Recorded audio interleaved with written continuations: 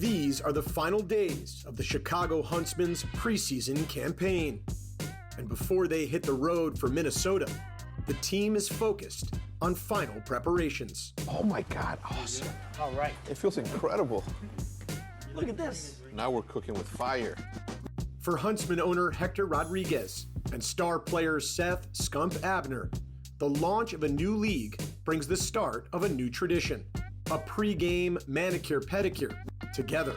My fingertips get sensitive whenever I cut them too short. Yeah. So I don't like to cut them like the day before, because if I mess up and cut them too short, then I'm playing with like discomfort. So like I don't like to cut them. I usually cut them like 3 days before I leave for an event, and then I let them grow through the event. Do you let them grow so you can claw your way out of a bad situation?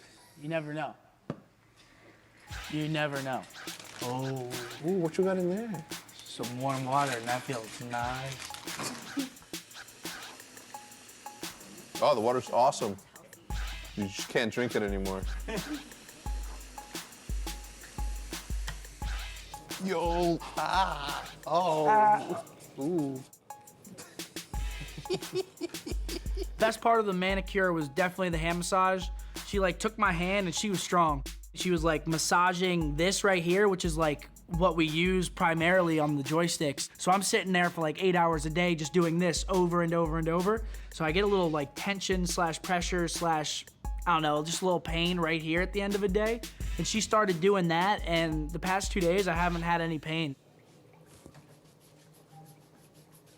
Does that hurt? No, but it feels it's like someone tickling your foot times 9,000. Oh, I see what you're saying.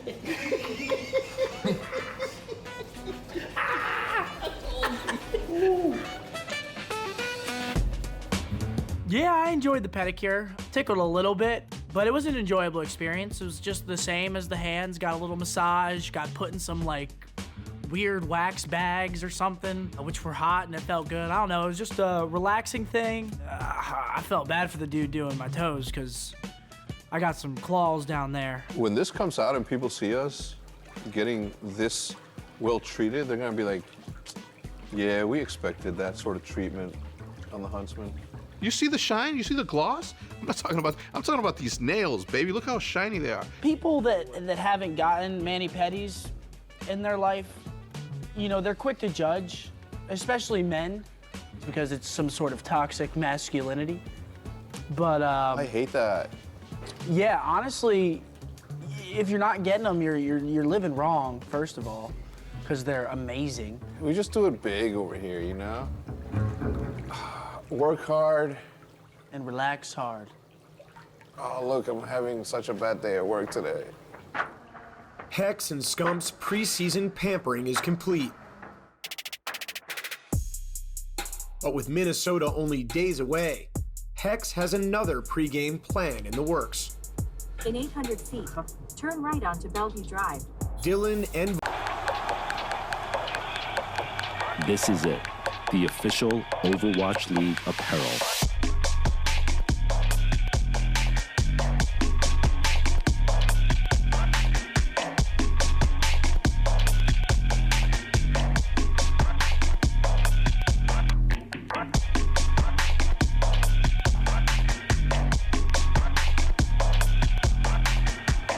Designed by Staple, engineered for gamers.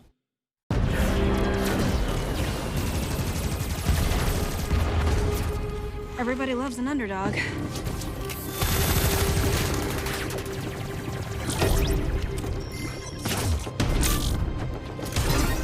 Me? I prefer a dynasty.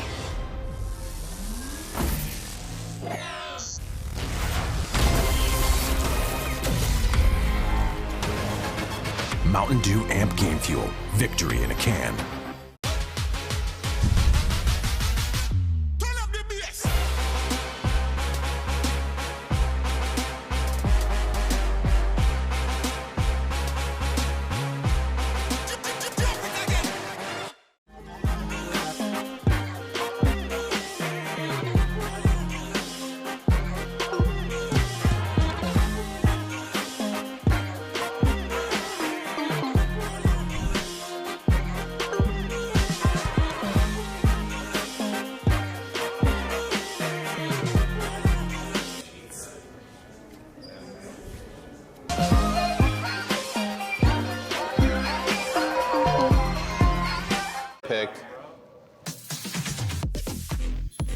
We're all having fun getting our stuff, and he's like, I can't believe this. I wouldn't buy this stuff with my money, so I'm not gonna make Hector buy it for me with his money. I'm just the type of person I am. I'm very picky with like anything that I buy, and all the stuff that I like want, that I like, all seem to be super expensive. Oh, Hector. Yeah. Pierce didn't use his 500 and relinquished 250 for this dope Star Wars piece. It's Star Wars. He was very hell-bent on not getting anything for free, which is admirable, but foolish. Pierce, are you doing that? Pierce's gift to me. I don't, anything in here is overpriced for me. Everything's above $1,300. There's no point for me to use it.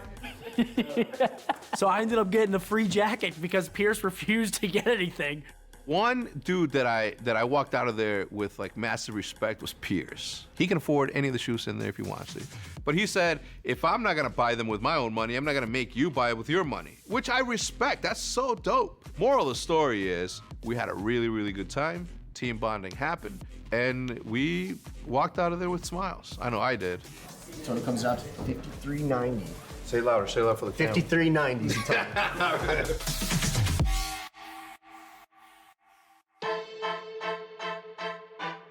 During this preseason campaign, the Huntsmen have done all they can with the time they've had. Now, with only a few days left before Minnesota, Coach Troy Sender-Michaels convenes one last meeting at the Hex quarters. Basically what we're going to do right now, guys, is we're just going to watch a VOD of a Florida scrim that we played the other day and just try to see if we can learn something. How many top bells? One right. Well, I should just pinch the hill right away. Yeah, I mean, I don't think you made like around. a bad play. You could have just stayed sandbags for a second. I don't know how we didn't die. I threw a nade at him. If anyone's playing for the flip, bro, you just got to be like instantly trying to get to back bar as hard as you can. You just got to make sure these last few days of practice, we just put in the serious grind and make sure everyone's performing as much as they can individually and just take it one step at a time. Troy's been amazing coming in. He's helped us a lot already. He talks to us in a way that is easily understandable and, again, isn't too, like, intrusive or being mean or questioning our skills as players. He's just very, very good at relaying what he wants us to do or what he thinks is correct. Oh, he trapped. I'm telling you, it's Seth's second sub, man. He's just that monster. It's the second sub, that pressure, Seth. I mean, you're pinching, I'm just running and dying. Like, there's no method to what I'm doing. During the preseason campaign, the Huntsmen have regularly studied tape together, a process that helps them improve their play and figure out team chemistry. The thing with our team is that we have a lot of like strong opinionated people on our team, me being one of them. I'm smoking it. Yeah, no wonder we ain't got no smokes. Wait, I'm throwing smokes, don't worry. Yeah, but they're on the flank. Sometimes me and Pierce will get into it a bit when it comes down to a certain play or anything.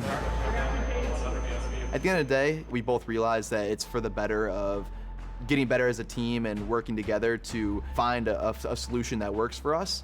Going over VODs together, you always see those little small things that could win or could lose you a map. People don't realize how much that helps going into events.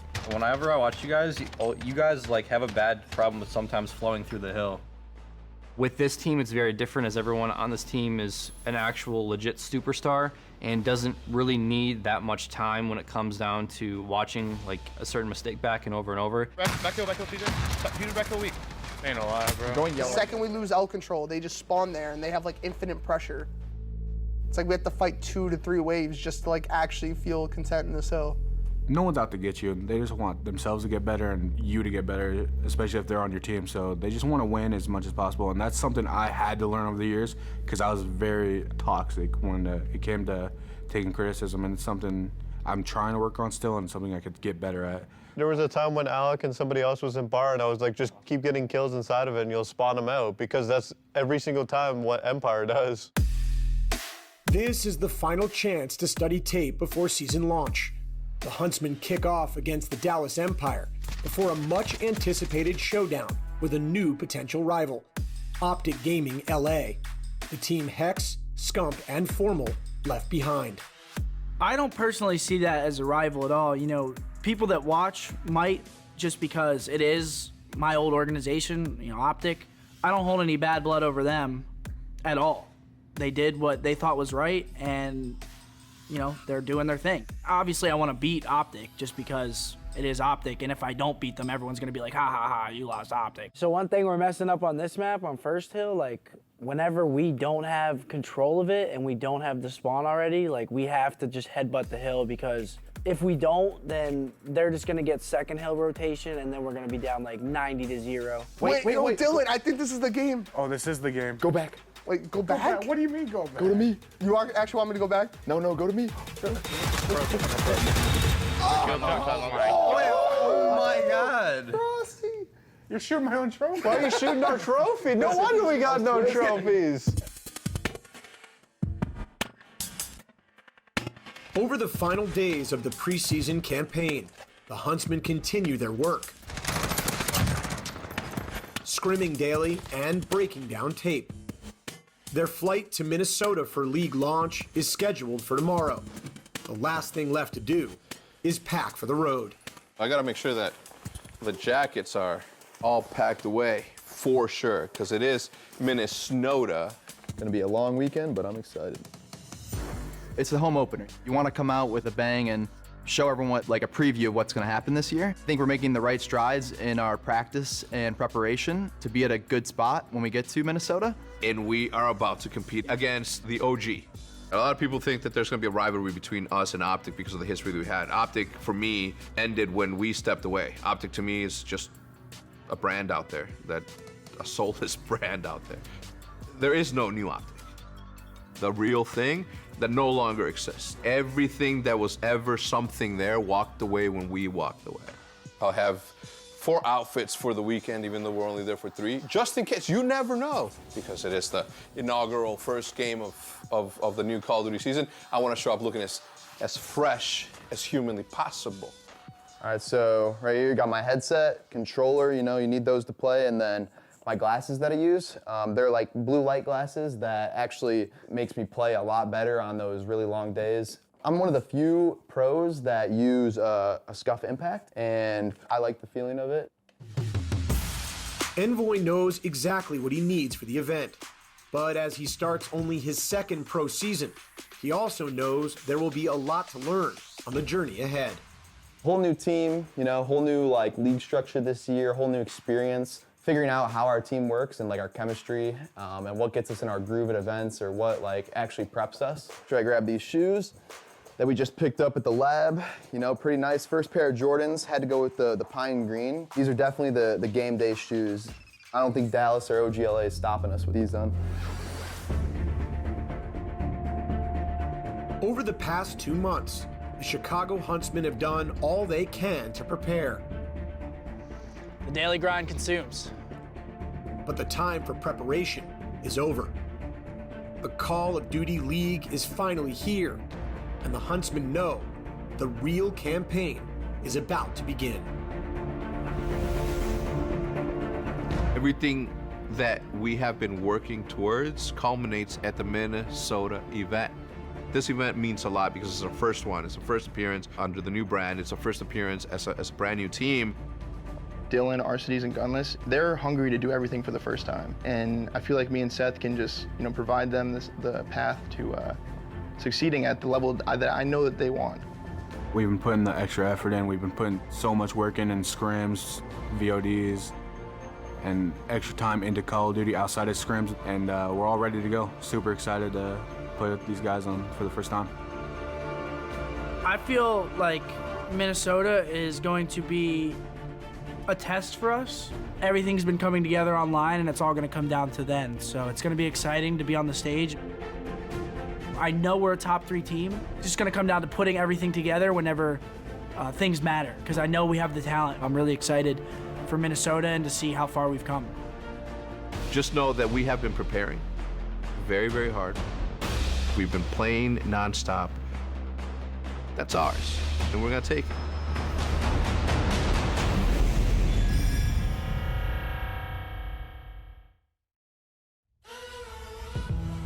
There is strength in numbers. When a group of people united by a common goal come together, by definition, it forms a league. And in the Call of Duty League, that goal is simple: to be the last team standing. With the lights at their brightest, and the stakes never higher. A new era begins. Teams will rise. Superstars will shine. It's time to be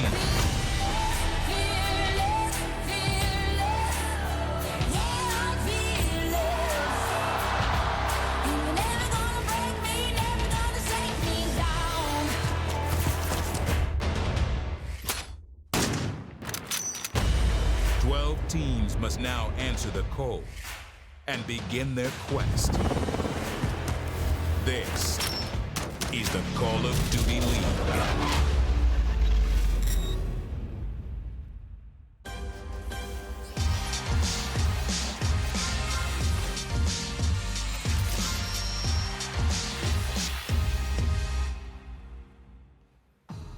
Hello and welcome back to day 2 of the Call of Duty League. I've really missed you guys, and if you thought yesterday was fun, just wait to see what we have in store for you today. 5 epic matches, 6 teams making their Call of Duty debut, plus an epic grudge match to close out the night. I'm Lotte Van Prague, and I'm so excited to be back with you guys on YouTube. And now I'm not up here alone. I have an amazing desk, as you may have seen yesterday. I have a world champion with me on the table right now, also Complexity Dynasty legend, and of course the ex-Optic Gaming coach here. I've got TP. Lovely to have you back with me. Day 2, pretty amazing to be here. Day 1 was phenomenal. We saw some really good matchups. Looking at the schedule today, I think we're in for another good one. I'm excited to be here. I'm so excited. And of course, down here, my left arm man. I would say right, but I have a space here right now. But Nameless, it's lovely to have you with me. Multiple event winner right now, and of course, a renowned Call of Duty analyst. I'm so honored to have you on the desk with me. How are you feeling about day 2? I feel amazing about day 2 to see some of these guys come out and play on land. Yesterday, there was pretty much 3 upsets that a lot of people did not expect. So today's definitely going to be thrilling. It is indeed. And of course, this is the Call of Duty League headquarters pre-show. We have so much coming your way. We have your boy on the Atlanta phase roster, Simp. We've got a piece on him to see how he is getting along and how excited he is for CDL. And then, of course, we have our game coverage happening very shortly. It's going to be a huge battle today. It's going to be New York Subliners taking on the London Royal Ravens, and you do not want to be missing that. But gentlemen, we had one hell of a day yesterday, did we not, to kick things off here. We were calling this the showcase of CDL, and I believe we blew that out of the water. Some of the stuff that we did see, we had game 5s. We had a technical win there for Røkkr as well on one occasion. Honestly, we had everything in that bag. TP, any highlights from you from yesterday? I think it's going to be match 1. There was looking forward to that matchup a lot coming into this tournament. And the fact that the Huntsmen were able to prove a lot of people wrong, that's a statement match for them, especially against the Empire. Empire was really looking like the #1 team coming into this. Huntsmen come out with the fire, those respawns, they were slaying like crazy. Star performances out of that roster, which you fully expect. It was a hell of a matchup. It really was. Name, is anyone surprising you with star performances that maybe we weren't expecting to see? I mean, yesterday, Assault dominated. I was looking over the stats from yesterday. He had a 1.51 in that series. And, we were talking about it before. He needed to be the guy to return to MVP form for this Røkkr team. And I think he did just that, right? Definitely. Like, when he won a world championship, he was the MVP. So if he plays like that, we can expect more out of the Røkkr. It was a scorcher. And you know what? We actually had a scorching first day. But if you missed the action yesterday, here is a breakdown of how the CDL will work for the rest of the way. Welcome to the Call of Duty League. Built to reimagine what you think you know about esports. But what is it? This is 3 tiers of pro, amateur, and fan competition. Pros represent 12 teams across the US, Canada, and Europe, and feature the world's best Call of Duty players in a larger-than-life competitive experience. Beginning January 2020, the season kicks off in Minnesota with the Call of Duty League launch weekend, where all teams in the league will descend on the Twin Cities to set the tone for what will be an action-packed season. From there, the Call of Duty League tour continues, going from city to city as teams host home series weekends in their markets. Each home series will feature 8 pro teams facing off in a tournament bracket where the format is simple. Win 2 matches, and you move on to the single elimination bracket. Lose 2, you're going home. From there, the Call of Duty League tour continues. Teams will earn CDL points for every match they win in a weekend, as well as based on their overall placement in the tournament. These CDL points will be used to determine which teams qualify for the playoffs and championship weekend. Next, there's the official Path to Pro amateur system, the Call of Duty Challenges. Here, amateur teams can compete in tournaments with settings that mirror the professional league's rule set. Players can earn challengers points in online ladders and tournaments, as well as live open bracket competition held at the league weekends and home series events across the season. With challengers, amateur teams will compete for dedicated prizing and jockey for position to compete at the challengers finals during the Call of Duty League Championship weekend. And finally, the Call of Duty League City Circuit, designed to take the casual competitors to the next level. While only the most elite players will ever go pro, there are tons of Call of Duty fans looking for a chance to compete for local and global fame. Launching later this season, the City Circuit enables fans to rep their city in 2v2 competition, earn travel to the Call of Duty Championship weekend, compete for prize money, and achieve major hometown hero status. All 3 tiers of play will come to an epic conclusion at the Call of Duty League Championship weekend, where challengers hopefuls will compete for the biggest prize pool of the year. City Circuit finalists will vie for their chance at history, and of course, the main event itself, one final tournament to crown the Call of Duty League 2020 World Champions. Well, there we go. Call of Duty League in a nutshell. Lovely stuff by Miles Ross, I must say. Now, on your screen currently, we do have a Call of Duty League glossary for you.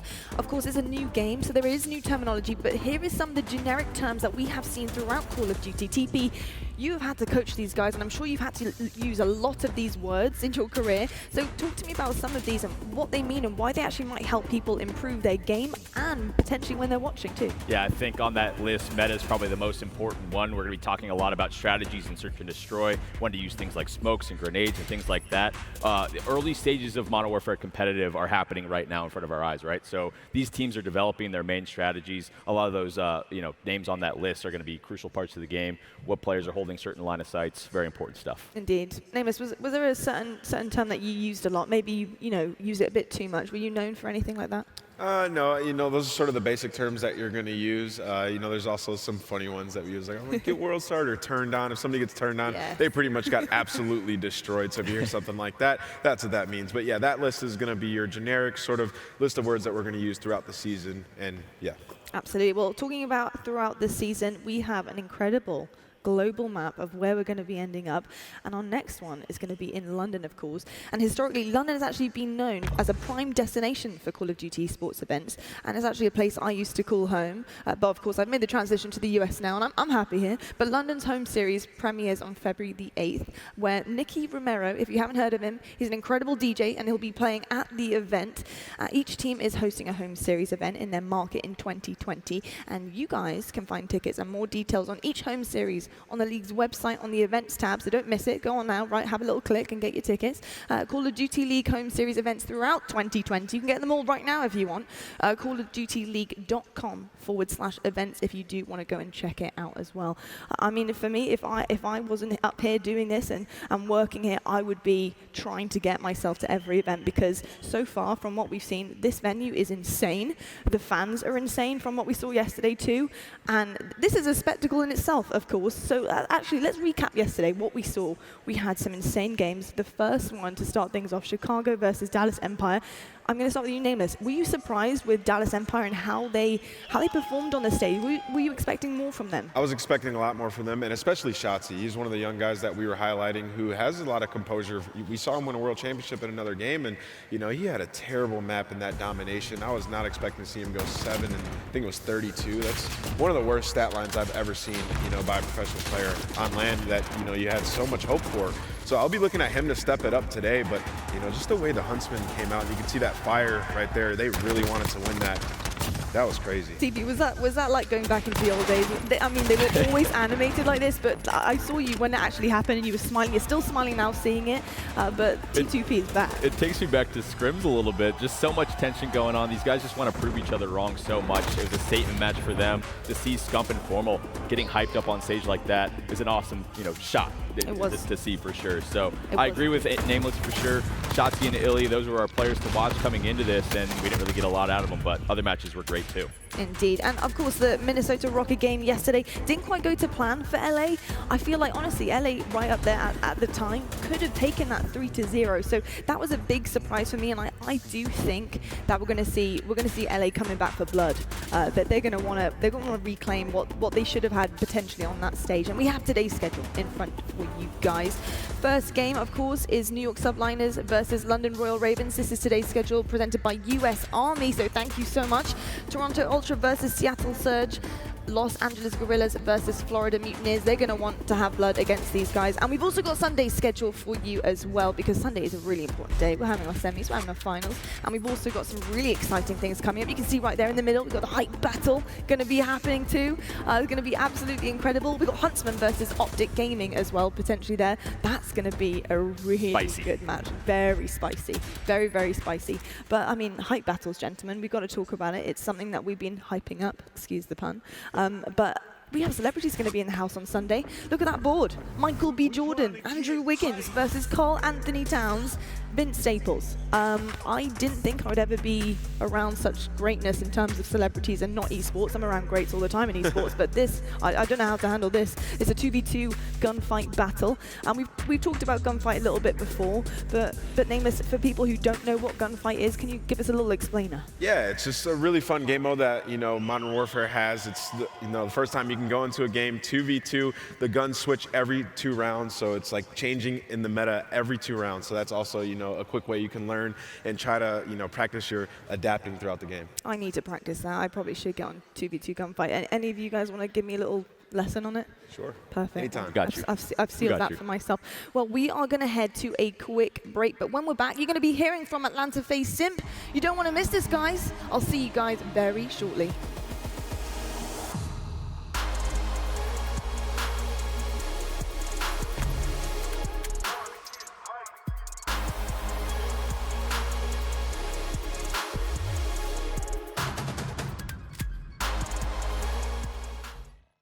The time has finally come. We're back, Overwatch fans, and we are live from Dallas, Texas.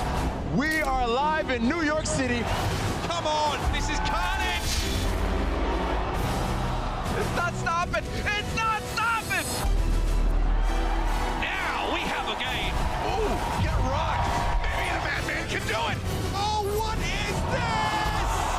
Are you ready?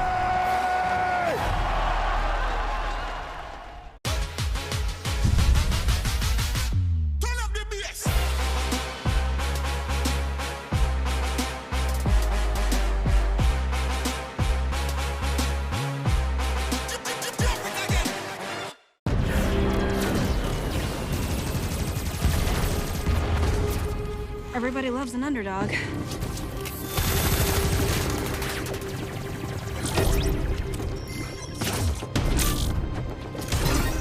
Me? I prefer a dynasty.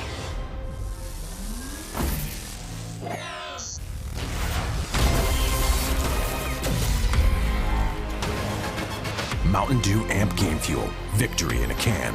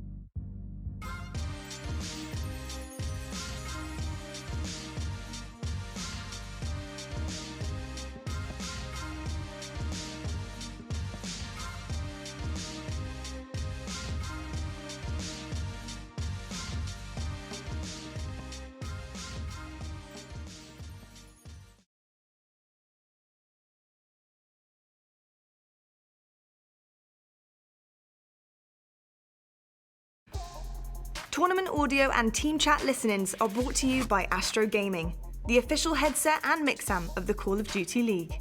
Join the Astro family and pre-order the CDL A40TR headset and Pro Team speaker tags today at astrogaming.com. Call of Duty League is brought to you by Mountain Dew Amp Game Fuel, the official energy drink of the Call of Duty League. Metro by T-Mobile. Complete your mission with the best deal in wireless.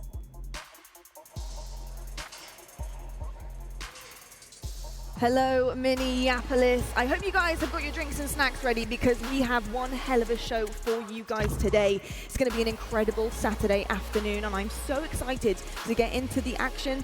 But before we do, we have to talk about these incredible players, these incredible teams, and what we're going to be seeing throughout CDL this season. Now, we have to highlight some of the players, and of course, somebody I want to talk about right now is Simp. He's on that Atlanta FaZe roster. This roster is really one to not be messed with. They've proven themselves online. I'm really excited to see how they perform today. But Nameless, talk to me about this guy, Simp. What did you see from him last year at CWL? What was that X-Factor drive that he had in him? Absolute dominance, right? Like, he's a player who learned so quick. Like, right away, he had the talent to be one of the best players in the game, but he was also extremely smart. Like, after his first event that they didn't win, he immediately got better and won his next two. So this guy, the sky's the limit. Absolutely. Well, we need to take a look at this guy, I think, because Chris Laird, better known as Simp, of course, took the lead by storm in this rookie season. The 18-year-old not only won champs, right, but won MVP, sending the league a message. And that youth can be an asset. It doesn't matter how young you are, you still got it, and that is his domination, and he just might be standing out. Scene Simp, take one, city mark. Simp's disgusting. He's going to be a superstar. No one can stop Simp. He's going to be considered one of the best to ever play Call of Duty once he's done. Do it! Blow him out of the map! What a play from Simp! Simp is a god among men right now. My name is Chris Laird, aka Simp. I'm from Long Island, New York, and I'm a part of Atlanta FaZe. I originally started in Variant before the age roll. When I decided to finally take it serious in Black Ops 3, that's when the 18+ rule finally came out, and so I was kind of forced to streaming in S&D. Everyone sort of knew he was the next big thing. It was just a matter of waiting till he was 18. Even when he was like 15 years old competing, I noticed him almost immediately. I've had so much time to be able to perfect certain things that I just stand out a little more than everyone else. They're making the plays. Simp got really fortunate that he was picked up by United and he was taken in by these great veteran leaders. I convinced United to put him on their academy team for a year. We were able to like plug him into the roster, and then we saw immediate success from there. United are your 2019 Pro League champs. It was always a dream of mine to compete and to win champs is something insane. When United broke up, I think a lot of emotions went through my head. But at the same time, it was like, okay, I'm ready for like a new team and a new experience. So I was kind of excited to move on.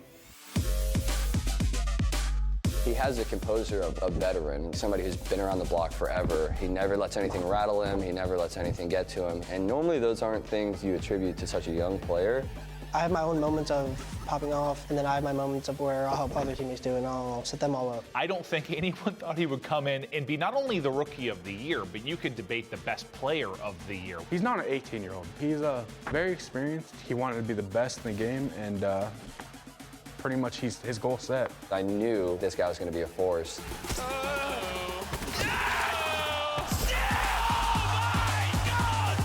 To an extent, there's a target on my back, so I think, yeah, a couple players want to take me down. If I was 18 again, I'd be putting him in the dirt. You don't leave me and expect to beat me later on. You're getting smoked, buddy. Simp with the shot. Hearing the fans and the players say that I'm one of the best of all time is something crazy. I've only competed for a year, and I still think that I've yet to prove that I'm one of the best, but I plan on doing it with time.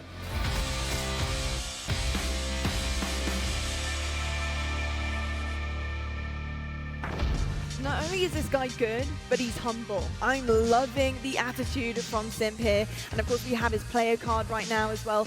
2019 CWL champion, 2019 CWL MVP, All-Star, Console Rookie of the Year. It's a good card. That is a pretty good resume, if I do say so myself. Nameless, this guy has been impressing throughout all of last season. Do you think he can continue to impress us this season? I think the hardest thing for him is just going to be the switch over to a new game. I mean, but we saw what he did last year. He accomplished everything that you can accomplish in Call of Duty in 6 months.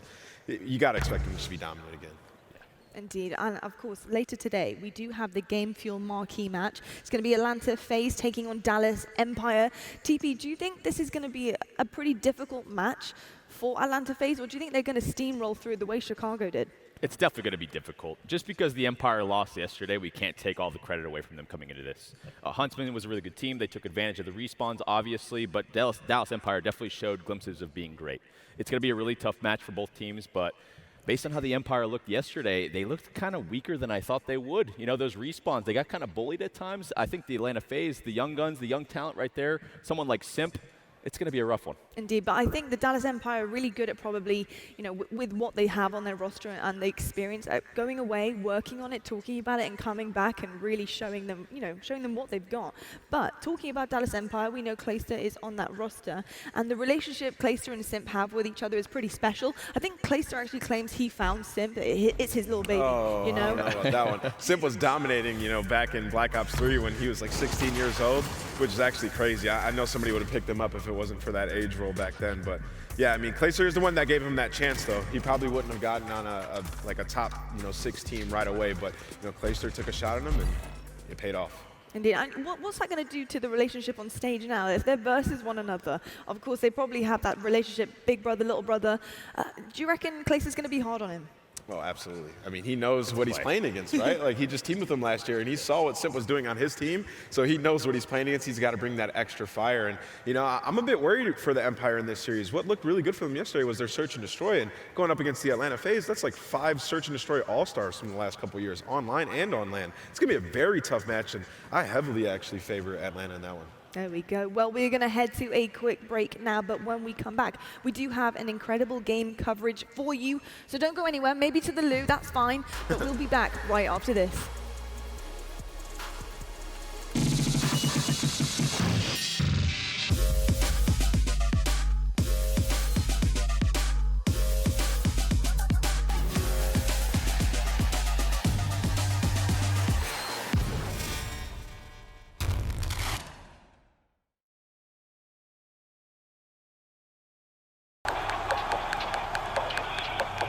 This is it, the official Overwatch League apparel.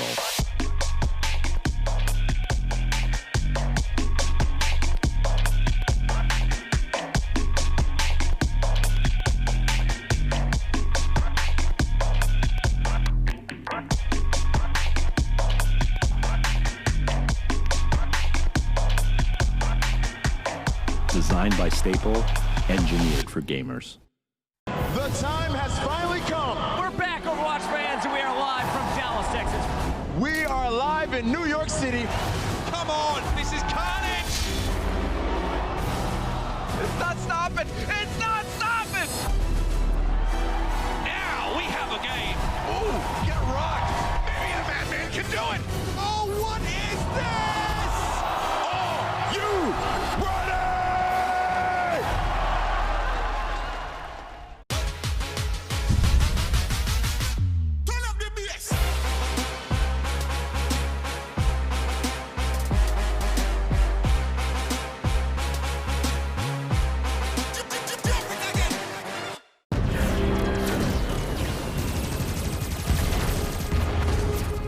Everybody loves an underdog.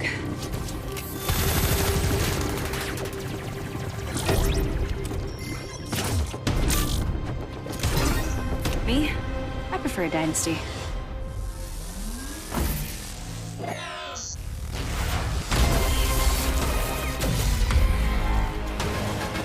Mountain Dew Amp Game Fuel. Victory in a can.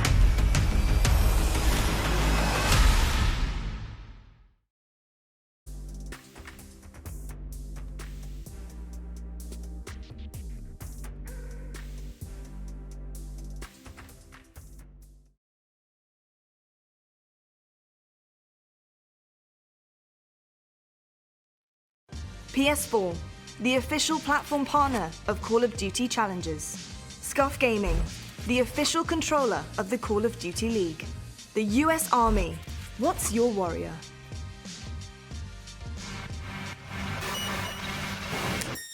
Well, hello and...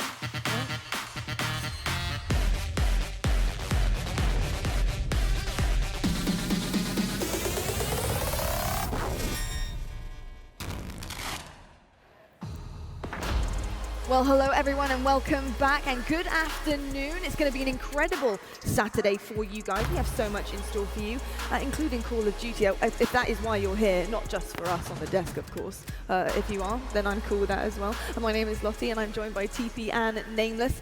We have some really exciting stuff happening in the venue, as you know, but something you may not know is we're having challenges here too, and that is so amazing. The amateur scene is playing for a $250,000 prize pool. Yeah, that is right, $80,000 for first place. Incredible stuff, and over 150 teams competing. TP, amateur level, coming in with challenges like that, that is insane stuff. I mean, back in the day, before you even started your career, how much would that mean to you to be able to do that? I mean, in the olden days, a few years back, it's kind of a dream, you know, to have an actual path with the prize pool that they have going. And we always kind of call the open bracket in the COD community the passion pit. That's where these players are trying to make a name for themselves. So if you can come into one of these tournaments, make waves, get a good placing there, start earning those points and everything, that's the first step that you need to take to not only make some good money, potentially, but maybe get on a pro spot eventually. Indeed, and you know what, we're all about giving away here at CDL, and that includes Scuff too, because Scuff is celebrating the start of the Call of Duty League with a giveaway, of course, and so amazing things are on offer for you guys.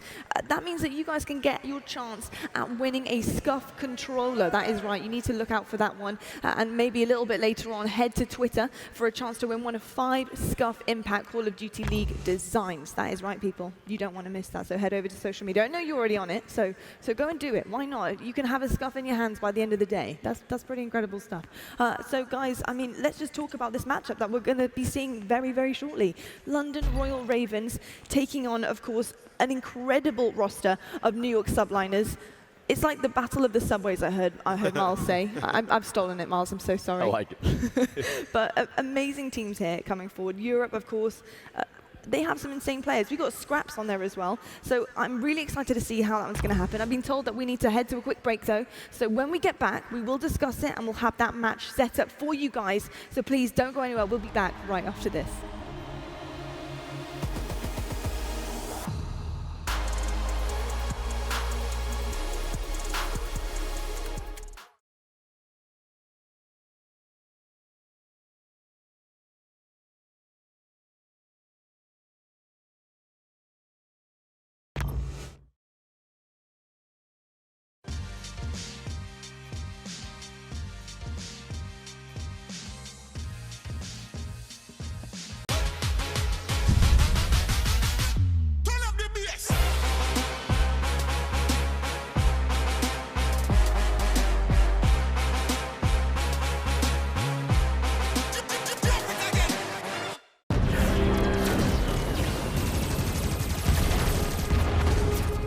Everybody loves an underdog.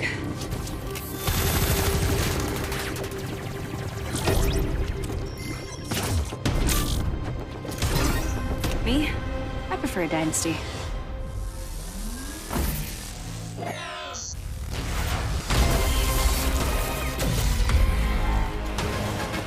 Mountain Dew Amp Game Fuel. Victory in a can.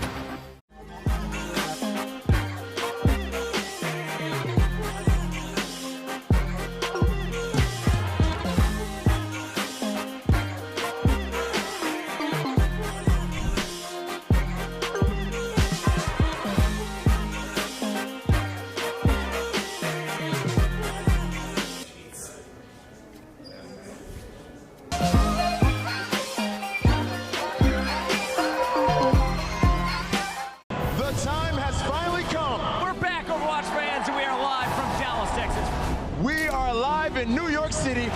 Come on, this is carnage!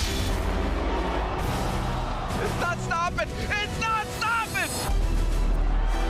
Now we have a game. Ooh, get rocked! Maybe the Madman can do it! Oh, what is this? Are you ready?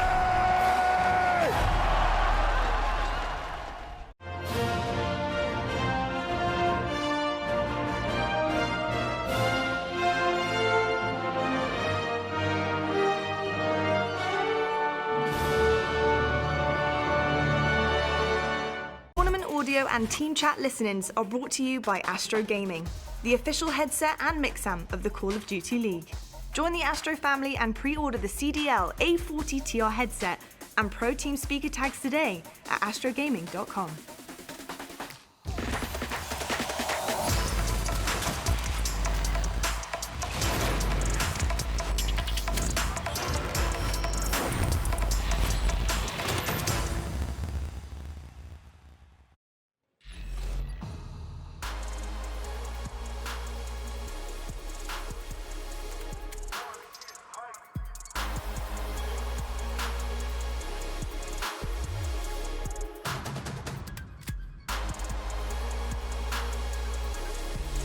Ladies and gentlemen, we are back live from Minneapolis, Minnesota. Make some noise if you are ready for the second day of the Call of Duty League. Hello, everybody. I'm Chris Puckett, and here on Saturday, we are going to show you 6 new teams making their premiere in the Call of Duty League. Are you guys ready to meet our squads in the first match of the day? It's UK versus USA. Introducing first, it's your New York Subliners.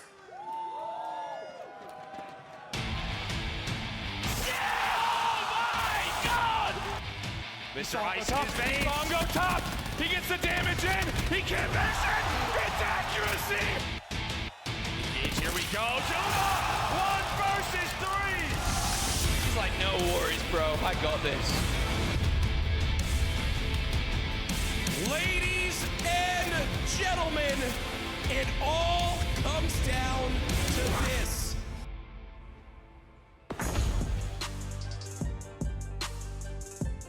Please welcome to the stage, it's the British Swiss Army knife, Zero!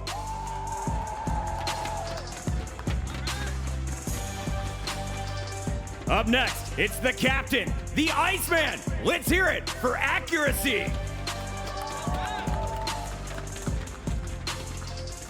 The 2015 world champion with 5 titles to his name, the young one, Attach.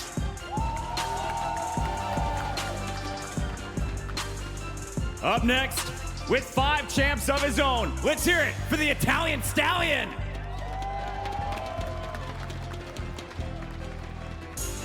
And your 2019 All-Star, Big Donnie Temp.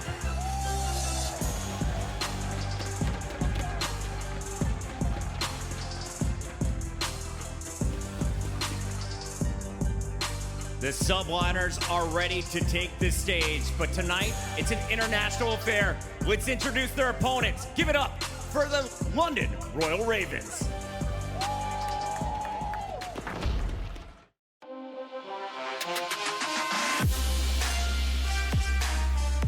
Dylan, he's too bloody strong.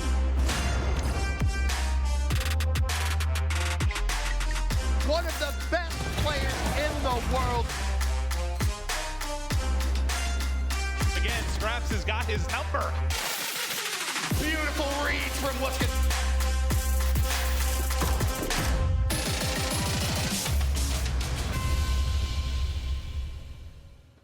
The first half of the Twin Powerhouse. Let's hear it for Wuskin!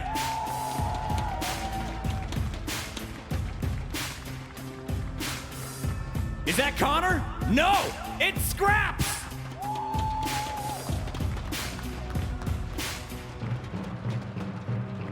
Dylan, the best European player of 2019.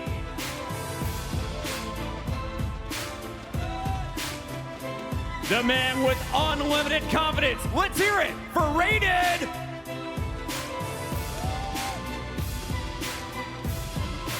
I've loved this man since Black Ops 2. Give it up for the King of Ireland, Jerd!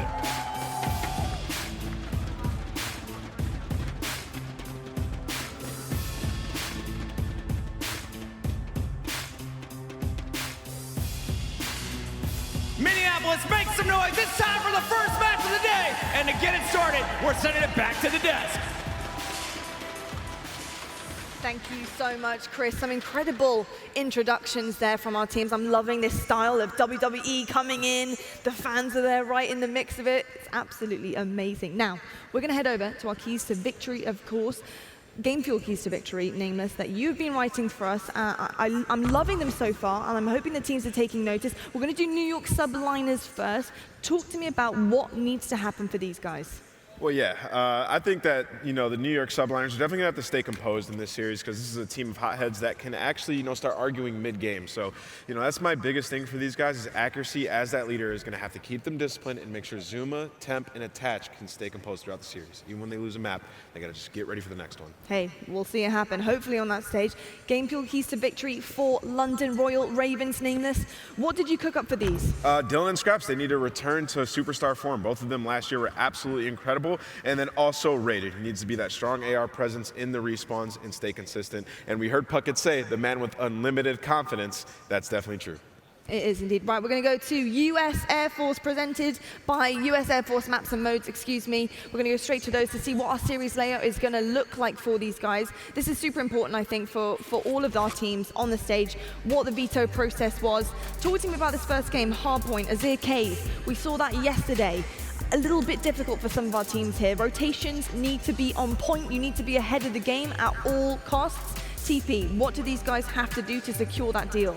I think the Royal Ravens are going to be a force on a map like Cave. You have the, the speedy duo of Dylan and Jerd going to be up in your face in those, tight corridors in the Cave. So expect them to come out hot, maybe come out with an early lead, but New York, very strong squad as well. Very strong. We're going to go straight to predictions because our game is nearly ready. TP, who are you having take this one? I'm going to go with the subliners. I think it's going to be like a 3-1 victory for them. I think it's a more well-rounded roster. And Nameless.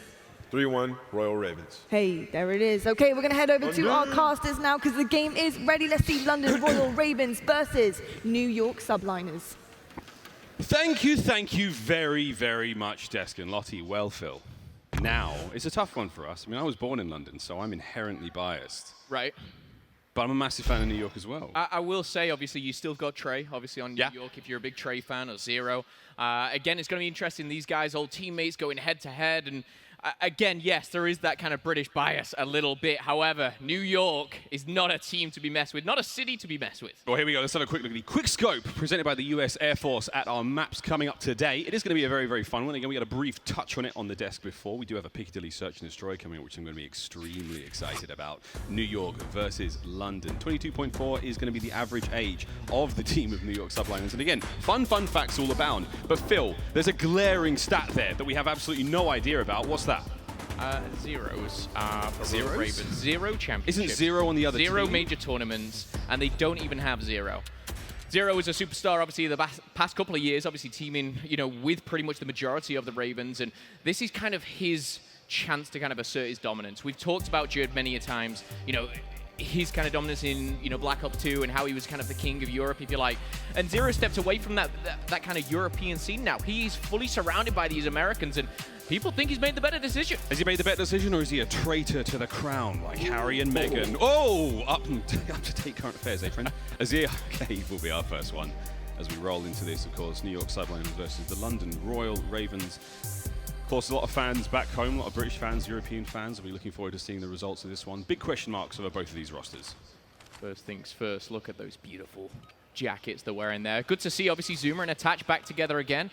We'll have to see what they can do, but Scraps and Wuskins are twins to be forced with, and we are going to see, obviously, them get off, and we're going to be heading straight into Hardpoint here. Bit of a difficult one. You're going to be fighting for position. You're going to see a lot of smokes go down. No trophies yet, but let's kick it off with Temp. Yep, straight down in the middle we go, and you see that very first Hardpoint. Attach will find our first kills, but again, with the Hardpoint opening up, now's the time to find those kills. Temp, lovely positioning in from behind. Can he clear out top and bottom rugs? This is good, but is it good enough? And from behind will be taken care of. Subliners have the lead for now, but as we see, slow and steady move around the map. We're trying to find those angles in this very first Hardpoint. It's difficult to contest, very, very difficult to clean it up from a single angle, so you have to find a different way to attack this Hardpoint because of that hard cover that lays down low. Players can lie prone in the grass, they can lay prone in the Hardpoint and stay relatively safe. Still, solid hold from the subliners to start this one off, and now they're looking to secure cave control for the next one. Yeah, I think Ravens obviously going down by 10, 15 points maybe after this Hardpoint, but they're trying to secure those spawns going into the next one here, and you see the pressure coming in from New York. You see Attach already 3 kills to his name, 15 seconds for accuracy, but I was really excited to see this matchup, and the reason being is that fast, aggressive playstyle of some of these players. The likes of Dylan and Jerd together going up against the likes of Attach, Temp, and Zuma. It's just pure aggression. However, quick stack check there, 4 kills apiece for Zuma and Attach here. Duos at the ready. one of the twins got in action here. Wuskin's done a little slow. Yeah, after that first hard point, the kill's certainly looking a bit more favorable in the hands of the Ravens, but it's not going to matter too much. Second hard point now, as we go straight into London's mitts. Rated there on the hard point. Dylan trying to watch the backside. In that top rug shot, yellow building, some players call it. Very important position to control if you're looking to move forward in the hard point. Now Zero trying to claim back that high ground inside Cave. Lovely nade eaten there by the trophy, but he's in. And he's managed to make it through. Wonderful kill there on a rated. And the back line, though, will stay safe. Wuskin, he will hold the line, and the Ravens will continue to take the point. Literally, a very interesting point here I'm looking at is we've got 2 MP5s for the subliners in Temple. We've got 3 assault rifles, which is very, very controversial. A little bit different, obviously, to the Ravens. Just rocking 2 at the moment. Wuskins and Rated being that anchor position. However, points going inside of the Ravens. They're going to take the lead, but with 10 seconds left, the rotation will set in, and you start to see that minimap. Those yellow arrows just backing off to the soccer field now, as the Royal Ravens will be trying to breach, clear, and change that name to football. Accuracy. Here he is. He's in charge, and he's ready to rock and roll. Solid hold there on KV, spying the Ravens, but still, as we roll over the soccer field now, 53 seconds of counting attached, still holding that prime position. Top rugs, aka yellow. Zero now looking to find second, can't get it done. Again, watching those reinforcements flood now through mid-map for the Ravens as their wings take flight. Accuracy there, on point. There's a little bit of backup now, those players on spawn, but for how long can he make this work out? There's the contest. About to take that lead back. However, the Ravens now swooping. Nice 3 kills coming in from London. Will New York be able to hold? No, the point is flipped. Dylan now on point. Again, we touched on this previously, but Dylan had an incredible 2019 year. Easily the most standout European player. Can he find the success here in the COD League? Well, first to hit double digits, but the interactions just impressive themselves. 10 and 7 he currently sits here with 15 seconds time, and that's the lead that they have right now. The Ravens 75 and 55-ish to subliners here. We are going to see that rotation set in, and this is where we're going to go inside the cave. This is where you've got to have a real strong setup, and who has that? It's the subliners jumping on board with accuracy. He's going to be trying to lock down these leads with this M4. He's going to find himself a bit of trouble, though. It's going to be Wuskin here finding a double. Temp and accuracy will fall. Yeah, watch out again. The KVs is so hard to control this one. This is where the submachine guns are going to start to shine. They're going to smoke off that small cave entrance and just have to look towards the left, but right through the smoke they're going to be going into the guns of Zuma. Big kills from Temp, 2 from accuracy. This is a solid hold from the subliners. This is what New York wanted to see, but it's not over yet. Ravens now pushing still further. They haven't gone up that line. Wonderful work from Jerd. He finds 2 on the rip. Now he's in the hard point. Smoke's still there. So once this clears out, you can have this melee on point, and Jerd managed to find his 3rd kill on the point there. But nonetheless, 25 seconds, it's a bit of a neutral point right now. No one's quite in there.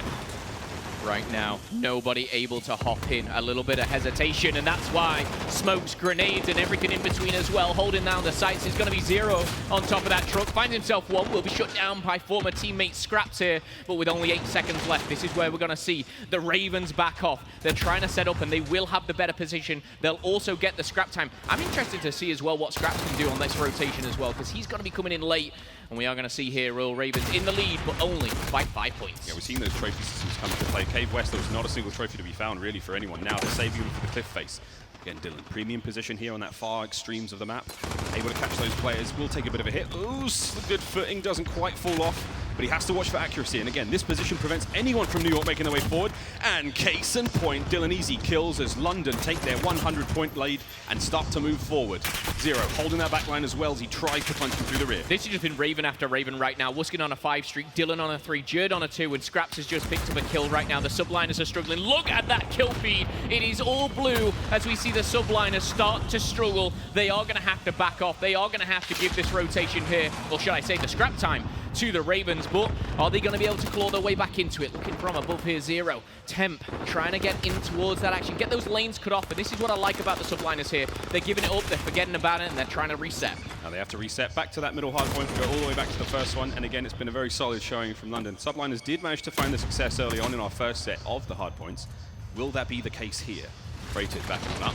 Those submachine guns of New York now getting put to good work in that tight space. Accuracy with the AR, truly one of legend, as he tries to find a bit of work here up top. Slow for him, however, at 8 and 11.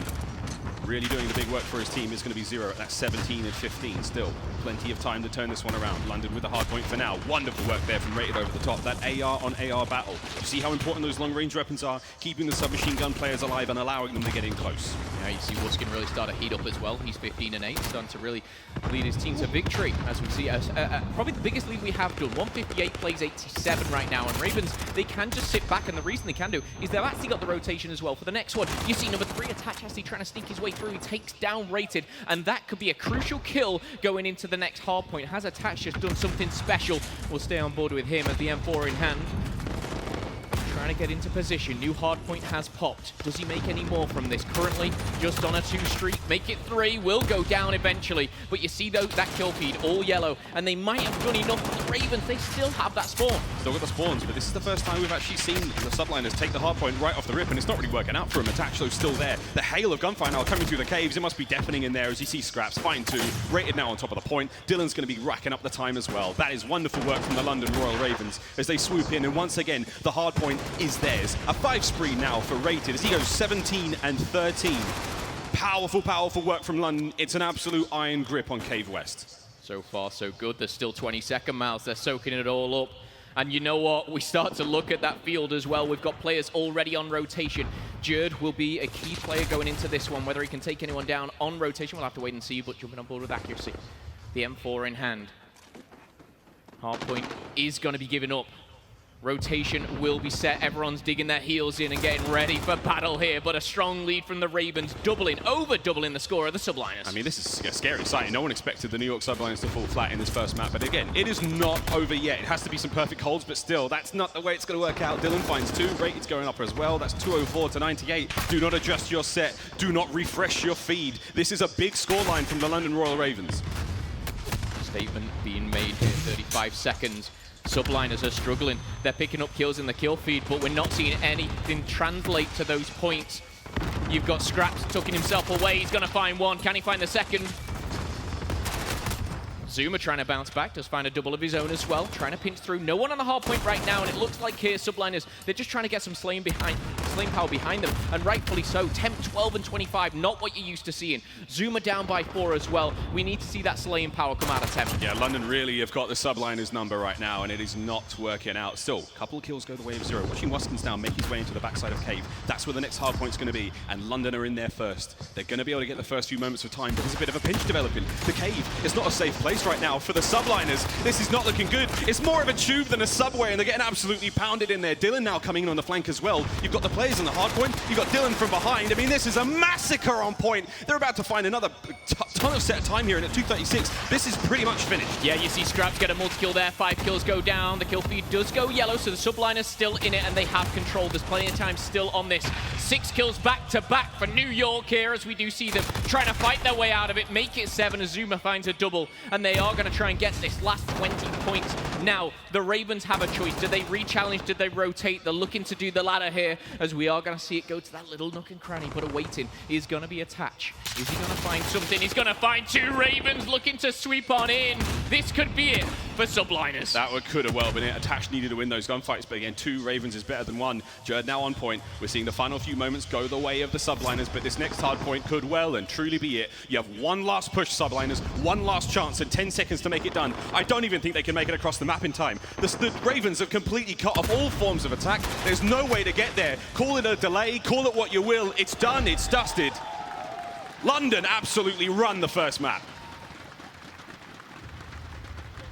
Hype, momentum, and everything being shown from the Ravens. You see Scraps getting up, and he may be that vocal leader. He might be the one shouting and screaming in the enemy's face. I want to see Rated get up there. We know what he can do, the loudmouth.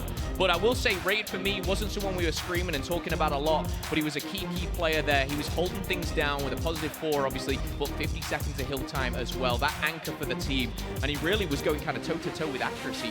Credit to Rated. Absolutely disgusting start, to be honest, from London. Was not expecting that, and again, the power rankings have all gone out the window once again. However, it's a long series. Now the Subliners coach, again, Bobble, Revan, an absolute staple of the COD community, now having a quick word with his boys. When we come back after this break, friends, we'll be diving straight into Search and Destroy on Piccadilly.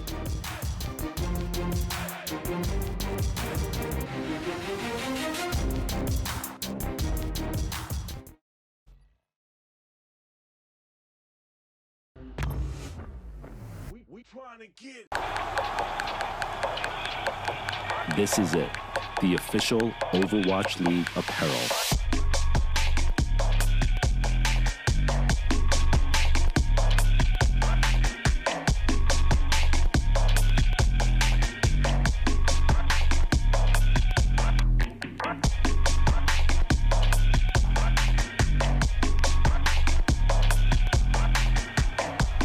Designed by Staple, engineered for gamers. The time has finally come. We're back, Overwatch fans, and we are live from Dallas, Texas. We are live in New York City. Come on, this is carnage! It's not stopping! It's not stopping! Now we have a game. Ooh, get rocked. Maybe the Madman can do it. Oh, what is this? Are you ready?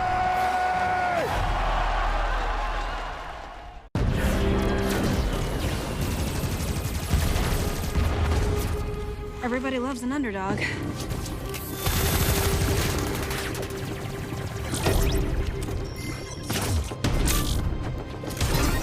Me? I prefer a dynasty.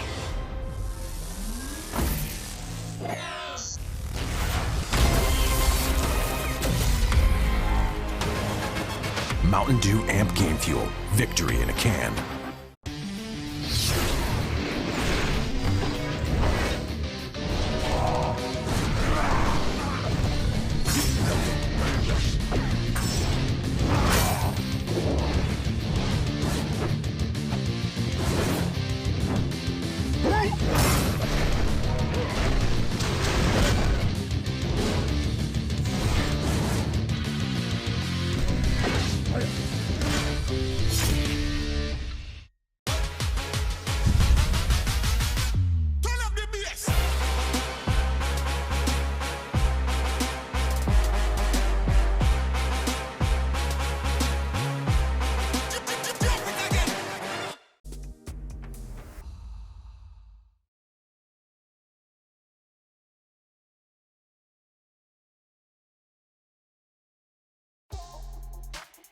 Call of Duty League is brought to you by Mountain Dew Amp Game Fuel, the official energy drink of the Call of Duty League.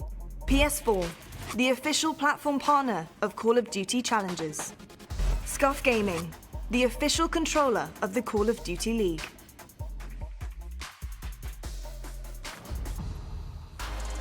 Welcome back, friends, to the COD League. That is the first map in the New York Subliners versus London Royal Ravens series complete.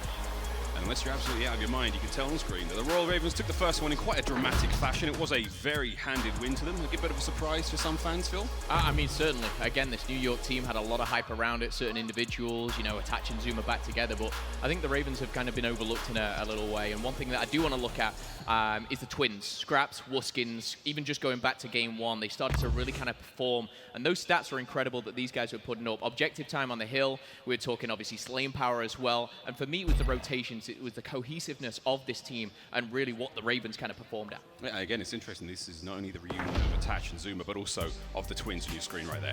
Yeah, 28 kills for Scraps, 26 just behind for Wuskin. But for me, again, Wuskin staying alive at those crucial moments, KD of 1.63, and time on the hard point, splitting that evenly, collectively over 2 minutes between them. Good to see these guys go back together. You know, it's been a while when to, you know, split up. We now see Arcees and Prestini take time apart.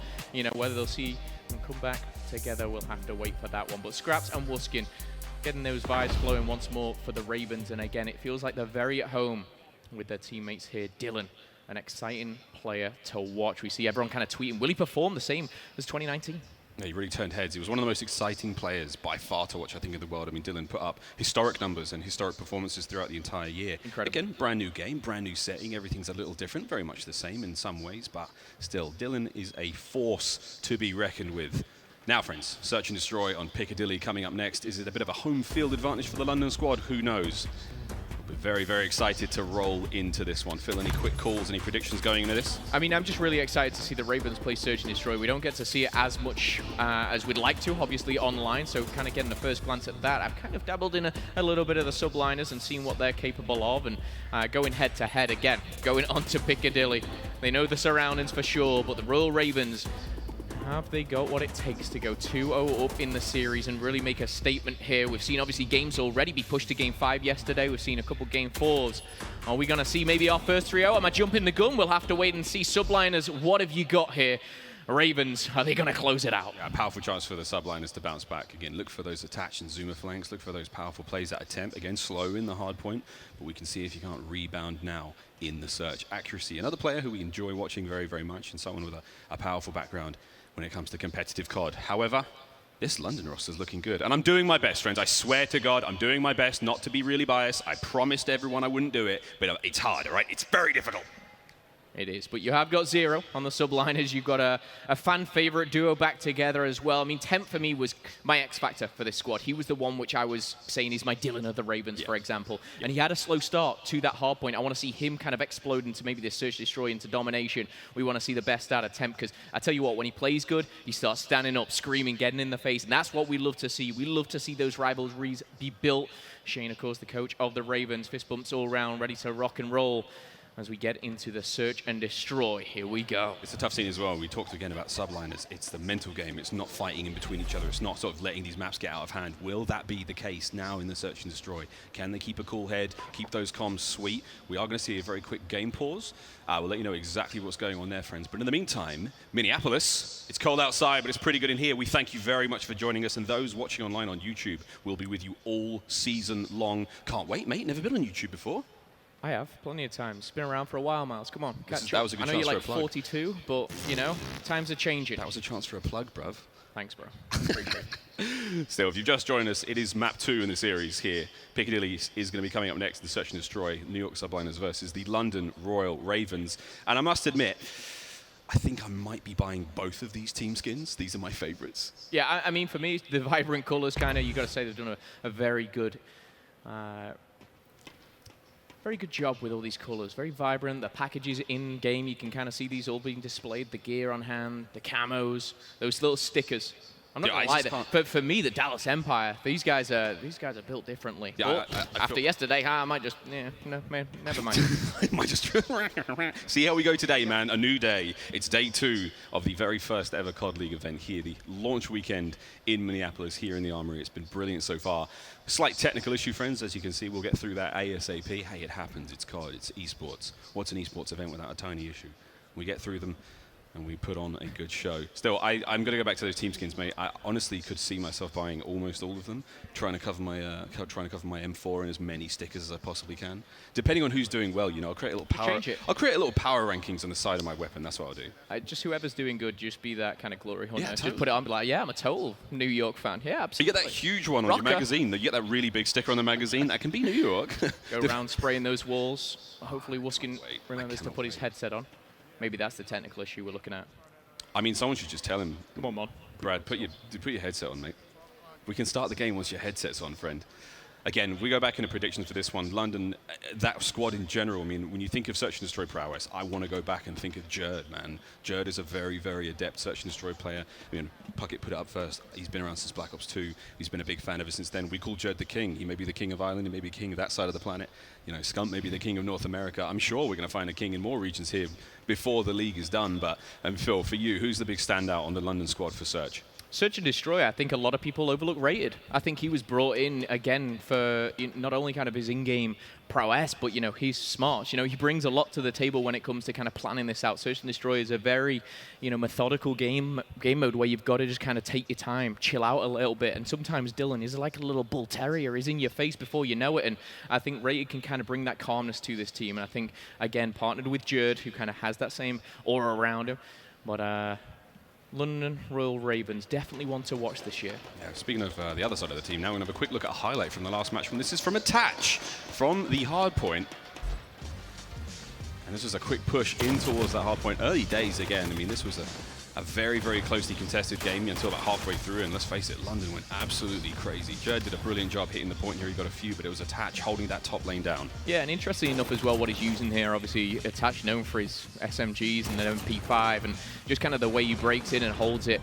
We kind of pointed out at this very moment how important Attach, you know, was in making those crucial kills, but he couldn't make the second wave. That was the important thing. But throughout the game, being a top slayer for his team, I think, you know, if Temp had maybe a little bit of a better game, it would have been a little bit closer, but taking nothing away from the Ravens, a very, very powerful start here. Going into the S&D, though, subliners, they've got some S&D superstars on their roster as well, and it's not something to be overlooked at. And again, yesterday, we saw how strong the Mutineers were at Search and Destroy. Maybe subliners pull out the same stuff. Yeah, it was interesting to see. Again, those who didn't catch yesterday's action, 3 fantastic series. Well worth going back and having a look over, especially if you're a COD fan. Yeah, Florida really turning heads. We will be seeing them later on today playing in the LA Guerrillas. But now, friends, it is time to get into that search and destroy on Piccadilly. Our issue's been resolved, and now we roll straight into it. Hopefully you are a COD fan. If you're not, hopefully we can convert you here as the Royal Ravens take on the New York Subliners. Search and destroy Piccadilly. And we're going to kick things off here with those Ravens as we rock. Oh, sniper straight away! Wuskin! See you later, accuracy. 2 minutes, respawn. That's a very cheeky angle. The smoke couldn't cover it enough. See, on top of that bust, though, Wuskins has to be very, very careful. Scaffold is a brilliant position to have, good oversight of the map. He's just allowing Dylan to move forward, providing as much information as he can. Can Dylan creep forward and find these little cheeky angles? He just manages to get that one as well, so that's a nice 2 set of kills now for London. New York are starting to bleed out at the seams. They can't seem to stop this. There's only 2 of them left, and now it's a 2v3. 2v3, what did I say about Dylan, by the way? Like a bull terrier, straight through the middle of the map, takes one down, will be punished for it, but he has given his team that number advantage. Bomb is going to be planted, though, and that 1 minute 20 shortened to just 45 seconds.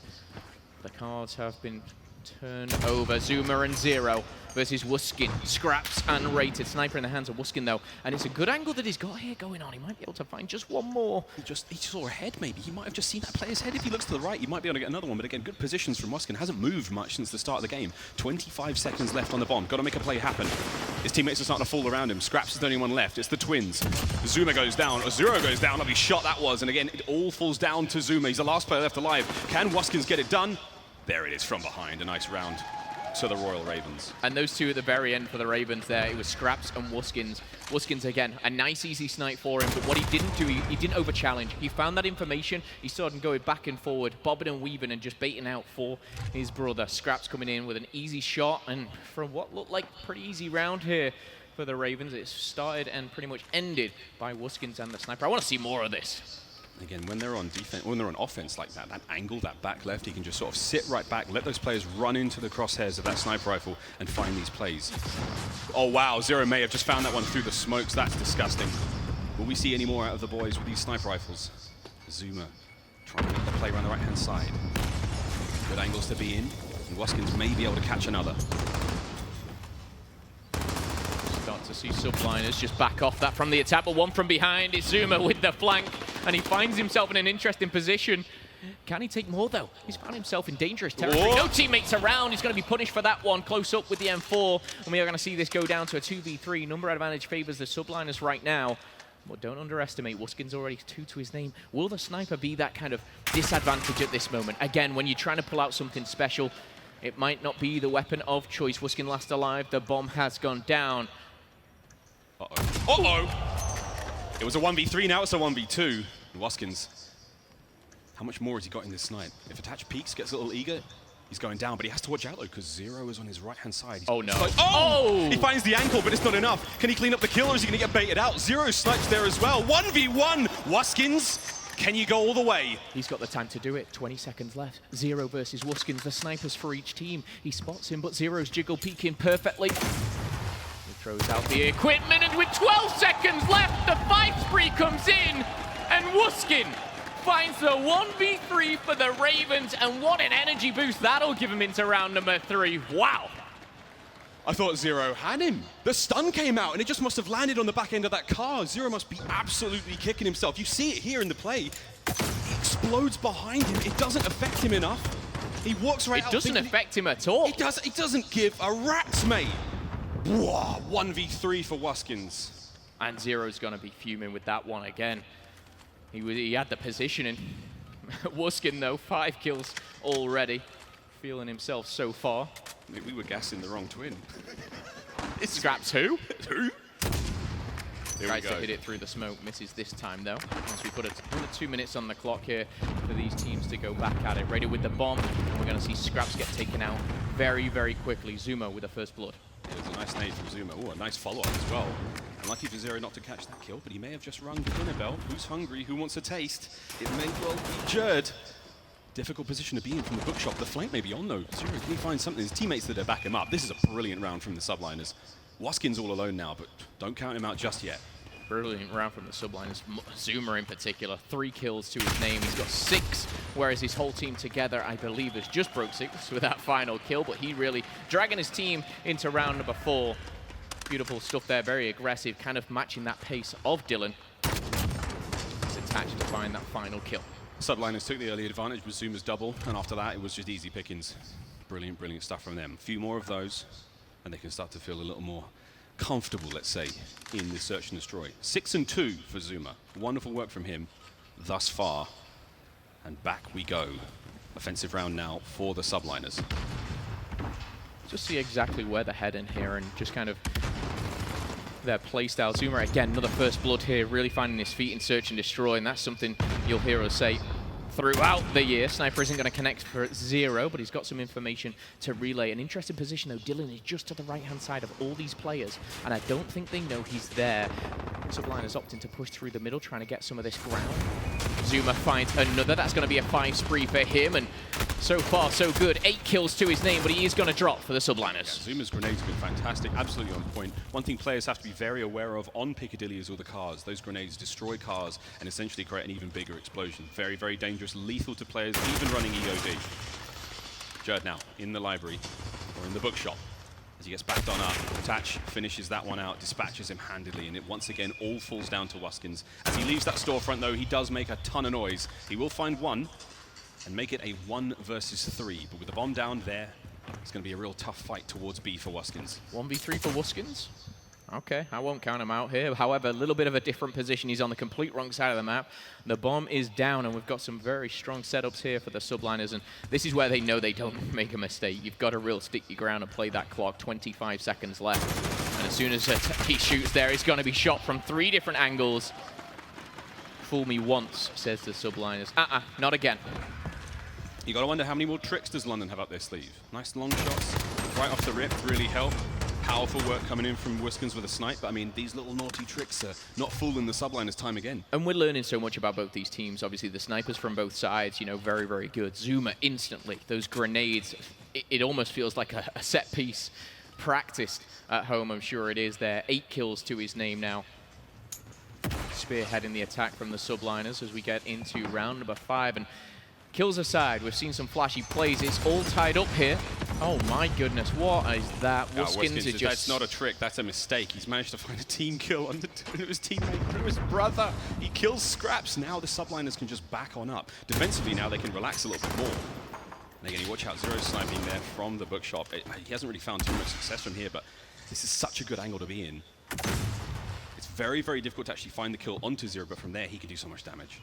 Smokes has gone down, just max some of that map in the middle, giving a bit of an opener, but Wuskin hits the deck! And he's gonna take accuracy out with 1 straight bullet through the face there. Zuma finds another, but he will be traded out instantly. Great stuff from the Ravens now in a 3 versus 3 rated with a bomb, and we're gonna see one more here. Dylan putting his stamp on the search and destroy already. Yeah, scary stuff. He's right in the middle of the buses. He's tapped on his Opal card, and he's looking to find more lethal precision now from Dylan. This has been a brilliant round from him, all onto Zero in this 1v3. Just the movement from Dylan is special in its own. We talk about players who, you know, it's not like they're the best shot in the world or, you know, the smartest player, but some players just have the movement locked down. A lot of people kind of talk about shots he's moving. Oh. What a shot. Wuskin again with the sniper again. Whether it's kind of a European thing, these guys, Zero, Wuskin, really shown. We saw Octane yesterday with a sniper. We were kind of questioning, will we see many snipers in Search and Destroy? And that's the exciting stuff here for the CDL 2020 launch. And already, things are getting a little bit close. Subliners. Oh my goodness! Now that's good timing. Temp, that's just bad luck. Wicked shot there from Dylan. From Wuskin, sorry, as Dylan on your screen finds another one. Dylan Moore must have bought a bus ticket. He's been hanging around these all day long, bobbing and weaving, and rated. This is classic raid. Find a position and just put yourself at the advantage. But there's 1 player left. It's all down to Zero. I mean, you blink and all your teammates are dead, and now what do? You're looking down the barrel of a 4-2 scoreline. Zero, though, he can creep this forward. He can play this very slowly. However, London, they're so closely together. They're pushed real close. And now that 1 tag's gone through, there's no way he stays alive. Yeah. Zero needed to find a kill early on his own. He needed to isolate those 1v1s, and London were never going to let it happen.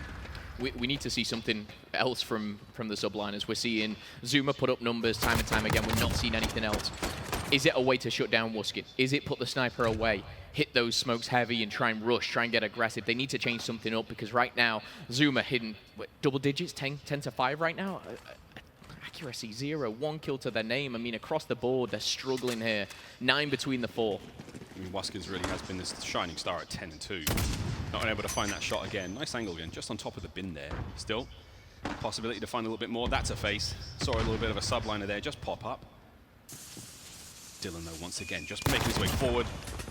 Runs right on through the metal detector, and he creates a bit of a noise, but it doesn't matter. He finds the kill. Temp answers back straight away. Wuskin's once again with that snipe. They're getting closer and closer. Deagle out now. Will he be able to find much? As that big 50 cal round just rings out. Not able to hit the shots, mate. You got to do something. Oh, come on, Wuskin. Oh, Temp! Pull the sniper out at that point. He's shown us how good he is with it, but Temp makes an impact. 2 kills this round. Trying to drag the subliners into round number 8 with something a little closer, but as the time starts to tick away, no one has the bomb right now. The Ravens just back off. Dylan and Jerd last alive here. Trying to rotate round, and you see all angles being covered by the subliners. They've got a lot of map control right now. Pin them down in those buses areas. Now, Dylan does manage to secure the bomb, so we now will see that possibly go towards B. It's the A site is completely covered by the remaining members of the subliners. And Jerd now just leading the charge, trying to make sure that this is a safe space so that Dylan can get the objective now covered. Take care of that back position as well, but look, Zero's managed to pull the snipe right in through to the bookshop, so now it's a dangerous position. Yeah, this is where they start, again, the call-outs of this rotation over to B, and you see the subliners pinching through, going round, pushing them back. However, 1 kill either way could be the difference maker. We're going to see tags being put through by Jerd. Jerd looking to his right. We're going to see Dylan even the playing field here now in a 2v2, and at the defensive side of things, maybe Ravens have the advantage, but Zero takes the head clean off of Dylan, and now the pinch will push forward. It's all up to Jerd. Just got to back on up. This is a good position to be in. He's let Zero overextend. There's one. Now it's a one-on-one. Accuracy. With 20 seconds left. He's got to find that kill. He's only got 11 bullets in the chamber as well. He's got to make them count, but it's going to be accuracy, and he's going to do it. Jerd doesn't need 11, maybe 4 or 5, but a big clutch once again for the Ravens. We've seen Wuskins, we've seen Jerd. And again, these are rounds that should have gone the way of the subliners. And that was potentially a brilliant retake from the subliners. Zuma started that one off with a dead silence play right round through pillars. Yep. And it almost worked out perfectly for them, if not for the miraculous shots there of Zero. And you know what? Bad timing on the turn. Brilliant work from Jerd to slip through the net. Managed to get behind him undetected. Now it's map point. Jerd really used the map to his advantage there. Through that library, managed to pick off one. And again, with how much clutter kind of is there in the middle of the map, you are going to see them bob and weave and go back and forward. 5-2 though, potentially the last round as we get aggressive once more. Jerd feeling himself after that one as he gets up close and personal. And he's not just done yet. Zuma, another first blood. I need that stat after this game for sure. He's been going off. And this is such an aggressive round from London. I mean, they've put the snipers down. Everyone's going to be running forward, and it's not really worked out. Zuma's read him like a book. His second kill of the round. Temple drop. Zuma finally goes down. Zero, though. He's the only player running a snipe right now.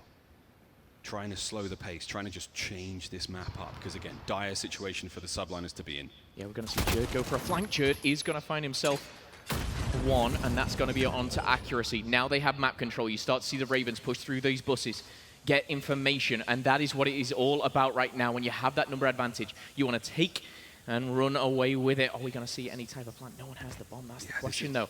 What do you do at this point? I mean, the bomb is now down where, I think it was where Temp died, so that's number 6 on the minimap there. It's very, very far to the bottom end of the map. It's very tough now for the subliners to have to get through the defensive line that the Ravens have got set up. Zero's doing the best he can quietly to make his way in through the rear. He's got to get that bomb. He has 45 seconds to do it, admittedly, so plenty of time. However, one loud noise, and he's a dead man. He's got a deagle to his name. 35 seconds to play with here. Equipment doesn't connect just yet, but he's going to find himself peeking through the taxi. Finds one, information has been given, and this is only going to benefit the Ravens, though. Attach and Zero go down. And the Ravens take map number 2 in pretty dominating fashion. I will say big clutches coming in for Wuskin and Jerd as well to really show us what they're made of, but 2-0, it's looking hot. Grenades really rang supreme there on Piccadilly. I mean, brilliant work from everyone. 11 kills, 3 deaths for Wuskins. Absolutely disgusting stuff. Desk, what do you think over there? I think it's pretty impressive, to say the least. I honestly wasn't expecting London Royal Ravens to turn up like that, but to be fair, they probably have been in central London quite a lot, so that map to them is probably pretty accurate. They probably know all the spots that they're looking for. But overall, that S&D was just insane, and I've got to give a shout out to Wuskins. I mean, that guy was going off on that map. That was his jam right there. TP, what did you make of this guy with the snipe?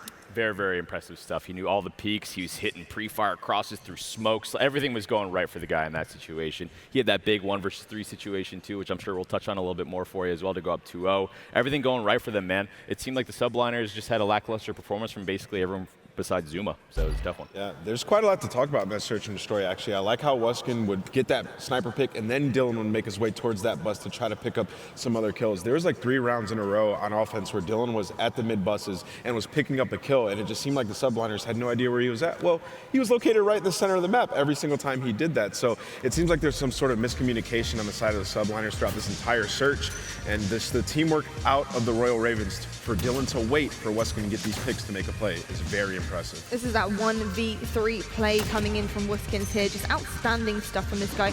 Another thing I did notice, Teep, was overall, the route that Ravens were taking throughout that map was so on point.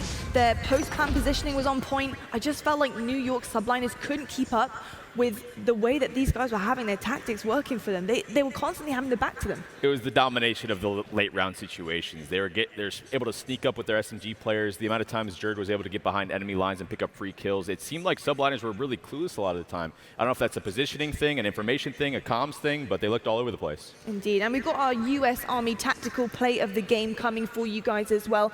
And Wuskins, obviously, it has to be him yet again. This guy was ripping faces off. On top of that scaffolding, that was his jam right there. Looking at the way that he's performing here, Sniper, this has to be in his console the entire time. This has to be in his holster.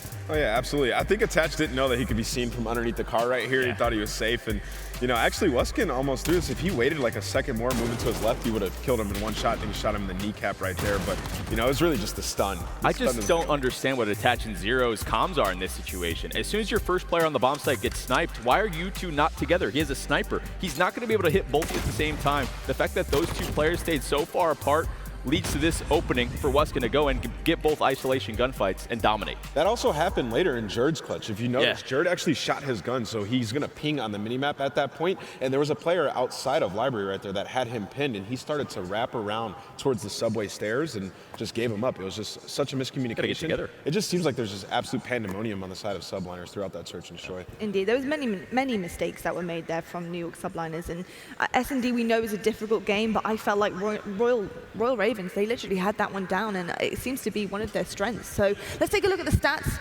overall for that game and see the stat of the game. I want to know exactly who was popping off. We already know that both of these guys here, Zuma and Wuskin, were really doing work for their team here. Wuskin with 11 kills, Zuma with 12. 3 deaths for Wuskin. Another thing though, for Zuma, like he was getting a lot of first bloods, so they had numbers multiple rounds. Like the first blood, they actually probably got more first bloods than the Royal Ravens throughout that map. And they were just losing with numbers every time. Even in the clutches when it came down to it, they would have numbers and they would lose it.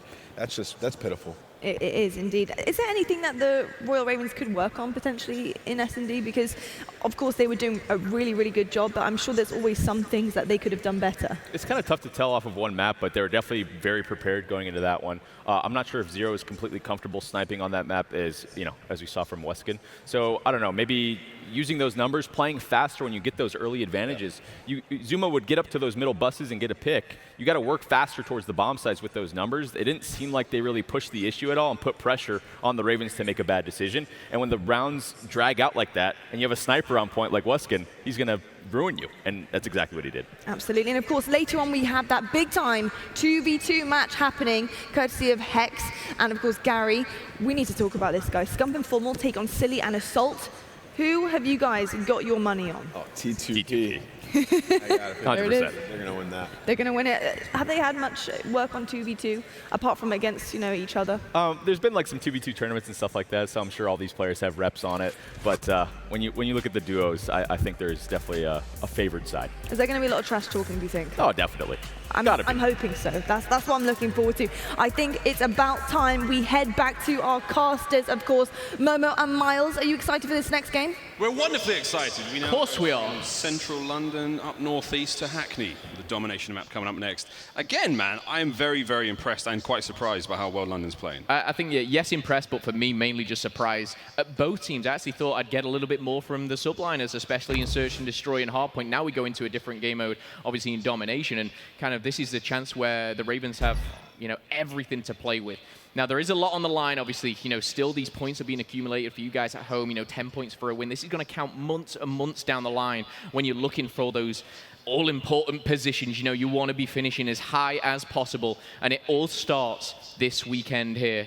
Bit of a showcase, obviously, for you guys to see every single team. Ravens going up against the subliners right now, and so far, so good for the London Royal Ravens. Well, so far, so good indeed. They're sitting 2-0. Let's have a quick look at the maps and modes presented by the US Air Force. This series could well and truly be done in 3, but if it ain't, we're going to be looking at a hard point on St. Petrograd and an Arklov Peak Search and Destroy for Game 5.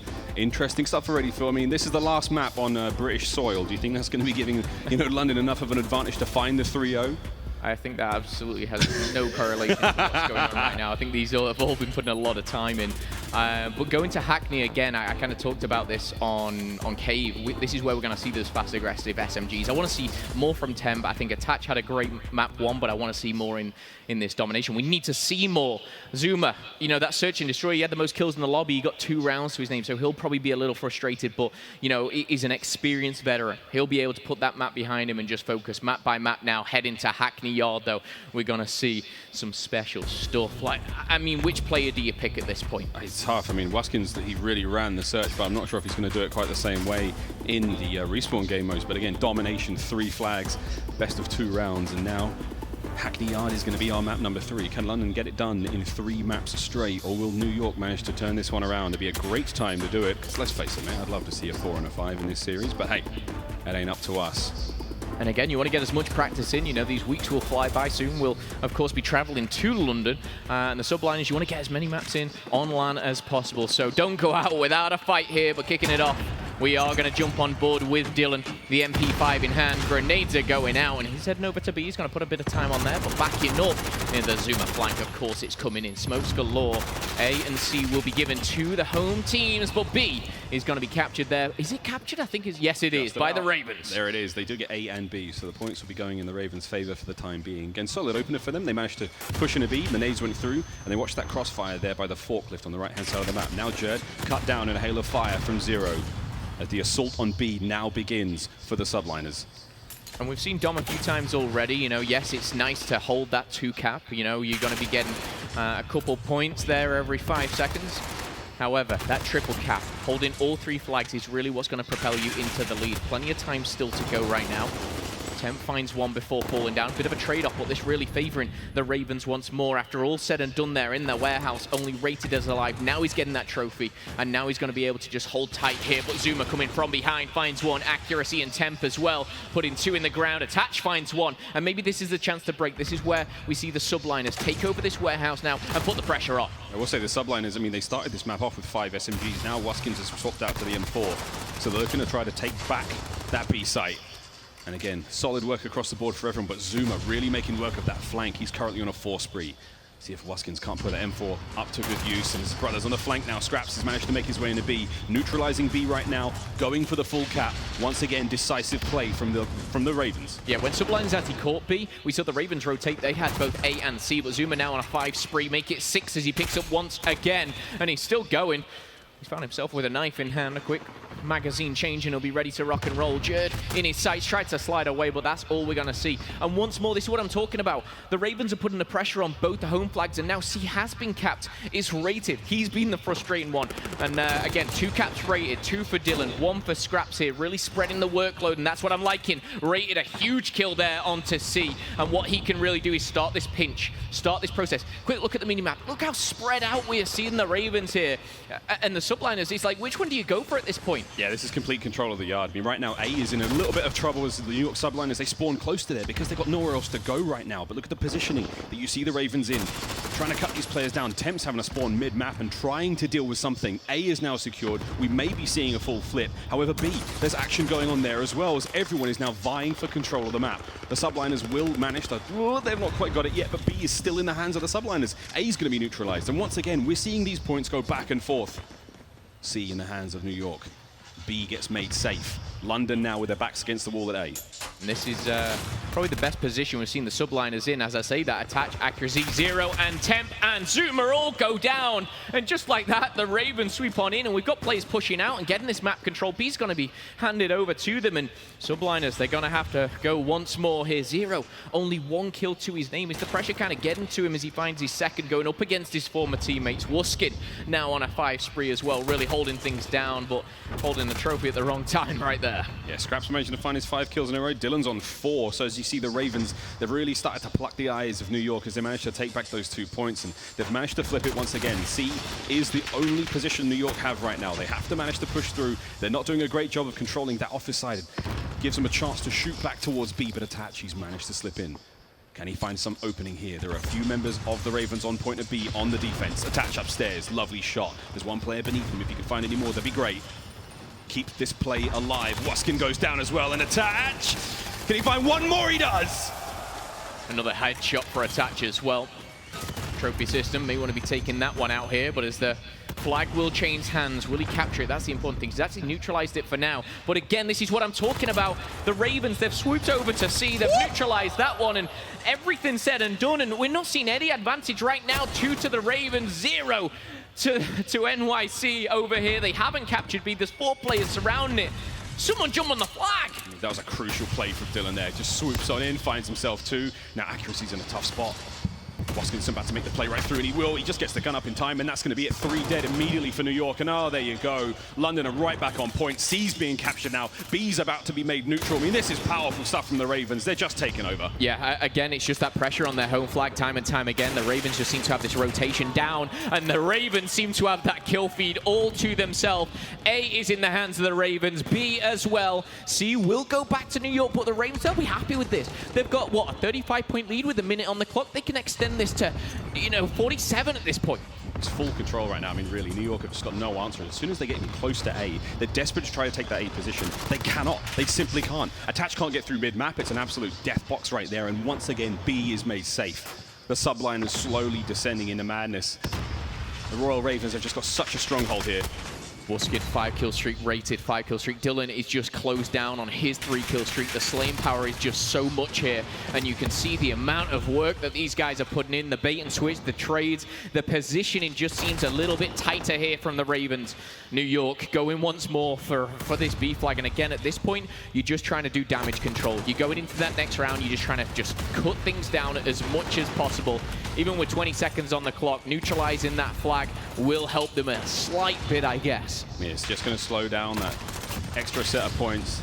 And again, now we're about to see B captured. Final few seconds, but I mean, what more can we say that we haven't already about how brilliant London have played this first round of Hackney? I think you've just got to take your hat off to Wuskin, because it's not only this domination. We saw it in the S&D. We saw it in the hard point. He's on point right now. He's the best player on that stage, and he's really showing his dominance. I think he finished 15 and 6 there in the first half. He continues this, and we're looking at probably one of the best domination scores we've seen.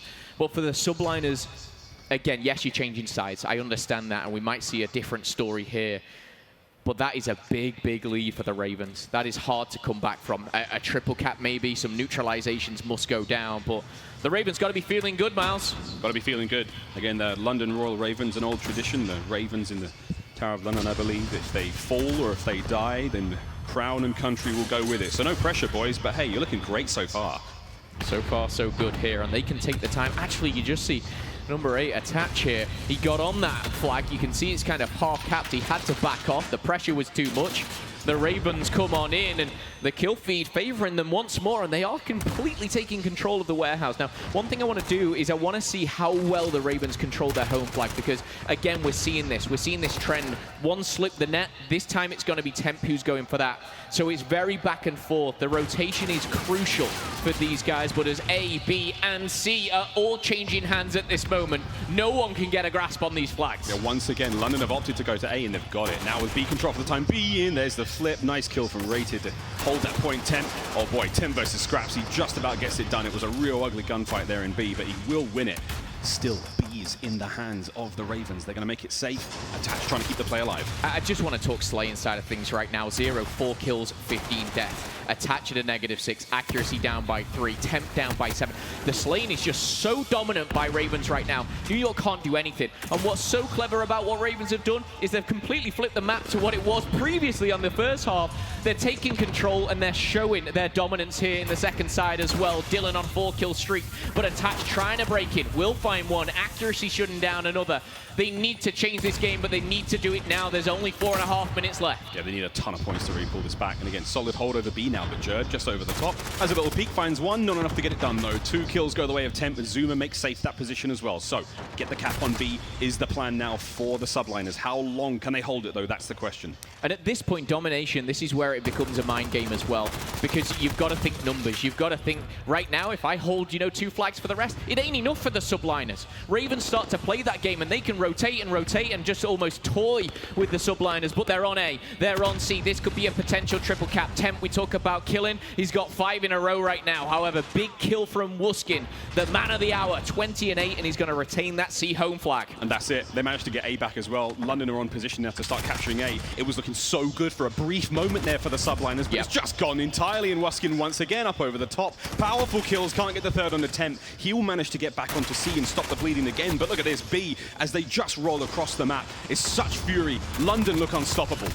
It's all blue, baby. 3.5 minutes. The time is ticking. And right now, even neutralization will do for the Ravens. 0 trying his best to get in here, but again, a slow start, and he's being punished for it. 3 minutes as we creep on up. We are going to see triple digits. Are we? We're not even going to see triple digit for the subliners. C's been neutralized. B's been taken away. And we're seeing Ravens run away with it. No points at all for the subliners at this time being. Zero's desperately trying to get B back.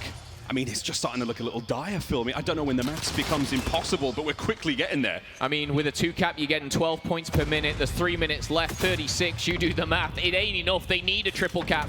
They need to go balls to the wall and just absolutely dominate. But right now, we've not seen any of that through the first half. And through this... Dylan! Hey, whoa. I see you, Dylan. Put that back in your pants, young man. 25 and 21. Dylan, he's feeling himself. He's certainly feeling something. Dylan going back towards B. As 0 finds another 2 kills. It's not over yet, but Dylan, he doesn't care. Absolutely slaughtering them. Let's have a quick Astro listen in with London.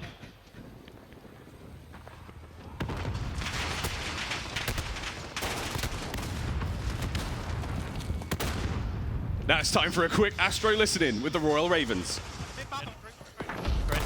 Help these guns' bodies. Help these guns' bodies. Every life, help these guns' bodies. Every single life, help these guns' bodies. Every single time.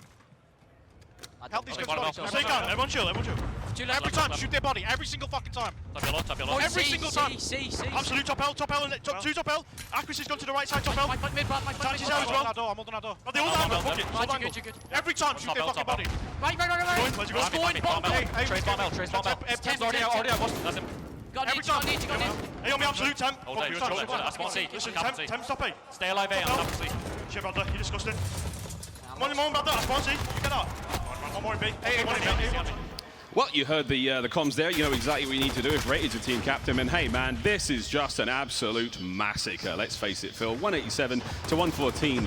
I mean, I came into this series thinking, London, they're going to be okay. But the fans were like, nah, they're not going to be great. Quote the Raven, nevermore. And you come into this one, you think, London, oh, yeah, they're going to be fine. No, mate. They are absolutely running this show over New York. This was a matchup I was so excited to see, and that was because I thought it would be a close one. Not today. We see domination coming in from London. And again, you hear from the comms, if you want to call it that. They want to make a statement. They want to just put this to bed. Dylan has 10 captures to his name. 30 kills in his back pocket as well. Dylan is starting 2020 like he finished 2019, and he ain't stopping anytime soon. With 35 seconds left on the clock, Ravens breaking that 200. At this point, they're just toying with them. They're playing with them, and you heard that in that communication. I mean, it's not looking good for New York, but hey, it's the first map. It's the first, match they've had in the entire COD League. Plenty of time to go back to the board and have a look at what went wrong here. But you've got to think about what's going right for London. The pace they're setting right now is just impossible. I mean, Rated, he's delivering a very, very profound message. Typically, it's Pigeons that deliver them, but today, it's the Ravens. Ravens are stood up. Ravens know it's over, and when you just finish things so strong, I guess this is the reward of this. You can rub it in a little bit, but the Royal Ravens come out on top. It's a thumbs up from Scraps as a 3-0 sweep. What a convincing victory. What a mark on the CDL. An absolute slaughter by London. 3-0. I mean, the kills department was so huge across the entire board for everyone. I mean, 32 and 14 for Wuskins. That is a very, very powerful performance. They have to be happy with that. Any doubts you had about London going into this one? Yeah, they're still there. You never know. But hey, it's going to be a long season. An exciting, exciting way to start it. So far, so good. I mean, you look at the subliners. You look at kind of what to take from that. The hard point, the start of the hard point, maybe the first 3 minutes was okay. That's about it. That's the best we absolutely had. Well, that's all from the caster's desk up here. Chris, take it away. Thank you so much, gentlemen. It's Puckett here on the floor with our instant reaction presented by PlayStation. I've got Wuskin. Make some noise for one of the most mighty players to come out of Europe. Wuskin, you said it just before this interview. How did you feel? What was going on when you're playing that S&D? Honestly, first round, I killed someone through smoke, and at that point, I said, I'm feeling myself. I'm going for it all at this point, and I don't know. I just kept hitting. You said you were telling Scraps, I think I'm hacking. I think I'm hacking. You were hitting everything. So coming into this event, a lot of people had you lower in the power rankings. Now you've finally been able to show everyone what you guys have been working on. What is the strength of this team right now? Honestly, we said before the series, like, we need to make a statement. Like, people are making power rankings of a team did not even see him play, so we said we've got nothing to lose, and let's show people what we've been doing, and we've just shown. So I'm happy. Where do you think you guys belong in the power rankings right now? Top 3 at least, let me tell you. So I'm going off scrims online with top 3. You got one more match this weekend, and then, of course, we're going to London for the second event in the league. What do you want to say to all the people that are watching you this weekend, and, of course, back in your home country? First of all, thank you for, I know some of the owners are up there, and without them, this is impossible, so we owe it all to them. And second of all, the people supporting, London especially, get ready for it. We're gonna do it big, so yeah, I appreciate everyone. Thank you. I'm ready, guys. One more time, give it up for Wuskin. That was your instant reaction presented by PlayStation. We're going to a break. When we come back, we'll break down all the awesomeness that is the Call of Duty League.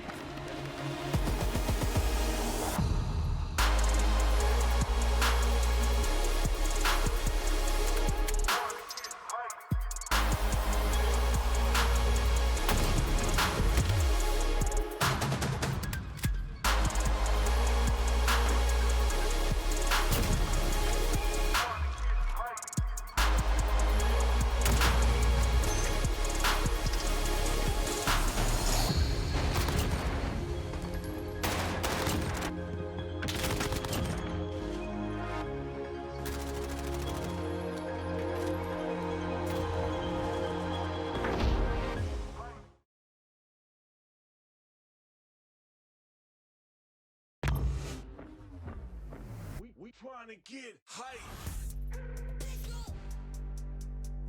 The time has finally come. We're back, Overwatch fans, and we are live from Dallas, Texas. We are live in New York City.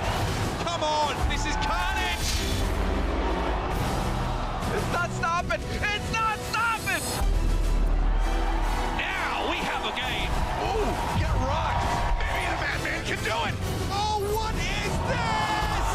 Oh, you ready?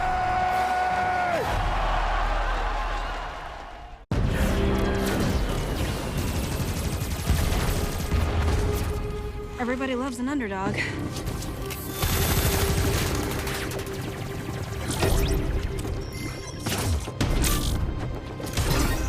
Me?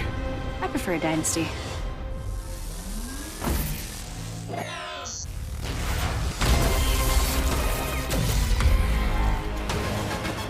Mountain Dew Amp Game Fuel. Victory in a can.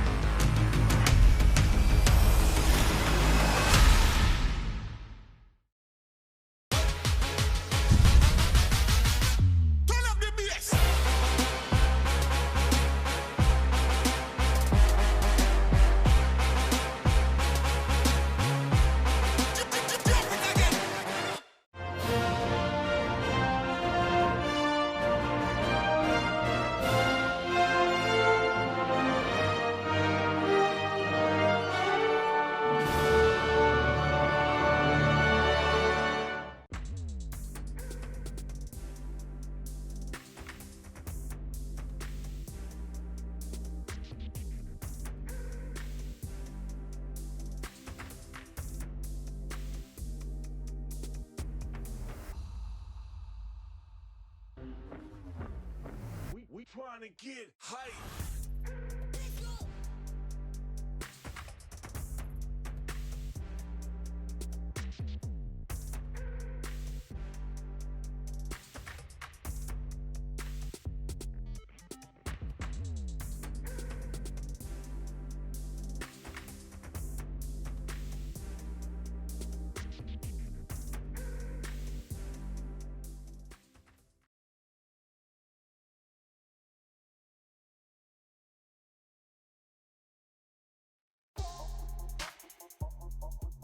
Metro by T-Mobile. Complete your mission with the best deal in wireless. Scuff Gaming, the official controller of the Call of Duty League. The US Army. What's your warrior? Hello and welcome back to the Call of Duty League. We are live from Minneapolis and we have just seen the London Royal Ravens take this arena by storm. What an incredible performance. And as you may notice, I have a full desk with me. I have Scraps joining myself, TP and Nameless. Scraps, I mean, come on. That dominant performance was just insane. Talk to me about how you guys are feeling right now, putting your mark on things. Well, to be honest, I don't even know how we won that series because we're 8th in the power rankings, so I don't even know how we won a map. But he's ashamed. I mean, we know what we're capable of. We've been going hard at home. I think we play Atlanta the tightest, same with Dallas. So nobody's seen us play, which is fair. We've been smoking everybody.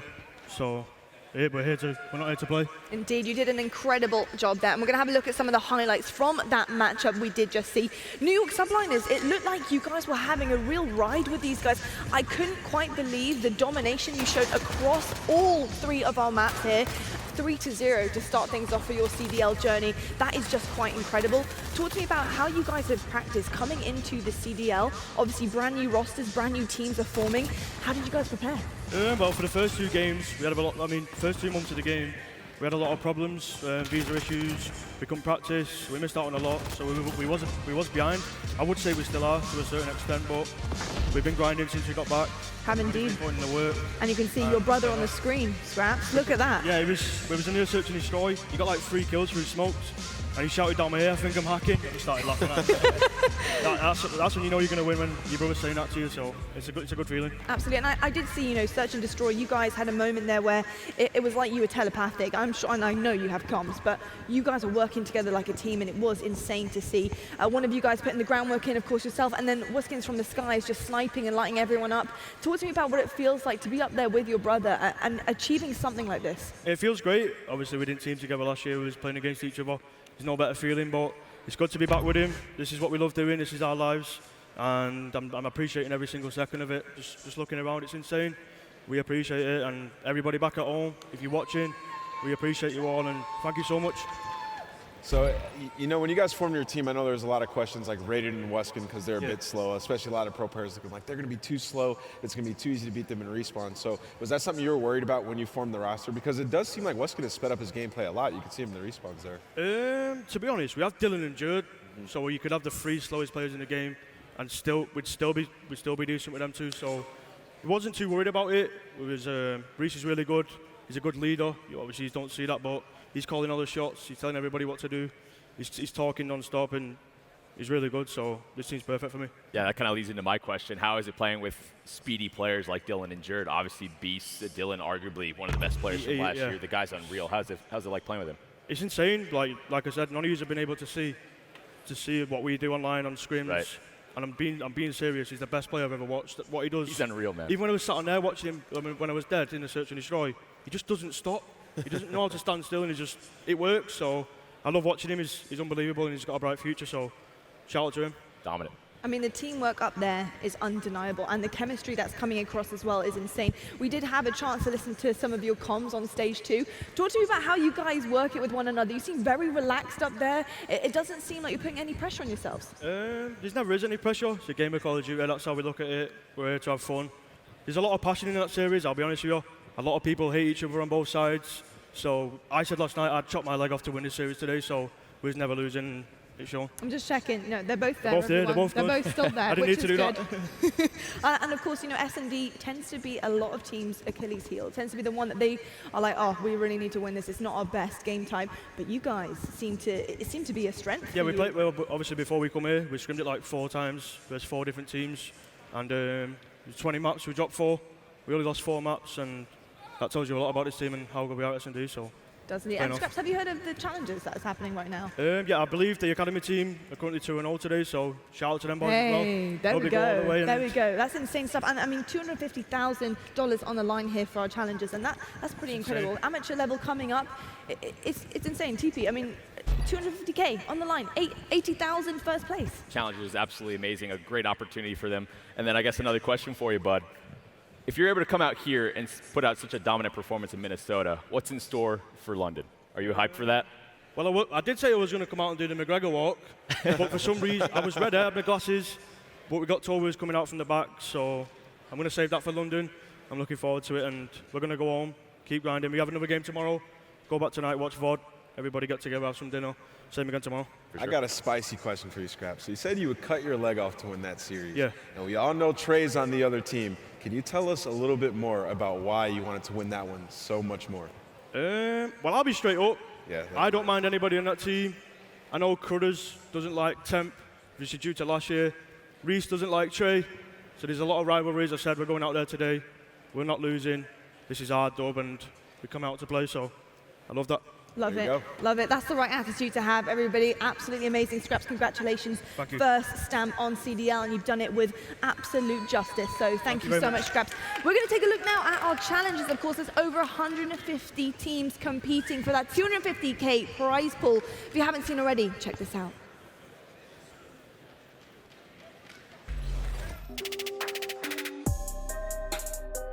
My name is Garrett Smith, aka Shady from Astro Gaming, and we're here in the Challengers area of the event. We've been down here supporting the Challengers area all weekend.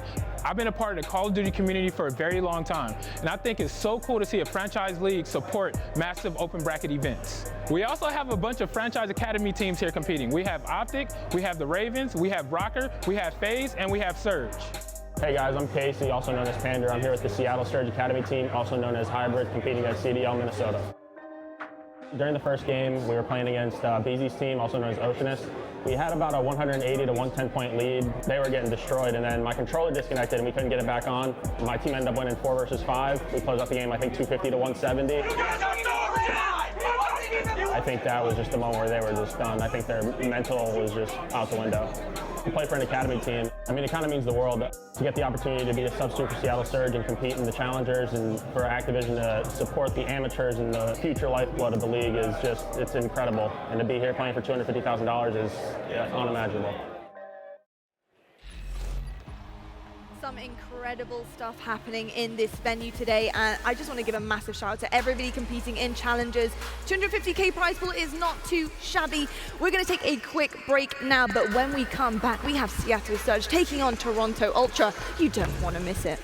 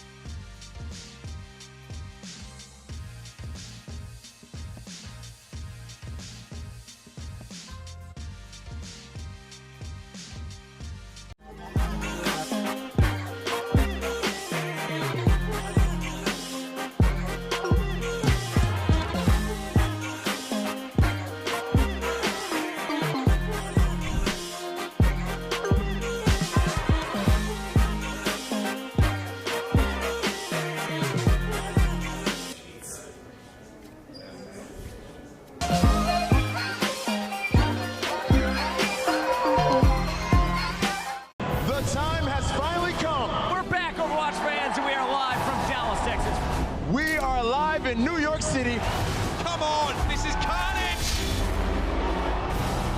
It's not stopping! It's not stopping! Now we have a game! Ooh, get rocked! Maybe the Batman can do it! Oh, what is this? Oh, you ready?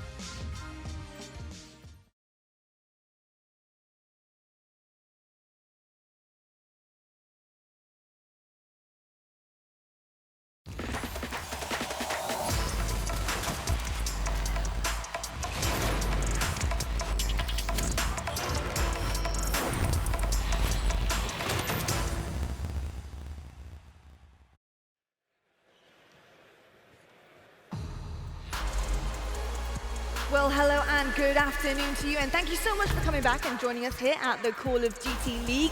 We have had some insane action already today. We've seen London Royal Ravens take things off to an incredible start against New York Subliners. 3-0 on the board for these London boys, and that was absolutely amazing. Magical stuff all around, and we've got an amazing lineup for you next as well. We've also got Seattle Surge taking on Toronto Ultra. I'm not alone to talk about that, so don't worry. We have other people in the room too. We've got TP and Nameless.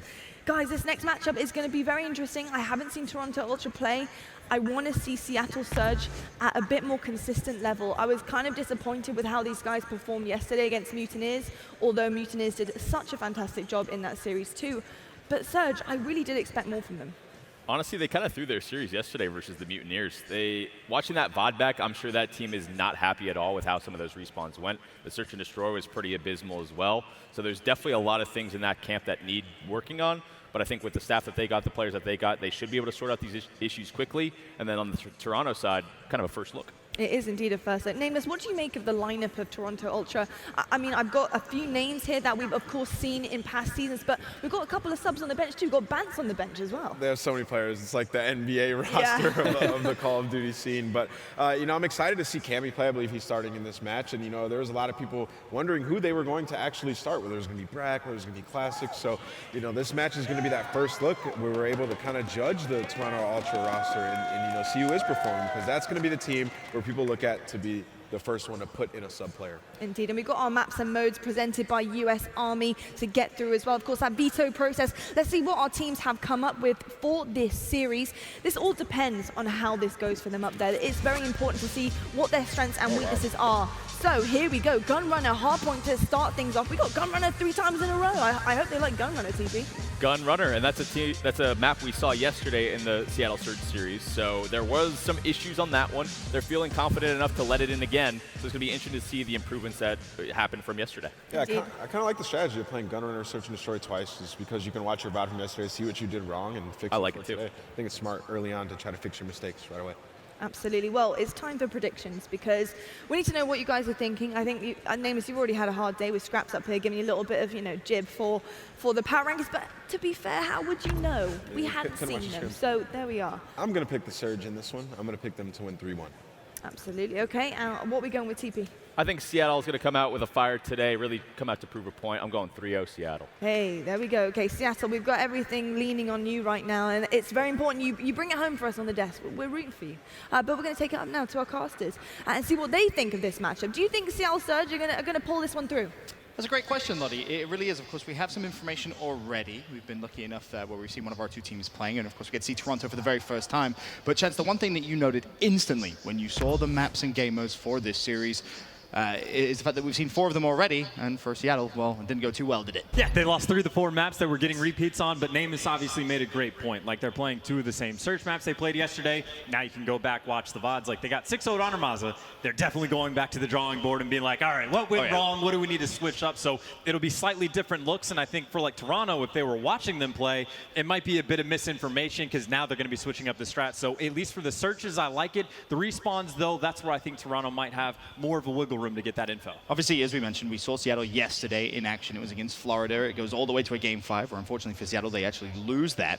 But in terms of the players who truly actually impressed you, Enable was really top of that list. I mean, he had one of the most, like, I think he might have had the most amount of engagements, like, all day yesterday. On his team, he was, like, above and beyond anyone else, had, like, 120 kills, about 100 deaths. The next highest on the team was, like, 86 or something like that. So he is playing at a scorching pace, and he looked fantastic while doing it, at least in the respawns, as, we've come to expect at this point. And then Karma was right behind him. Karma had quite a few highlight reel kind of plays yesterday. He looked great as well. I want to take a quick look at the quick scope there, presented by the U.S. Air Force. Just give you maybe a little bit more insight if you are new to competitive Call of Duty about our 2 teams coming in. Again, we haven't actually seen Toronto Ultra yet at the COD League, and the average age for them is very young, Chance, 20.6. Of course, no World Championships, but a fair amount of major tournaments, 11. But again, when you look over at Seattle Surge, I mean, you have 5 World Championships, major tournaments, 54, and the average age, one of the highest in the league, 24.2. Call them the dads for a reason. It's the dads. Like, what are you going to do? You got apathy dad hands on one side of the aisle, right? So you're going to have a lot of World Championships. It is the most experienced team I'd have to imagine we have in the league in terms of longevity. Many of these guys have been around for, coming up on a decade now, so tons of experience. And one of the really interesting things about how this series is going to go is the fact that, Nameless kind of mentioned it a little bit, Toronto Ultra and their team, how they've tried to find their right 5. Obviously, they have Brack, who last year just had a fantastic year, Chance, but he finds himself on the bench. And it's not just Brack, right? Like, it's Bance, too. Like, you have quite a few phenomenal players on the bench, quite a few interesting things, and we know that Toronto, for the past couple months, they've been scrimming with a bunch of different combinations of players, so you do have to imagine that they found the right piece. Like, maybe they just didn't like what they saw from Brack. Maybe it was a chemistry issue with whatever players, but this is the roster they think is going to have the best chance, the best results that we're going to see. However, though, if you're trying out all those different roster combinations, that does mean that other teams are going to be a little bit more practiced with their core 5. And that could be maybe an explanation as to why they've been a little lower in the power rankings, right? It could be very, very interesting as to maybe that's exactly why. But, of course, we're so excited for the brand new start of the COD League. If we're honest, of course, we kick things off here in Minnesota. But next week, or, well, not next week, 2 weeks, we actually go over to London. We all know how fantastic the crowd is there. Chance, it's going to be a wonderful time, especially if the Royal Ravens are playing like that. Oh, baby, that crowd's going to be special. And that's an interesting thing, too, right? You talk about Toronto in the power rankings. Well, the exact same things were said about the Ravens of, like, you have them at 8th or 9th. Like, we haven't seen a lot from them. Well, Toronto was just underneath that. But we saw what the Ravens just did. That was the quickest series we've had so far when franchising kicks in the hot 3-0. So there's no reason to expect that the Ultra will actually be like 10th on the leaderboards. Like, they could come out and just start smoking teams as well. And again, if you have all that talent that's on your bench, how good are the players that they actually have? How good does Metals look when he's now playing with some Americans? How good does Cammy now look when he's playing with some of the North American players? These guys might be superstars. That's an interesting point because we've seen historically, Europeans come across, play with North Americans, etc., but never a Spanish, never a Spaniard. This is a first, really, in Call of Duty esports history, and we always bring up, and we almost have to every time a foreigner essentially teams with English speaking. how's the communication going to be? How is it going to be? How is the English? How are things going to work out, Chance? I think it's pretty good. I think Metals is one of the players that asked Nameless before he asked me, maybe confirm, but it was one of the Spanish players. They were like, yeah, I don't know why anyone thinks I can't speak English. Like, I'm pretty fluent. Like, pretty good. I think it's Metals, and I know Lucky for certain they're fluent English speakers. I don't think it's going to be a problem. There might be little inconsistencies once you start getting like riled up in like the heat of the match where you call out a little bit too fast. Right. But I'm assuming now that they've scrimmed a bunch, they're going to be used to it, and I don't foresee that being an issue. Well, either way, the next game should be an exciting one. Toronto Ultra versus Seattle Surge. Very excited to see it. Maybe Toronto Ultra can turn things around with a good win, or for Seattle Surge, can they do it? We'll be back after this.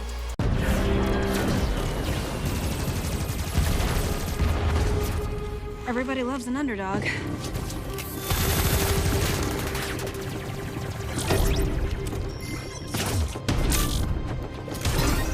Me? I prefer a dynasty.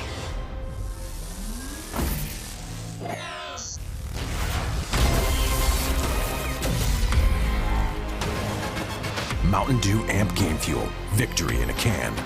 The time has finally come. We're back, Overwatch fans, and we are live from Dallas, Texas. We are live in New York City. Come on, this is carnage. It's not stopping. It's not stopping. Now we have a game. Ooh, get rocked. Maybe the Madman can do it. Oh, what is this?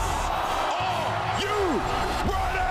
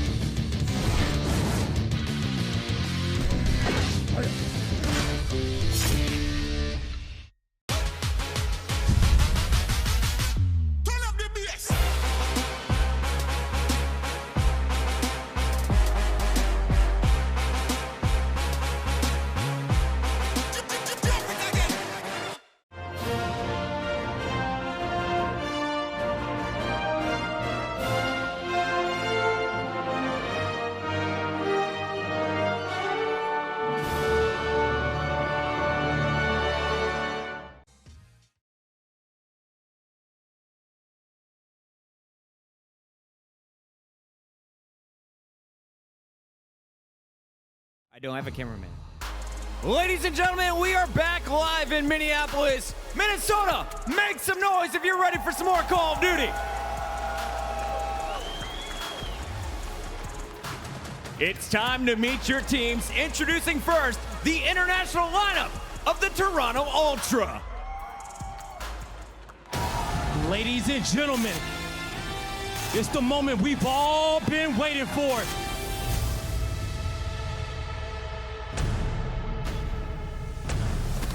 He is flying! Pressure, Looney spots him. Looney going for the 1v2!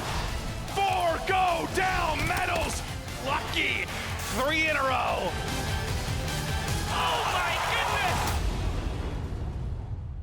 goodness! Introducing first, a pro with 4 titles to his name. Let's hear it for Classic!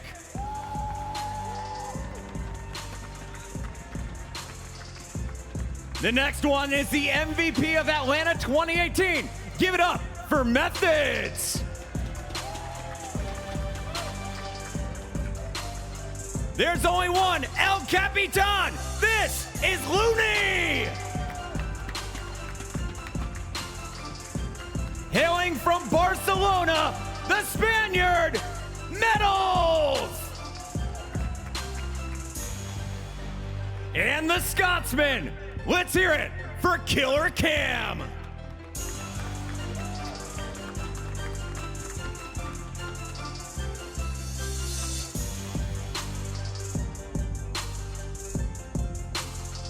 That's a look at your Toronto Ultra, but now it's time to re-welcome to the stage your Seattle Surge.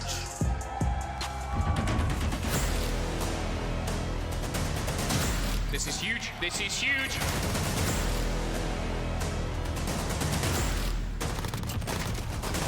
Are you serious? Unstoppable!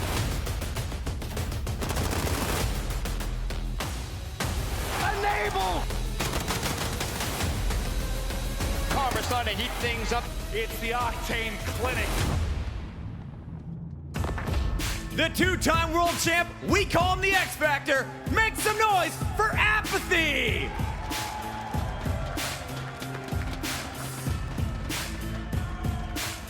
The Call of Duty highest earning player of all time. Make some noise for Karma! The AR God. Welcome back, Octane!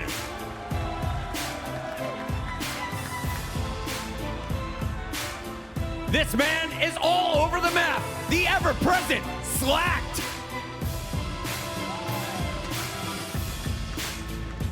And according to the front row, this is their favorite Oak Boy. Make some noise for Enable!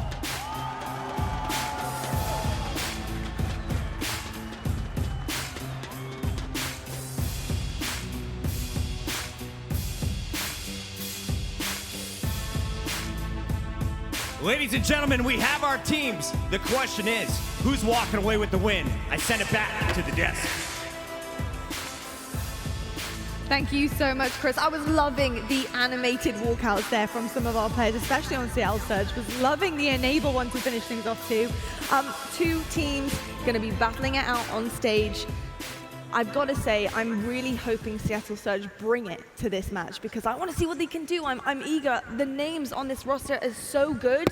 I just need to see that transition into their gameplay. Yeah, 100%. We kind of touched on it before the announcement of the players on the stage, but the Surge kind of looked bad yesterday. They need to really fix up a lot of things about their S&D. Again, we're going to see some, same maps again, different looks, I'm sure, because those last maps yesterday didn't go well for them. But for me, I guess it's sort of the respawns. I expect dominance from a team like that, and we didn't really see it like I thought I would.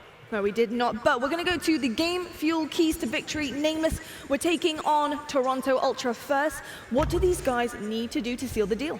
It's going to be classic, staying consistent throughout the series. On his teams, he's usually the X factor, that guy who can go off and just start to win you games, and that guy that doesn't play well. So, in practice, he's usually pretty dominant. And if he can just stay consistent throughout the actual matches in this tournament and in these weeks to come, this team can be great.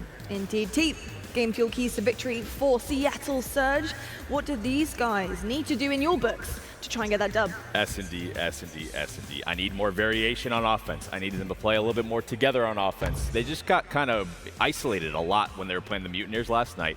And, with the coaching staff that they have, I'm sure Joey Nubsy's on them. They're watching the VODs from last night, and they were very, very upset. I expect the players on this roster, with how many veterans, with how many leaders we have on that team, to make quick adjustments. We need to see it, or they're going to get smoked again. We do indeed. Is there anybody on the Seattle Surge roster right now that you think really is the game changer of this? Is there somebody that's in that leadership spot, Nameless, that really can try and sail them through to that W? That's my biggest worry for them is in Search and Destroy. I don't think they have a leader. Like, all those guys have been the guy on their team that's sort of struggled in Search in the past. So it's really just going to be them as a cohesive unit to listen to Joey Nubsy when it comes to Search and Destroy, because last year he was the coach of one of the best Search and Destroy teams in the game. So, they have the tools to get better. They just have to figure it out. And that's why we're going to get a taste of what's to come for the Surge here in this match. They're playing the same maps that they did before. If they improve and, went over what went wrong, we should see a change right now.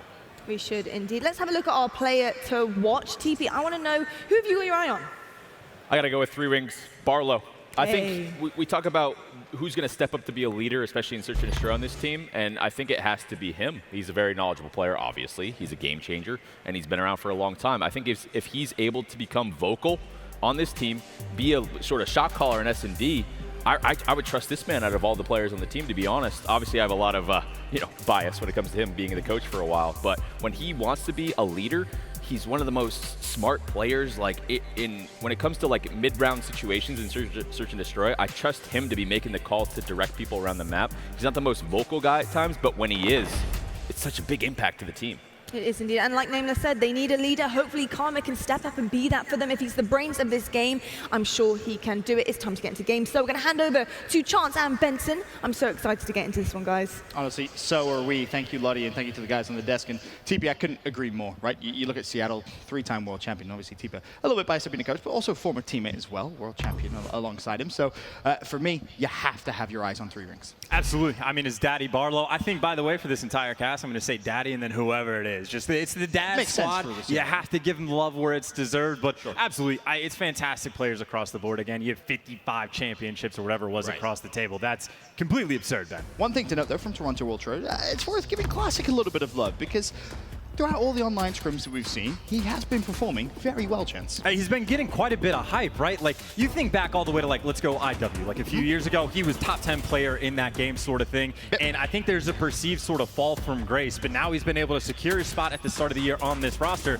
And I think this is the perfect opportunity to make a statement and be like, hey, like, not a very talkative guy, but he needs to make the statements in game and say, look, guys, I deserve this spot on the team. I'm going to start lighting people on fire as we play. Well, without further ado, game 1 of the series underway. Gunrunner Hardpoint Seattle Surge versus Toronto Ultra. Can Toronto come out and start strong? Well, it's 3 rings, of course it is, who starts off with a double kill. Metals and Cammy both will fall. A great nade and, of course, a good start for Karma. And just looking for some of that control. You got players already stacked up in you over there for the Surge. And again, this is a map that you have to imagine they're going to be well versed on, seen it quite a few times, and obviously played a ton in scrims, but till that hill pops, it's always tough to get inside. No one willing to set foot because you can just see players from both teams swarmed everywhere on the map. Karma still actually yet to fall. He started off 3-0. As I say that, he does actually drop, but in terms of the first hill, still 30 seconds to go.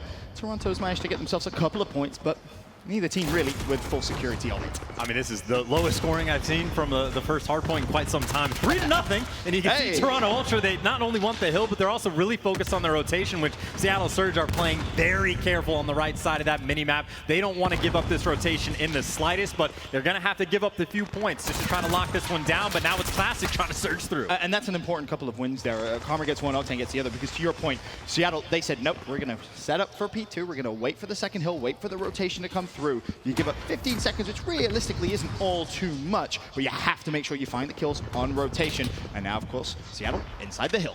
Of course, that means Toronto, when they're going for this break, they're going to have to take their time and get all of these kills at pretty much the exact same time. Cammy leading the charge, he's going to get chopped, and the kill feed is nothing but Surge, able to pick up quite a few kills, and, well, now Methods is forced to wait for his teammates. Yeah, Seattle's still spawning close. Octane will make his way back towards the hill as he watches the cross. Enable's going to be there to support as well. So far, so good, though, for Seattle Surge.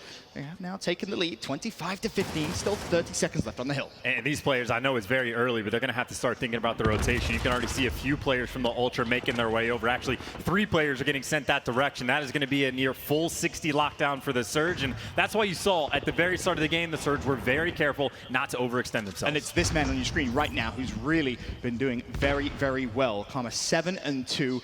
He's on a 4 streak right now. 35 seconds of hill time. For me, Karma is the player to be watching for Seattle Surge. But we'll have a quick glance over towards Classic on Toronto Ultra as the rotation comes through. He will fall. Karma's picked up another 2 kills. Karma's on a 6 streak right now. He's playing very, very well. Teep, you're a genius, my friend. Hey, Karma actually went massive too. He picked up a double kill, basically just to single-handedly break the spawn. So he's going to be on a 6 spree. You got Slacked is on a 5, and Octane is starting to heat up as well. That is, as soon as you break a hill, that 2 to 3 rotation, you're feeling very comfortable with yourself because, well, now the Surge are going to be spawning a lot closer. Yes, there's one-on-one gunfights inside the hill, and yes, it's actually Cammy that comes out on top as he's somehow able to pick up 3, but the Surge should be very quick to go for the rebrand. And that's a good break for Toronto Ultra. It's just going to stop the bleeding, stop the damage momentarily. The lead's still a big one for Seattle, 75-34, and Seattle still spawning closest to the hill, so the contest, you would imagine, should come in shortly. Method's doing a good job of staying alive on the hill. Now goes Classic as he wants to maybe contest the final 5 seconds. Nice shots come through. Karma will fall. And that's actually a pretty big hill for Ultra as well. Again, like they had the early control, Karma goes off, and if it wasn't for Cammy picking up 3, it could have been a very dire situation. But another rotation, it looks like the Surge might be, well, they had the early advantage, but Ultra do chop a couple players down, and they're trying to chip away at that lead. Down by about 40 points, they can honestly take the lead on this very hill. Honestly, they can. All it takes is one good setup and potentially a couple of kills in quick succession, and they will chip away at Seattle's lead very, very quickly, and it seems that might be the case. Apathy trying to make his way back towards the hill. Unfortunately for him, he's been spotted, he's been tagged, and everyone from Seattle falls. Getting shot down left and right. Split spawns, though, for the Surge coming in, and it actually is going to work out to their favor because the player inside the hill for the Ultra not going to be aware of it. The hill gets popped, but it's a little bit too late. Classic gets shut down, so a little bit nice that the spawns start to go the way for Surge. They get at least get those final 15 seconds, but Ultra, they are set up and ready to go for the rotation anew. And there's potentially a little bit of a problem for Seattle Surge is the fact that Karma's 16 and 7. Yes, it's wonderful, but Enable is lagging behind massively. 4 and 13 to start things off. 8 seconds of hill time. I mean, it's walkout. He knocked the game for 6, but he needs to step up in his performance here, Chance. And Apathy as well, right there. Combined 10 kills. They're not letting anything to the table. And that was with the lead, but now the Ultra guns might start to heat up a little bit. So if Armory even slows down production, it could get out of hand. But on this hill, it's been 20 seconds in. Cammy's able to pick up one. You got Methods locking down the back, and Slackwell trying to find a way to get inside. You try to just flood in as much as possible, but you see every single player from the Surge getting chopped down along the way. And big credit to Cammy, really, leading the way for Toronto Ultra. 14 and 13 heat sits currently, and as for the rest of them, all pretty much equal as Toronto Ultra do take the lead, 104 to 96. Still 18 seconds of hill time left, and that scrap, if it goes in favor of Toronto Ultra, you just feel the momentum of this game has shifted a little bit in their favor. And there's an interesting player on the map as well. Yes, Cammy's important, but so is Metals as well. These players for the Ultra, they're thinking 2 hills in advance. There's so much pressure on this far right side of the map because they want these spawns 2 hills in a row. It's not just for this middle one, and these are massive fights, but the Ultra sent so many players over there, and as soon as Apathy gets cut down, this is a future advantage for the Ultra. So with that said, how does Seattle Surge counter that? Well, what is the play they need to make right now to be proactive for P2? If you're not going to make sure you lock down the spawns early on for that second hill, you have to get a ton of time on the first one to make up for the deficit. So far, they're doing exactly that. That's why Karma is sitting inside the hill, but once his teammates get there, either they're going to have to flood into the hill or start trying to flank around, start trying to pour on that pressure. But right now, the Ultra have that entire right side of the map locked down, so it's all about getting the points on P1. And I mean, you can see when you have a quick glance at the mini-map there, Seattle Surge still spawning so far away. Toronto Ultra, they've just sat, parked the bus, ready and waiting for the new hill to come through. The scrap time really won't worry them all that much. Yes, Seattle take the lead by all means. Toronto should be good to just take that right back. And it is interesting watching like the game plan for the team from Ultra say, we don't even want to pour pressure on the hill. We're going to leave 1, maybe 2 guys around just to keep the Surge out of it. The rest of everyone's job is just to lock down the spawns, and maybe we'll be able to see why. It's on the munitions hill. You got Ultra, they're there early on to the Surge. They got a nice little push. They got players coming from a couple different directions, but they need to time it well. Pulled out Enable for a slow start. He stepped things up at 12 and 17 now. It's actually going to be Apathy's turn to try and step up at 9 and 14, but the fights go on in the hill. App will fall. That could have been a moment where the game turns on its head. Instead, Toronto Ultra, it was a little risky, I guess you could say, but it's worked out perfectly, Chance. They still have the time here in the second hill. And again, that's just the calculus these teams are doing. Honestly, the Surge are thinking less about the breakthrough on that hill and more about just let's contest as much as possible and make sure we secure the rotation over towards that next hill, because you kind of saw from Apathy a little bit, right? He gets inside the hill, but then there's 3 players inside. You don't know what corner they're on. You don't know when they're after. There's too many things to check. It's so difficult to break through that ammo hill. This now for Seattle, though, has to be a case of anything you can do, Toronto, we can do better. As it stands, 175 to 131. Seattle have to chip away at the Toronto lead here. A full 60 would be wonderful. And it could give us a very close game, but the hill is just ran through by Classic. He shuts down Octane. And just like that, Toronto Ultra, you blink and they've broken the hill. Even still, though, the Surge will have a bit of a closer spawn, but this is a hill. You can hold it from either direction. So Metals up top is going to be in a nice little power position, potentially to make a play. You can see why. You can get up towards the stairs, but the Surge have surged on through, take control of the hill, and you check the kill feed, and of course Karma's there at least twice. I mean, this is such an important part of the game right here where Seattle need to get this remaining 20 seconds just to, again, keep it very, very close. You bring up Karma, of course, he's been leading the way, 23 and 20, currently on a 2 streak, but it's Enable actually on a 4 streak, and unfortunately for him, that streak is no more as Looney picks up a nice double. Again, though, very back and forth game. You see both teams. It's really once you get that early rotation, you're able to lock down quite a bit of time, and now you have a one-on-one gunfight on the other side of the map. After he's going to be trying to take down a player, he connects on Methods. So it will be the Surge in the hill first. However, the Ultra are going to be very quick off respawn to go for these challenges. So a lot of important gunfights for the Surge to win. If they don't connect, Ultra will take the hill right back over. You feel almost sorry there for Apathy, who was by himself in the hill and had to try and take the fight. 3 players from Toronto all around him, and now Toronto, actually, they get another quick flurry of kills, should be able to lock in this hill. And again, this is just one of those strange hills where players are very careful on what side of the map they're trying to put themselves on. You already have like Cammy, for example, going on a massive flank even with 30 seconds left, but while he's getting chopped down, his teammates are still inside the actual point. Ultra with a nice little lead, 20 points, but it's not substantial, and again, it is as scrappy as can be on this hard point. And it's Karma getting all the hill time for Seattle. Minute 41 so far. Enable will fall once again. Toronto back inside the hill. Methods should be good to pick up the final scrap time, but now rotation, rotation, rotation. Seattle Surge, they need a big hill here, Chance. And this is essentially the hill where if the Surge don't lock it down for maybe not points, but at least 40 seconds where the Ultra is not getting points, the game is going to be dire, but they have a very nice setup. They have a lot of pressure over towards the forest. They have 3 bodies just actually inside the point, in and around Slang. The kill feed, nothing but the Surge able to take 4 down. The first push is stuffed. And now it comes down to the first line of defense here for Seattle Surge. You can see the purple buddies of Toronto ready to fly in towards the hill, but so far so good for Seattle Surge.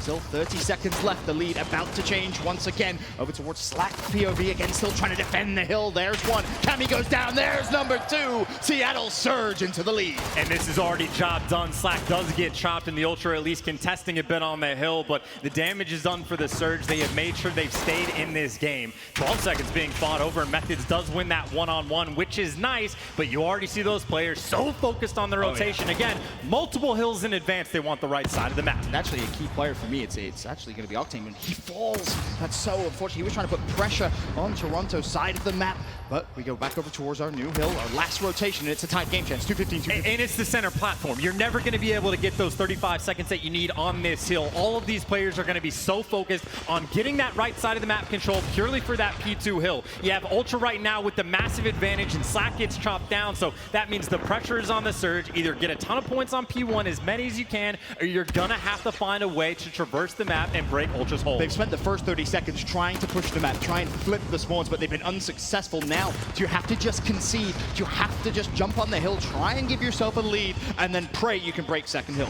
And again, I mean, they're getting a few points here, a few points there, which is nice to have in the back pocket, but it is just gonna make that rotation difficult, because again, 35 seconds on that P2, and the Ultra could still pull it off. And honestly, Karma is actually in a great spot to try and make a play. He's gonna have a 1v2 on the far side of the map, and as I say that, he will fall. Looney's inside the second hill for Toronto, so if you're a Toronto fan, this honestly is where the game could come to an end in favor of your team. And you just see those players in different corners, up high, down low. It's going to be so tough to break through. 28 seconds, the game is there. That means the Surge, and we have not seen in this game either break this hill or contest it for an extended period of time. The player floods inside, he gets chopped down, the Surge are flooding on in. The problem is you can't just flood in single file. You have to go as a team. You have to try and buy yourself time, as App did a wonderful job to find 2, but it's not enough. Toronto's still in the hill, and now with the lead, 237, 233. But they're all coming in from the top side. 4 players from the Surge are on and inside the break. Whoever wins these gunfights will get the game, and the trades are back and forth. And Octane actually manages to win one. Apathy with another Seattle Surge breakthrough. They now can win it here for Toronto Ultra. You have one push.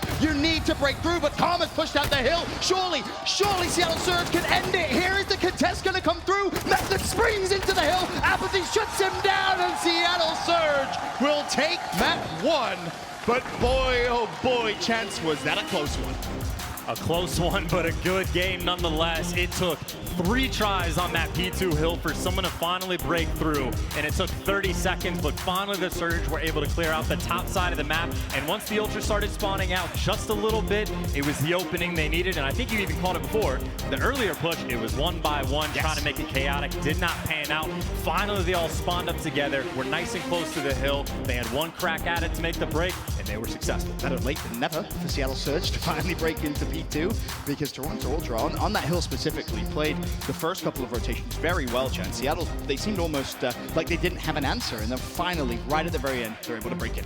Absolutely fantastic game, and again, the respawns are going to be oh so key for the Surge, because yesterday they were 0-2 in Search and Destroy, so if they're not super confident in that game mode, the respawns are key, so it's very nice for them to get onto that early footing. Let's take a look at our Scuffed Gaming play of the game.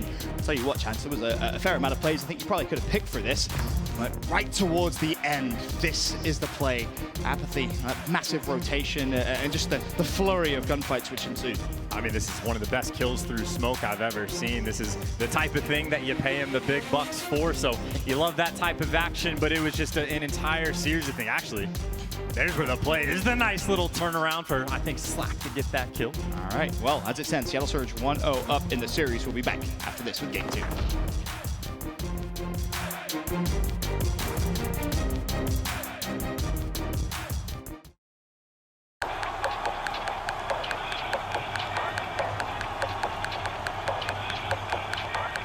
When Overwatch asked me to design their official team kits, I was honored. This was an opportunity to create gear that for the first time brings together the best of the streetwear world and the esports world. This is technical apparel designed with specs to provide the highest caliber athletes in the esports world with the performance and comfort that they demand. And just so you know, her armband is clipped, but it says LOVE, so you don't worry about. Designed to highlight each team's uniqueness, yet resonate with players and fans in the US, China, Korea, France, and all over the world. And of course, gear that needs to look as dope as it performs, both inside and outside the arena.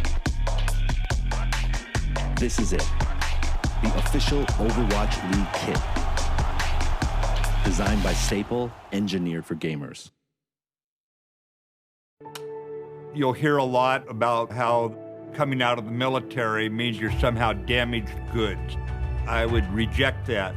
I believe that people coming home from combat can actually have gone through post-traumatic growth. And probably the most important thing we can do is provide jobs for those who get out of the military. Together, we can get veterans back to work.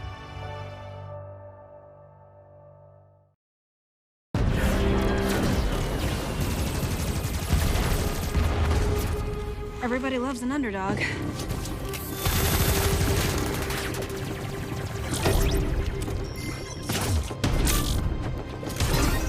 Me? I prefer a dynasty.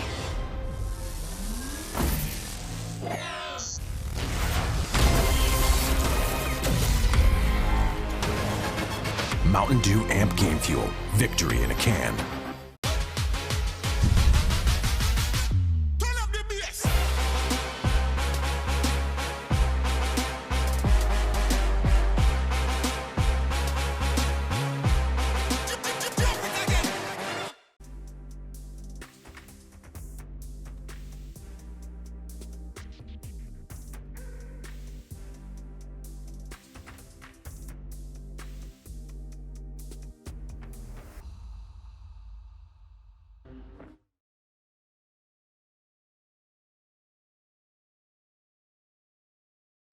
The United States Air Force.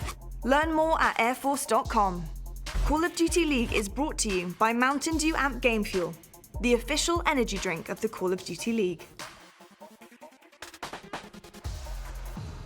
Ladies and gents, welcome back. It's launch weekend here at the Call of Duty League, and we have a pretty good game currently going on, champs. Game 2 of Day 2, Toronto Ultra, Seattle Surge.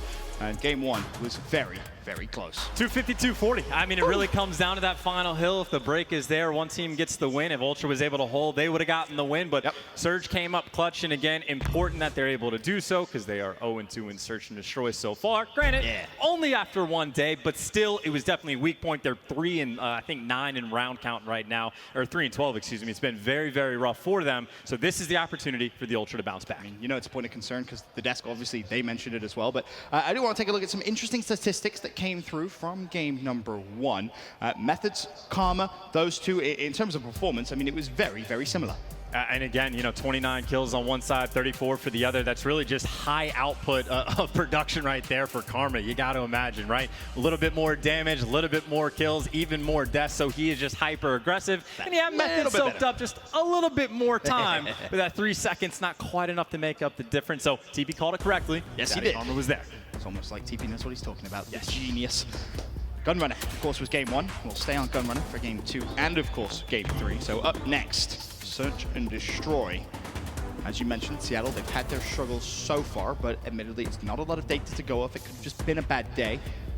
For Toronto Ultra, though, we get a first look at their search and destroy. And I still think we're going to see like Octane sniping quite a bit. He had success with it on this map yesterday. I think it's going to be a little bit of the more minor tweaks that we're going to see from the Surge, which could absolutely make the difference. But if I were to pick a game mode that I'm expecting the Ultra to be very well prepared for, it would be Search and Destroy. They do not come across as a team in my mind that would be a little bit lax with not getting that preparation done. I'm expecting them to bring the fire. Well, it's no sniper in Octane's hands yet, but still watching across from a nice little cheeky angle. As the round starts to develop, we mentioned it yesterday, the meta of Search and Destroy can be a little slow at the beginning of the rounds whilst players wait for their dead silence, and then once they've earned that, all of a sudden they can open up the map and try and make elaborate plays. And there's going to be a couple opportunities potentially for Classic to make a play. He's going to be the most aggressive player on the Ultra. He's actually right above, you could see where Apathy was, but not a ton of movement so far. Plenty of time left on the clock. These players, again, just waiting for that dead silence. Could be first blood. It could be first blood, and it is. Slacked shuts down Cammy, but then instantly trades ensue. Classic finds one, Looney finds two. Octane did manage to shut down Looney, but Classic instantly with the trade. And now all of a sudden, it's Slacked left by himself for the 1 versus 3. He's going to get a little bit of information, but doesn't find the kill just yet. Can he just at least stay alive, buy himself a little bit of time? Because in terms of time chance, there's a lot of it left in this round. And just gets tagged up way too much from the side, trying to go for the cross, but Slacked in a tough spot. Maybe if he finds that first kill and the guy that was up top trains, there would have been hope. But a ton of angles that you have on a map like this. Again, you saw Octane off the rip. He's in a perfectly safe spot. He can call it the cross for players going to the A bomb site. You have another man watching the cross from basically the exact same spot, watching the cross towards B. It is very easy to get information on Gunrunner. And honestly, big credit there that last round for me, for Looney and Classic. They played the trade game absolutely perfectly. Looney was able to find 2, and Classic there to clean up as well. A 2-1 start for Looney and 2-0 for Classic. And this is a very interesting strategy coming out from the Surge. Not even picking up the bomb. Someone eventually is going to go back to get it. Meanwhile, Looney's trying to snipe. But you talk about going back to the drawing board. Generally, you want one person to be the bomb carrier. Either way, though, this time, first blood wave Metals. Particularly, you haven't listened to my Search and Destroy explainer chance. If you plant the bomb, it does tend to help a little bit, but Metals will find 2. Cammy with 1, and once again, Seattle Surge in a little bit of trouble. Now they find themselves 2v5. It's Karma and Octane. Left needing to perform a miracle. Octane will find Metals, but instantly Looney finds the snipe, and it forces Octane into a little bit of a pickle. 1v4, and honestly, there's no chance. No chance at all there. Ultra, they look very well prepared, to your point. Yeah, absolutely they do. And I don't know if it's them necessarily being prepared or maybe just on the flip side, not so much. Again, any round where you start out and someone has to backtrack and be like, oh yeah, my bad, guys. I need to go pick up that bomb. Generally speaking, at events is not the best time to be trying to figure out who's the bomb carrier for the team. You want to plan that out before. Just a small misstep, though, just giving the players a little bit of crap for the decision. But either way, Ultra, very happy for it. They're up 2-0. On the Surge side of things, 0-2 App, 0-2, 0-2 Enable. A couple of slow starts. Metals 3-1, Looney 3-1 on the other side for the Ultra. And a first blood from Metals. We know he's fast and furious when it comes to Search and Destroy, and he's keeping Enable on that donut. Very nice strategy coming out as well from the Ultra. They already have a pressure on the top side of the map. Control over towards A. You got a couple players. Karma might be able to do some damage trying to fight those players top steps. And that's the issue for me there. We didn't get to catch it, but you see it in the kill feed. Classic shuts down App, and he just gets out completely for free. There was a teammate there for Seattle. It was Octane, but he just wasn't in a position to trade it. And you just have to kind of ask yourselves, is the positioning of Seattle just the best possible positioning? Because it just seems Toronto are walking in, cherry-picking kills, and getting away with their lives. There's no quick trades coming through. And you talk about the positioning. Ultra has already actually gotten quite a bit of control over towards this other site. They got bodies on there. They got players watching the flank. Classic is going to fall. The Looney's there for the trade. Should know the second player's around, but tries to play peek around the Rosies, whatever that game is. Ring around the Rosies. Ring, there you go. And Karma shuts him down. Well, Cammy and Methods up now just against Karma. Cammy does shut down Slacked. The 1v2. Obviously, time ticking. Really, no chance at all. Gonna get shut down, and Karma's gonna fall. I don't really know kids' games too well, man. I play Call of Duty, the man's game. But either way, again, Ultra 3-0, and I think right off the rip, you just see a team that's more well prepared. Like the very first blood that came in, Looney's, it's like flashback from like Freight, back in like the Ghost days where it's like sliding across like the red door. Sure. One player dives across, the next player comes in and gets the kill. That's exactly what we saw Looney do. Jumps out across the way, his teammate's Metals is right behind him to get that first blood. It's the little things, and then they don't overextend themselves over towards A. They wrap the bound mount, get a nice setup over towards the B site, and just start picking the Surge apart. And it's those small, intelligent decisions which you've almost just grown to expect from a player like Looney. And he really is a very, very talented search and destroy player. Of course, he's not that bad at respawn either, to his credit.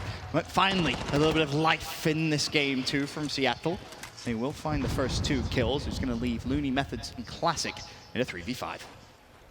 Bomb going to be planted as well. Pressure's going to be on the Ultra to go for this retake, but you got Octane with an AR on this rock in the power position. Not an easy man to deal with.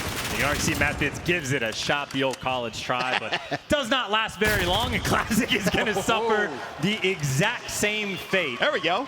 Now, Ben, I don't know if you remember something TP was talking about in the pre-show for this. He mentioned, hey, I'd like to see him in Search and Destroy on offense. Group up together, play a little bit closer, be a little bit more aggressive. It's almost like it works. What is what they just did? 5 men just go flying. They get the stuns out. You just fly. Pour on the aggression over the opponent, and they make it look easy. You get the bomb down in the first 25 seconds of the round. You got a 2-life advantage. It's free at that point. It's just free. Oh, can they manage to do the business on the defensive side? Ultra back on the attack here in round number 5. Octane once again watching the cross. This time going to play a little more aggressively as a rare miss from Looney. However, elsewhere on the map, Classic has shut down Apathy for first blood. Apathy at a 2 and 4 stat line. Kami looking to maybe try and make a play over towards B. Players for the Ultra spread across the map. They're just playing for picks right now with a man advantage. They do have the time to play with. You can see if Looney can hit a snipe, maybe Methods can even make a play. He is going to be on the flank, and these shots are getting set down, and this is just an opening for Methods. He is completely behind enemy lines, and it might be a few seconds away if we can start shooting players in the back.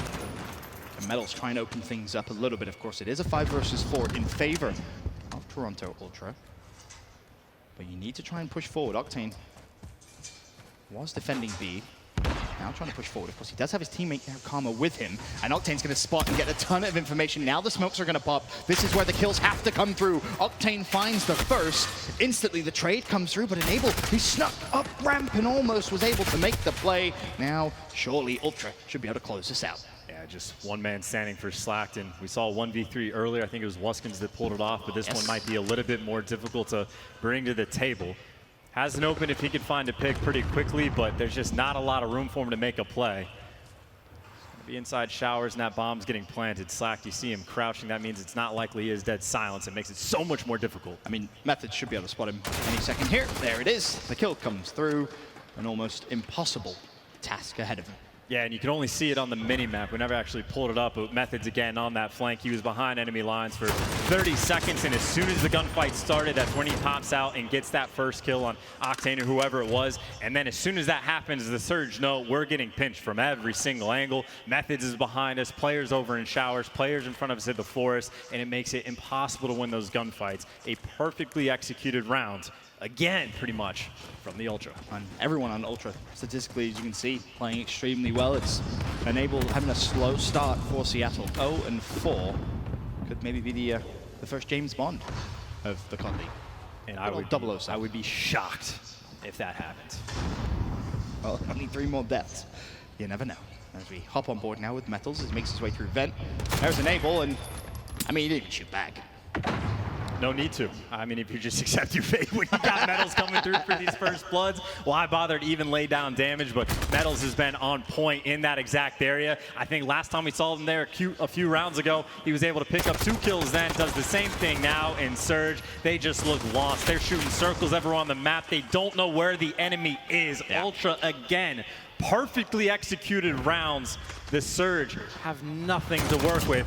If I'm trying to do the math in my head, they've won 4 rounds so far in 3 games total of Search and Destroy on the weekend. If they're down by 5, that means they're, 4-17 in round count. This is maybe starting to become a little bit of a concern for Seattle, just that Search and Destroy. I mean, I think everyone kind of mentioned it. Yep, Search may be a little slow at the start of the season for them, but you would at least hope some of the games would be closer than this, because Toronto Ultra have just completely whitewashed Seattle Surge here in Game 2.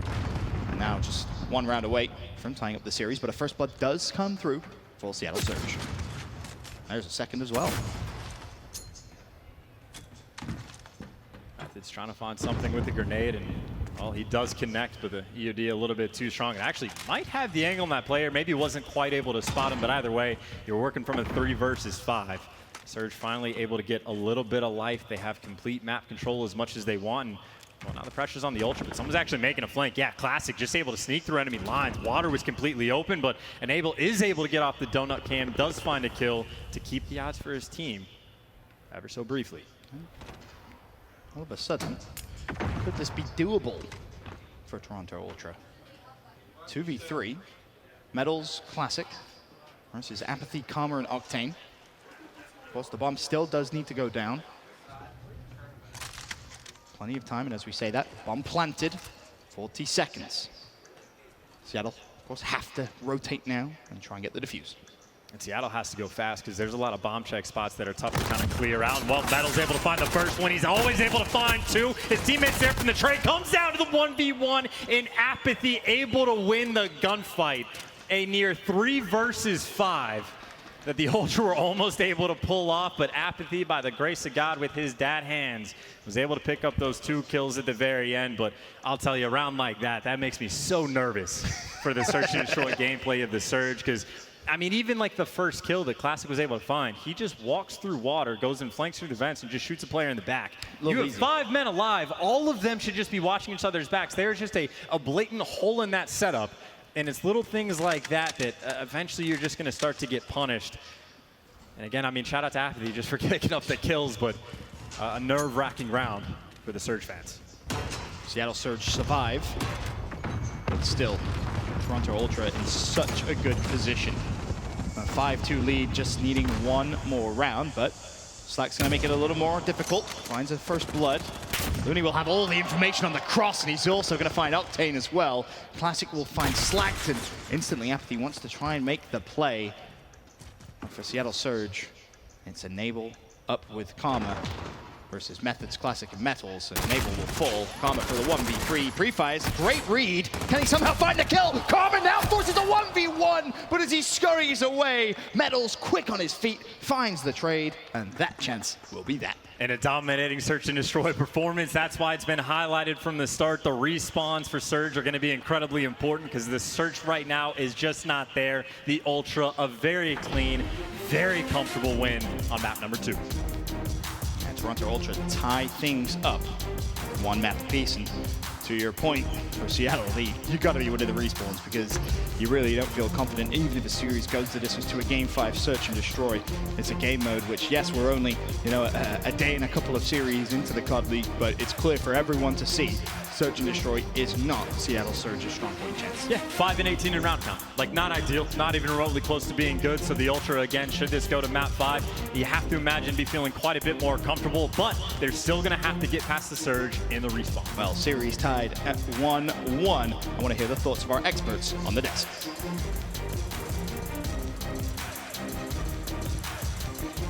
My thoughts on the desk, guys, are that this is a very close series so far, and I'm a little bit in shock right now with how Surge performed on that S&D map. Gunrunner wasn't the best for them. It really, really wasn't. I'm not really sure what to make of it, but what I want to know from you guys, obviously you're experts at this, TP, S&D, what couldn't Surge do that Ultra were doing?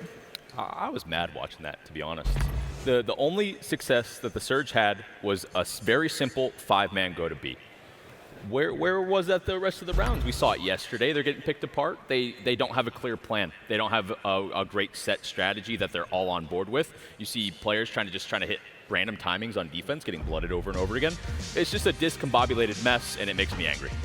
I think it's about time the Surge veto Gunrunner S&D. I mean, just on this map, they're clearly lost. And, you know, I'm a big fan of, on defense, just sticking together, giving up a bomb site, maybe watching the cross and wrapping back and trying to retake. You can easily see on the Surge side of things that they're letting people get through, get these picks. Classic way too many times was able to even out the odds when the Surge had numbers. Like, it was just a little bit too easy for the Ultra to move around the map and do what they wanted to do. It's just pretty bad on the side of Surge overall. They need to completely overhaul their search and destroy game. I do want to give credit to the Ultra Ultra, though. Their trades were on point when they were initiating their plays on the B side. They were together, and it sounds pretty simple, but the Surge just weren't doing it. It's mini-map awareness. When you have a plan, there's a certain time you're going to try and move up on offense or on defense.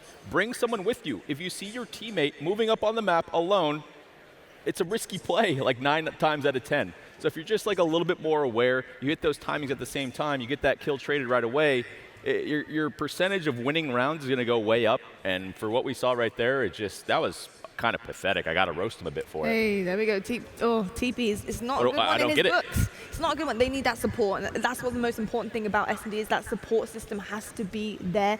We're going to take a look now at our Army tactical play of the game. A little bit of an apathy ambush, I must say here. Talking about Seattle Surge and what they could have done better here. Looking at some individual skill though, Apathy TP, he was kind of bringing it here. Oh yeah, definitely. I mean, the fact that he was able to get this 2-piece, like tremendous shots, the movement was there from the top crate. You got to give him props there, but if you have to do that to win a round, that's a problem. Yeah, and even what you were just talking about, like grouping up and sticking together, that was a 3v5 in the Ultra in that round. Like they all set up over there near that bomb. It was 2 people left, and they were trading out effectively. Luckily, Apathy did get that 2-piece. If you were to lose that, that would have been so bad on the side of the Surge. But, you know, Ultra showing us how to do it, Surge not so much. Indeed. Well, let's take a look at the stat of the game. It's going to be Enable on Surge. I mean, this guy, he has got so much under his belt. And of course, it's versus Metals on Ultra here. There was not quite comparing with what we know in terms of experience. There was a time on that map where I think it was Metals, he went through the vent, and Enable was pre-aiming the vent, and Metals looked at him for like 3 seconds and killed him, and me and Tyler just looked at each other like, what the heck was that? And then they proceeded to get like 2 other kills inside of that vent room, so that was pretty mind-blowing. Like, Surge didn't know where anybody was, and that's a hilarious one. That actually looks just like my KD ratio. I'm going to just be honest there, but that really does look like it. It's like T versus Clint right there. Oh my God, don't start with me, bro. That's messed up. It's true, that though. is a bit messed up. We have some exciting stuff happening on Sunday, and one of those is being the hype battle is coming here to Minneapolis. The first ever of CDL is going to be here. Michael B. Jordan, Andrew Wiggins team up against Carl Anthony Towns and Vince Staples. It's going to be a 2v2 gunfight, people. You do not want to miss this. It's going to be on Sunday. I mean, Sundays are a relaxing day, but for these guys, they're hard at work here. They're going to be battling it out. I'm so excited. I think actually Michael B. Jordan tweeted out earlier, so that's really excited. He's clearly ready. I bet he's getting some reps in. You know, we've been hyping him up. I'm super excited to watch him play, see if he's pretty good. But I'm also going to listen to some Vince Staples music tonight and get in the zone for tomorrow. That's going to be lit. It's going to be absolutely amazing. And of course, we have also the Game Fuel marquee match of the night to look forward to as well, gentlemen. I'm really excited because Atlanta FaZe, of course, it's a roster I'm so excited to get into and see what they're capable of. TP, do you think they're going to be bringing it this evening? 100%. I have a lot of confidence in this young lineup. They have a coach like Crowder to get them in the right mind state. It seems like everything is, you know, a good puzzle put together, and I think they're going to come out with an absolute passion here. And you know, they're playing an Empire that didn't look that strong yesterday. No, I think Dallas are in a little bit of a rut right now. I think they're in for a shock when they get to Atlanta FaZe.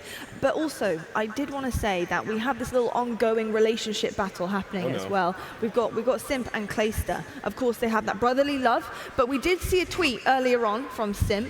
He said, "What an amazing piece by COD League. Thanks for the gas, old man. Don't get too shook today, Clayster." There's a little bit of fun there from Simp coming out. I'm sure it's with love. I'm sure it's with his heart, really. I'm sure he can say that to him without getting too mad.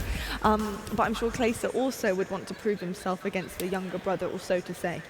Yeah, I think Simp is just trying to play against the best Clayster he can possibly play against. And, you know, talking trash, that's what's going to get Clay fired up, and that's what's going to get Clay to play well. So I think Simp just wants the best challenge possible. He does indeed, and of course we can't leave game 1 out of this incredible series that we're seeing here. We had hardpoint on Gun Runner. Surge took that one 250 to 240. It was super close. Of course we've had Gun Runner twice here, but Ultra doing an amazing job at holding down Warehouse, I have to say, keeping out the Surge with their setup, and they did that throughout the entire map as well. Watching all the different entrances here in Gun Runner, it's really tough to do. The Surge just couldn't quite get set up at times. Talk to me about how you were able to break a setup here, TP. Well, breaking setups on Gunrunner, it really depends on how well you're able to hit the smokes and whether the the opposing team has trophies set up at the given hill. It was kind of a good start for the Surge here. They were able to come out to a hot lead, and then Ultra flipped the switch all of a sudden on the second rotation to really make that game close. Fortunately, Seattle at the very end was able to make that push over towards P2 and end up breaking it at the last second win. That was very impressive stuff there, so got to give them props. But still super close maps for the Surge. The S&D's looking shaky. Ah, man, it's not strong enough performance for me. It isn't, Indy, but the setups were there from both of these teams. The breaking of the setups were, again, there for both teams, too. It was just which team could push it over the line. Well, I think it was really that warehouse hill where, you know, the Surge got a bunch of points, and they also moved into that first hill and picked up some points as well. And, you know, you could see the strategy from the Ultra. They were conceding both those hills so they can lock down, you know, P2, which can be that dominant hill to win you a game. And they were set up. They stopped the first push, and then they got broken from the A Search and Destroy train side of the hill. So if they were able to just win that last fight, they would have won that game. So the Surge were able to battle on in and close it out. Well, gents, I want to see how this story is going to be starting to end, because I want to know which one is going to be clutching up. Gentlemen, it's over to you in the casting booth. Talk to me. How are we feeling? Honestly, I don't know, Lottie. I really don't, because for me, Surge, they now have to win every single respawn, because I just can't see a way where they're going to win a Search and Destroy. So if this goes Game 5, you almost feel like, Chance, Ultra, they have it in the bag. It would be incredibly comfortable. Of course, that Game 5 is Ramaza as well, so they went 0-6 on it yesterday. It didn't really go too great, so they want to avoid that at all costs. But again, a story of this series has been the repeated maps we've already seen the Surge play. Right. This is another one. Yesterday, they did get the win on it, but it was 186-183, as close as you could possibly be. We already saw the Ultra map one. Yes, they lost. It was a 10-point game, as close as you could really possibly be. Absolutely. If the Ultra are able to pull this off again, you just have to build that much more confidence for them to take the series and to flip up the power rankings a little bit more. Well, for Game 3, we of course stay on Gun Runner. We'll go over to Domination. Our series cannot end here. We will at least see a Game 4. The question is, though, can Seattle Surge win all the remaining respawns? It really does feel like their only hope, almost, is both home hills are kept up by the respective teams, and now the fight for B will continue. Yeah, you got Cammy with his effective AR in hand, trying to look down the line of sight over towards B. You'd actually see Surge, they're just trying to flood on through, and they get a couple bodies past that smoke. Slack now leading the charge, which means his teammates should be safe to hop on the flag. You see they're slowly getting that progression, but he gets red, and Method's able to take him down, was able to pick up 2. That's a smart play from Seattle Surge, to be fair. Just try and push straight through, take the fight to Toronto Ultra, buy yourself a little bit of time so you can actually cap up B. The problem is you have to stay alive. You have to be able to defend the B flag. You can't instantly just concede it when you spawn out. And Method's going to try his best to retake from afar. Yeah, Method's a little bit hot as well, starting off on a 4-3-4-0, but it's not about the kills, it is about that flag, and despite his hot start, well, he obviously surged. They're able to keep control, but this is a massive amount of action that is going around down these train tracks around this B flag, and well, the Surge are happy for it, taking a nice little lead. It's actually comedy. He's the furthest Seattle Surge player who's managed to actually flank over towards the B flag. Now, can he manage to cause any pain? Because there's no way Toronto Ultra even know he's there, or do they? Well, Cammy sniffed him out and managed to shut him down, so instantly the B flag could turn back in favor of Ultra. Yeah, and you can see Slack's response as soon as all of his teammates die. They know that that B flag is going to go the way of the Ultra. Just get out, reset, and do what you can. And now Surge actually sending 2 players over towards this A flag. I love it. See, Methods is making the read with the smoke on the point. The player's going to draw Methods all the way back, and he's got the M4, not the gun for the job, and gets taken down by App. And I love that App finds a kill and just scurries away. He's happy to leave the A hill neutral for now. Keep it at a 1 flag per team game, as both B and C now being decapped on both sides. Apathy will finally fall over towards A, so that means Toronto Ultra will be able to reclaim the A hill. Probably the last player off spawn should be able to cap that up, because Seattle Surge managed to jump on B now, almost securing C. Finally A capped up, but the fight's still going on, and it's getting a little chaotic here, Chance. Yeah, you can see just how happy the game is to constantly spawn players over towards the C side, even like regardless of who's like capping what point or which point is despawned. But when all is said and done, the smoke clears out just a little bit. The Surge have stabilized. They've been able to retain that CB flag hold, and you can see all those players on the minimap, all the pressure they have towards these train tracks. So 3.5 minutes remain of the first side here. Domination on Gunrunner, as it stands 41-28. is the score. Seattle Surge still with 2 flags under their control. Toronto just with 1. And a quick stat update, Slacked 8-3. He's had a great start. Octane a little slow behind there at 2-5. On the other side, Classic struggling at 3-7, but it's Methods 8-4. Really playing very well. As we jump over now to his POV, you can see exactly how he's able to pick up those kills, but unfortunately will fall. And if you notice, Ultra is kind of taking a tonal shift of how they're trying to approach this, like being pinned back over towards the A flag. They started sending players through forest. They made the attempt, but now actually the gift for them, this player just going to spawn out Metals and now his teammate Looney. Despite the fact that Surge don't really have pressure over towards the A flag, they are going to be spawning in the back, so now Ultra has pressure over towards C. They've already despawned the flag cap, and they still have another player, Classic, there, potentially able to make the play, and now players on Surge have died over towards the B flag, potentially an opening out for Ultra to make a play towards B. Well, can they try and secure it? Of course, the C flag is still neutral. It has been for quite a bit of time here, so if you're Seattle Surge, you're more than happy. You have a 21-point lead. You don't need to necessarily jump on it straight away, but finally it seems as if C will be the target. Methods is there, though, for Toronto Ultra if he wants to try and make the play. The player soars from above, and I don't think Methods quite expected that. Octane shuts him down, and Seattle Surge, I mean, for all the question marks over their search and destroy, their respawn does look very, very good. And that's in spite as well as Toronto Ultra getting like a few like key opportunities just based off the spawns, right? Like it has been the entire, like right off the opening rip, it has been the Surge just holding C, holding B for the better part of the game, like 90% of it. And anytime they lose C, even briefly, they're right back there. The Ultra, I mean, maybe what, have gotten a single tick or 2 on this B flag the entire time. Finally, they have another opening to get Cammy on side of the hill, but all of his teammates are dead, and the Surge, they had him surrounded. I was going to say, well, when your teammates fall and you're left last man up and you're trying to decap the mid-neutral hill, you don't really stand much of a chance because it's going to rain nades, you're going to instantly be challenged. There's really not much you can do at all as Enable trying to push straight over towards Ultra's home flag. I mean, a little overzealous there, but either way, with just over a minute to go, Seattle Surge, they're making a statement here in the first side of domination on Gunrunner. They're just completely pouring the pressure on. As soon as they spawn in the back over towards the C flag, they know that they're safe and they can flood as far up towards B as they want. They have had complete control of the entire map pretty much from the get-go. You get players over in the U area side of things, you get players in green, you're feeling comfortable because then you got players that can just hide in corners by this B flag. So if Classic makes a move, you imagine gets chopped down instantly. Actually, well, he wins the gunfight on Octane, but eventually the trades come It's just through. trades on trades on trades, and when you have full control over B, of course, you are having a favorable spawn to that side of the map, so the trades are just made so much easier as Ultra finally lock in A and C, but it's only going to be for maybe 10 seconds or so.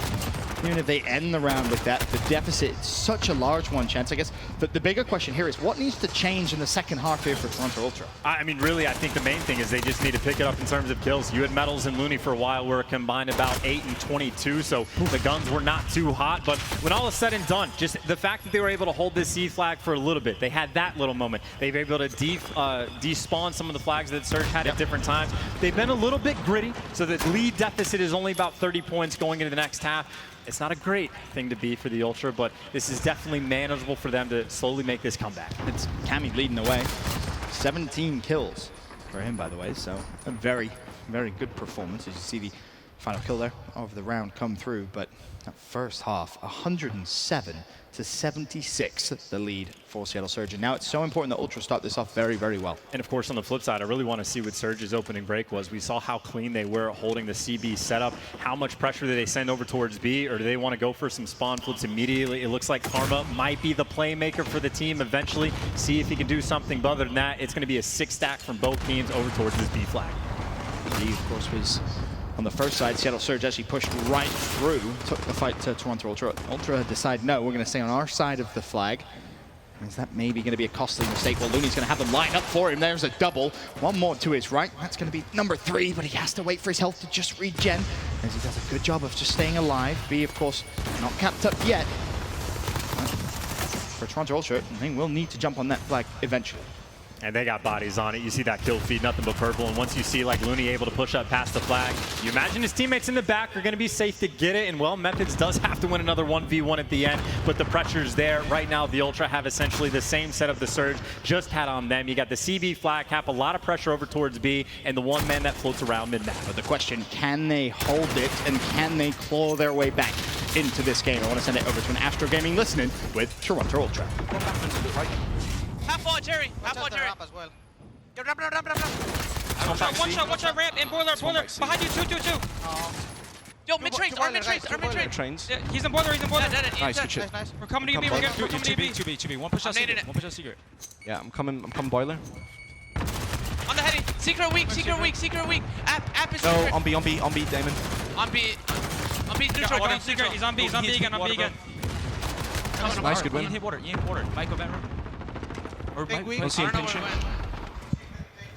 Well, there's a quick glance at obviously the Astro Gaming listening. Seattle managed to actually lock in a trip cap here as well. The lead is only going to get bigger. And now pressure's on the Ultra. They're going to have to get these flags back very quickly. They've retaken C, but already they got Karma. He's causing problems on the point, so he's able to cap that. That means Ultra's forced to go back. The triple cap, well, not quite on board. He hops off and lets it be despawned, but now the Surge are going to be able to get 2 points while the Ultra get none, and that is just a nice lead increase. The Surge trying to run away with the game. The problem Ultra have at this point is they're spawning so deep, and you still have Seattle Surge pushing up just the perfect amount of the map to keep the pressure on, keep the 2 flags to 0. Finally, C is capped up, and now Toronto Ultra with 3:35 still to go, down just shy of 40 points. You have to start firing on all cylinders. Things have to click now, because if they don't, this is over. I mean, with 5 minutes they had at the start of the half to chip away at the deficit. It's been a minute and a half, and things are going in the other direction. Now you got Slack on a 4 spree starting to heat up a little bit, but it's really just more pressure over towards this B flag, and you just see how much map control the Surge constantly have. Finally, players able to get towards this B flag, but now you have to worry about Slack, who's behind enemy lines, who can go and make a play and just shoot these players in the back. Free kill number 1, more players lined up in front of him, and yes, he does get dropped. And that's actually going to be a big play from the Ultra. It is necessary to take those men down. The opening is here. The problem is you almost feel like they need to decap A. Maybe not necessarily go for the trip cap, but a decap could be massive. Because again, that deficit as it stands just seems too large. Almost as if Seattle Surge with just over 2.5 minutes would still win this game. And I think mathematically correct. At the very least, they'll have to decap it for, I think, 5 or 6 ticks, or just get the triple cap for a little bit as well. But right now, the Ultra have their work cut out for them, and you can see the Surge know that. They just want to be annoying. Apathy. He's wiggled his way over towards the C flag, but Looney, you can tell he can feel it. He returns there, but Apathy does win the gunfight. The Surge trying to be annoying, while the Ultra actually, well, they're pushing towards A themselves. I mean, they almost have to, but that's a big win that comes through. And it's going to be Classic that will reclaim C. A also back under Seattle Surge control. Again, with just over 2 minutes, the deficit 36 points. And B still being assaulted. Metals with 1 jumps out, finds number 2, and Abel gets shut down. Still though, the Surge, they are constantly sending at least 1 player over towards this C flag, and if they just decap it, that's going to make it so much more massive for them, because the Ultra, it's not good enough at this point just to hold that 2 cap. They're going to have to get the triple or despawn that A flag, and they're struggling to do so, but Cammy able to pick up a couple kills towards that. Was so smart from Karma. I'm not sure if you caught what he did. He was the furthest Seattle Surge player over towards the C flag. He waited. He was so patient. Didn't hop on the flag. So smart. Toronto Ultra, of course, they had to push through A. What happened? He jumps on the flag as it goes neutral. His teammates spawn on him. A fantastic play from Karma. And now this is just chaos. Less than a minute and a half. The Ultra are pretty much going to need the triple cap at this point, but you have players from the Surge on every single side of the map. They're spawning at C, but they have pressure over towards A, and they're still on top of this flag, and it's again Karma making the big plays over towards A. It seems like he's close to have sealed the deal. But wait a minute. Gets taken down, but Surge, they're still everywhere back. Honestly, Toronto Ultra trying to lock in a trip cap. It could come through. It does, but for how long can you hold it? A will be capped up, but the big contention is going to be over towards C. B is decapped as well. For now, Surge aren't earning points, but the problem is, if you're Toronto Ultra, you need to make sure that Seattle do not secure that B hill, and as you can see, the fight starts to go on. 3 kills, Cammy will find another. Octane stays alive, is it enough? He caps the hill and stays alive, no idea how. 25-point game, 35 seconds left. The Ultra, I think it might already be mathematically impossible, but they need this B flag and they need it fast. And you still see the annoyance of the players from Surge. Apathy goes over towards A. He gets the despawn cap. That was the story of this side. The annoyance that the Surge were able to bring to the table, even when they're getting outslayed. one or two players are able to slip through the enemy setup, able to despawn a flag or just outright cap it and chip away and make sure they keep their lead. And it's super important to know as well, when you're pushing down the lower side of the map, all you're doing is you're forcing Toronto to spawn over towards B. So what happens is you have to make that conscious decision. Where are you going to go? Are you going to go back towards your home flag to defend what you know is consistently going to be coming, a 1v1, or do you push through and finally be aggressive on the other side of the map? And Toronto they weren't quick enough, Chance. Not quick enough at all, and of course that means the story of the series remains the same. Surge, we're expecting them to get a respawn. They have been. The search, though, is still lacking an ever-important map 4 that could very well decide the series. Well, can they close it out, though? That's the question as it stands. Seattle leads the series 2-1. We'll be back after this with Game 4.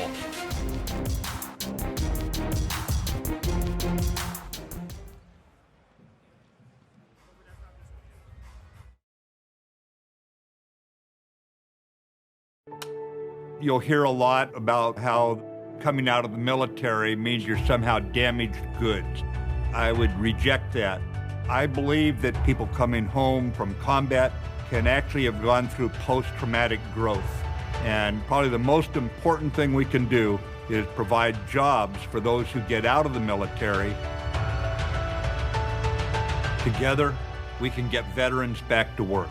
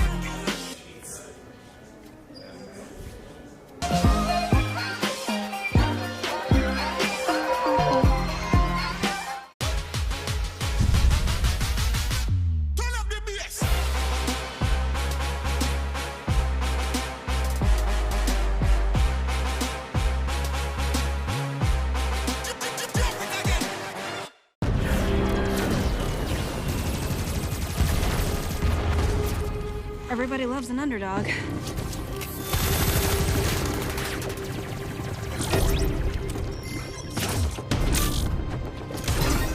Me? I prefer a dynasty.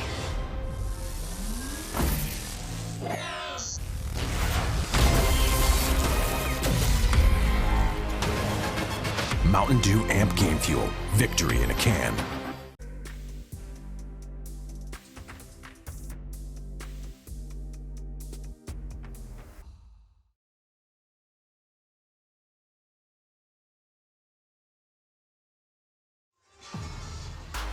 Ladies and gentlemen, welcome back. The series is a good one so far. Seattle Surge keep the pressure on Toronto Ultra. They lead 2-1. 2-1, and again, the story of the series, you have to keep bringing it up. It's the respawn versus Search and Destroy. You have to imagine this is going to be a map that the Surge want to make sure they take. It was the same story yesterday. Octane was even tweeting out, he was like, hey, we kind of trolled in map 2, kind of trolled in map 4, and as soon as they lost that map 4 and it goes to the game 5, that's where they crumble, that's where it all falls apart. They have to make sure they learn from their mistakes and clutch up on Cave. Well, as you can see, the players getting ready. Jump into game 4. We're going to Azir Cave, I believe it's going to be. It's going to be the hard point.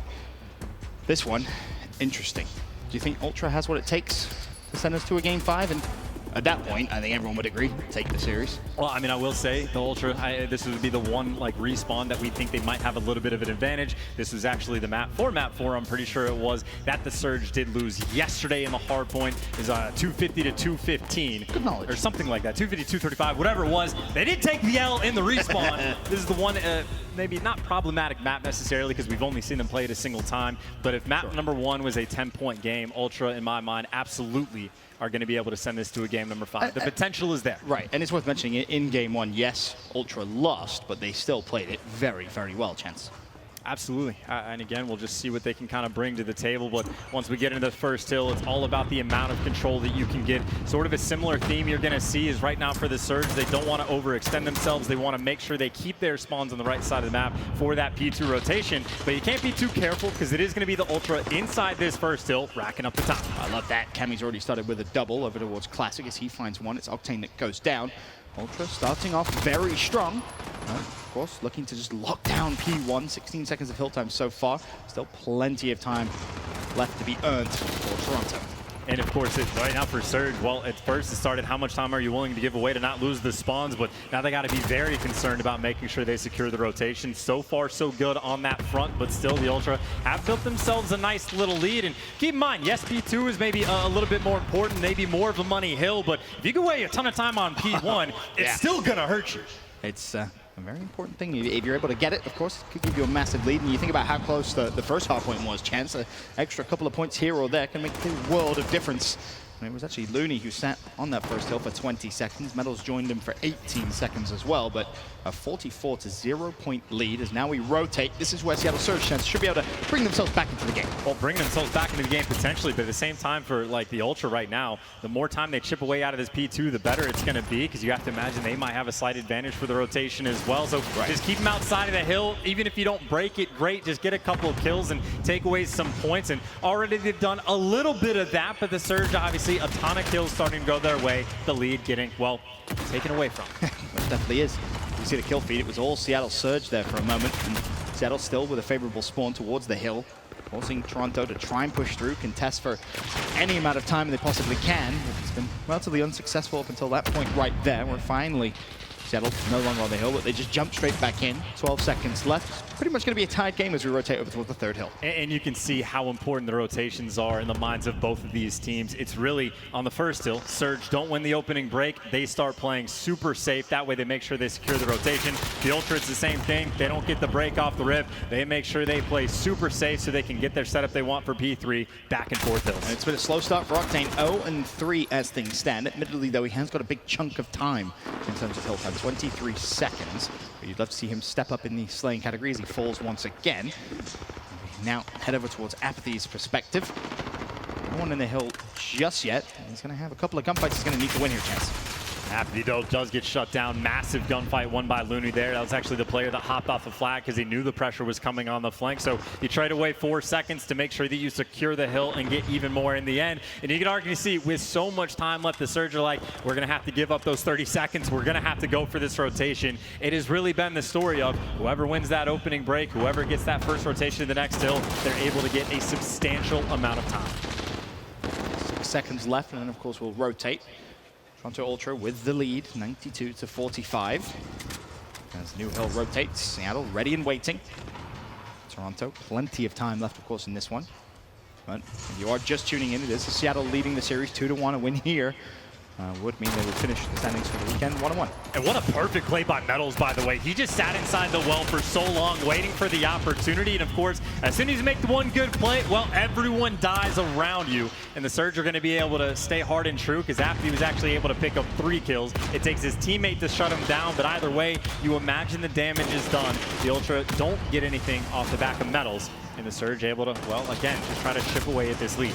It's all you can do, really, at that point, right? The rotation was perfect. You need to make sure you're locking in that hill time as once again, Seattle inside the hill. Metals already thinking about that rotation, as almost everyone is now on the side of Toronto Ultra. And it's really just been a back and forth game. It started off with Ultra controlling the first hill, and you know, ever since then, it's truly each hill has been back and forth, and that's why the score really reflects that, Chance. And now you have maybe a bit of more scrappiness, because Surge are actually getting a pinch straight across the map. They got players potentially coming down that walkway, and well, you got players going on the flank, and Naval might be behind the enemy line, so Looney, he's not going to know what direction he needs to look in a second, because Seattle Surge are pushing from every angle. And it's really Enable, who could be massive. If he can find a couple more kills, there's number 2. One more up top. Does he spot him? I think he will. Enable trying to make the plays for Seattle Surge. The help comes through and the pinch still unsuccessful. Toronto hang on inside the hill. Finally, though, Seattle break through. Great plays from by Enable on the flank. That opens up the front side of the hill. The Surge are able to get inside, and this is really the first clean break we've seen from the hill at all. And now Surge, you see all those bodies through that inner cut of the cave over towards that car, trying to get the cutoff kills. It looks like they lose a little bit of that pressure towards the end, and the Ultra, well, potentially trying to fight for that scrap time. But when all is said and done, the first set of rotations, it is, as expected, close game. The Ultra with a slight lead of 30 points. Very, very close game. 126-92. As we go all the way back to the beginning. Octane, I mentioned statistically at least having a slow one. He has caught up 10 and 10. He's even. 34 seconds still time. He's going to find a couple of kills here, maybe. Only just one. Now we flick over towards Slacked. Still inside the hill. Bringing Seattle Surge right back into the game. Yeah, just doing the dance inside the hill, trying to stay alive as long as possible. And Slacked actually able to pick up a couple more kills. He's going to be on a 2 spree, but it's not negligible. And of course, now it's the Ultra. The decision is, all right, 27 seconds left. We have to play a little bit safer to secure those spawns, because the Surge, you can see all those areas on the minimap really starting to pour in the pressure on the rotations, but they don't quite have some life yet. Karma might be the man to make the play. The thorn in the side of Toronto Ultra. If he'd found a couple more kills there, that really would have put Toronto in a pretty bad spot. But after the first hill, Seattle Surge will again take the lead. But I mean, I feel like the trend is going to continue here, Chance. Toronto should be able to lock down this new hill for a significant amount of time and more than likely take the lead back. I mean, if it wasn't for medals, it might have been more problematic. Surge had some openings, but he was able to pick up 2 to shut him down. So the Surge had a bit of map control, had a bit of map pressure, but now it's just nothing but Ultra in the kill feed, nothing but Ultra inside the hill. This is where Methods loves to be. Shoot him down from range, hang out inside the hill. He doesn't have to take a difficult gunfight at all. If there's any sort of pressure, he can just lay down and let his teammates come to help him. But the Surge is coming on. Those 4 players looking to gun him down, and he gets dropped immediately by Octane. That was very, very quick win there for Octane, and can Seattle hold on? This would be a very big break, because Toronto are still spawning closest to the hill, so they should be able to jump straight back in. This Cammy actually finds himself 3 kills in quick succession. Seattle is still there, though. They do not want to give away that 14 seconds for free. And still, that is one of the better hills I think we've seen from the side of Surge, from the side that doesn't have those spawns early on. But now we're going to the next hill, and really for Ultra, it's one lone man, Looney. He's trying to make the play behind enemy lines. He's able to find one, and now more importantly, just needs to stay alive. Pre-fires for the second player, trying to do the damage, takes down Slack, and that's the opening the Ultra need on the rotation. Looney just bought his teammates so much cover to get to this hill. Oh, don't underestimate how important that play is from Looney. So disciplined, so patient, then springs into life. Finds himself 2. Then it's going to take 2 players to actually challenge him just to shut him down. Meanwhile, Looney's teammates were actually inside the hill. They've been able to get the first 15 seconds or so. It's going to keep Toronto in the lead, and now Cammy can shoot over his teammates as he now bounces back in towards the hill. A great play out of Looney. And this is where Methods is at his prime, right? He's going to be on his 6th spree, but it is because of the plays that Looney was making earlier that got him in that power position. So he's heating up a little bit, and that's a gun that if you get hot can be ever so important, because you need an M4 to be on point for this rotation. They have a 50-point lead, and if they break through this hill, they'll at least do enough damage to set themselves up later on. Oh, we love close hard points. Game 1 was very close. It looks as if Game 4 may be very similar, unless Toronto Ultra can break through this hill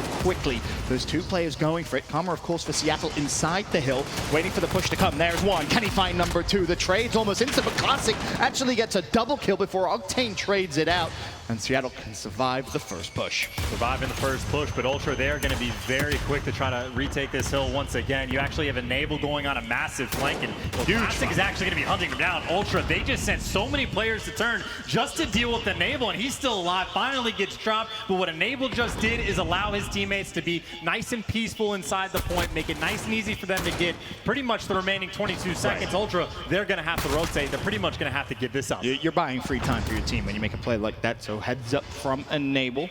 And with 13 seconds left, Seattle will not take the lead, but it's going to be close as we rotate towards our next hard point. And for me, Metals could be key. After he's trying to hunt him down, teammates able to do it for him. You can see already Toronto setting up on the new hill, and they will take control. It's almost similar to the first hard point, right? The Surge, their backs are against the wall. This is a hill they're going to have to break, and if they're not successful with it, the game will not be theirs, but the pressure's on. Karma was able to pick up 2. You got Slack able to work his way inside the hill, and Karma letting it ride has picked up another 2. I was going to say, asking you shall receive. Seattle finally break through, but Toronto fight straight back, still with a favorable spawn for the hill. Spawning closer, and they can instantly jump straight back in. Still 30 seconds here, and if Ultra do jump in, they can win it here. Pressure's on for the Surge. They are getting chopped down left and right. This is Methods returning with the triple of his own. He's actually on a 6 free on this life. Talking about going off towards the end. The multi-kill is there. Give him number 5, and Enable might just run into death. Methods, the gunfights he loves to take. Easy ones usually for win, but actually does get dropped by Octane. The problem was, I don't think anyone was watching the flank for a brief second, so Seattle have survived. Toronto jump back in the hill. Will it tick? Yes, it will. Toronto Ultra send us to a game 5.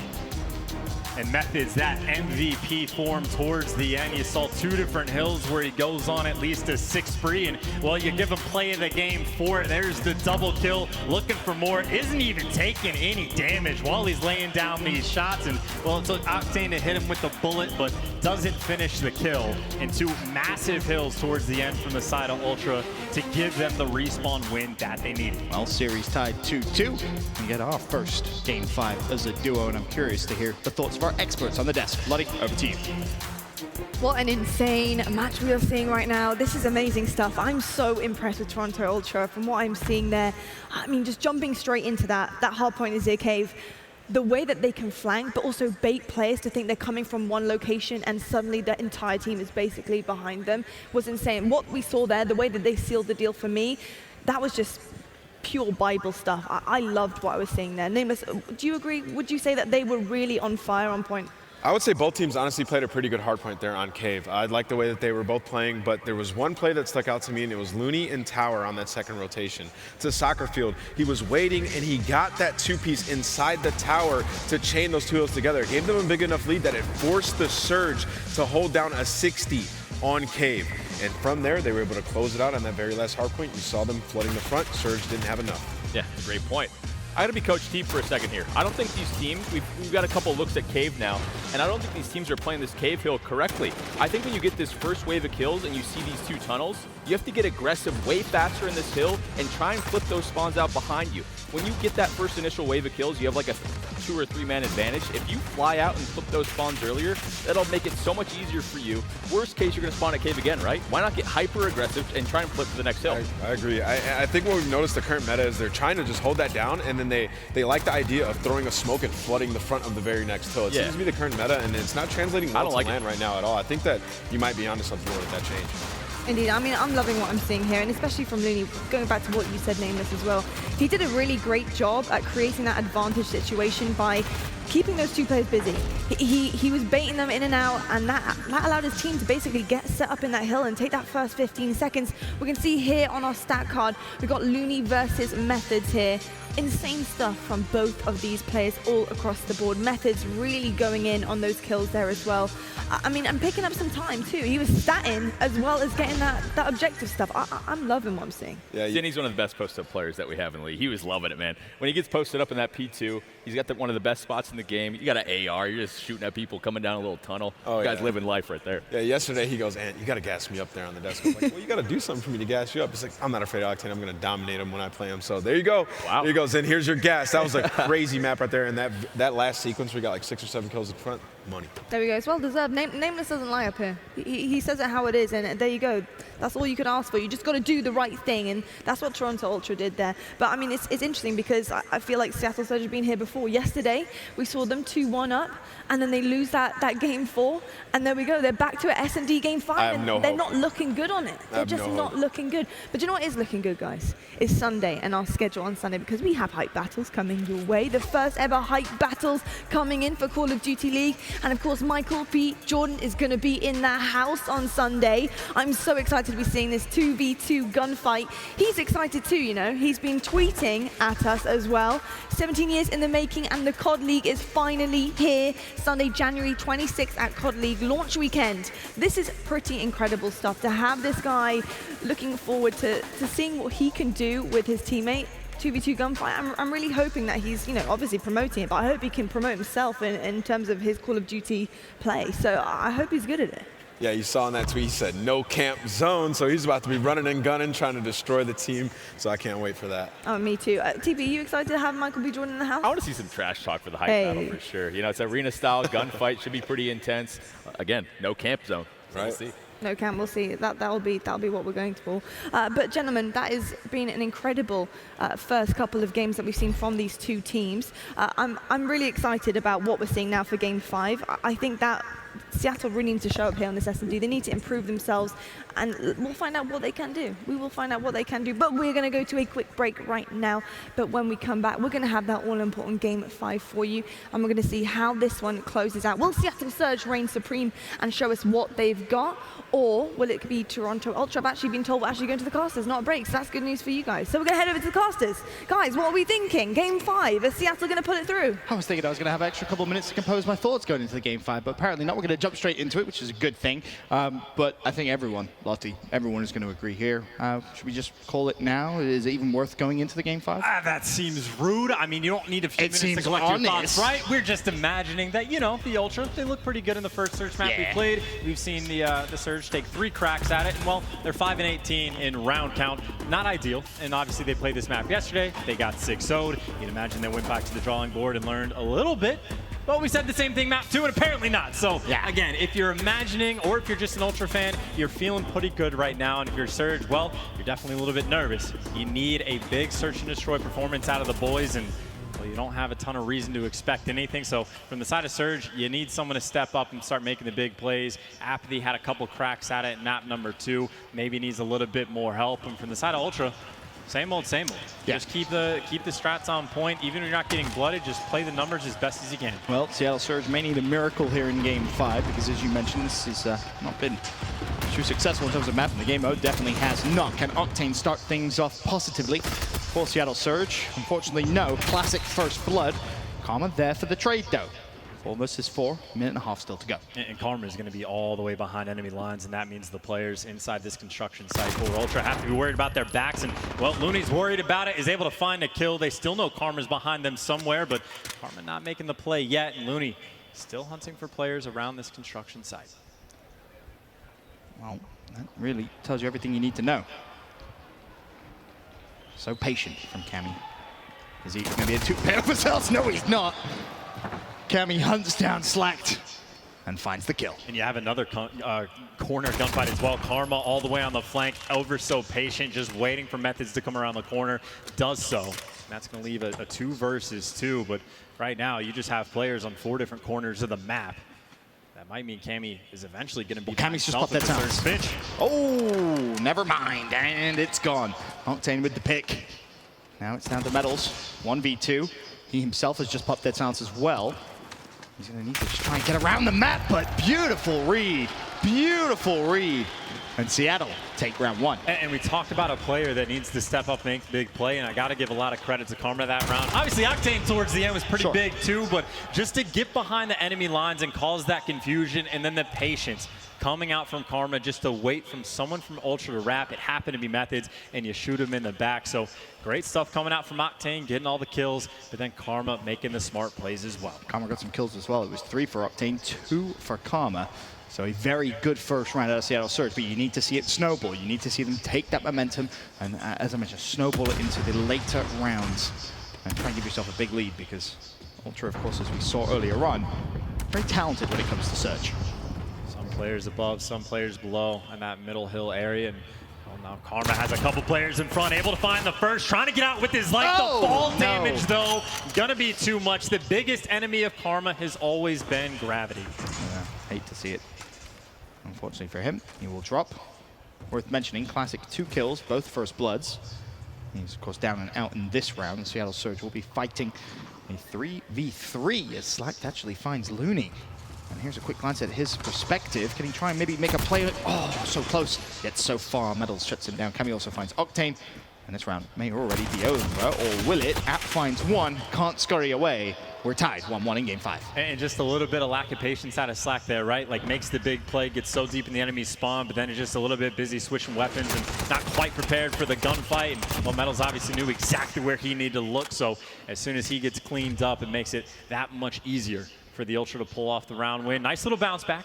You don't want to give too much momentum to the Surge. And again, shout out to Gravity just for shutting Carmen down, because once again, he almost made the play.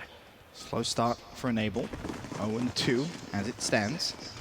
Be important for him to try and turn that around here in the game 5. Of course, he will be carrying Bomb though. For Seattle Surge just kick things off the ball with Looney, who may have just spotted a few players trying to go through mid.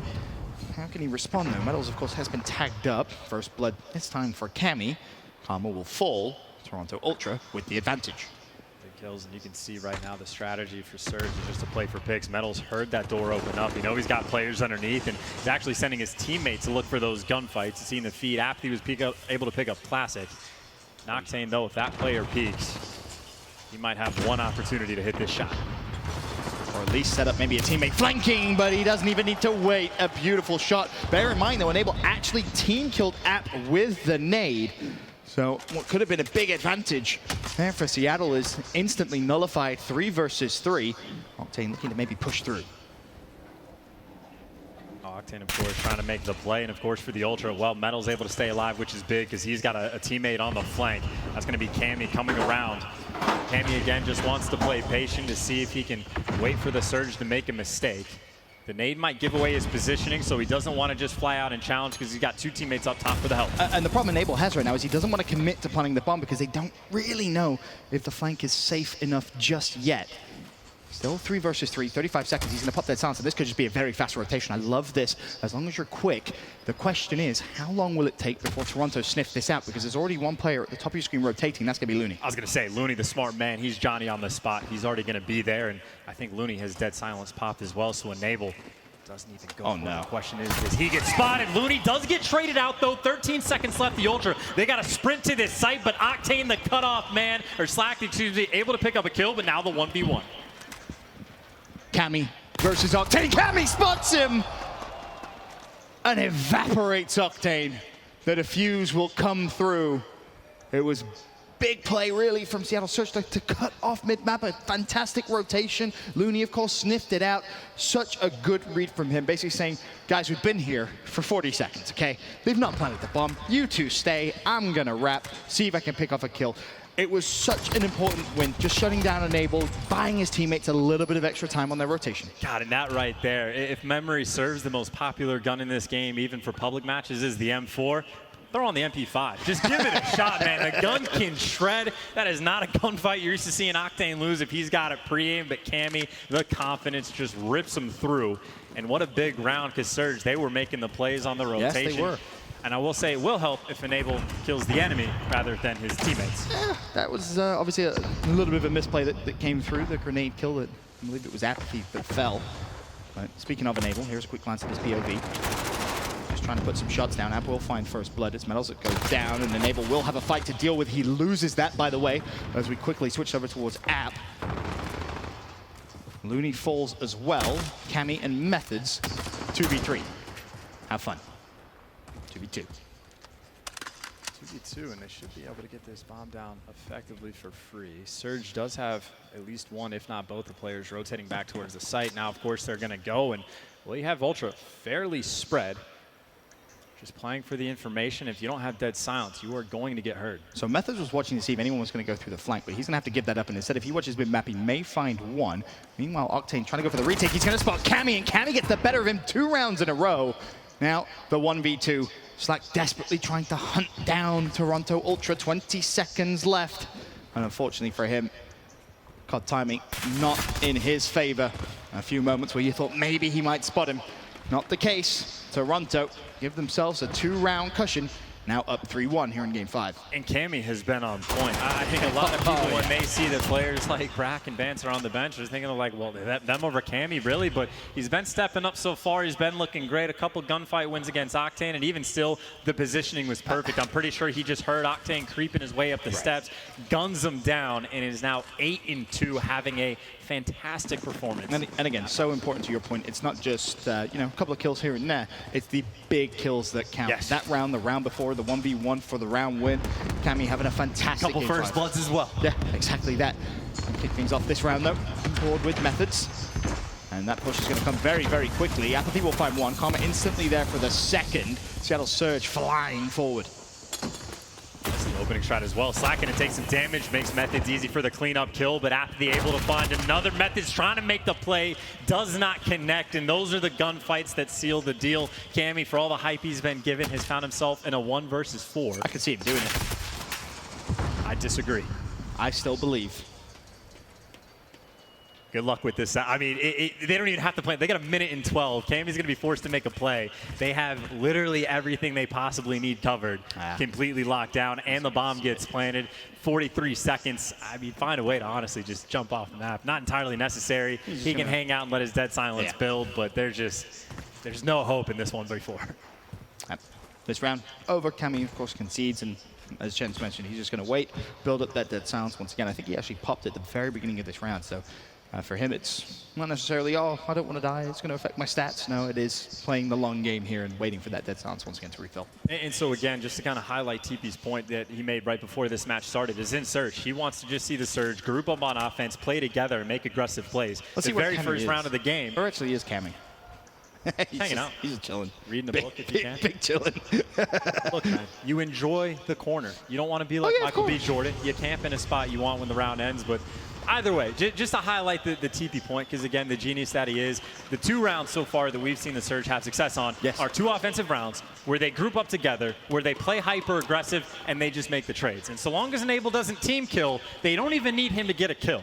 They're happy to do this when he just holds this bomb. Well, he hasn't got a kill so far. He's 0-4. It's Apathy 6-3, Karma 5-3, Octane 6-3. Slack struggling a little bit here, 2-5. But what is basically a 4 versus 5. Seattle Surge kept it relatively close, Jess.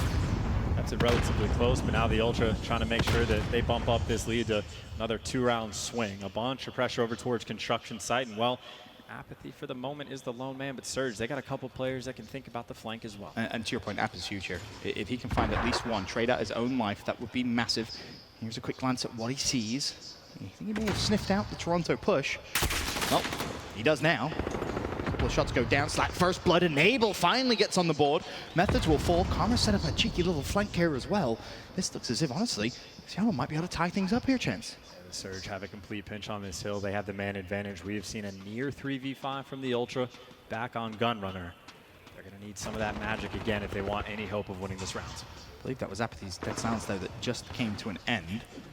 So he is still around the site, but he's going to have to be a little careful as Classic puts the moves on Octane.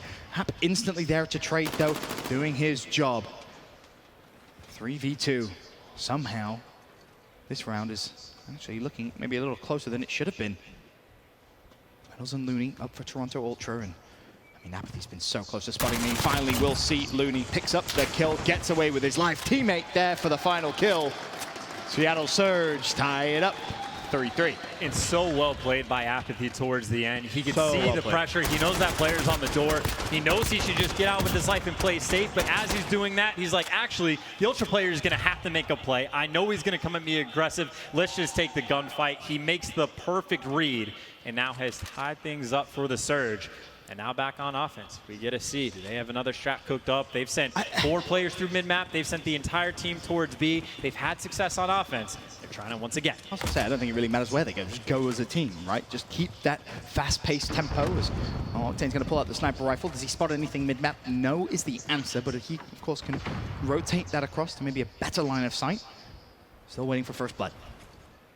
Well, again, the 2 offensive rounds that the Surge won is when they played aggressive. Looney's going to get losses the when they played for picks. And now, of course, when you talk about picks, Looney might have a sniper battle against Octane. I don't even think it's going to be much of a battle, to be honest. If he keeps aiming there, he's going to spot Octane right about now.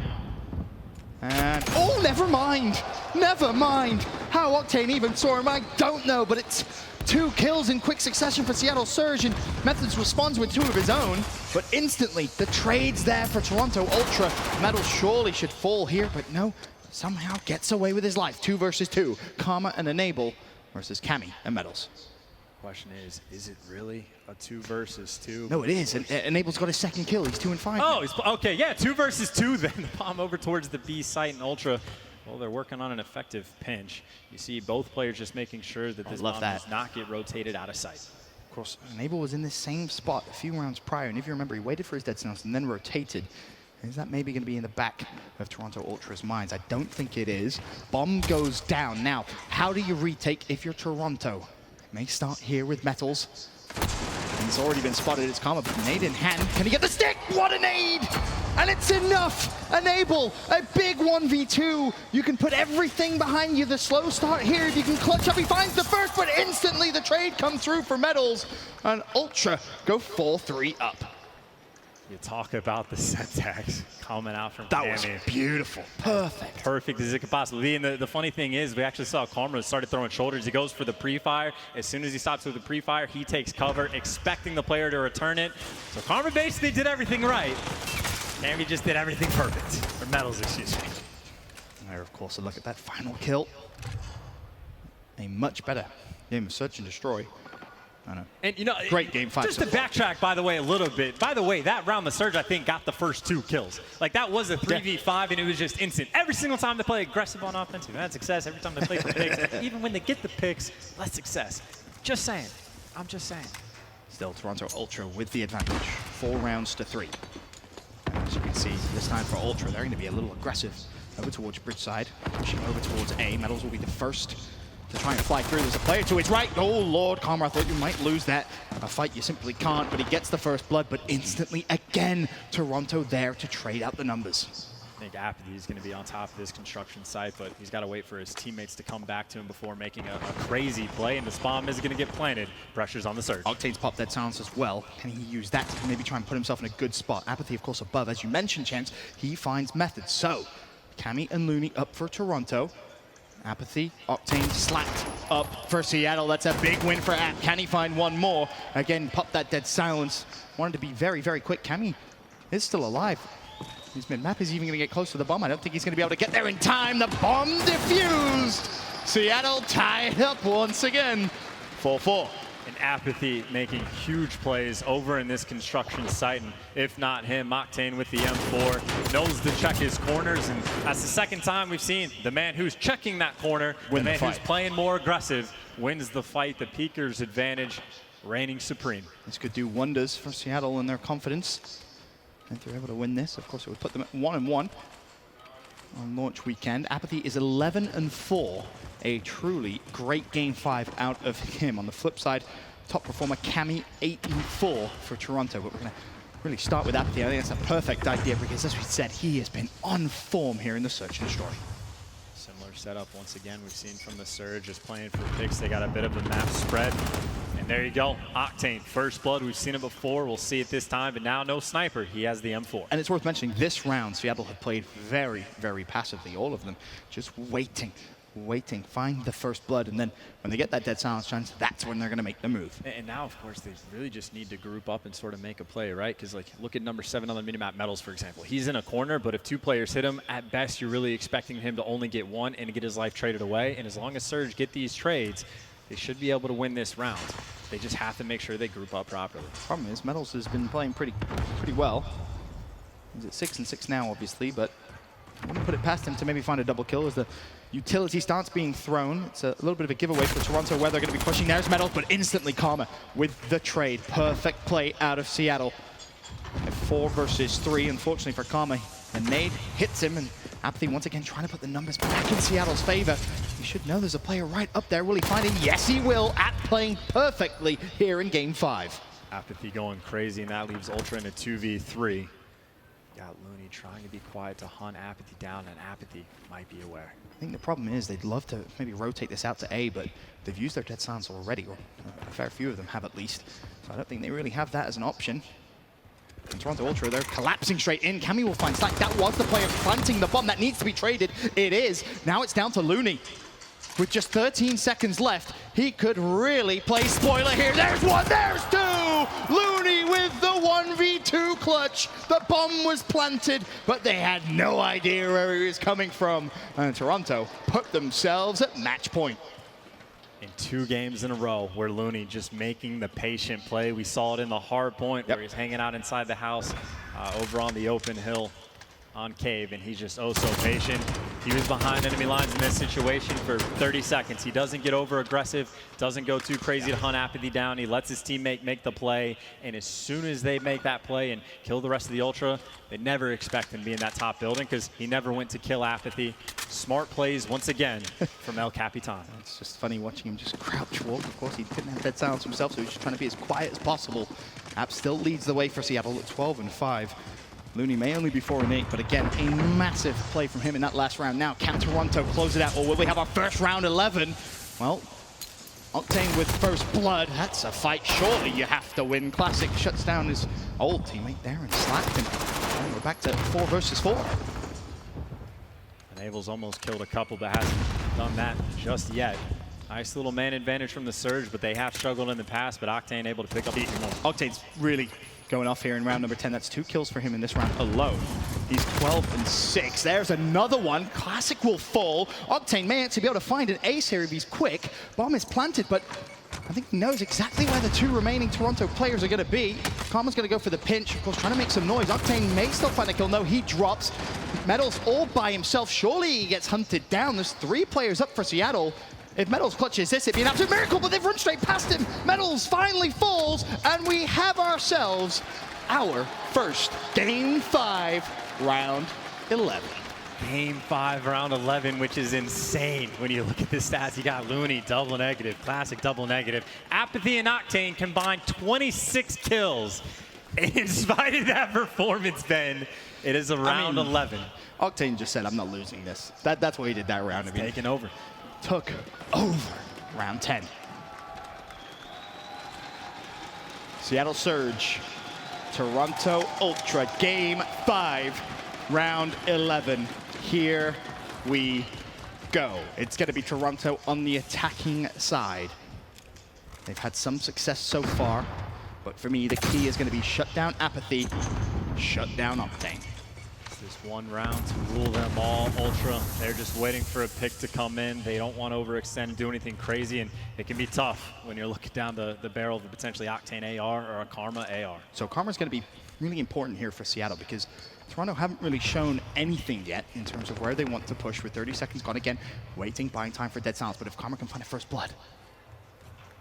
He spot him, I think he does, but his teammates are there to support. Methods, first blood advantage Toronto. That should now give Surge all the information they need.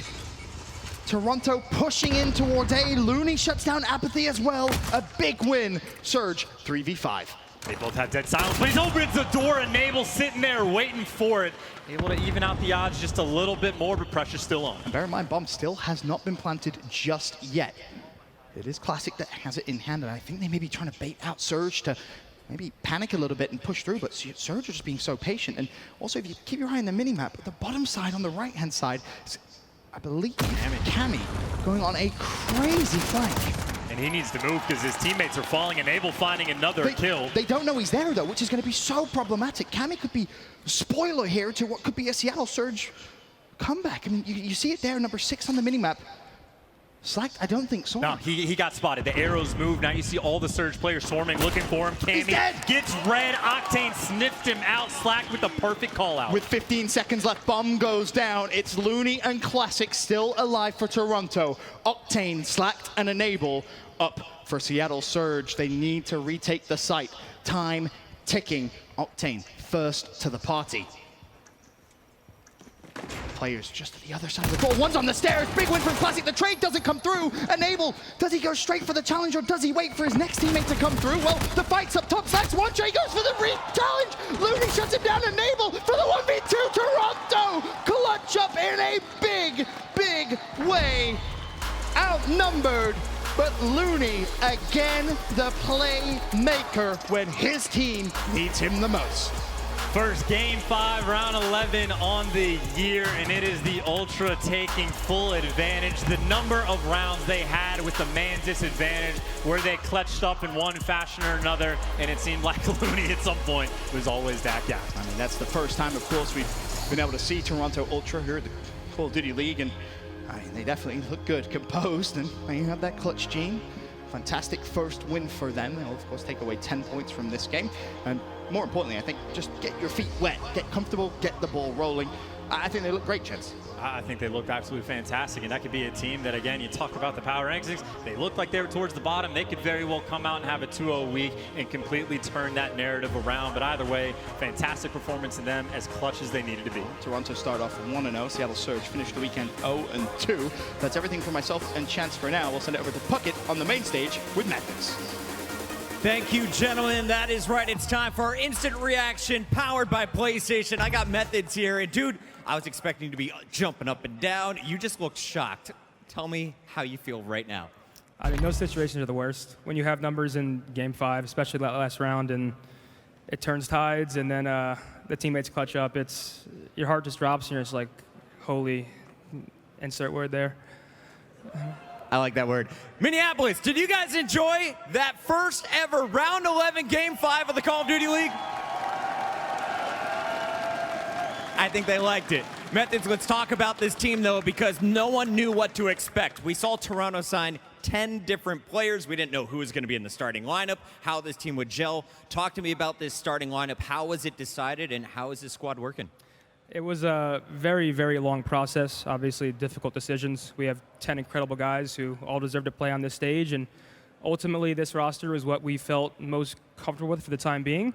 And we have some incredible young guns and medals in Cammy, and then some experience, and obviously myself, Classic, and Looney. So I think we have a great mix. I think a lot of people sort of count us out, especially against a team like that with a bunch of big names. But I think this match showed that we're here to play. And tell me about Cammy in particular, because this man was lighting it up from the get-go in that Game 5. What do we know? What does the world need to know about this Scotsman? I'm happy he's on my team because last year he was getting the better of me in some of those matches, which I'm like, who the hell is this kid? And now I'm sitting next to him. So he had a huge 1 versus 2, killed Sam, that side door on bottom construction, and he was just lighting up the whole map. So proud of him, proud of the guys, and excited to prepare for tomorrow versus the Fake North. You got one more match against the Fake North. What can we expect in that one? I'm hoping for a win. I mean, they're a good team. I think we're a little better, but should be a good one. Ladies and gentlemen, make some noise one more time. Toronto Ultra walk away with the first Game 5 victory of their season. Guys, we're heading to a quick break. When we come back, we'll break down all the awesome action from that match.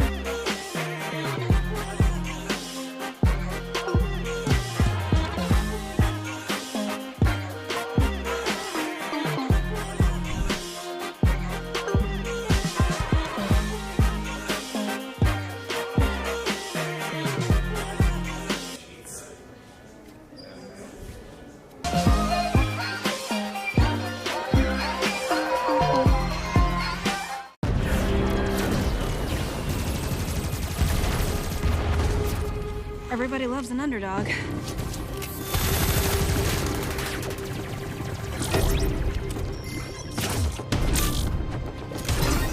Me? I prefer a dynasty.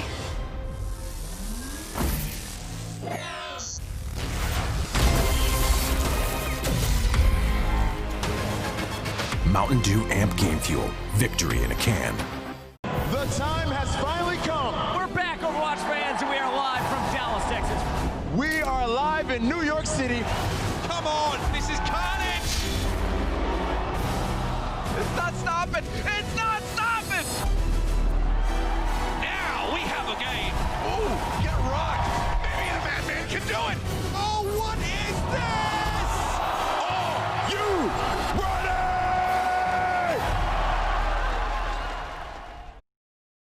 ready? You'll hear a lot about how coming out of the military means you're somehow damaged goods. I would reject that. I believe that people coming home from combat can actually have gone through post-traumatic growth. And probably the most important thing we can do is provide jobs for those who get out of the military. Together, we can get veterans back to work.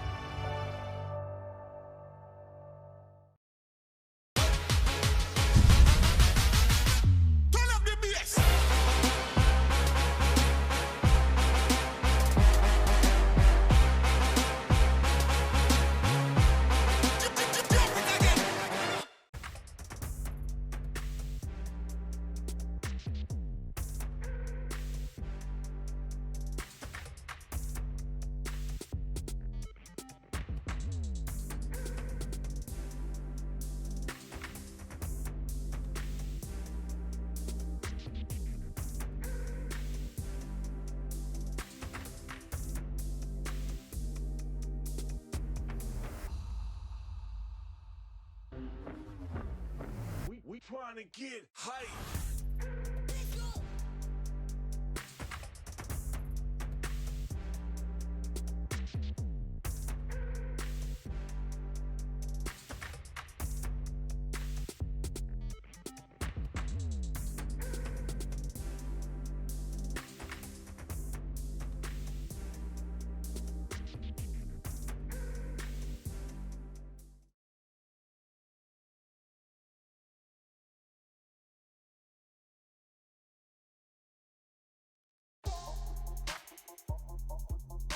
Metro by T-Mobile. Complete your mission with the best deal in wireless. Hello and welcome back to the Call of Duty League. Before the break, we saw an incredible game by Toronto Ultra as they sealed the deal in our first ever Game 5, Round 11 of S&D, and what a way to go out with a win there. Seattle Surge just fall short.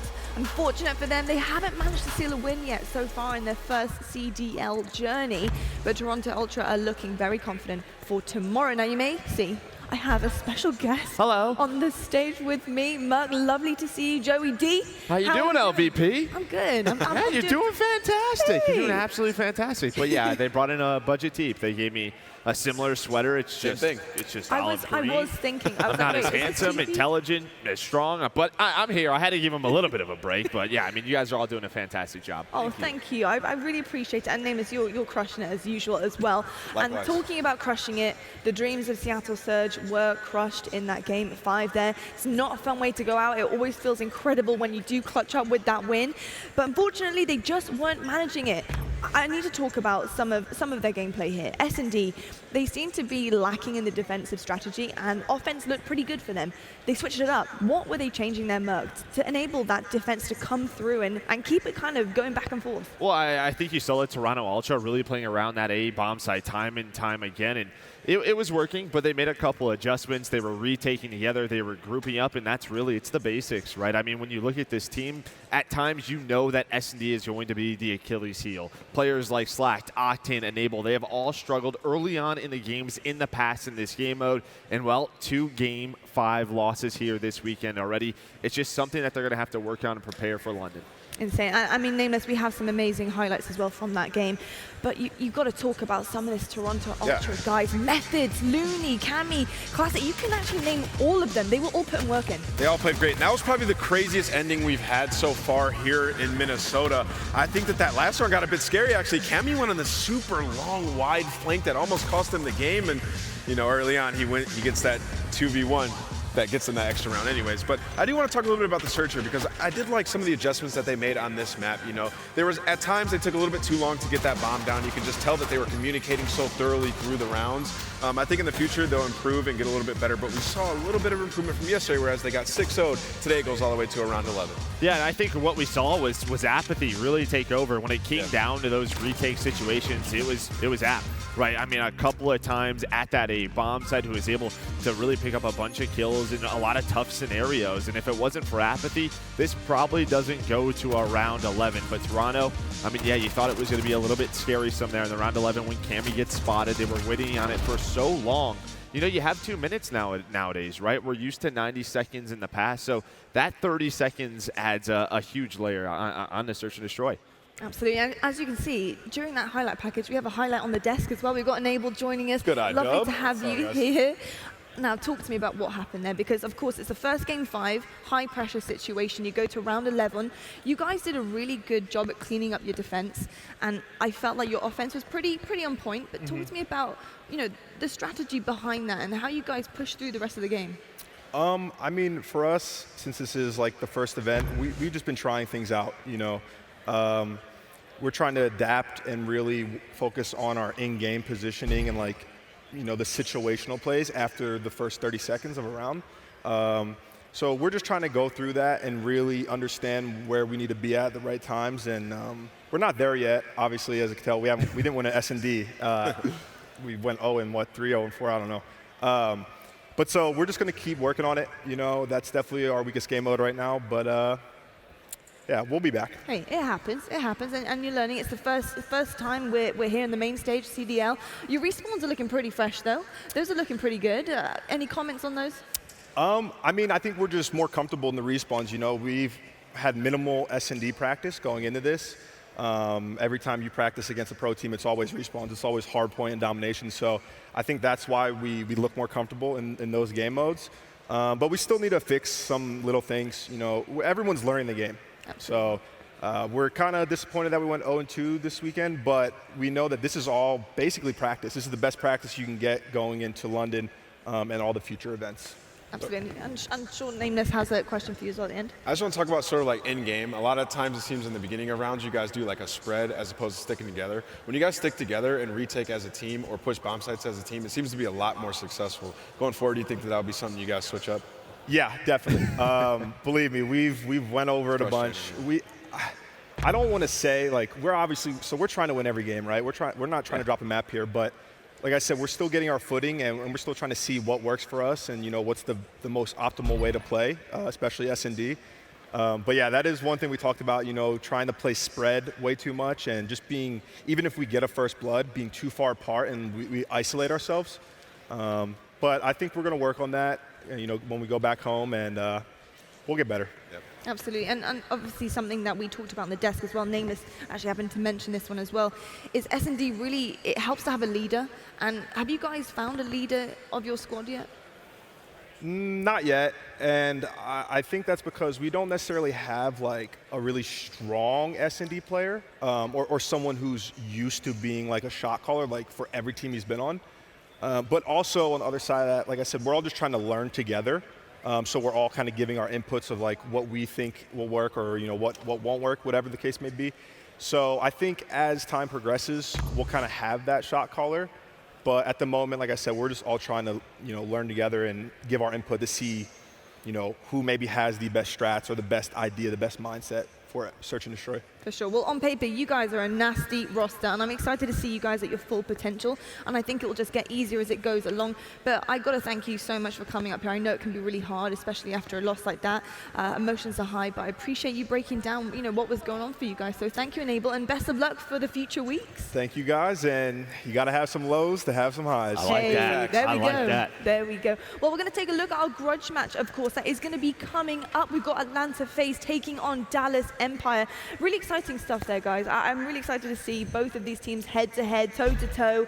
Merc, I've got to ask you, what do you make of Atlanta FaZe? To me, right now, they're the best team in the world based off what I've watched in scrims. Those guys are just so talented. There's really no weaknesses, and when we talk about Search and Destroy, that I think is just going to be where they're so special. I mean, we saw Simp and Abizi last year, but guys like Celium, he was so good on FaZe. Major Maniac with Gen G last year. There's just, to me, no weaknesses. So it's going to be really fun to watch them on the main stage. And on the other side of that, you have the Dallas Empire, who, you know, they're looking for retribution. After that loss last night, I immediately saw them in the Pro Lounge. They were scrimming right away. It was a tough first match, but like what we were talking about with Ian up here, it was the first match. Indeed. Well, let's take a look at our US Army schedule and see what we've got coming up for you guys at home. We have a really jam-packed day here at CDL. We're in Minneapolis, people. I'm loving it here. It's very snowy. We've got New York Subliners versus London Royal Ravens. We saw that right at the start of the day. We've just seen Toronto Ultra versus Seattle Surge. And coming up next, we've got Florida Mutineers versus Los Angeles Guerrillas. Then we've got the new Optic Gaming taking on Paris Legion. And then Atlanta FaZe versus Dallas Empire, and of course that all-important grudge match, that 2v2 Huntsman versus Røkkr right at the end of the day. I'm so excited, guys. I cannot wait to get into the rest of our day here at CDL. We have so much more left ahead of us. We're going to take a quick commercial break now, but when we come back, we have our next gameplay for you guys. Don't go anywhere. We will be back right after the break.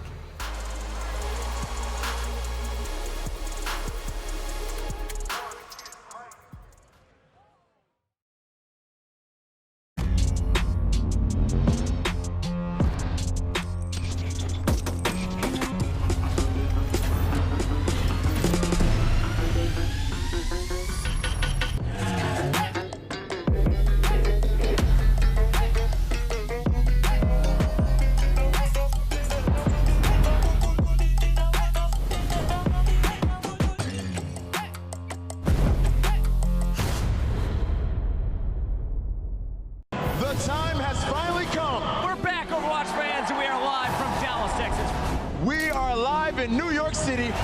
Come on, this is carnage! It's not stopping! It's not stopping! Now we have a game. Ooh, get rocked. Maybe the Madman can do it. Oh, what is this? Are you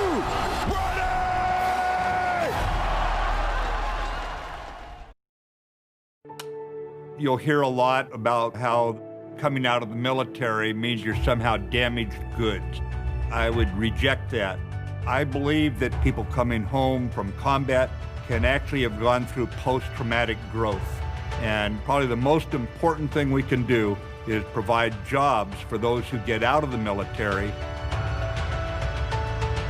Together, we can get veterans back to work.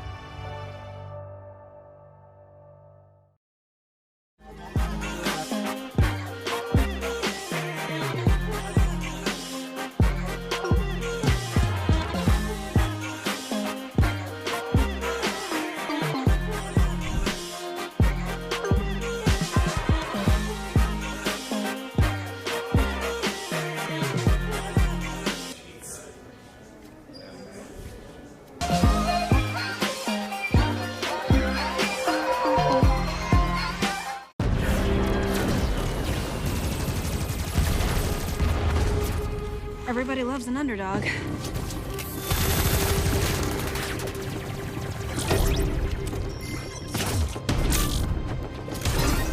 Me? I prefer a dynasty.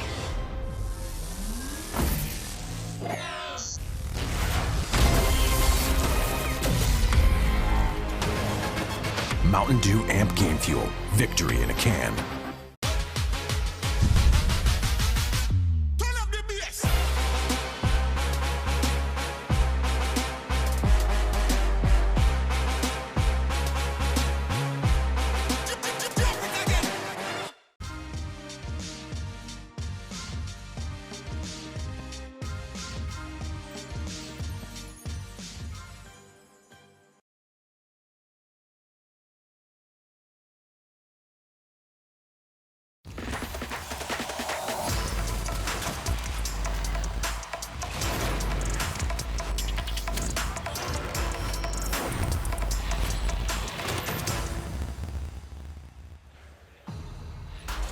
Hello and welcome back to the Call of Duty League. Before the break, we saw Toronto Ultra take it home for them, their first ever game of CDL. Incredible stuff, and they have tomorrow to look forward to with that confidence, of course, going forward. But we have some matchups left to happen as well. We've got LA Guerrillas taking on the Florida Mutineers. Merc, Nameless, excited to see this matchup.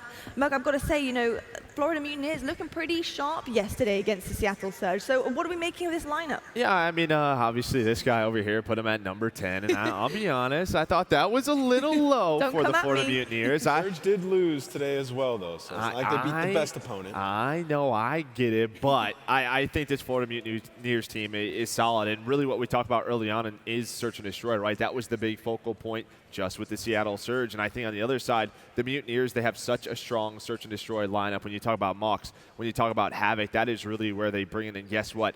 You know how he said we don't really have a leader? You have that leadership on this team because you have a world champion in Pristini. Indeed you do. Nicholas, I can't give you too much heat for the power rankings. How are you It's supposed tough. to know? You had so much pressure on your shoulders, but it does show you how online is so much different to LAN, and that it's kind of a gradual thing. Some of the teams that we really thought weren't going to be, mixing with the likes of the top teams here really are showing up. Nicholas, what do you make of this matchup? Are we going to be seeing something coming through here from LA Guerrillas?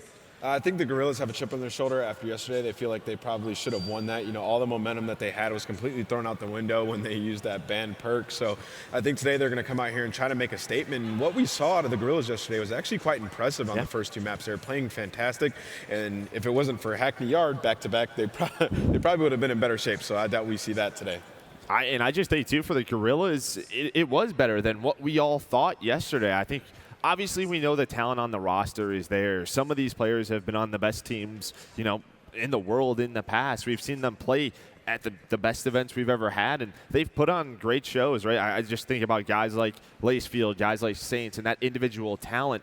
But we just weren't sure how they were going to all bring it all together. So I think for a lot of people, they were sort of towards the bottom of the league. But early on, what we saw last night was solid, because Minnesota, we knew coming into this, was a very good team. Indeed it was. Well, we need to take a look at our US Air Force maps and modes now, because of course we all know the map and game type is ever so important here. We've got game 1, Hardpoint Azir Cave.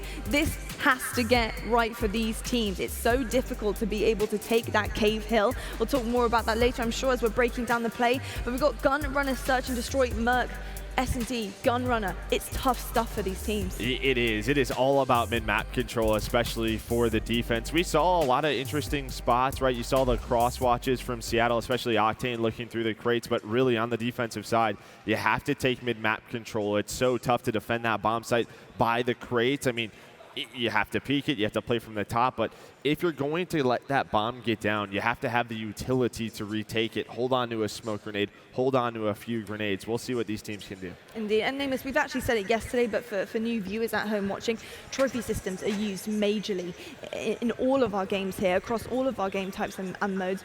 Why are they so important, especially in the respawns? They're huge. In Hardpoint, whenever you're set up in a hill, you need to throw your trophies down. And what that's going to do is it's going to stop any tactical or lethal from getting into the hill and affecting your setup. So it's essential to have trophies placed in the right spot where they're not destroyed by your opponent, so you can hold down the hill. Indeed. There's the little things that you can look out for in the maps while we are going into our games, of course. But there's so much to talk about here. There's so many game types, so many game modes, and it's great to have you guys as experts on the desk to talk about those. But these two teams here, looking at our maps and modes, Merc, who do you think that's kind of leaning towards in favor? I'm leaning towards Florida, right? I really like this map one for them. I think it slows down the pace, right? You can use those assault rifle players. I immediately think of a guy like Mox on Florida, had a breakout year last year with Gen G, and I think he sort of wants to make a statement, right? He played in a couple of finals, didn't get the results that he wants, and now he has a really solid team around him. Indeed, and Nicholas, of course, you can have all sorts of different loadouts as well per different map and different game mode, and some maps are much bigger than others.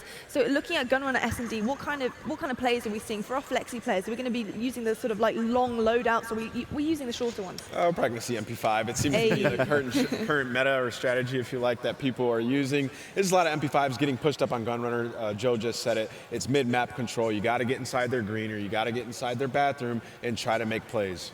Absolutely. Well, we need to meet our teams, of course. So we're going to head over to the one and only Chris Puckett on the stage. Thank you so much, guys. It's time to get this party started. Minneapolis, make some noise as we welcome our first team. We're going to go 2-0 on launch weekend. It's your Florida Mutineers. Thousands and thousands of hours of hard work lead to this moment.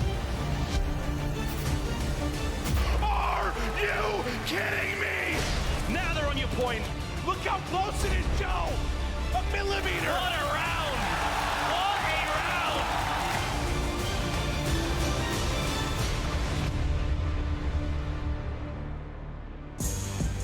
Please welcome to the stage the Respawn Rockstar. It's Frosty.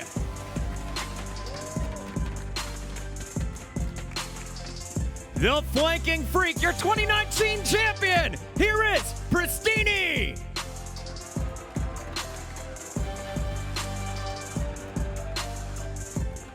The Captain of Chaos with a huge Game 5 last night. It's Havoc.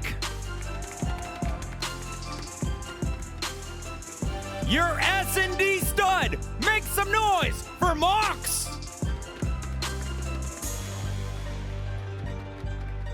And the breakout star for the Mutineers. Show some love to Skies.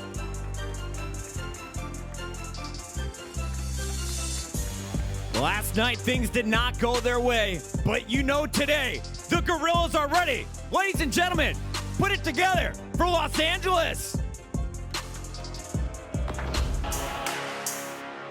Close the round out with a bang. It's chaos. That was as close to perfect as you're going to see in a round. Decimate lines them up.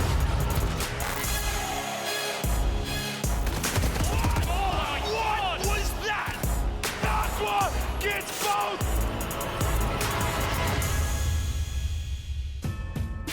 Coming out first is the S&D specialist. Here is Decimate. And here to shut everyone in Minneapolis up, it's the legend, Aches.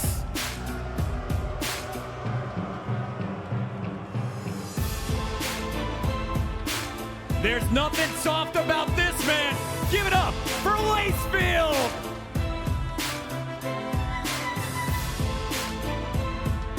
And the old school gunner back on the main AR. It's Aqua.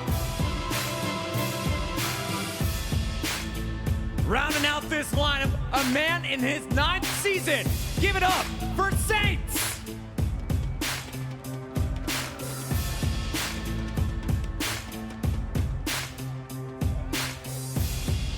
LA feels like they were robbed last night, looking for revenge today, but can they get through the Mutineers?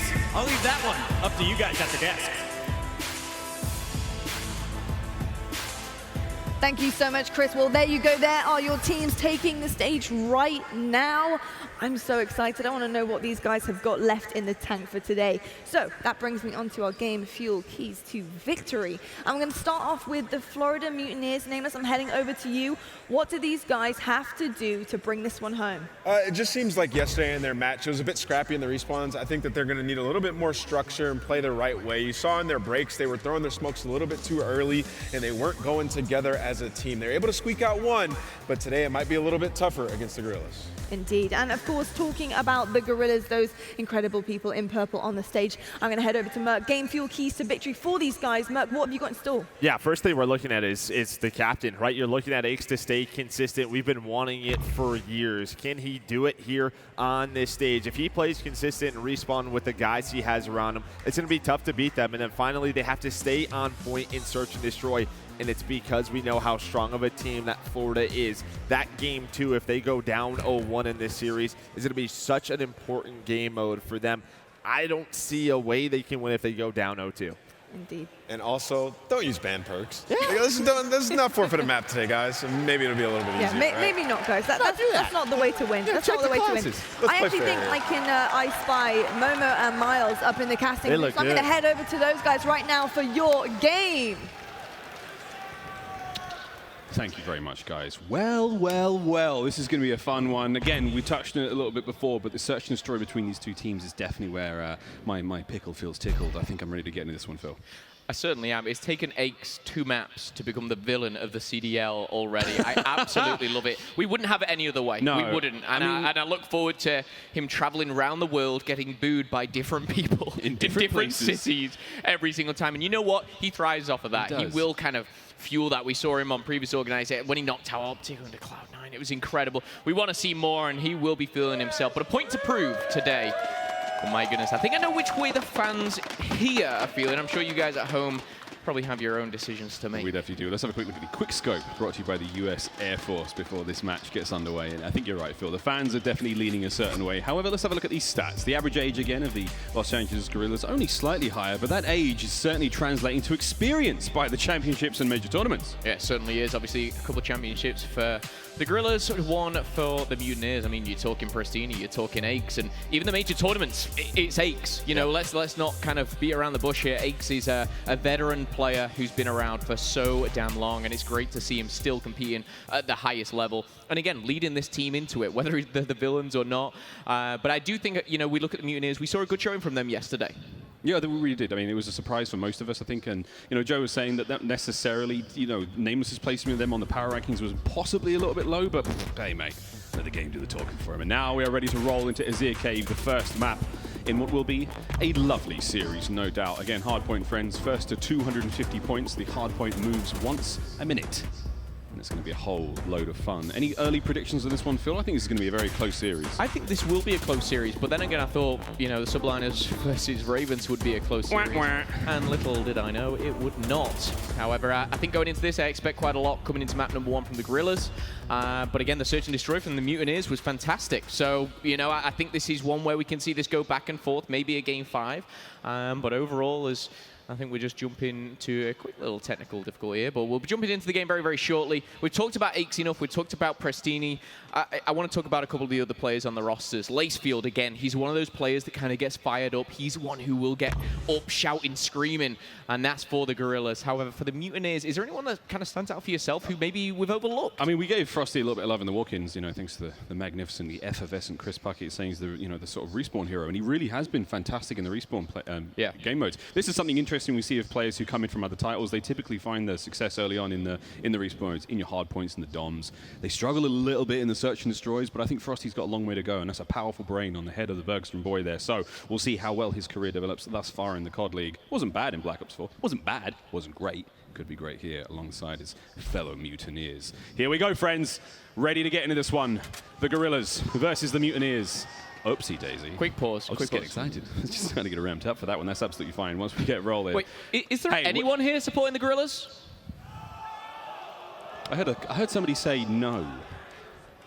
I can't wait till we get to LA though. That's the fun part about this sort of traveling roadshow we have. Probably get booed. I don't know. No, they won't. There might be more LA Optic fans. I don't know how this is going to work out. I'm so excited about this. I'm so excited to see how the COD League develops. We're still on that pause, friends. We'll let you know what's going on in just a moment, but we are not too far away from getting into this one. Look, man, I'm not going to lie to you. I love that Guerrilla team. I knew from the start. There's got to be a villain. Well, there does have to be a villain. And I love it. But and that's the thing. It's so much more fun being the villain. I mean, you and I are both dressed in sort of black today. It's way more fun. No one wants to be. You don't always want to be the good guys, do you? Yeah. You can't do anything as the good guys. Everyone, you know, Captain America can't get drunk and let his belly out, but Bucky can. Thor did. So yeah, Thor did. There you go. Anyway. We're just resolving this technical issue. I think Saints may have something wrong with his headphones. We'll get those back into his ears, get those lovely Astros back on, and get us back into the game. Again, Minneapolis has been a fantastic city. We thank you so much to Røkkr for putting on an incredible show. Certainly unforgettable as the launch of the COD League. And I cannot imagine where we're going to go from here. Because let's face it, man. I mean, every single event, everyone's got to try and outdo each other, don't they? Yeah. You know, in London, they've got to do something a bit different. Atlanta after that. Who's going to, you know, walk away with the most memorable event of the year? And we're so far off to a fantastic start. Well, the bar has been set high here from Røkkr and the boys and girls from Minnesota. Let's jump into the game, though, as we see Cave Hardpoint once more. It's going to go down to the middle, as we all know, and this is where you're going to see your smokes, you're going to see your Semtex going out and about, and already we're going to see the first kill on the board. Who is it? It's none other than Paddy P. Paddy P indeed. Hardpoint about to be grabbed for the first time now by potentially Prestini. They're already booing. Here we go. Lacefield will just manage to flush Prestini out of the point, as again, both teams will be battling, dueling it out for that small space of map in the middle. Sky's in a premium position, lovely shots from top yellow here, this rug position again, very, very important. Ooh, just catching the elbow of that player there. And able to close out the kill, beautiful position again, and stays alive, and Skies finds himself 4 kills back to back. That's his 5th in a row. What a start. So far, so good for Skies here. And again, we talk about going into this hard point. This is one where, yes, you want to battle back and forward. You don't want to give up too much time, but you really want to start to lock down those back spawns here. And that's what Mutineers are doing so well. And the 5 kills already from Skies is going to help his team do just that. The score, 11 apiece here with 5 seconds left. The Guerrillas, they may be able to clean up this one, but in the better position, it's going to be the Mutineers. And as we zoom back to the next hard point, look at the positioning. You're going to get one player in that hard point. The rest are going to spread out. They're going to try and cover as many possibilities as they can as entrances, exits here and there. Frosty with the double. Decimate finds one, but Pristini answers back and shuts him down. And this is what we expect. What I am interested to do is to see, should I say, Guerrillas and how they break this. Do they go around the back, or do they just try and brute force their way through the front? Oh boy, Pristini, he's like, yeah, you can have all the plans you want. I'm just going to shoot you guys in the back, but you're lining up, trying to make something happen here. Lest we forget, this is where Florida made their incredible comeback yesterday against the Seattle Surge. Has to be a solid pick for them so far, and it's really looking good. I mean, Los Angeles are a little slow. Aqua yet to find a kill in the matchup just yet as we go into the second hard point, almost making our way towards that third. 6-3 for Frosty, that respawn superstar. On your screen, Lacefield, he may go down, but that's a 2-6, and Aches gets cut down as well. The Mutineers, they are absolutely handing out the hands right now. Yeah, handing out hands, rotating both very, very well. If you look towards the soccer field, there's already players in and about there. You see Frosty, like you said, performing so well in the respawns. He's on a 4-kill streak, Mork's on a 3, and the rotation, it was there. However, can they hold it as the Guerrillas come through? Pounding their chests. Who's going to take the soccer field first of all? We're going to see Aches Saints get amongst it. It's going traded for trade. Decimate and Aches are going to clean things up alongside Lacefield. And now, just like that, the Guerrillas, they're going to hold the field now and maybe push out, maybe just start to dominate, get a few streaks for themselves here. Talking a streak, 3 streak for Aches, 3 for Lacefield. Starting to heat up. And this is honestly a perfect situation to be in right now for the Guerrillas. They've got the likes of the Mutineers just pinned in. They have to come through one angle. Oh boy, Havoc! Oh no, he fell. He tripped, he tumbled, he went all the way down to the very depths there. He will fear the deep after that fall. And oh boy, Lacing from behind. Nice shots, my friend. That's his 5th in a row. And again, a perfect hold right now for the Guerrillas. Did a brilliant, brilliant job there, getting themselves back into this matchup. However, over to Havoc, back in off spawn. He's dusted himself off after that tumble off the map, and now in position for the next hard point. Yeah, and I've got to say, I've said rotation 3, 4, 5 times already, maybe today, in this map alone. And I will say, it's Mutineers every time. They've set up well in the cavers already, but is it going to be enough? We see a couple players here flooding in from the back, and this may force a spawn flip for the Mutineers now. They're going to be able to pile on through, but the smokes are plenty. Should I say, the trophy systems have got to get put down as we see the clusters coming through from those Semtex. His MP5 in the hand now. Pristini, what can he muster up here?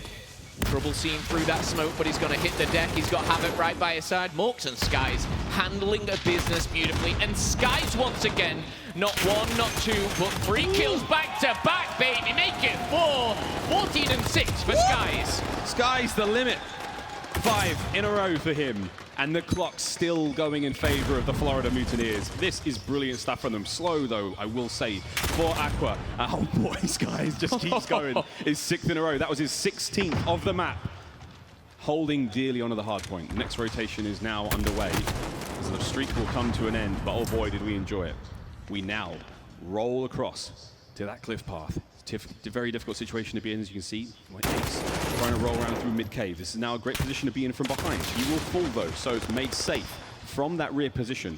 All the Mutineers have to do is watch out for Lacefield in behind now. He has given his teammates spawns with the Skies. If he finds this opening, he could honestly walk right through the back, but no, Lace defends. This is a really interesting hard point here because, again, usually if you get these back spawns, you're going to be in control of that hard point. The Mutineers had the first 15, 20 seconds, and they were fighting from the front. They have lost that now, and I do expect the Guerrillas to get back in and get some points here. But the Mutineers, it's showing in the scoreline right now. They are taking points when necessarily they shouldn't. We've got Skies, Havoc, putting up huge kills, and I've got to bring it up. Aqua, 4 and 12, not what you want to see. Not only not many kills, but surely not many interactions, Miles. We're not seeing him in the battle enough. Yeah, it's hard. He just seems to be struggling a lot when it comes to getting to the fights. But 132 to 86 and climbing. It's a couple of moments here or there for the Guerrillas, but it's not going to be enough. Sky's going to keep him pinned in now from that backside of cave. Top shots again to get the kill. Back to the center we go. The Guerrillas found a somewhat early success there as Decimate's going to open up this one. Trophy system at the ready. Maybe this is what the Guerrillas need, really, to get a hold here. He does have his smoke still to work with. And if Aqua can find some more kills here, the damage is there, but he's not necessarily finding the kills. Yeah, I think with the first rotation of Hill's gone down now, it feels like we've been talking about the Mutineers for a long time, and rightly so. However, you look at the points, it's not that big of a difference.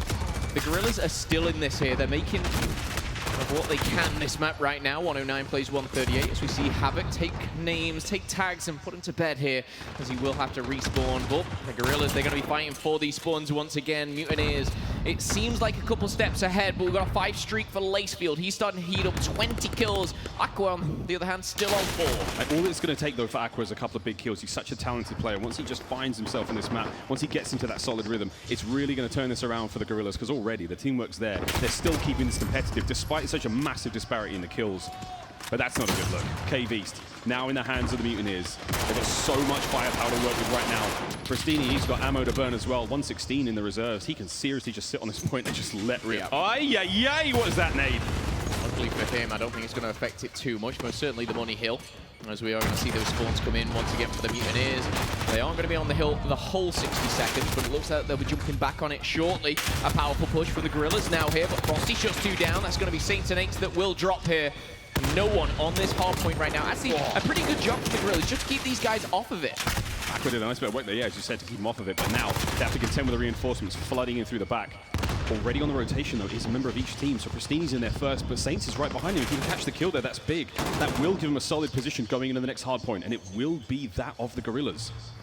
Those purple arrows on the minimap now flooding over across towards the next hard point. They are set up and ready for this one. A chance, Phil, a good chance to find a chunk of time. Yeah, even in the second set of rotations here, we're seeing better stuff from the Guerrillas. They didn't have that push onto, obviously, the cave, but now they're setting much better up for them. Soccer field, however, is that setup gonna do it? Decimate does find 2 with the MP5 in hand. Aqua just gonna find himself in a little sneaky position. That's M4, obviously, and lying down prone. That accuracy is gonna be pinpoint. Soaking up all the points. 147 to 78 here. A couple more seconds, and we could see a tight game, Miles.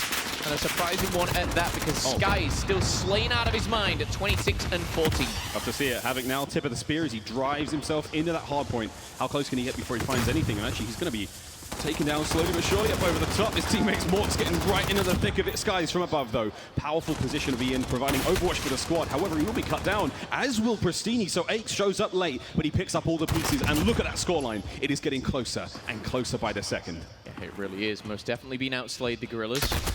They're showing what they can do whilst being outslayed. We've seen teams in the past, historically, it is possible to do, but over by the cave, Mutineers, they're going to be first in, best dressed. Now, whether they can hold it, we'll have to wait and see, because the power position, obviously, on this truck is going to go towards Guerrillas. We're going to see a lot of smoke, maybe the trophies coming down, but the MP5 in the hands of Havoc. Skies, Morgs, and Frosty all lighting up the kill field, only Lacefield to answer back. But again, we're seeing the Guerrillas just pound on in. Are they going to be able to contest this? It's going to go so back and forth, and we've got a close game on our hands. 25 points between them. Yeah, Aix has managed to buy the space. Now Decimate's making his way. An unfortunate teammate from Saints gets rid of him there. Will they still have the numbers on point to keep this fight alive? Pristini shows up. He's surging forward. Look at this aggression from Pristini. These are the shots of a champion. He will go down to Decimate, but what a play that was. He's given his teammates enough space now to push into that cave, keep control of the hard point, crack over the 200-point mark, and really make this look dangerous for the Guerrillas. Yeah, the cave obviously definitely easier to hold from one side. Frost is actually going to wipe 2 out there from the head. That's going to be an easy cleanup for him, and we're going to see those last 5 seconds go in the hands of Mutineers. Now, quick score check, 219 to 175. Florida, they can end it here. They have the spawns, but they're not on it just yet. They've got to bide their time, but the kill feed here, Morks 2 through the post. Sometimes you don't even need to see him when you're that good here. Kill feed all green, Mutineers so strong. And with 43 seconds, they've got plenty of time to finish it. Ooh, Frosty in from behind, though, just again, providing the small poke damage. Aqua, he will go down. This is 5th in a row. Frosty once again looking fantastic. 20 points for the win now for the Mutineers. Can they close it out here? Does LA have anything left in them? There's one solid push from the back. Frosty's on a 5 streak. He's run out of ammo. He's had to find himself an M4, but a very talented individual. He can use absolutely everything. 5 seconds to clean it up here. As the time ticks down, the kill feed is all green. The Mutineers take map number 1. Guerrillas, they don't swim so well in water, and we're seeing that as the Mutineers drown them out. Tough scenes for the Guerrillas there. Not too far out of it again, a little bit of tweaking. Early days, it's still the very first event of the year. But you have to give it to the Mutineers. That was a very, very powerful position.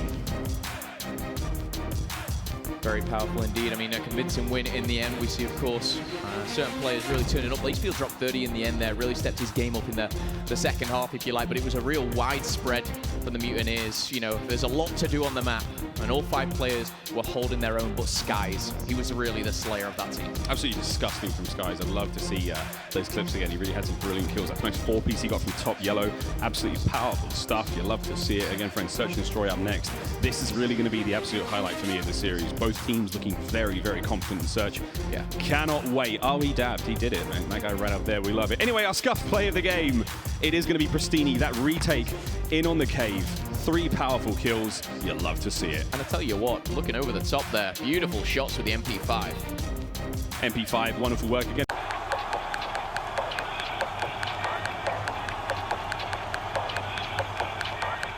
When Overwatch asked me to design their official team kits, I was honored.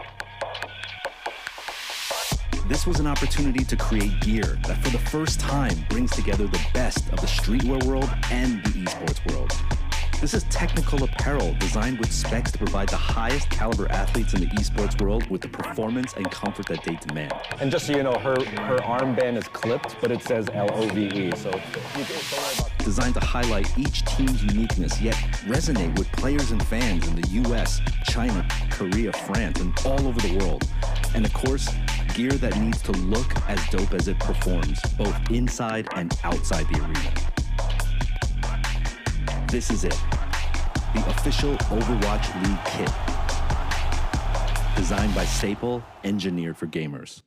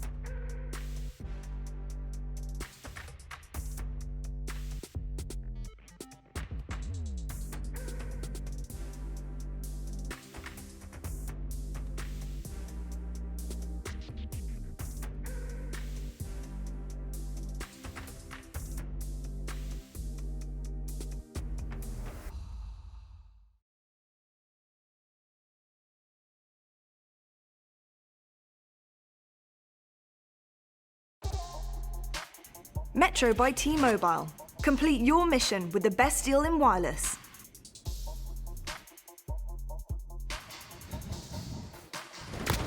Ladies and gentlemen, welcome back. A quick highlight from our last maps in the series. This is, of course, the Florida Mutineers going up against the LA Guerrillas, up 1-0. It will be Florida. They've done a fantastic job in that hard point, Phil.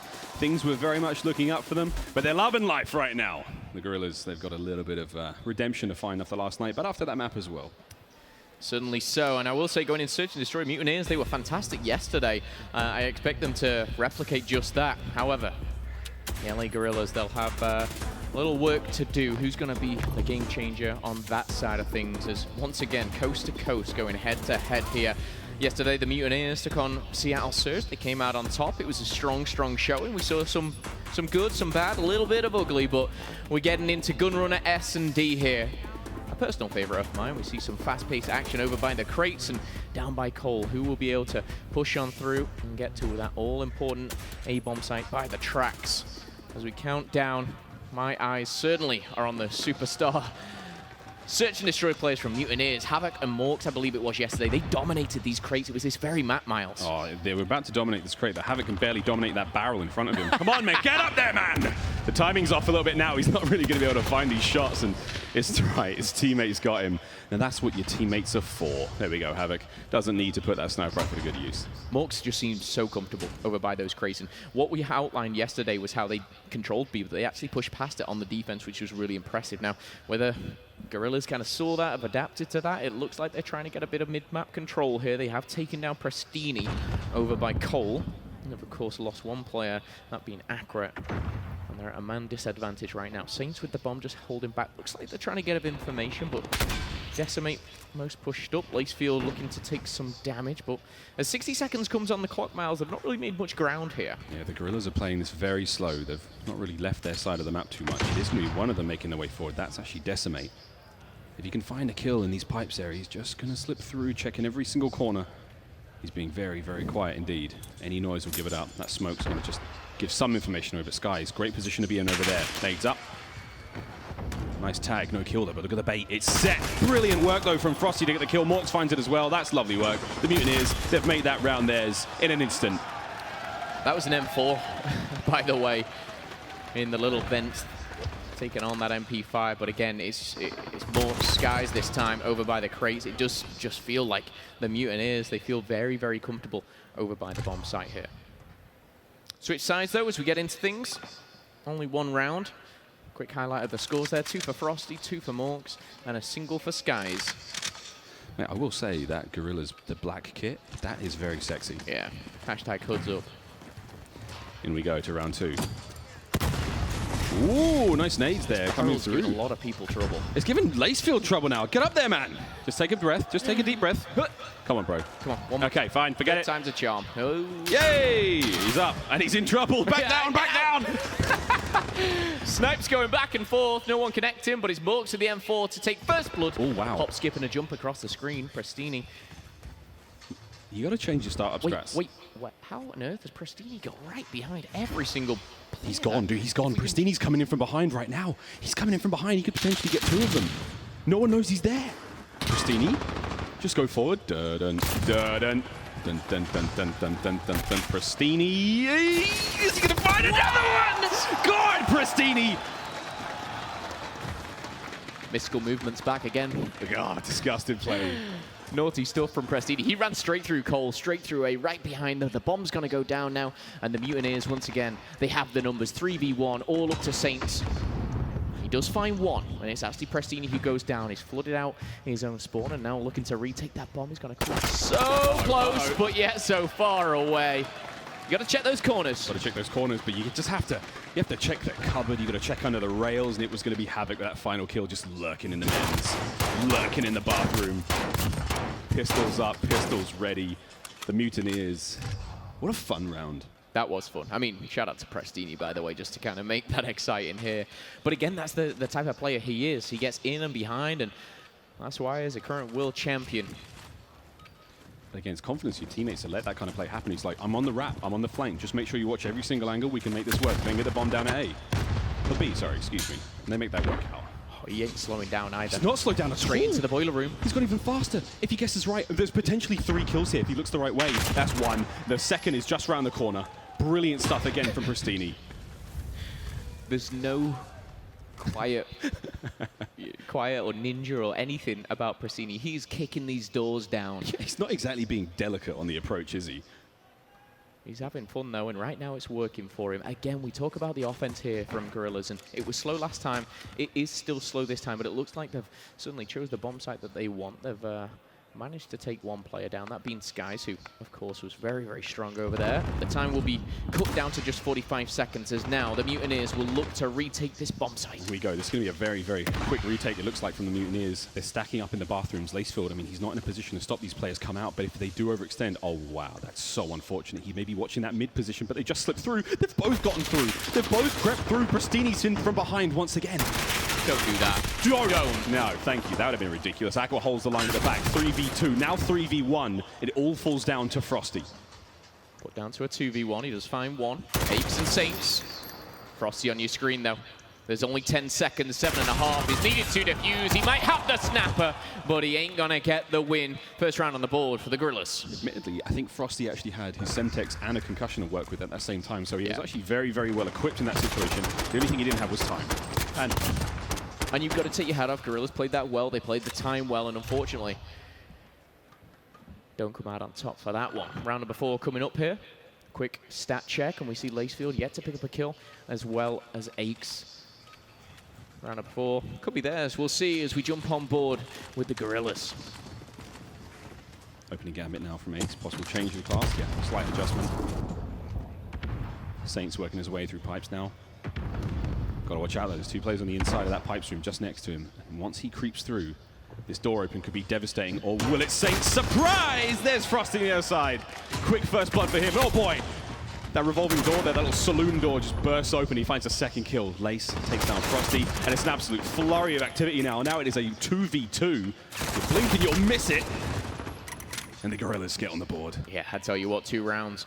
Very, very fast here for the Guerrillas, giving themselves a bit of confidence. We know going into that too, the players didn't pick up a kill, but it was that fast I could hardly track it myself. But a dominating round here. We see the final kill coming in from Aqua. As we switch sides here, all tied up in the search and destroy. And honestly, this was the one game mode which was going to, for me, be the vital one. Because again, we saw, you know, strong showings from both teams yesterday already. We've not got many stats, obviously, as we're only kicking off the 2020 CDL season right here. But we go off what we know. Here's the opening break. Slow and steady with that bomb. It looks like they're going to go back towards B. Lacefield in position now. He's trying to be a little bit more aggressive. Again, not only with the MP5 in hand, but just the angle he's covering now. He's watching that front door of the bathrooms. Now he's looking towards containers. Overcooks that one, but that's fine. Now, what will the play be? There's not a lot of guns watching him. He could creep round. He could go back in through bathrooms, but again, very, very noisy open doors. Saints leading the charge.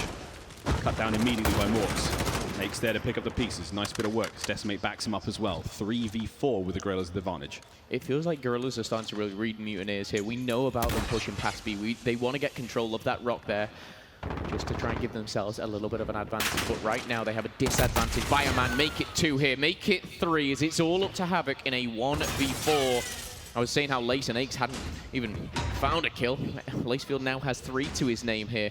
And continuing, we're going to see the bomb go down. Havoc trying to take one player with him. Up another magazine in the MP5, but it simply doesn't look like it's going to be enough. His back's to the wall right now. There's nowhere for him to go. He's going out in an absolute blaze of glory, and then that's a good round from the Guerrillas.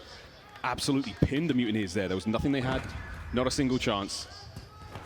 They were 3 quick rounds as well, Miles. Yeah, very decisive. And like I said, just in that round itself, they're starting to read. They're starting to understand exactly how the Mutineers are playing. Even going back to yesterday, we didn't see the Mutineers, I believe, once kind of go to that A-bomb site. Yes, I know, obviously, there's a more favorable site, and, you know, one's quicker than the other. Prestini, for me, kind of on the flank was a highlight so far, but I'd love to see a team change things up, maybe go for a different strategy, utilize those smokes. But with the bomb site where it is on B, and the reason teams do go here is it's almost in your favor on the offense. Yoinks. Alex slips the net right on through. Immediate trades. Lovely work, though. Prestini once again on the overextension, but what is he? What? Is oh, that no. Morks, you'll be walking the plank for that one, mate. Friendly fire is not permitted. Put him in the brig at least. Lacefield, what's he got? Nothing but an advantage right now for the Guerrillas. Not only a team kill, but he goes down straight after as well. What a mess of a round for the Mutineers here as Skies and Frosty left in deep water, trying to come out of something.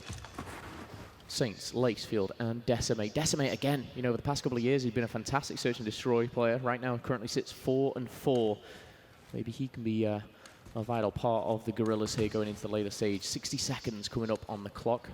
Bomb, I believe, is just on the B-bomb site, and we see Skies edging towards it. He's trying to pick something up. It's so dangerous again. Skies, if he finds one kill, this is what we wanted to look for. Frosty, if he can make his way around the outside of the map, all the eyes are off him right now. He has to be careful with how much sound he makes because there's a player on the other side of him in that small computer room. But he could creep through, and then he could become a real problem. Skies, though, on the other side, he's actually making his way even closer to the bomb site. Oh my! Saints, that's not a good look. That's the 3rd time this map, Frosty up close with an M4 has taken out an MP5, and I tell you what, he just snaps on so fast. This is totally different now. The bomb site is almost open. I mean, Frosty's still creeping forward. The bomb now in the hands of Skies. Tough situation to be in, though. Goes for the plant. Here comes the push now immediately from the Guerrillas. They know he's at a disadvantage in this 2v1. Now Skies knows really that the players will be sticking together, and he's seen both here. The pre-aim comes through. He's opting to dip out for a second, but the bomb is on the other side of that crate. Currently, Decimate is on that bomb. He jumped off it. He 28 seconds. He touched it for a Finds second. the first. Skies was the man of the hour in the hard point. Can he come up clutch here on the Search and Destroy with 20 seconds left? He's getting nervous. Is the bomb being defused? The answer is no. Lacefield with the ice here. And he's going to be the one that comes out on top, and that is 4 rounds back-to-back now for the Guerrillas. Skies, he felt he had to check that bomb. It was on the other side of the crate, and it was a 50-50 for sure. What a brilliant play, though, from Lace. Just to sit tight. Just hold So it for a patient. moment. I mean, honestly, if Skies goes around the back, he's a dead man. But he just held tight, cranked that mix amp, and he heard those footsteps thunder through that container, and he was like, I've got this, guys, don't worry. Wow, great round. 4 straight. The Guerrillas have come alive.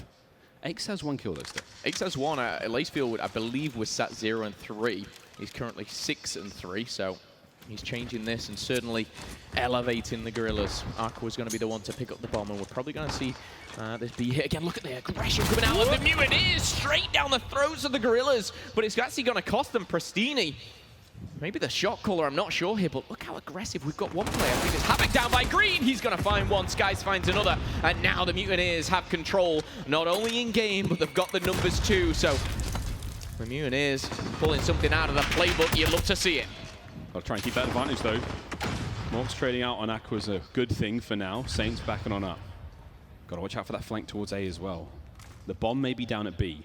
But Decimate is looking to find the kills. Oh, there's someone right here. Can he find it? This is an important 1v1. The dip, the dive on the other side of it. Oh boy, he's shooting a ghost now. Frosty just manages to juke him.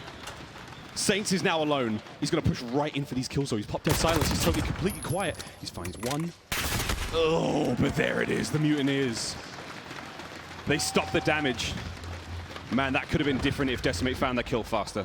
I said in the previous round, it was 3 times that Frosty's come out on top there at their closest battles, and he made it 4 again. His movement is just so beautiful as he used those pallets just to dodge, weave, dip, and dive. As he's going to have to reset himself here going into round number 8. Looking to tie things up, the Mutineers going head-to-head.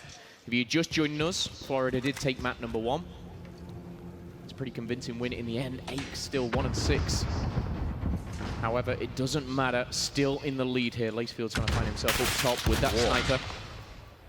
Oh, so close. Justifying the tip of that head would have been ideal, but it's not going to happen. And now that's just going to potentially change the play the Mutineers make. But if you look at those arrows, they haven't moved an inch. They have not budged. They're sticking to their guns. Cannons, if you will. As they make their way in towards B. Off screen, a little bit of gunfire between Havoc and Decimate there. That was over by A, so for once here, we're seeing a little bit of a spread. We're seeing a slower round. Mutineers most definitely taking the foot off the gas. Oh, Lace. He managed to find a tiny bit of information there as his teammate picks up the kill. He has no idea how many more members of the Mutineers are now pushing in towards B, so holds the line, holds this position. And again, the Mutineers not willing to let this go. They're going to make that play. Here's the smoke. That's the gong. That's the start of the round. Pristini kicks the fight off with a bang. And here comes the gunfight. Morks finds another one. Skies is in a tough spot as well, but ooh, it's going to work out for the Mutineers. It was a little weird. It was a little funky, but we're all tied up 4-4.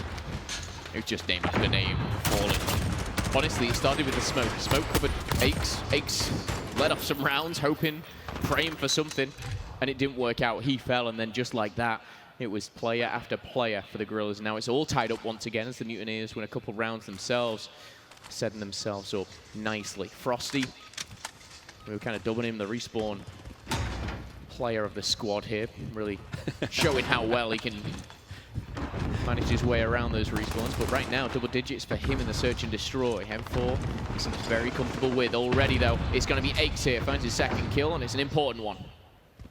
Gives his team the opportunity now to somewhat push through mid. Still have to worry about the toilet, as that sign reads.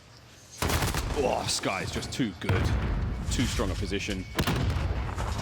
Blows Way to open a door. Blows the bloody doors off. It's Pristini. Just that sight on Lacefield if he moves an inch. Bomb is going down here.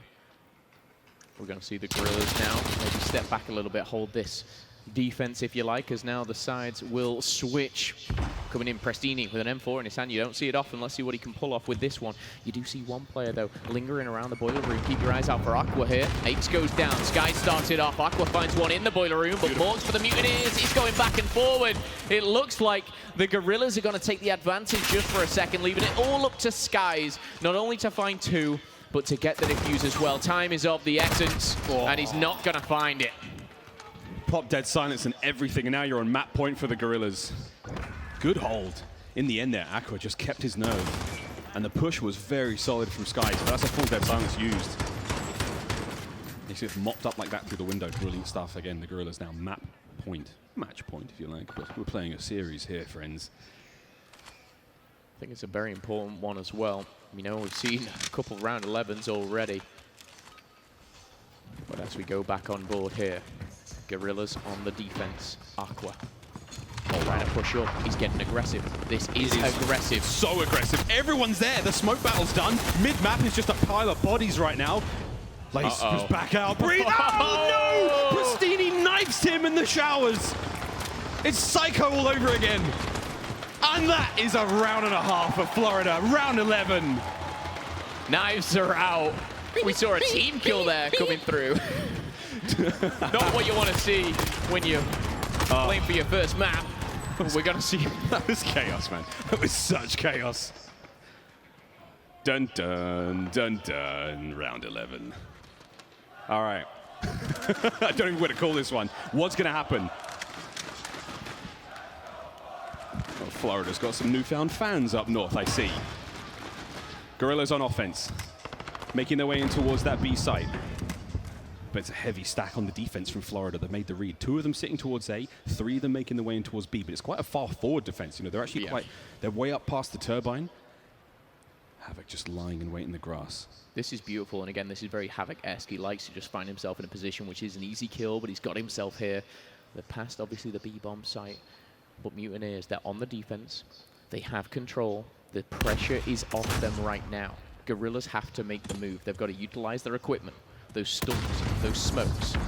And here we go. You can see the bullets going back and forth, and Havoc just sad. They know he's there. They know he's there. Cheeky boy. Wait, Saints he's got a Semtex. He could potentially stick him. If he can make the throw right through that iron girder, he could honestly stick him. And that is a guaranteed elimination. I don't know if he knows he's there. I think he's just checking, because of course if he did, trophy system here. There you go. Oh, I think he can see the head. He can smell something. Saints' spidey sense is tingling. He knows something's up. But again, no other gunfights across the map. It's very, very quiet. There's 2 players around crates as well. Mutineers have full control. He's going to slide forward. What was Havoc doing? Havoc has been spotted. Saints finds one, finds the second. And just like that, Guerrillas, they have full control. It's a 2v5. Mutineers as they fall. It's all up to Prestini. The Guerrillas come out on top, and again, it's Saints who is the game-changing player there in round number 11. You love it when a plan comes together. The Mutineers just a little too eager in those final moments, and the positioning again, I thought it was fantastic on the defense, but Saints, who did I? Absolute melons on that man, charges right up the dirt path, finds himself 2 kills. Fantastic round. Great way to tie up the series here against Florida. Ace as well started to step things up, finds himself with 5 kills at the end. We saw a couple players hitting double digits, but this just makes this series even more exciting. We're going in all tied up. And we're going to be going into domination. Interesting stuff. That is a very bright light. No. We cannot be the bob and we can't be disappointed in how this series is going. I mean, the Search and Destroy was as exciting as it possibly could have been. But look, I want to get our words one thing, but let's get the words of the lovely people on the desk. Lottie, what a bloody search that was. You said it right, Miles. It's very British of you as well to use that word. I mean, I was loving it, and great resilience coming out of LA there. You know, going down and then coming back, that kind of just shows what they're like as a team. You know, a lot of boos down the crowd, but they just don't care. They don't care if they're down for the count. They don't care if you're against them. They're just going to do their thing anyway, so whatever. But insane stuff from them. What did you make of that, Merc? Oh, that was a very important map. Sort of what we figured was going to happen. Pregame did happen. They go down 0-1. They are AR dominance right away from Florida. Really took over on that hard point. But they had to respond in game number 2, and they were able to do that. I mean, they go down 0-2 very quickly, but then they rip off 4 rounds in a row. And I liked what Florida was doing. They were taking a lot of risks. We saw it in the round 11. They were trying to get pushed up on the B side. But a couple of playmakers, we saw it once or twice from Mako. We saw it in round 11 from Sates. And those are the plays, those are the difference makers that tied this series up at 1 apiece. Yeah, I thought that was actually a great search and destroy played by both teams. I like what they were both doing. You know, you saw when they would push those bomb sites, it was together. There was a beautiful round out of Florida when they pushed that B bomb site. They used all their tacticals at once to take over crates, and then they would work inside of bathrooms. And on the flip side of that, the Guerrillas later in that game started to slow down and check all of those lanes to make sure Pristini or Havoc weren't going to push up. And I think in this last round at 5-5, you knew that they were ready for a player to be close to enemy lines. They knew where Havoc was. They waited for him. Saints takes his time, pushes up, gets a huge 2-piece to secure that round. It was well played by Guerrillas. Indeed. And, you know, we've talked about before things that you can use in the game. And one of those is being dead silent. It's so important to that S&D and so critical to be able to use that wisely. Now, we saw Saints misuse that a couple of times. I just want to talk about when is it right to pop dead silence and when is it right to hang on to it? Well, you saw in the round 11 the right way to use that. He finds the opening. I mean, so many, you just don't know when it's going to happen, but they had 45 seconds left.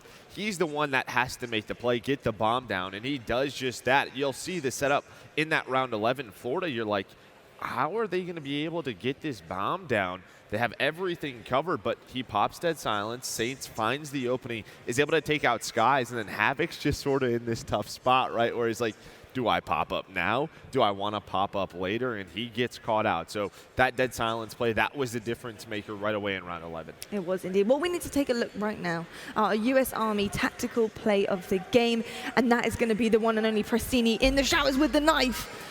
Pretty scary, that. That sounds like a horror film to me. But let's just talk about this, and when is it the right time to kind of bring out a little bit of a confidence boost like that? Yeah, you saw it. So that was that chaotic. All the smokes were out middle of the map. That is why the pro players are using that. When the smokes are out, you can't see anyone, so you might as well pull it out, mash the trigger, hopefully you hit something. That's exactly what Pristini did. He's able to hunt him down. But yeah, you'll see that sometimes in domination around the flags. Yep. You can't see anything, so you might as well just swing your sword. Absolutely. And we talked about the guy, Saints, of course, but let's have a look at his stats right now because I want to see what he was doing in that game, what he was performing with. Here we go, kills 10, deaths 9. Not a bad start there. And you know, S&D, it's a tough one. You're going to go down occasionally, and we saw how he was using his dead silence, and I'm sure that is going to go back and think about how he can maybe utilize that a bit better to his advantage. But overall, you know, they were doing such a great job. You can't count them when they're down because they're just going to come back, Nicholas. I mean, that's what you want out of Saints, right? You want him to feel comfortable in search and destroy, and he has a lot of guys around him to do that. You have Aqua who use that AR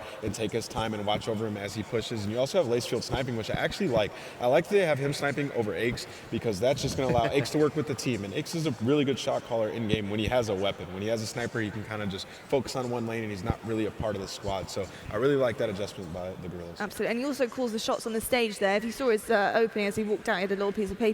That was a real win, Aches, that one right there, so don't worry about that. We're going to have a look now at the US Army remaining schedule and see what we've got coming your way for the rest of the day, of course. We still have plenty of action, don't you worry. After this game, we've got Los Angeles Optic Gaming versus Paris Legion. It's that brand new Optic Gaming roster. We'll see how they fare against the Paris. And of course, we have Atlanta FaZe versus Dallas Empire with our Game Fuel marquee match. And later on, we've got that 2v2 grudge match. It's Huntsman versus Røkkr. It's the guys, the head, the boss is right at the top there.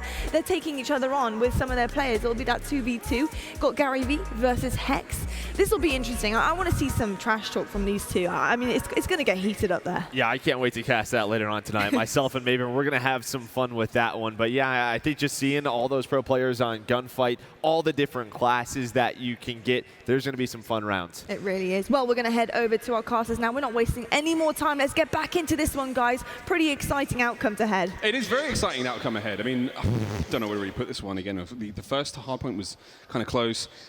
Comes the Dom, I have no idea anymore. Like, with the expectations we have of these teams has gone completely out the window, right out into the snow. What about you, mate? You're a lot smarter than I am. I mean, with it is a respawn. Yes, people compare it to Hardpoint, but it's a completely different game mode. We've only seen these guys play it once already, and I'm excited to see it go through a couple more rounds as well. Looks like we might have a Gorilla fan. Is that a Gorilla fan? Los Angeles. No, he's a fan. We like that. But yes, Phil, up next we have Hackney Yard domination, tied up 1-1 in the series so far. I will say the fans in Minnesota, you've all been fantastic. Thank you so much for braving the cold and coming to the Armory. And to you watching online on YouTube all season long, baby. It's going to be a lot of fun. We have tons more COD this year. But Phil, domination, Hackney Yard. Where do we go from here, mate? I mean, we've seen it already today. We saw it played, and how to play it, should we say, by the Ravens themselves. And we saw kind of the rotations, the home flags. You can hold both at the same time. And honestly, it is about that slaying power. We're going to see a lot of MP5 action. We're going to see these close quarter battles. I want to see utilization of trophy systems, even down to dead silence. It might not be kind of as important as in Search and Destroy, but if you can get in and behind enemy lines, utilize those field upgrades as much as possible. And we'll, of course, bring you all the action and walk you through it. Here we go. It's going to be game number 3. And I tell you what, it says if needed, we are going to need that game 4. Are we going to need the game 5, though, Miles? We are going to need it, as you can see in our maps and modes, brought to you by the US Air Force. Hardpoint, Search and Destroy coming up next. There is no way we don't see that hardpoint. So the domination will be very interesting to see, nonetheless, on Hackney. We go back to Gunrunner for the hardpoint, and we will finish up on Arklov Peak for the Search and Destroy, which is going to be very interesting, I must admit. I don't think we've seen too many Arklov peaks thus far, and that's going to be a fun one. I think the first one we saw was Huntsman versus Dallas all the way yesterday. Feels like a lifetime ago. But alas, this is it. Map 3 in the series. The Los Angeles Guerrillas versus Florida Mutineers. It's going to be fun. Certainly is, and we're going to Hackney Yard to see who takes map number 3 and takes the lead in the series. Of course, all tied up right now. A nice close round 11 if you missed it. A dominating end by the Mutineers on hardpoint. But as we go into domination here, who's going to be waving the flags at the end of this one? Again, when you start, you're going to want to get into B, into that warehouse as quick as possible and really take control. As we jump on board, we're going to be watching Prestini get C, but let's get into the action. Let's get to B. Havoc's going to be charging on forward. He's looking to take the high ground with the MP5. Just dodge. Oh, no. Oh! It was such a good idea. I was going to say dodge a grenade. He's got to dodge his own, but he's going to break through, kick down the doors, and hit fire. He's going to connect, but that's all that's going to connect right now for the Mutants. It's all good, Phil. He almost toasted himself, but it worked out in the end. His teammates got B. We've all been there. We have, actually, and that's a very, very good point. However, the Mutineers are not out of this just yet. Pristini back on point. We'll take care of that Guerrilla side of the flag. Now make it Mutineers. It's real plunder. They just made their way in there. The pirates that they are. Stole it right on back. Still, watch for that play. You can see the members of the Mutineers now spawning sort of towards the top side of the map, that courtyard out by the green building. Not a great place to be, but Havoc's making it work. Bobbing and weaving in between these containers. It just allows him to make his way across map. What a shot that was! Havoc, you dirty boy! He got traded out in the end because Ake's still insane. Unfortunate team kill coming through there. I think that was the bobbing, the jumping around those crates. Of course, very important to utilize your surroundings and get up top. Get that, of course, height advantage on some. But smoke goes down, and oh, you're in a corner. You're going to take one, but he's not going to find the kill. Double there coming in here for Decimate. Frosty, though, answers back with a nice double. This time it's going to be with a grenade. He's tucked himself away in the corner as his teammate Skies finds himself 2 as well. But as we get into the first 90 seconds, we are seeing the Mutineers just control this a little bit. And again, he's giving me kind of reminders or a little bit of signs from map number 1. Obviously, Hardpoint Skies finds his 5th kill in a row. And again, much like map number 1, it's Skies kicking things off very strongly. I mean, really what we're trying to see, though, from the Mutineers is they want to take A. They desperately want to take A to start forcing the Guerrillas out towards the C side of the map. No pun intended. All of them boats at play. But hey, look, Ace is not letting this happen. Making his way forward. Saints finds kills as well. Not able to do it on hip fire. But nonetheless, the presence is being felt at B. Saints trying to take care of those reinforcements, and he will for the time being. Havoc now charging forward. Big nade up over the top. Not going to find a whole lot just yet, and the Guerrillas have done it. They have held on. B is now theirs. Yeah, and one thing I will say is the Guerrillas, they didn't kind of opt to go for the home flag or try and flip things. They don't really want C, and they've stuck at it. It took them 2 or 3 times, but they've now got B. We are going to see actually one player sneak through. Saints has actually neutralized C, so a really big play. Again, if you're new to domination, you're going to get a point per flag every 5 seconds, so neutralizing that is obviously very important. Stops any points going to that team. However, talking to the team themselves, Mutineers, they're trying to take back B, and they'll do just that. Right now, 1 flag apiece as C is going back in the hands of Florida, and they're back in control. It's not as bad as it could be, though. Again, worrying now for scenes for the Guerrillas. If they lose A, if they get forced out towards C, that's not a great thing to be, but they're holding that together. They're keeping their mettle. Now they've got B back. Again, back and forth we will go. That B site, all the action typically takes place there in the warehouse. Skies with the top control now. Aches pushing in below him. This is a perfect time to make something happen. Dodge that one, but he's not going to dodge the bullets. The MP5 so accurate coming in from Skies. As that's kill number 12, and streak number 3 does fall, but a trade will come in. Not going to be enough as Guerrillas getting right back into this. You see just a 5-point difference as they see them crawling back. 1 point every 5 seconds, 30 seconds. They'll be in the lead here as Guerrillas. They didn't have the best respawn in map number 1 here, but they're taking control of this of the B flag now. They're starting to set up, get on top of this little shed behind the vents. Aches is finding himself a double. And I said at the start of this game, I want to see the utilization of smokes and trophies a lot better. We're seeing these trophies put down perfectly. That's a good position to be in again. The Guerrillas are holding this. They're making it work. And again, despite the continued onslaught and despite the incredible kills so far put up by the members of the Mutineers, they are doing a brilliant job of keeping it together. Now they have the lead, but for how much longer? Pristini, oh no, unfortunate. Havoc friendly nade. Ouch. Going to slow this push down somewhat. Havoc can't push in on his own. With that one player trailing sights from the bottom door, they have to make the play upstairs, but Aches is already there. He's backing off spawn. He finds 2. Brilliant work again as he finds his 5th kill in a row just before going down. And I will say, Pristini, though, he doesn't care. He's answered back, trying to find those openers. And his teammates are now flooding in towards that B site. But once again, it's a brick wall of defense. The LA Guerrillas are just holding this one tight. Yeah, and Aches, we said he had a slow search and destroy. Is the slaying power of the Guerrillas right now. 14 and 10, putting up the most kills in the lobby. Just ahead of Pristini, who's just found his 14th on your screen. That's him sliding around and finding himself players left, right, and center. But he doesn't have B. He's looking for a player, and he sees the shadow. Sneaky, sneaky. It's Pristini, finds one, and he's going to try and find another as well. Changing quarters. B right now, it has just been taken a little bit, and this is where we're going to see them take control of that flag. Gotta watch out. Still, we will have a little bit of signs of life now from the Mutineers. They've managed to get a player in onto the A site, and this is exactly what they've been looking for all game long. Aches once again stops it. Great heads up. C goes the way of the Guerrillas now, so we're trapped. Everyone from the Florida Mutineers at B. Spawns are going to start looking a little funky for them. They're going to have a little bit of a difficult time pushing to either side. They have opted to go towards C. So the Mutineers looking to get out of this trap, but it is not looking too good for them right now. Yeah, and obviously with domination being a side of 2 sides with only 35 seconds left, we're going to see the Guerrillas here going into that second side with a little bit of a lead more than likely. Unless something crazy happens, we are going to see B neutralized, so just the 1 flag apiece for a second. But as we see triple digits coming in for the Guerrillas, they are going to take B. The kill feed is purple. Aches, Lacefield, Aqua, and Saints all jumping in as Sky shuts down 2. It's not going to be enough to change, and as the clock has 10 seconds left to go, this is where the guys will be communicating so much, talking about that round, talking about what was right, what was wrong, and what they need to change, or even keep the same. Good stuff for Guerrillas, because they got right back into that game, Miles. Yeah, very, very surprising. Again, the start was so good from the Mutineers. I really did believe that this was going to be a very, stronger showing at the very least. But hey, the Guerrillas really played that well. And again, props to Aches. This was his multi-kills. This was a 3-man multi-kill. He locked this one down perfectly. Last player through the window. Brilliant stuff from him. Turned it around fantastically. Only player, again, we're looking for in the respawns to step it up for the Guerrillas is once again Aqua. 10 and 9 right now. Just slower than the rest of his squad at this point in time. Again, playing those anchor roles, watching home flag situations. But if you see him start picking up more kills, playing maybe more aggressively, this could get real ugly real fast for Florida. Yeah, and don't get me wrong, 10 and 9 is great. When Aqua is on form, though, sometimes this guy's a machine, a turret.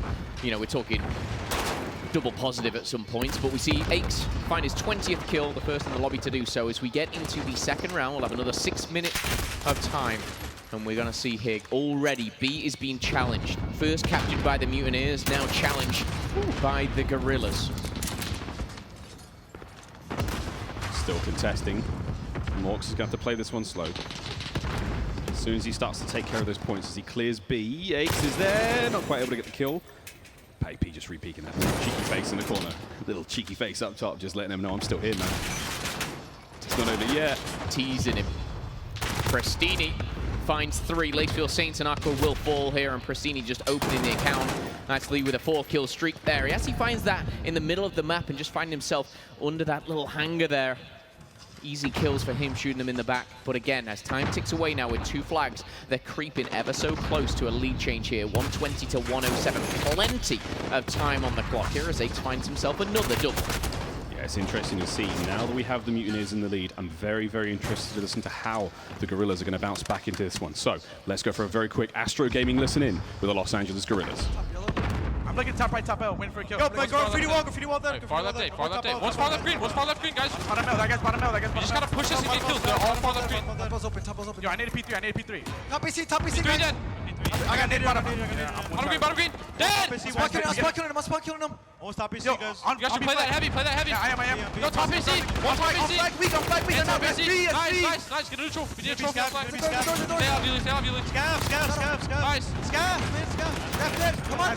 No, one P3 or green. Cap it. Yo, top. Oh my god! Yo, green side still. P3 or green. No choke. I'm bottom green. Camp. Whoa, it's getting a little exciting over there for the Guerrillas. We've had Lacefield do something nasty to something ungodly even, as they now take B back. However, Florida Mutineers back onto the point of B. Only one member in there. It's going to be Lace versus Pristini, and he's get the best of him.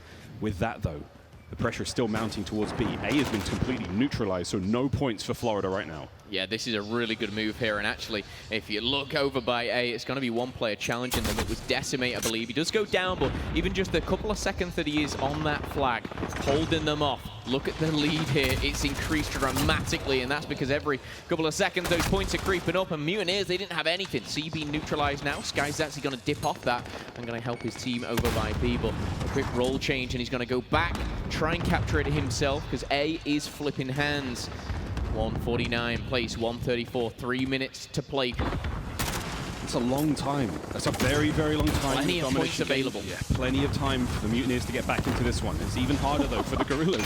All they have to do is hold on. All they have to do is maintain the pressure they've got going right now, and this is going to be good stuff for them. Decimate just prowling around bottom middle. Will be cut down by Frosty. Lovely positioning again as Skies tries to find the angle upstairs. Needs a little bit of help. Brilliant shots, but Lacefield once again, that MP5, I'm telling you, friends, Chance called it in the last series. Just when you get into a pub game, put that MP5 on and tell me it's not a piece of absolute art.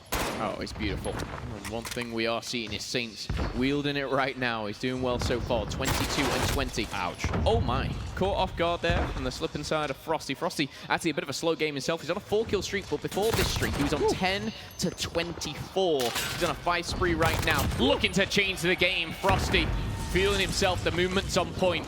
He's sliding around. That's a teammate as he regroups here and maybe looks for the retake at B. Plays like that, man. I mean, it's just constant pressure like that that really show why the Mutineers are holding their own in this map. They've managed to get themselves back onto B. However, A and C are completely abandoned now. The Mutineers getting in towards A as well. Now we're starting to look like they can normalize this scoreline, balance things out a little bit, because they've just been on the back foot for so long now, and it's difficult. It takes these moments of magic from Frosty. It takes these moments from Pristini just to do something crazy to break this sort of stalemate that they have right now with the Guerrillas in the lead. Yeah, and two flags right now simply isn't enough. There's 90 seconds left on the clock. Mutineers, they need to either neutralize C or they need to go for that triple cap. However, with B going down, it's a rush back. They're in a flurry and they're trying to keep hold of it. They have sent one player to that C flag and it looks like he's going to neutralize it. But again, this is just a battle of rotation and this is where flags are going to change hands so fast. But the kill feed is what's important right now and it is all purple. It's the Guerrillas making it look easy. They're going to take back A. They've already got B and the Guerrillas, they're running away with this one, Miles. That's a triple cap right now. Oh boy, that's a lot of points in the final minute. I mean, this is the dagger. This is the absolute death knell right now for Florida here on Hackney Yard. Saints trying to make his way towards B. These players are just being pushed out. They're going to get a little bit of time back in on a C, but this is not enough right now. Florida have got to go, and they've got to go now. 50 seconds and counting. This is where you start to see the mathematical impossibility. But we're going to see Guerrillas hold on to A. They currently have B. They're already 38 points in the lead, and with 40 seconds here, this is where they start to toy with the Mutineers, and this is where they can really get in the heads of them going forward to the hard point. Beautiful stuff from the LA Guerrillas, and Prestini, I will say, 35 and 26 is a very strong showing. It's a multi-kill, but it doesn't matter, because whatever he can do, 8 can do too, it seems. There's another multi-kill will come in, and there's the clock chimes down, should I say, 210 to 167. it's in dominating fashion. It really is. It's all in the name, eh, buddy? 12 seconds remain, and it is all said and done. It is over. You got to put that controller down because no numbers, no time is going to save you now. That is a brilliant turn of events for the Los Angeles Guerrillas. They really needed that one, dominating it from start to finish. They've absolutely changed the game there, and that's it. They've taken the lead in the series. Beautiful stuff. I believe it was 67 interactions there from Aches, a player who really stepped it up. He had a bit of a slow search and destroy, but he was really the presence on that map. There we go, brilliant stuff. But we come back, friends, after this break. Gun Runner Hardpoint. Find out the exciting conclusion to this series.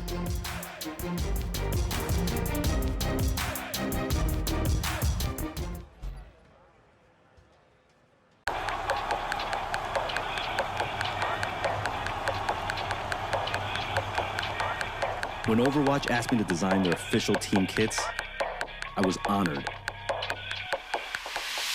This was an opportunity to create gear that for the first time brings together the best of the streetwear world and the esports world. This is technical apparel designed with specs to provide the highest caliber athletes in the esports world with the performance and comfort that they demand. And just so you know, her armband is clipped, but it says LOVE, so don't worry about that. Designed to highlight each team's uniqueness, yet resonate with players and fans in the US, China, Korea, France, and all over the world. And of course, gear that needs to look as dope as it performs, both inside and outside the arena. This is it, the official Overwatch League kit. Designed by Staple, engineered for gamers.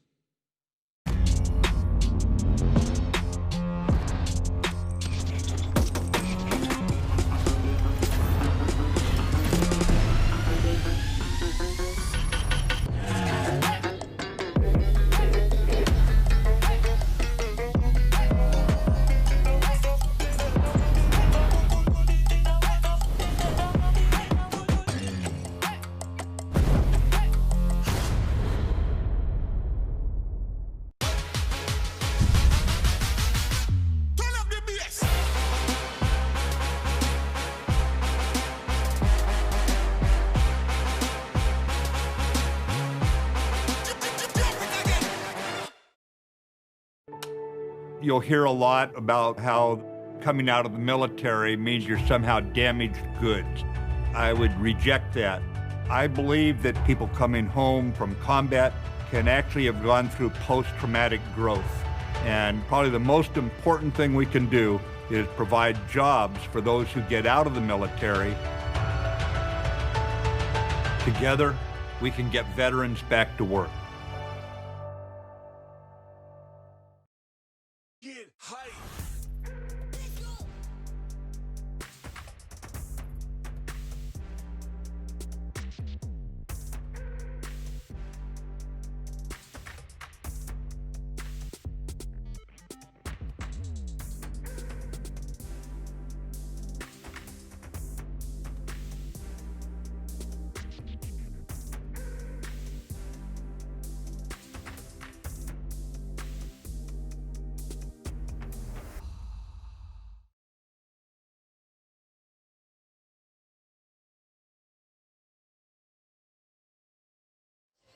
Why, hello there. Welcome back to the COD League.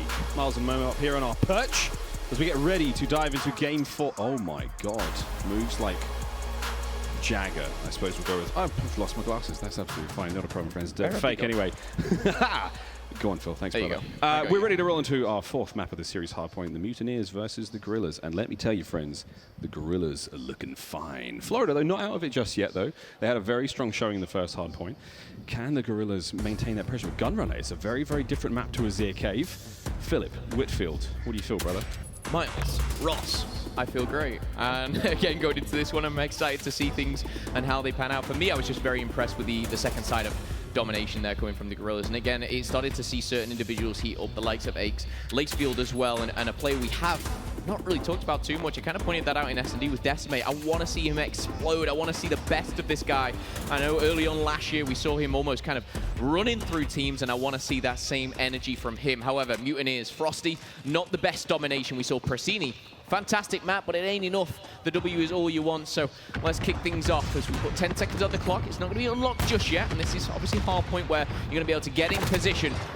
And I tell you what, the Mutineers, they are in position. 4 kills to the good, and they're going to get the first points on the board here. This is the most impressive part of this play so far. Watching Pristini hit the backside of their spawns where the Guerrillas were coming from, he's trying to take control of that one, so when the hard point moves over, it's going to go right into his lap. However, he has to find these kills quite decisively, because once the jig's up like that, he's in serious trouble. And you pointed out that beautifully. Again, this being the very middle, they kind of just push through it. They try and get those first entry kills, which they did so well, but it's that second wave that's going to be denied. Lacefield now answering back here, but keep your eyes on the minimap a little bit. You're going to see the spawn's got one player causing havoc. No pun intended there. Absolutely lying to you. It was. Havoc finds himself just bobbing and weaving, trying to just keep something going, but it's going to be denied. Sniffed out by Aqua, and now with 15 seconds left, this is where you start to see the teams just give it up, push out.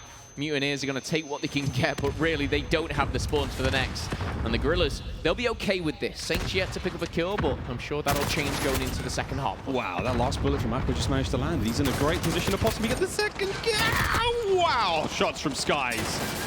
Insane, but again, Lacefield is going to pick that one up immediately and just make safe the backside of the hard point. Here comes a slight push though. Pristini, once again, the most aggressive player we've seen on the flank again. Number 8 is Havoc as well. As he grips forward, he will go down as well. And I must say, the defense from the Los Angeles Guerrillas is brilliant so far. Even that push from Havoc there, he didn't really make any kills of it, but he did start to push the spawns out a little bit. You see those Guerrillas spawning at the top side of the train tracks. On the flip side of things, Mutineers are actually going to get in and behind. If they can hold this for another couple seconds here, this will be a job well done. A pat on the back here, as we are going to see Frosty and Havoc taking names. They're actually still alive. The players around them dropping like flies here, but with 15 seconds, they're taking it all.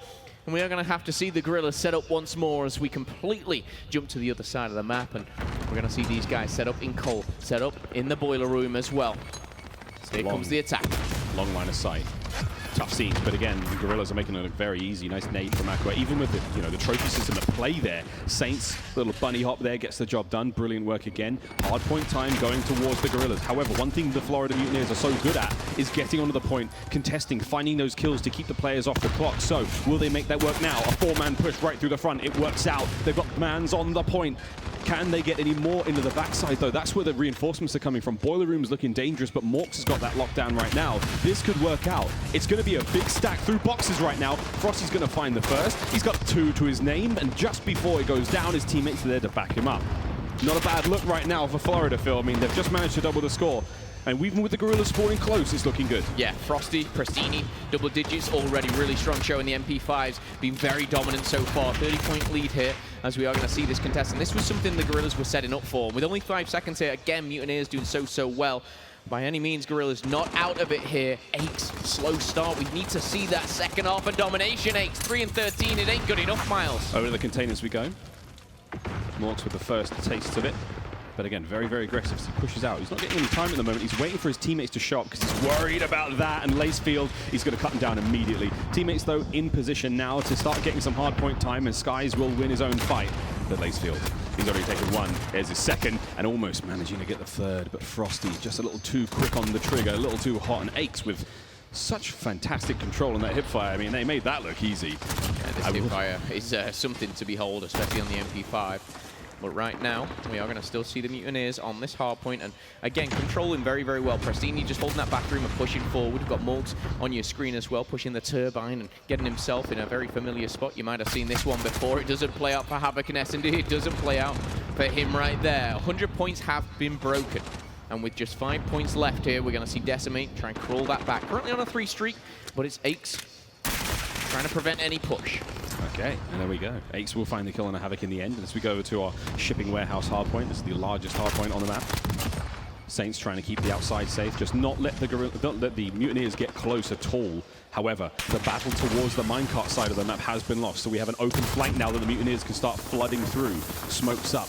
Players trying to infiltrate the back line. Saints doing the best he can to sniff them out and prevent this push getting any more dangerous.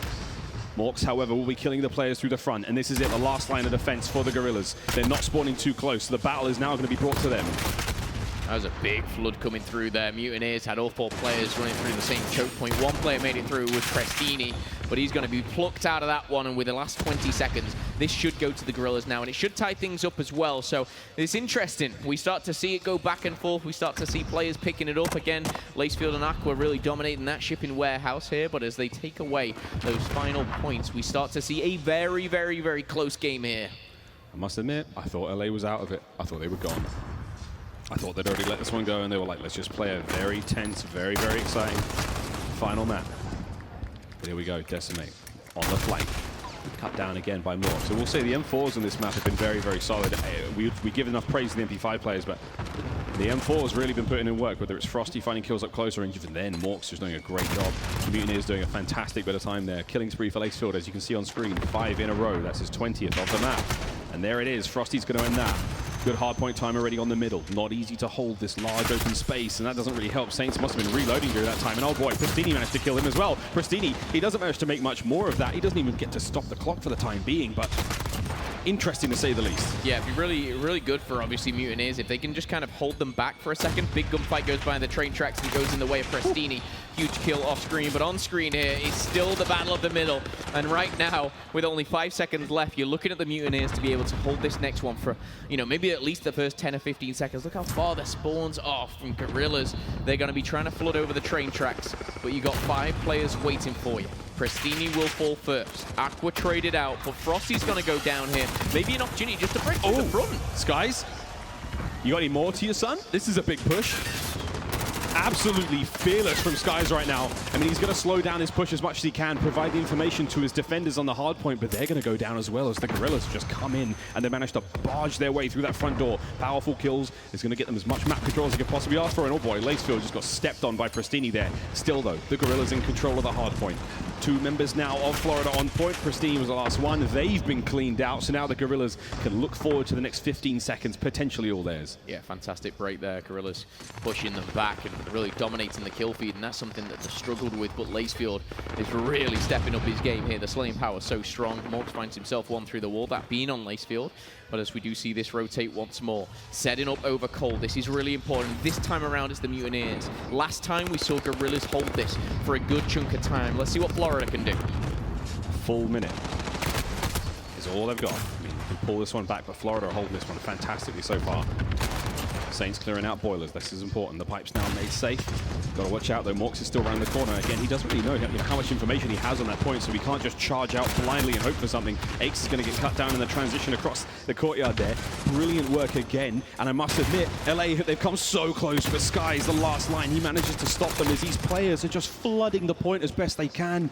Florida so close, yet so far from getting onto the point and even getting back into the lead. Saints, though, that dead silence play, keeping his team in it, and again, it's absolutely frantic. It's so constant to play. 10 seconds now before the next hard point, and Saints is looking to keep this one going. Havoc popped his dead silence as well, didn't come to anything. However, as we start to see the time tick away, it is going to be going towards Guerrillas. They've got a 20-point lead here. Now over by the crates. This is where the Mutineers dominated previously, and they've got 3 players on that hard point. But interesting enough, Pristini's going to be taken down on the flank. Now we see the Guerrillas. Can they retake? Havoc says no with a triple. 8 Saint to Decimate go down. Now Lacefield, what's he got to do? He's got to think about how he pushes this. He's basically alone right now. There are too many members of the Mutineers on point. Havoc's just lying in wait now on the defense. Lacefield's still making his way up that dirt track, and now he's got teammates with him. Can Havoc sniff out these attackers? Can he slow them down? There's one. That's his 5th in a row. A fresh magazine goes in, and now he's ready to fight once again. As again, his teammates are just doing such a brilliant job of pushing them back. Fantastic shots from Saints to close it out, but again, the time is now in the favor of the Florida Mutineers. They're looking to push this series all the way. Can they keep going? Get on point. Decimate, he's doing the best he possibly can, but Skies with 2, Frosty with 1, and over to another hard point we go. But that's 200 points crossed now. Phil, honestly, can the Mutineers go all the way? They certainly can, but the Guerrillas, they're going to have control of this hard point here, and it's a very solid hold. You've got the players coming in from Cole. No one really from the Mutineers have that kind of charge right now. We've not seen kind of a progressive push. We're seeing the single file going on, and I don't really like it. However, 2 players working together. It's going to be Morks and Skies going through the front. Pristini, but he's going to be denied by Saints. Saints finds 1, falls as well. Kill feed all green, and we're going to see 3 players flooding on through. Smoke's going down. You can't see a thing. Guns going everywhere. Trying the butt of the gun going through one as well, but it's going to be the Guerrillas who hold on. And again, this is the benefit of rotating early. That lead for the Mutineers is gone, and we could see another lead change go down. Aches, Decimate, Lacefield, and Aqua coming out on top of that one, and they take the lead back. They're just 40 points away from taking the series. I mean, now you just think to the next one. You just give this one up the next 10 seconds. I mean, it's going to help a lot. Aches has to stay back there in the hard point, though, and wait that one out. So now his teammates are down a man as they battle for control of middle. Havoc, a huge win there. Pristini won for himself as well. Aqua is going to fall to him as he tries to make full control of that middle of the map. Morks now battling for control as well. Aqua's doing the best he can. Also set up for the next one. The spawns are in the favor of the Florida Mutineers right now, but you've got to get in the hard point. Aqua knows that. He knows he can almost close the game out here with enough time, but everyone's playing for that next one. They're playing for the spawns. They're playing for control of the depot place right there. And again, look, the spawns now for the LA Guerrillas. They're spawning out. This could honestly work out if you can clear out this hard point. You could see the Mutineers win it here. Yeah, there's 30 seconds left right now. The Mutineers, they need to just keep them off the hard point. A neutral hard point is good for the Mutineers. They have the spawns going into the next one. They've controlled the crate. They've controlled the bathroom. One player looking to sneak on through is Lacefield, but right now on your screen, nobody is getting any points. Jumping on board with Prestini, finds one, will go down here, but as I said before, all these kills, no points going anywhere. It is favoring the Mutineers, yes, but they're down by 20 points. We're going to see the last 7 seconds potentially go to the Guerrillas, and they're maybe going to hold on this and just hope for a lucky break. But as we take a deep breath, we're going to the next hard point. This warehouse, it is not easy to break, and with all 5 Mutineers holding strong, digging their heels in, can they do it? They've got to do this perfectly. Havoc holding the front. Saints gets taken down before the backside. He can get close. Up top, it's going to be Havoc once again. He's going to slow these players down. He's going in, baby! He's going in! He can't quite get the kills, but look at the clock. It's still ticking. It's still working out in favor of the Mutineers. That's 2:30 cross now. Prestini up close and personal. The subbies are coming to life right now as we are looking at the final few moments. The Guerrillas, they've got to get on the point right now. 10 seconds for the win. And oh boy, the Mutineers, they've just barred the gates. They've locked them down. A slight contest for the time being. Prestini with 5 seconds to spare. And LA, they have just been sent packing. I tell you what, it feels like we're in Florida right now. This crowd is getting behind the Mutineers. And I have a funny feeling why, but we are going to be seeing a Game 5. What a way to close things out. And I love how, again, both teams, they were thinking, not 30, not 60, but like 90 seconds ahead. Rotations are so important on Gunrunner hardpoint. And credit where credit is due, the Mutineers come out on top. And again, top Slayer Frosty this time with 36 kills. Oh boy, we've got a Game 5. Can't wait. Lottie, please take it away. Thank you very much, gentlemen. Yes, we do have another Game 5 on our hands for Saturday. I'm so excited. I love a Game 5. Who doesn't love a Game 5, right? Incredible stuff there overall. I mean, from both of our teams, really tight-knit game there. Gunrunner, so hard to start trying to control those hills properly and get your setup done. And I think looking at the way that LA set up in that warehouse last, that was so great. Mutiny is just single file, like Momo said, coming in. They just did not have an effective push. Merc, what do these guys need to do to start cleaning that up? Yeah, I mean, really, when we look at Gunrunner, we're focusing on 2 of our money hills, is what we call them. That's where you can rack up a ton of time, and that's really the 2nd and the 5th hill, and you heard Momo and Miles talking about it. The Guerrillas were focusing on that last warehouse every single rotation, and that did give them the lead. But there was a couple of chances for the LA Guerrillas to really, you know, kick this game wide open. But it was hills 3 and 4 at the crates, at the minecart. That's when Florida Mutineers, they were playing scrappy. That's when they got themselves back into the game. And it's behind a man like Frosty who steps up in the slaying category. Without those few couple of hills, I just don't think that the Florida Mutineers would have sent this to a Game 5.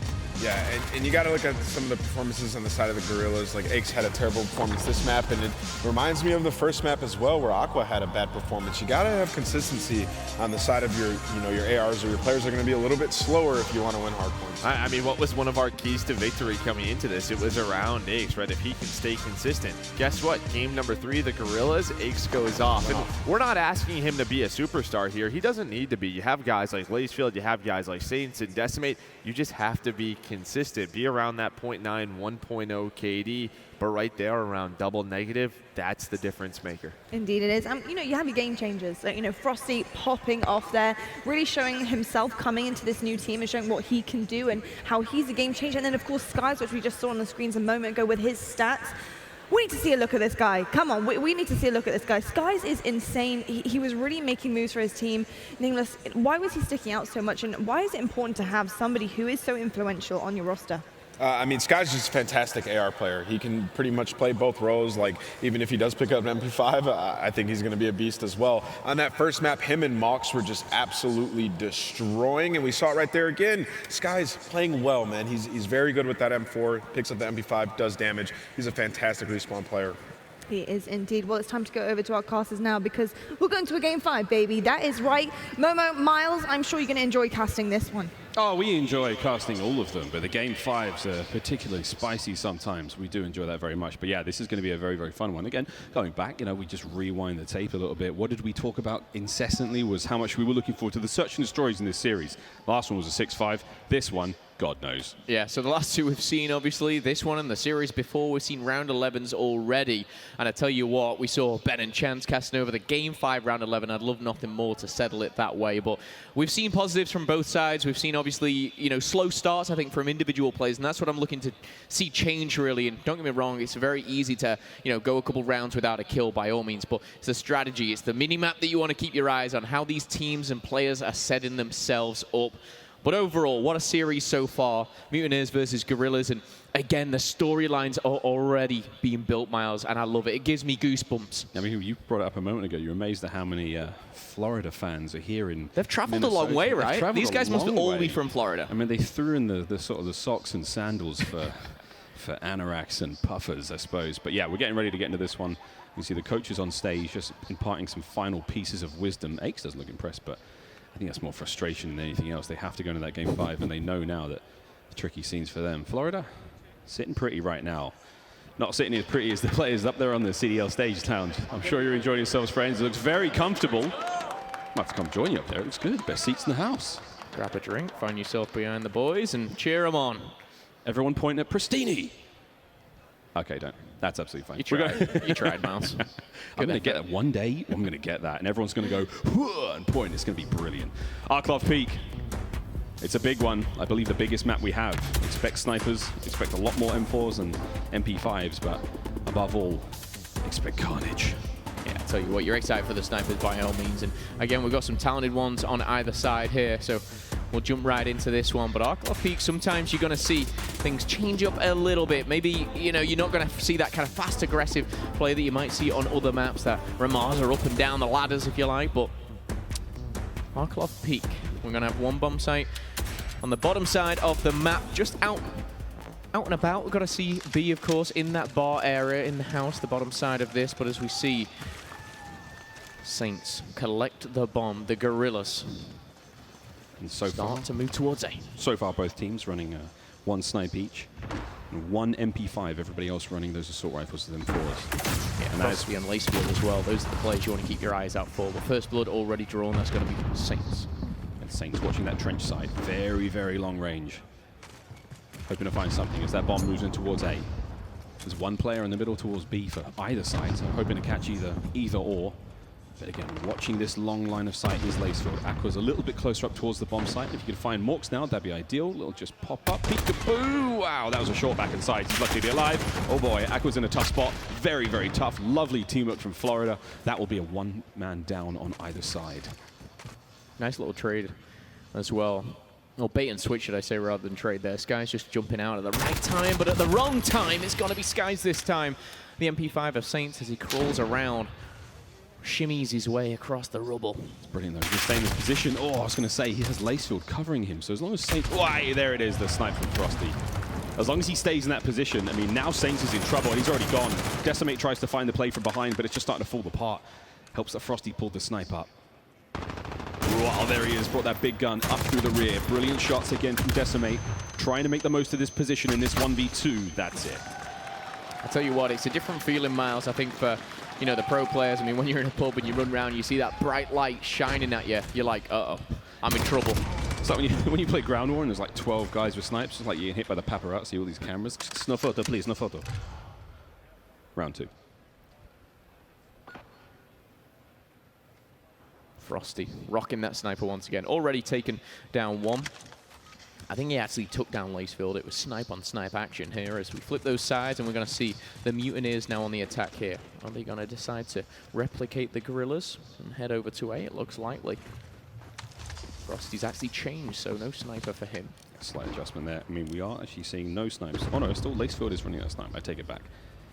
Those smokes, once that clears, we will have a better view, but again, a guess would help.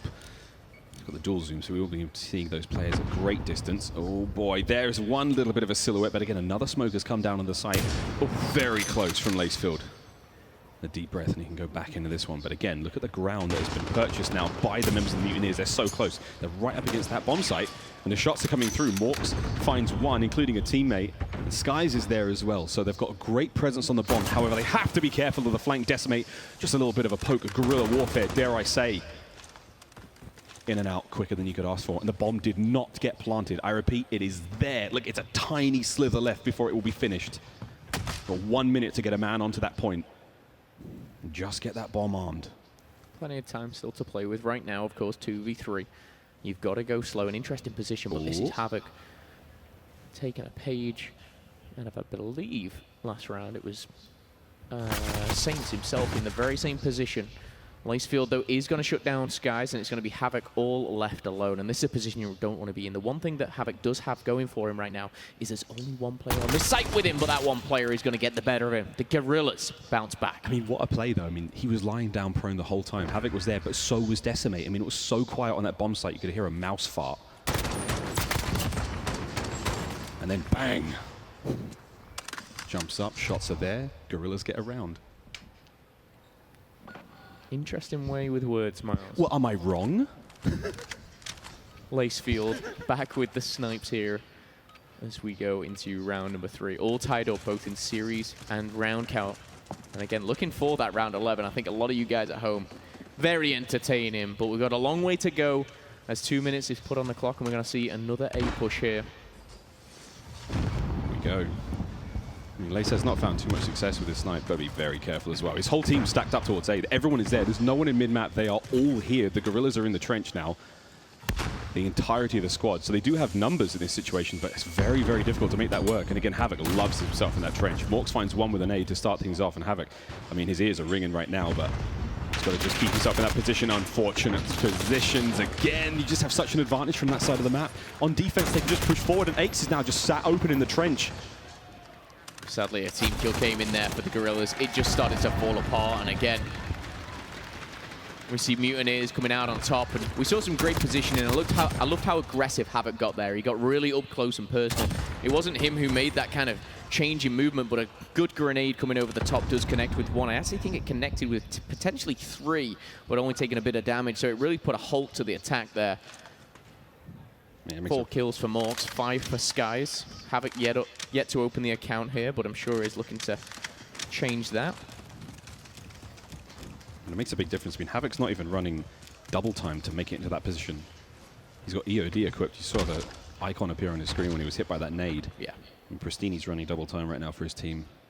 The most aggressive player I think I've seen in the league so far. I've never seen such an aggressive defense. The Gunrunner, he was straight down the middle, but that's Pristini for you. I mean, he could run around the outside of B at this point. And this is something different. Again, we saw this from Mutineers in day 1. It was actually on Gunrunner Search and Destroy. They changed things up. They did a few A hits, but it's... Oh, I was going to say not going to work. It looks like Pristini's got himself a second life, maybe a third after that smoke.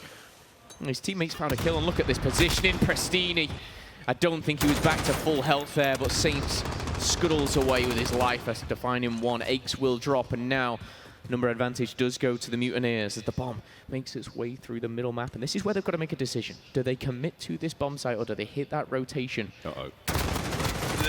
Whoa! Whoa! Finally. Just the top of Skies there from Lace. Such a difficult fight to be in, because if he doesn't get the kill and Skies lives to fight another day, I mean, that's going to bite them. You know it will. And it's such a difficult position to be in there on that side of the map. There's no cover. You're stuck out in an open field. I mean, soon you just join the little graves there next to you. Lacefield, what have you got? It's got to be something special right now because Morks, Havoc, and Frosty, they're looking to go over and get this bomb down. It will be planted. It might actually not have got planted right there. Very quick kill comes in. Lacefield will get dropped, and another round to the good for the Mutineers. Havoc find himself creeping around. Quick snapshot with that MP5, and again, with the right attachments, Miles, that MP5, it's got to be my favorite weapon. Does it all, friend. Does it all. 7 for Morks, man. Whew. 6 for Skies, 7 for Morks. They really are doing everything for their squad right now. And here we go. Defensive round for the Mutineers. And again, heavily favoring towards that A side. The Guerrillas also making their way into the trench. Snipes has been put away for the time being. Again, just making their way in towards that A side. Quite a deep defense for the Mutineers at this point in time. But again, you've got to watch out for Havoc. He's going to be one making the wrap. Yeah, I thought Havoc might actually hit mid here, but he would be cut off there by Eggs looking across. You got to obviously dedicate someone over by B. That's going to be Prestini's job, but looking at your screen right now, this is kind of the overview of this A-bomb site. Saints just hanging tight in the middle, looking for first blood, and when you're down 3-1, you don't want to be that player to get blooded. Let me tell you that for free. Again, while all this is going on, the gunfights, the explosions, everything's getting a little close and a little bit dangerous. Prestini has made a world tour across the other side of the map, completely alone. Decimate also trying to find something now. Difficult position to be in again at this trench. You're very, very exposed until you get to either this piece of rock or towards the other end of the trench. Just an update, Prestini did get spotted on the flank. However, the attack coming through. The Guerrillas will lose one. That's going to be Saints. Lacefield will drop the double. The triple from Skies. Still alive. Skies finds 4. Oh my goodness, the 50's denied. But you know it. It's a clean-up kill there in the trench. We've seen Skies drop 4 pieces in hardpoint. He's been crucial in domination, but that might be his best play of the tournament so far. Beautiful stuff from Skies. Had to ruin it, though. 5 would have been so much better. Oh, come on, man. Especially like on day 2, we already get like a... Oh, come on, dude. Bruh. 4-1 is a very favorable scoreline right now for the Mutineers. So it just feels like, I mean, the Guerrillas are not far behind. These rounds are so close. They're so brilliant. We've only had 1 or 2 rounds that have really looked strong for Florida. Otherwise, it's been quite close. Either way. Slight change now on the defense. 2-man towards B, and Sky is actually opting to go through mid. Hey, look, all right, okay. 17 kills for Morks and Skies. The fans here not taking too kindly for Aches. Passionate. 1-5 though. I mean, Aches, he is underperforming here in game number 5. He's got to change things up. He's down 4-1. He's rocking the M4 currently. But he's in a great position now to catch these players possibly overextending. And I think once again it might be. It's actually Frosty. Yeah, that's a lot of gunfire. Decimate's going to get the first blood on the other side of the map. Aches is going to pull back straight away. Nowhere is safe right now. As you can see, mid-map now completely invaded by the Mutineers. They have arrived. Frosty watching that far right-hand side flank. 1 player is sitting in towards trench. 2 of them creeping through mid. Now make it 1. Skies finds a bullet through the wood plank. Frosty's going to have to back up to now reinforce mid. That bomb carrier is still making his way through. It is going to be Morks with the bomb.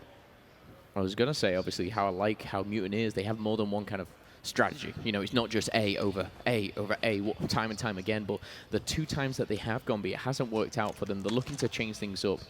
Skies has dropped, so that's not good news for Mutineers, of course, with his double-digit kills here. With 30 seconds left, though, they've got to make a play. For me, the player really that can change the game is maybe Frosty. He's in a very interesting position on the offense, but Havoc with the sniper.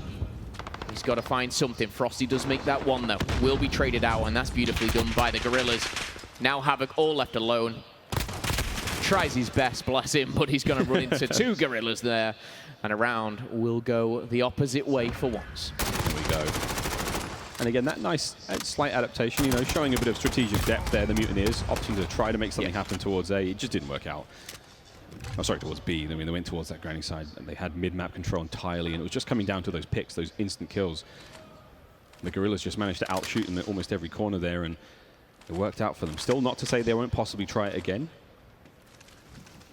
You have to consider all these matches while they do matter massively in terms of the points they will gain as the remainder of the COD League goes on. Things looking very, very different. 5-man push towards A for the LA Guerrillas. And again, this is the best search and destroy kind of quote-unquote practice you're going to get. These guys obviously scrim this the least, and going into the likes of London and the tournament mode is going to be very interesting. But kicking things off in Minnesota here, every game matters. 10 points, of course, which will be accumulated throughout the season. And I tell you what, there'll be teams looking right back to this day thinking, if we'd just done this differently. Lacefield looking to zoom on in. Spidey senses tingling. So close again. I mean, he's pixels away. That's enough to spot somebody. There's the poke. So unfortunate to catch that one. I mean, your ears are ringing. Frosty. Speaking of spider senses, there was the web. Frosty the spider. Decimate, though, he's looking for that swift vengeance. He may be able to find at least 2 perfect positioning to get the kill. Aqua now backing him up. Two players, though, behind that truck. He's got to find something here. Up over the top. He just get it. Decimate finds 5 in a row, and this is a great round for the Guerrillas. Skies and Pristini are all that are left now, and they're going to have to back on up, lick the wounds, and see what they can do in this situation while the bomb goes down. Yeah, huge from Decimate as well. He's actually going to be rewarded with that final kill. What I liked about it, he pushed up, he saw one player from the trench. Yes, he pushed further, turned around. He finds 3 in the end. Incredible stuff from him. And I believe he's on like 8 or 9 kills for himself. So is he able to put LA on his back here and push on through? Right now, they're only down by 1, believe it or not. Morks and Skies have been fantastic, but again, Frosty, Pristini, Havoc currently sat a little negative on either side. Decimate double digits for him, 10 kills. And this round is very, very influential going into that potential final round next. A Guerrilla's going to tie it up. A Mutineer's going to push the boundaries. Jumping on board with Lacefield, it looks like Frosty's had his number a couple of times. But both snipers, I mean, they've not been that crazy. Aches find his second of the game. Slow and steady again. Here comes the approach. The nades are up. Morks' bomb making its way forward. Oh, that's a beautiful nade. Top pocket. But still, Florida's managed to get close. And it may, if Lacefield zooms out, he might actually see the top of Havoc's head. He's just too zoomed in at this point in time. No, dude, zoom out. I'm telling you. I'm telling you, zoom out. He's so close. He's just on the other side of that rock to his right, but still. 4v3 right now. LA with the advantage, and we've just slowed down. No player has moved for the last 10 seconds. Be quiet, be quiet. It's starting to snow, look at that. It's so quiet right now. No one is moving. Frosty, though, again, he has to be careful because he gives away his position when he zooms in. There's like a glare on his scope, and that is something that could cause a little bit of chaos, but he's just creeping forward. Here we go. Lacefield versus Frosty again. Oh, here we go. Frosty. Lacefield. Lacefield's backed off. He ain't having any of that. I'm not surprised. Frosty's had his name a couple times. Lacefield's actually trying to reposition. I like it, though, but he has to watch out for Havoc. Havoc's just popped dead silence. He could make something huge happen here. There's the gunfight. The shots are out, and Havoc now, he may have given his position away. Dead silence on dead silence. Saints is going to get it. Frosty finds Lacefield again with a snipe.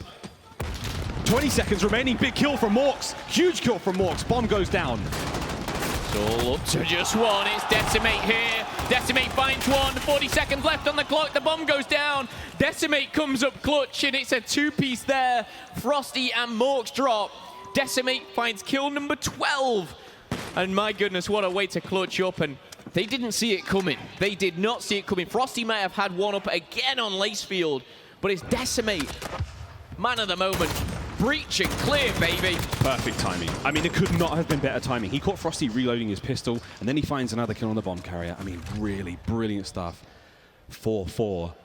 You want a good search and destroy? You got it, Minnesota. You've got it. And YouTube, thanks for watching all season long. Here we go. Where do we go now? Do we give B a try? I mean, what do the Guerrillas go for? Lacefield's put the snipe away. Frosty, though, has not. Do we make a play towards B? Do we mix things up, or do we just keep trying? You know, it hasn't quite failed for them, but it's never been too successful. It's taking these moments of silence. It's taking these kind of good, fortunate plays, and that's a great way to start it. Aqua first blood on Pristini. Yeah, it doesn't surprise me at all that that sniper was put away from Lacefield. And sometimes you've got to have that ego check, and you just got to be saying, you know, I'm not winning these snipes. I'm getting picked. And maybe Lacefield can be of importance somewhere else on the map here. If you do not hit, you must acquit. Put it away, man. Oh, Havoc. So he's just crept through. Wait. Look at him. You can't even see the top of his bun. Saints, though, trailed on. Wait, Havoc. What? He's got one. He found almost a second. Oh, boy, that was disgusting. He almost managed to find a little bit of damage there, but sneaky Havoc. A minute now left on the clock. And now we start to see the surge, the push forward towards A. You've still got Frosty over by B. Might be looking to rotate shortly. Grenades are plenty. Taking damage. It's going to be Aqua, but he's going to be up alive and kicking here. And now he's pushing forward as well. That dead silence is so effective. He's all the way in. So effective. He's in. He's found one. Bit of damage. Is it going to be enough? Gets tagged up from behind. I mean, that's huge right now. 3v1. It comes down to Frosty. Last player left alive for his team on the defense as he's backed on up. He still has that snipe to work with. His secondary weapon at this moment in time is a pistol. X goes down. Nope. 1v2. He's got an M4 to his name. And it's crazy to see, but LA Guerrillas, they're backing off. Frosty by one, but it's not enough. Good trade for the Guerrillas there. Frosty nearly pulls off something really special. But just look how quick Lacefield reacts. And that's what you want to see, under pressure. When two of your team have dropped, you need to act fast. And now, I believe for the first time, Guerrillas are in the lead and they need just one more round. Still Decimate leads with a dozen. Match point for the Guerrillas. A chance now for redemption to leave Saturday with at least a smile on their face. And it's all in on A for Florida. Do or die right now for them. They have to make something special happen. The snipes are away. It's all down to the ARs and the SMGs. Smokes are up all over A. You cannot see a single thing, and it is an absolute flurry. A salvo of grenades go out. You can see the players now of the Mutineers. They're pushed far forward. Saints opens up with the first kill. Already the bomb site is overtaken, but it is just the gunfire from the Guerrillas. Their guns ringing out over the top of the Mutineers. They can't get any further forward. That's a second death for the Mutineers. One step closer to our first win for the Guerrillas. Another, and another here, down to just Skies. 1v4, last alive, but he needs to come up clutch just to stay in the game. He's in no fit position. The bomb is in no man's land. And poor Skies. What do you do? I mean, pop dead silence, I guess. He's been in such brilliant positions all series long, but now he finds himself alone. However, yes, dead silence has been activated. He can move almost freely around the map. He does have to be very, very careful, though, of the defending players now of the Guerrillas. There's one round the corner. Decimate lined up. Can he be the hero for the Guerrillas and help them net their first win here in the COD League? A couple of shots is going to push him back for now, but it's just delaying the inevitable, because round door number one, what do you know? It's the Guerrillas, baby! And that is their first series win here in the COD League.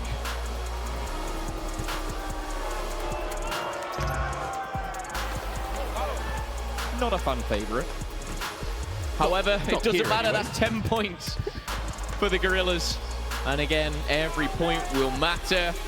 A very tough series for the Mutineers to watch back a little later on. But Aches and the boys representing Los Angeles come out with a victory, and a very important one too.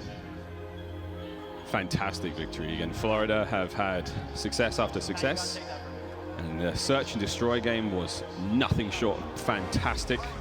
It's that solidarity, that camaraderie that you see from the Guerrillas, despite, let's face it, overwhelming odds. They're not the fan favorites in the building. It's enough to be said, but hey, very, very exciting. What a fantastic series. Not disappointed. I mean, come on, man. We could have had a round 11. We could have. However, a special way to end it, I think right now, is deciding who's going to be stepping up with the man Chris Bucket. Decimate drops, I believe, 12 kills. Aches has thought about it, but overall, just a fantastic series and a much-needed win. It's truly one thing you expect to see time and time again from players like Decimate. I mean, he really is a search and destroy powerhouse. Saints actually wound up with 11 kills in the end there, so, you know, both of them really, really putting in a shift, a fantastic bout of work. But overall, I mean, you cannot be disappointed with the way the Guerrillas played that. You cannot be disappointed with the adaptations they made. Solid teamwork. I mean, there's foundations there that are brilliant. They've definitely got to work on those respawns, though. You know what I'm saying? Yeah, most certainly do. I think a lot of teams have got a lot to do here, but you know, some positives, some negatives. You're never going to come out the blocks here perfect. There's always going to be things to work on. And again, we've seen plenty of game 5s, plenty of round 11s. Not that that was one. But again, commiserations to the Mutineers here. And congratulations to LA and the Guerrillas for a big win. I mean, I'm just wondering more and more what this is doing to the power rankings. Well, friends, the crowd knows what's coming. I'm sure YouTube chat knows what's coming. Chris, take it away. Thank you so much, fellas. It's time for your instant reaction powered by PlayStation. Pucka here with one of my favorites. We got Eggs. Give it up for Eggs. I said give it up. Eggs, you heard this your whole career. This is nothing new, and I just asked you and the rest of the crew, does this actually fuel the fire on this team? How do you handle such negative energy from a crowd? Oh, 100%. I mean, Minnesota's weak, bro. I've seen so much worse. This is weak. I can't even hear this, but yeah, they get Lacefield riled up. I mean, Optic fans in 2016, remember that. You don't want to do that. All right, so tell me about this series, because I thought you had it locked up in 4. But then all of a sudden, we go to a game 5. Skies is dropping 10 kills in the first 5 rounds, and yet you guys still come back and steal the victory. How did you pull it off? How do you guys stay composed? Yeah, so I mean, I had a bad map 4. I mean, I think we should have took that. But game 5, I mean, JT completely took over. He got specialist, everything.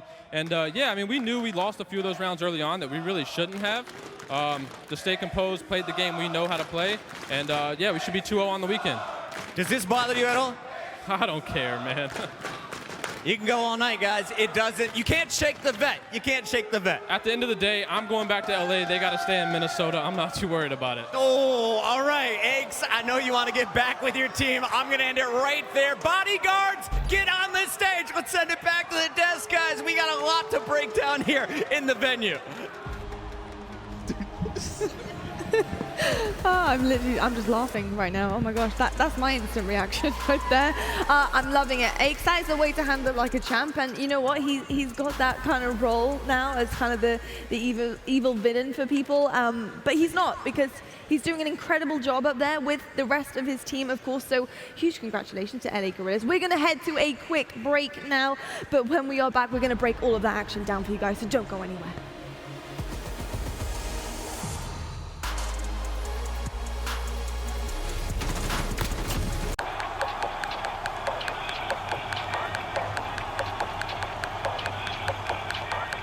When Overwatch asked me to design their official team kits, I was honored. This was an opportunity to create gear that for the first time brings together the best of the streetwear world and the esports world.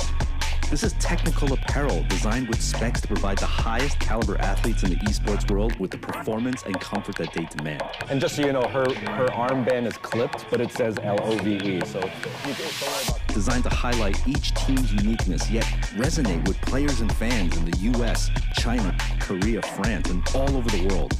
And of course, gear that needs to look as dope as it performs, both inside and outside the arena. This is it, the official Overwatch League kit. Designed by Staple, engineered for gamers.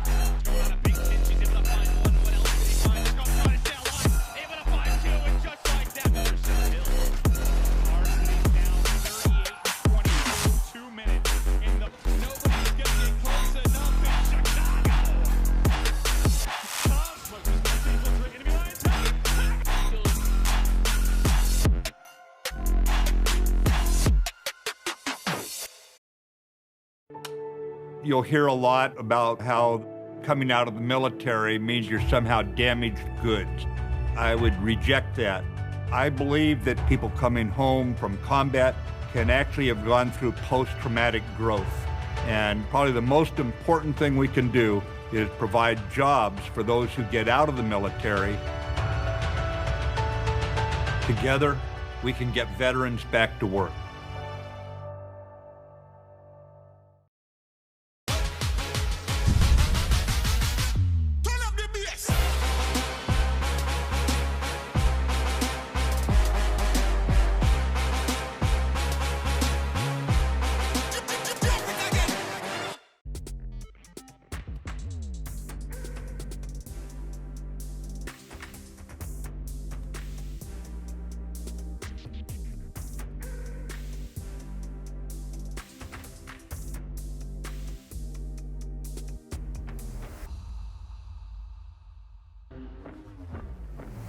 Trying to get hype.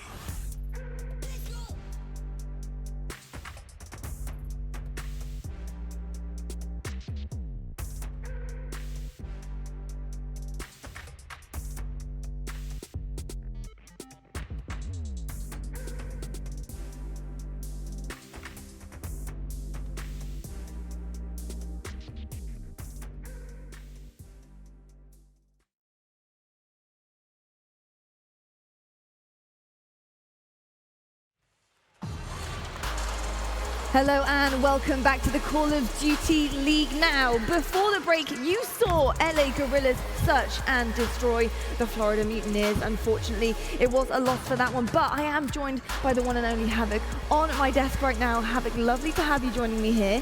Let's just quickly talk about that Game 5. Always so difficult coming down to the wire, and Search and Destroy is such a difficult game type to try and perfect and get right. Talk to me about your experience as a team on that map and why you guys just couldn't quite work the Guerrillas. Well, we started off, we went up 4-1, I believe, and then we just didn't adapt, and they did. They started hard countering. They found a hole in our A setup, obviously through Creek, and we just didn't adapt. Me and Preston couldn't get our groove going like we usually do, and we just ended up choking. Indeed. I mean, it is difficult because I feel like they got you guys man down right from the get-go, and obviously it's a very, very big map to play S&D on, so you kind of have to switch your strats up as you go along. But, I mean, looking at some of the highlights that we're seeing from this here, we had some game changers on that Guerrillas team. Do you think you guys should have maybe capitalized and tried to get rid of these guys a little bit early on like they did with you? Well, they're the type of team that plays a bit slower, and then they execute a strat. Like, usually it was on A every time. Really, we just needed to have a better setup for this Creek push, because once they got the hang of that and we didn't fix it, that's really where it all fell apart. All right, well, I got a question for you. Obviously, you know, coming into this year, you guys, especially you guys had a great year last year, not the way you wanted it to end, but this Florida, you know, team, how did it come together? It just came together like at the end. It was like we were one of the later teams to build the roster, but we found the right players and we made it happen. So obviously me and you teamed before in the past, and you know, back in the day the practice schedule wasn't as great. So I kind of want to know what the practice is like for you now, and how when you go home, because your matches are done here, you're going to go forward and improve. Yeah, so we play at the facility in Florida every day. We usually play 3 scrims in an S&D, or 2 scrims in an S&D, and then we'll play at home by ourselves. But that's pretty much the schedule. Awesome. Well, something is definitely working for you guys, because I saw you guys take on Seattle Surge yesterday and you did a fantastic job up there as well. Things to tweak, and that's just what happens. It's right at the beginning. You're getting that first little shakes off the main stage ready, and you're going to push through it. So that's awesome. But we did see on the main stage as well, Aches obviously doesn't get a very good rep up there. He hasn't got that many fans out in the audience, and that's fine. But he doesn't care. But what do you make of Aches kind of being the villain of the Call of Duty League at the moment? I don't pay mind to it at all. So. It bother you at all in game? No, I blocked all that out. There we go. You think it gets to your teammates though? No, I think we just laugh at it usually. Like, I don't know. There's not much else to do. Yeah, that's kind of what I did back in the day. But I can't say, like, the Twitter stuff like that used to get me mad. What about you? I mean, obviously all the things you're reading, at some point they had to get you a little bit. That's why I think some players, they delete those apps, especially like during tournaments, during matches. They don't go to that sort of stuff. I think it's evolved to a certain point. But a guy like Pat, he's just so used to it at this point. Obviously one of the biggest like Optic Gaming rivals, just really just the start of his career. He's used to this. He's a seasoned vet for a reason. And I mean, we saw all the adjustments like Havoc was talking about that they made in those search and destroys. I mean, he's their play caller. player. He's their leader, and you have to give some love to their coaching staff as well. But Aches, this is just something that he's used to. Absolutely. Well, Havoc, we did see some incredible things from you. I loved your little sneak as well. That we're going to call it the Havoc sneak. That was insane. I was really hoping you were going to clutch up 2 kills there maybe, but you did find the one, and that was all that mattered. So thank you so much for joining me on the desk. It's been lovely having you up here, and best of luck throughout the rest of CDL. I will be seeing you. Thank you. I'm very excited. Now, we need to talk about what we've got coming up next. Of course, US Army match schedule is going to be on your screens in just a second to see what we've got left for the rest of your Saturday evening. We got Optic Gaming, the brand new team, taking on Paris Legion. That is going to be super exciting, gentlemen. I'm really excited to see this brand new Optic Gaming roster. There's been so many opinions on it. And Merc, what is your opinion on them? I am very excited to see this team. I thought it was a stacked roster, but we've heard rumblings of online, but we're seeing this weekend that it really doesn't matter. But the underdog has also really stepped up. I'm excited to see Paris Legion. I think they have a lot of talent here, a lot of players, I think, similar to like Havoc's team in Florida, that they really want to prove people wrong. It was one of those teams that was sort of last ones left. And, you know, I think you look at the 3 Australians on this team, they didn't have the best year last year. Well, Shocks and Dens did at times on reciprocity, but this is it. This could be a statement match for them. Absolutely. Well, we will see what they're made of on the following maps and game modes. We're going to take a look at the US Air Force maps and modes right now to see what we've got coming up in this series. Game 1 is a classic, gentlemen. It's Azir Cave. Hard point, of course, to start with. I mean, looking at what we're seeing here with the transition of maps, the choices are going to be super interesting. Of course, we haven't seen Optic Gaming play yet, but their choices compared to Paris as well are going to be interesting to see what they're better at. Are they good at S&D? That is the question. We are yet to really see a perfection of S&D. Havoc, do you think Optic Gaming is going to live up to this brand new Optic reputation? I think they're going to come out and just play their game. They have a lot of veterans on the team, so I think they're just going to play their game and play like they play at home. And yeah. And what about Paris? Have you got any hopes for them? Paris has a lot of raw talent on their team. We were scrimming them earlier today. They're really good. Kismet, obviously, my old duo. So they're going to come out and play hard, and I think they're going to take it. I like that little smile when you're talking about Kismet. That's very cute. I love that. Gents, what about you guys? This matchup, of course, is going to be an interesting one. Can Optic Gaming do this? On paper, they're insane. So. But it's whether or not they can go out there and show us what they're made of. Yeah, I mean, I think I favor Optic in this matchup simply off their roster alone. I think it's extremely talented. And, you know, we really haven't seen much of the Legion yet. I wasn't able to watch them online. And, you know, I did watch some of their scrims earlier upstairs, and they were playing Empire actually yesterday. And they were playing pretty good. Kismet was actually going off dropping 40. So I'll be looking at him to step up for them and maybe lead the pack. Amazing stuff. And Joey D, what about you, pal? I mean, I favor Optic Gaming here just because the names on this roster. But as, again, what we've seen throughout this weekend, it wouldn't, you know, surprise me if there was an upset. We know Paris has the talent. Kismet, he was so fun to watch last year. I can't wait for him to take the stage this year.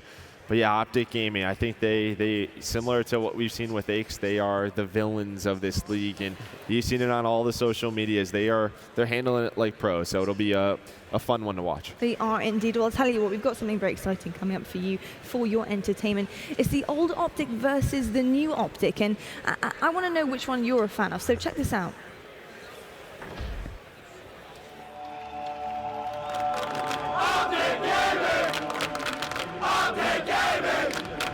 The old Optic name was pretty much hand in hand with winning.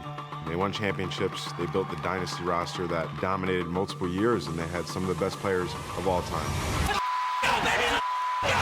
You know, it was built by Scump and Nate Schott, me, Formal, Crimsix. We were Optic. They are the greatest roster in Call of Duty history. There was a strong, very strong fan base. Optic Gaming are officially the Call of Duty World League champions. That was a perfect storm of teammates. And now it's a different roster.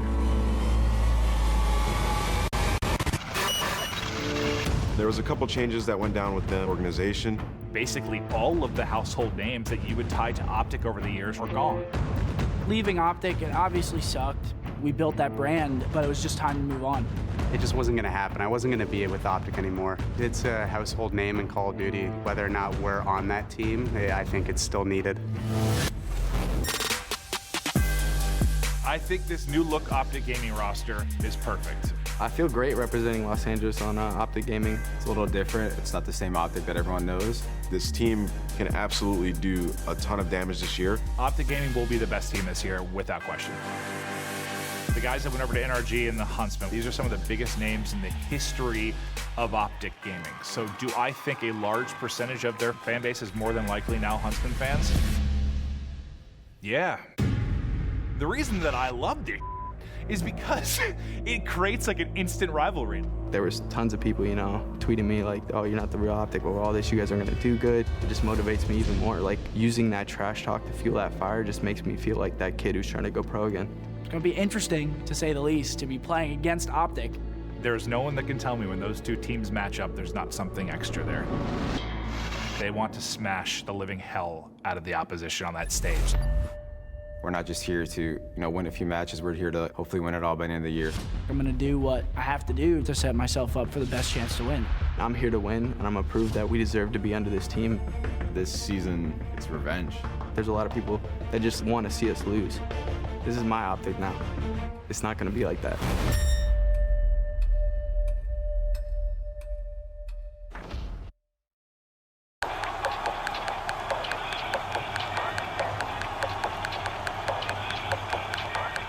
When Overwatch asked me to design their official team kits, I was honored. This was an opportunity to create gear that for the first time brings together the best of the streetwear world and the esports world.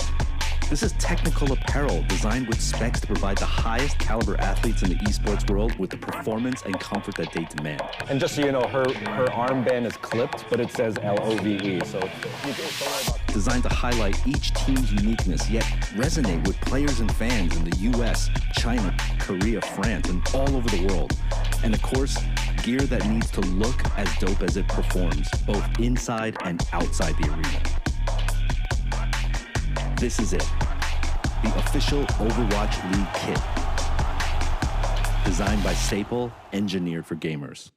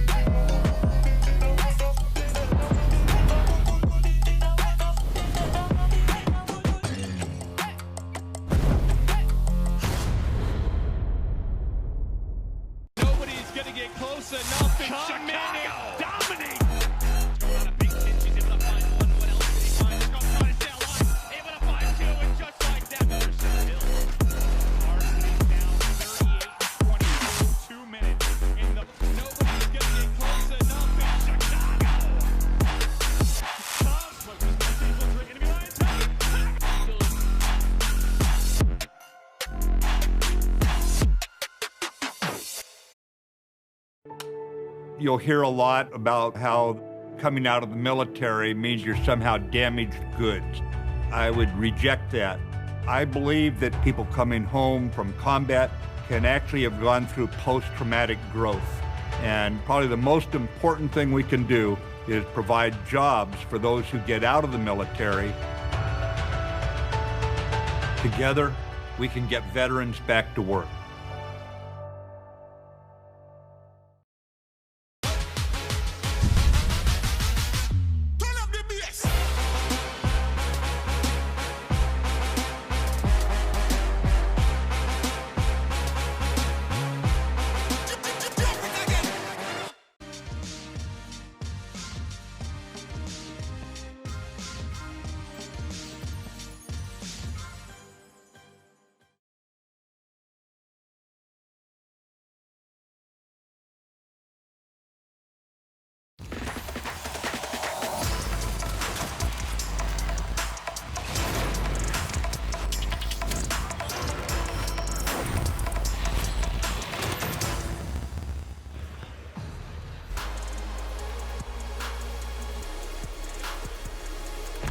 Hello and welcome back to the Call of Duty League. Before the break, we saw some incredible stuff coming out of LA Guerrillas and the Florida Mutineers just fell short, unfortunately. It was Game 5, though, and we all love a Game 5, so no one is complaining apart from maybe the Mutineers, just a little bit. But I actually have a brand new desk with me as well. I have a refresh. It's been refreshed. I got TP. I have Momo with me as well. Momo, lovely to have you joining me at the end of the desk. It's good to be back for sure. I mean, it's been a while. Last time I was on the desk, it probably was with Teep, so, you know, it feels comfortable, but you're killing it this weekend. Thanks, it's been man. fantastic. I'm excited for this next game, but honestly, it just feels nice and comfy to sit down, relax, and not stand up and cast for like an hour. You're doing a fantastic job, though. You and Thank Miles you. just look like all the time you're having an absolute blast up there. And It's fun. the jokes from you two are pretty good, too. So It's an interesting one, that one. it is an interesting one. TP, what do you make of their casting? Oh, I absolutely love it. The combination of these two, Miles' sultry voice. You can't get enough of it, right? Doing a great job, Phil. Thank you. Absolutely. Well, we're going to head to the U.S. Air Force quick scope right now and take a quick look. Mind the pun again. I'm full of puns today. I can't help myself. But we need to have a look and single out some incredible plays, of course, of the day. Gentlemen, have you had your eyes on any amazing plays? TP? I think I have to go back to the Wuskin play. The Yes. amount of snipes he was hitting, the 1v3 clutch to really get his team the advantage. The Royal Ravens came out so hot today. It's kind of a highlight reel for that whole team. Yeah, amazing. And yes, we are going to go to the U.S. Air Force quickscope in just a second. I'm sorry about that, guys. I'm teasing too much. Can't help myself here. I just want to see it myself as well. Momo, you've done a few quickscopes up in the casting box as well, haven't you? Yep. Talk me through how these guys work. So we've got a versus here. Having a look at these two teams, I guess, in contrast. Yeah, a big contrast. Obviously, you got a very big brand in Optic Gaming. As you can see the numbers on your screen, 28 major tournaments between them, 3 championships.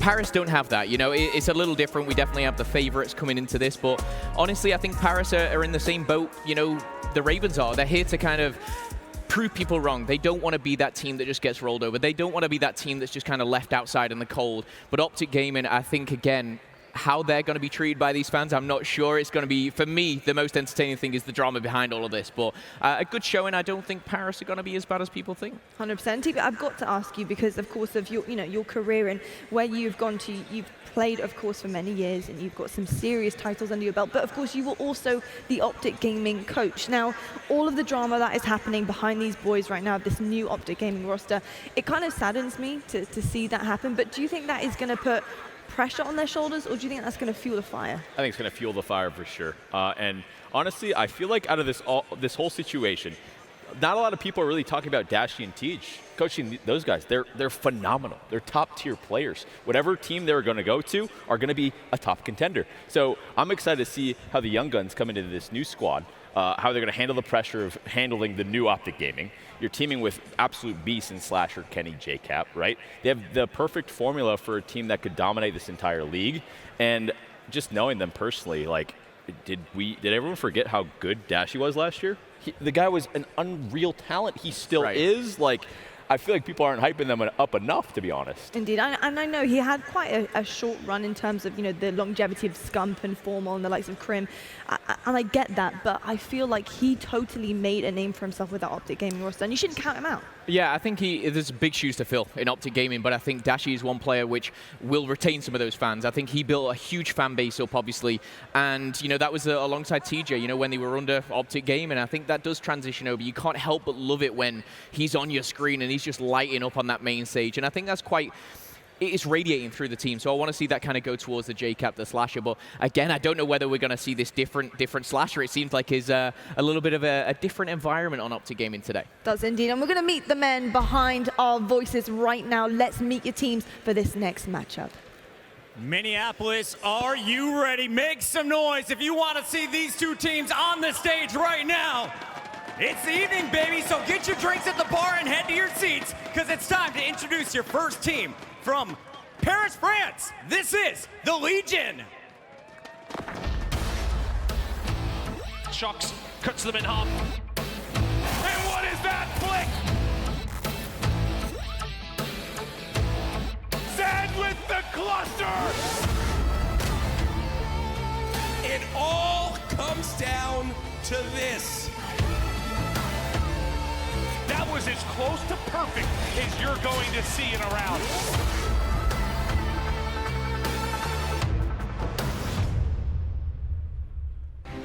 Making his debut in the Call of Duty League, please make some noise for Kismet!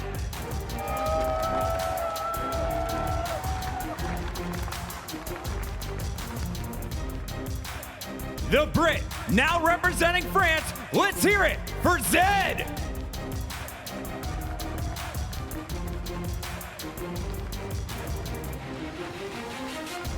The first of 3 Australians, the greatest from ANZ.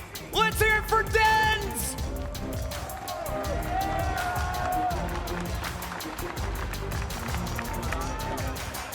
He's been a beast since his first ever tournament, the always electric Shocks.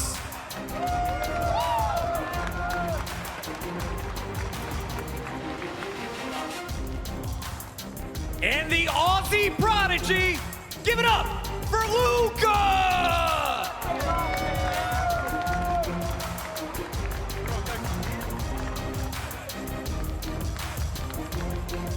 That is your Paris Legion, but now it's time to introduce their opponents. Representing Los Angeles, it is Optic Gaming. That is sensational from Optic. In through the front line, Dashi!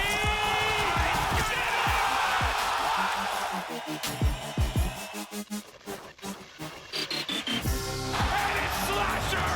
And suddenly the sweep comes in from Optic! Are you kidding me? The main AR, let's hear it for the Big Bruce.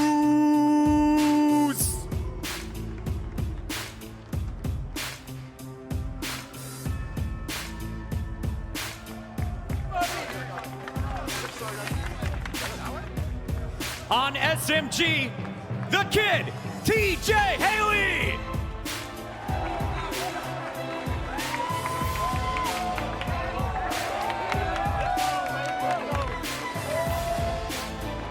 It's your Black Ops 3 World Champion. Give it up for Slasher.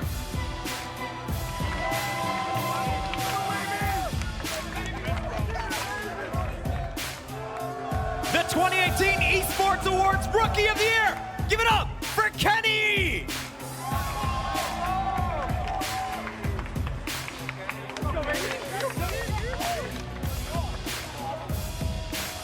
And back on Optic Gaming, it's the 2-time world champion, J-Cap.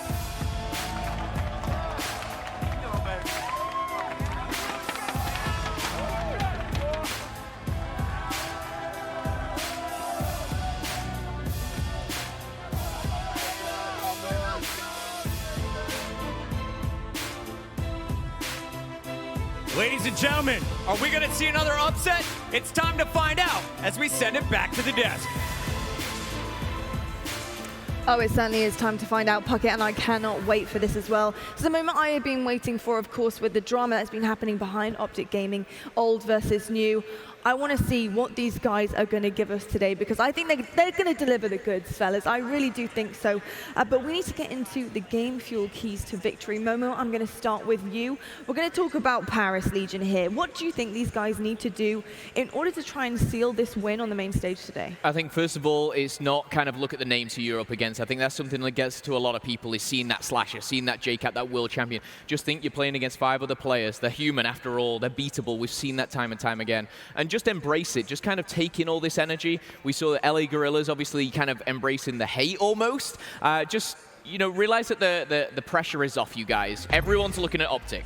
Absolutely, and of course they do actually have some seriously good people on their roster, but can this Legion finish and finally break through here? Because, you know, actually between them, they have a lot of quality champ finishes here, Momo, but they need to start, you know, to step things up. It's the first ever time they're playing on the CDL stage, and it's difficult. You have shakes right at the start. It's a brand new league, brand new franchising system, and a new point system too. Yeah, I think for these guys, again, for Paris, I think you've got players who are so hungry. They've not won before. You know, some of these guys, whether it's, you know, Luca from the APAC region, you got Zed from the European region, and it's difficult. Yes, there is maybe a little bit of difficulty kind of chemistry-wise, but these guys were picked up for a reason. I think going up against Optic is a very, very tough game, but you've got to come out like the Ravens. You've got to come out and make a statement, you know, do something, and I think one of the keys for victory there was just start slaying. You don't want to have a slow game by any means against Optic. Absolutely, and speaking of Optic, we've got the game fuel keys to victory for Optic Gaming Los Angeles, and I'm going to bring it over to TP, of course, here, because this is a fantastic storyline. It's great great, actually, a storyline having you on the desk with me as well. So what do these guys need to do and focus on here against Paris?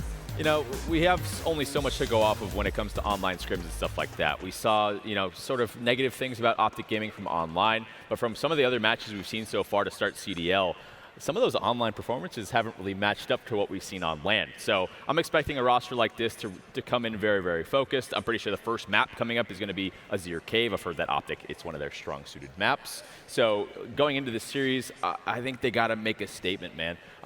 These guys are so damn talented, and my eyes, personally, again, being from Optic before, I want to see how Dashy comes out. The guy can single-handedly, you know, carry a team on his back. We saw it multiple times in series last year in Black Ops 4. Why can't he do it again? I'm excited to watch the guy play. Me too, and I'm excited to throw it over to our casters for this game here. Chance, Benson, it's the new Optic Gaming, baby. What are we thinking? Oh, to be honest, Lily, I have absolutely no idea. I think in terms of the game, the result, many people are going to say it's going to be LA Optic. It's going to come out and take it.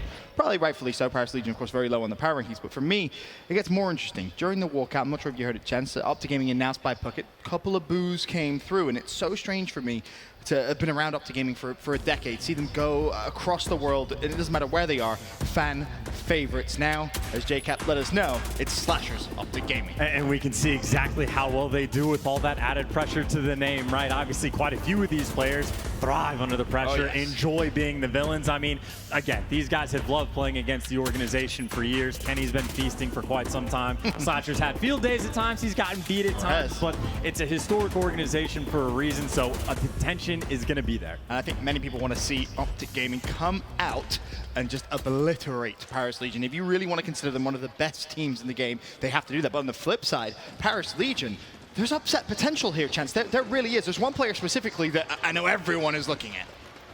I mean, it depends on who you ask, right? You'll get a couple different options, but for me, my main focus is going to be Luca, because again, he was one of those guys, sort of like Lucky from the Spanish region. They're like, when this kid turns 18, that's going to help out the region immensely. And the brief amount that we saw Luca at the start of Black Ops 4, there were flashes of brilliance. Unfortunately, it's been a year since that. I haven't seen much from him now, and I want to see him start strong. Well, hopefully it'll be a good game. That's what all the neutrals want, I'm sure.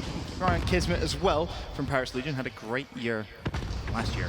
But the game, of course, underway. About 30 seconds into the first hill, still very, very close. Paris Legion with a small advantage, but again, we casted Azir Cave earlier on. We know it's all about locking down those spawns for P2. And we've seen quite a few teams that just play incredibly safe to make sure they have those spawns. Right now, the Paris Legion are going to be favored in that direction. So yes, Optic might be able to get a few of these points, even if they get the final 15 seconds. The goal for Paris is to rack up the time on P2, and right now they have the map control to make that happen. Definitely do. There, a quick glance. Paris Legion ready and waiting for the new home to rotate for Optic Gaming.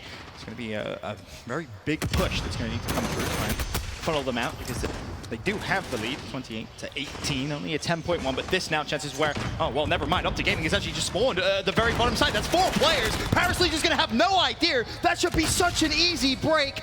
You could argue maybe Paris Legion pushed a little too far forward, but Optic Gaming get a big, big break. I mean, you saw Den just way too aggressive. He moved all the way up to the sandbags. I mean, that's crazy pressure he's putting on. So Optic will take the spawns. They'll be right in the back. And we talked about how difficult of a hill this can be to break, but Optic, they do it not even, well, really, they got slayed out their first push, but hey, they made it work, Ben. Yeah, they definitely did. Yes. Quick glance at the stats. It's Quavo 6-5, Dashy 7-4. I think TP brought up a great point. You know, you have to think about Dashy last year, how people have just kind of forgotten a little bit about just how good and how much of a talent he truly is. But as we go down to the scrap time of the second hill, it is Optic Gaming LA with a nice, sizable lead. Admittedly, a little bit of luck on their side there as well. And I mean, it's not just Dashy, right? Like, obviously, phenomenal player, best in the game at a point last year. But then you made the comment, like, can take over a game, and in my head I was like, well, so can TJ. And like Slasher as well. It was like, oh yeah, Quavo can too. Like, it really is a genuinely stacked roster. But at the moment, outside of the one misstep for Paris Legion, they've been doing fairly well for themselves. Now on the whole, though, Optic, they're going to be surging from the right side of the mini-map. They have a little bit of clearance towards the hill. And credit to Kismet so far for Paris Legion, currently sitting at 10-7, 18 seconds hill time. Really trying to make a good performance in game number 1, but it is still Optic Gaming with the advantage. About a 20-point lead and starting to develop. Quavo, of course, inside the hill. He will fall, and Paris Legion can surge straight back in. And doing well inside the hill, getting quite a bit of this time. There's someone for Optic that might take a crack at just trying to maybe fight for the bit of scrap, but Quavo looks like he's going for the rotation, and this is honestly Optic maybe not doing as well as they could have. It's going to be a little bit tough. They're going to have to pick up about 2 more kills, but you already see Quavo. He's making his way, trying to get the cutoffs, and even if he picks up 1 kill here, he's done his job. The fight's going to start to commence inside the hill. Meanwhile, Quavo still trying to work on the flank. Of course, I've watched competitive Call of Duty for a couple of years. Quavo, of course, Kenny, as we know and love him. Former 100 Thieves prodigy almost, but Paris Legion doing so well in this game so far. I mean, I don't think many people would have expected it to be this close. Of course, though, Optic did get the break. It's because Quavo actually did pick up 2 kills right in that brief moment. Yes, he died later on, but getting those 2 kills helped get his team those close spawns. At the same time, though, the fight for 30 seconds could go either way because Paris, they got 3 bodies inside the hill. Zed's looking for kills, but he's got Kismet with the help. And one thing to note, with 20 seconds left, it was around about 30. Luca just decided, nope, don't want any more of this. I'm going to go all the way to the back of the map, get ready for that next rotation to come through. Wants to anchor those spawns, does not want to allow what happened on the second hill to happen again. Essentially, Optic Gaming spawning behind Paris Legion. And then I mentioned Luca earlier, but Kismet, obviously, you got to highlight him as well. He's got 16 kills. And he's so we good. saw him all throughout Black Ops 4. He could be the best player in the game, and then 5 minutes later, he'd be the worst in the game. So he is a very hot and cold player, but right now, he is hot. The main reason his team has this lead. A big flank actually develops there from Dashi. He's on the pinch as TJ goes straight through the front of the hill. So Optic Gaming LA break the hardpoint. How long can they hold it though? Because the kill feed orange as Paris Legion fight back, still holding the favorable spawns for now. And honestly, Paris Legion are a pretty good spot here. They can slay out Optic Gaming in 1 wave of quick succession kills. They'll get the majority of this time remaining. I mean, Paris Legion have genuinely been doing a fantastic job. Optic has been consistently trying to set up pinches, and they've been approaching from every single direction. The problem is the kills have just not been going their way. And Paris, with the closer spawn, you're going to have to kill them an extra 2 times to get the clearance. But you look at the kill feed, it's Paris on the left side. They have been outslaying their opponent, and look at it. JCap right now is double negative. TJ's -5. They are barely just getting outslayed. And I'm curious to see what Lucre does. If you look on the minimap, the furthest to the left, orange arrow. I thought for a minute there he may have just gone on a big flank. Instead, decides, no, that's not going to be the game plan, and Dashi will deal with him. And well, Dashi may actually have a couple more to deal with. He's inside the first hill. Should be able to find at least 1. There's number 2. Nice play from Dashi. Currently a 3 streak. Teammates, of course, calling out exactly where Paris Legion are. Dashi trying to find even more. Finds Dens as well. Dashi just isn't slowing down inside the first hill. And that is, in fact, him inside the hill right now, trying to extend that streak as much as possible. It eventually gets chopped, but the great news for Optic as well, they were able to actually flip and secure those spawns for next. And there was actually a very important kill that just went down, which was Quavo on Kismet. That was at the back of the map. They try and secure the spawns, but Paris Legion, if they're quick here, they could maybe try and flip the spawns. But as it stands, 154 to 116, Paris Legion the advantage. And now, of course, Optic, well, if we've learned anything from this P2 hill, they got to make sure that they really keep pressure on that back side, the top side, the top right side of the minimap. If you push up to the sandbags, might be a little bit too far, so you got to be a little bit careful. But right now, Paris, they are surging through that cut of the cave, and there you go. Player pushed up to the sandbags, Paris spawns right in the back, and they're inside the hill. There is still one player, though, for Optic Gaming who could maybe be a nuisance. It's actually going to be Quavo. He's found himself 2, almost found 3. Dens shuts him down, though, and Paris Legion, they're building a lead, Chance. They're building a lead. This is completely against the run of script that you would have expected. 166 to 120, still 30 seconds left on the hop. And this could have been a massive opportunity for them to get back in the game, and now they got to deal with Shox, who's able to pick up 3. The cleanup crew shooting him in the back. The multi-kill is there, and the man is on a second spree as well with the help from the teammate. Shox is on fire. He's not slowing down at all. 7, can he find number 8? He's just beaming right now. Don't do it to him. The man has a family, please. Shox. He knows he's up there, hunting down Shox for 1 more. He's gonna get it as well. That's number 9. How many more is he gonna get? Well, 10's right in front of him. Kismet cleans him up.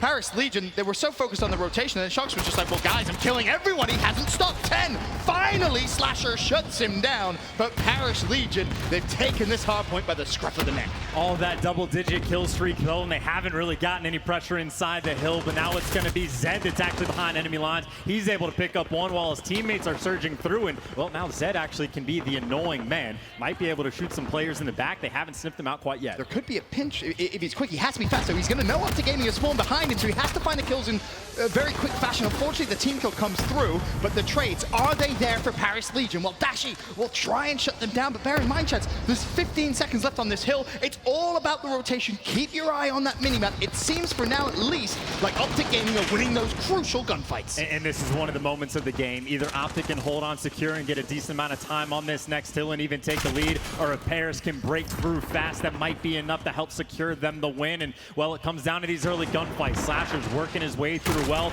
Players just sliding into him, takes that, but you see the kill feed. Trades are back and forth. Got to be so patient. So patient. As Dashi will be trying to lock down the spawns for now at least. But the kill feed, it's orange. Paris Legion trying to break through.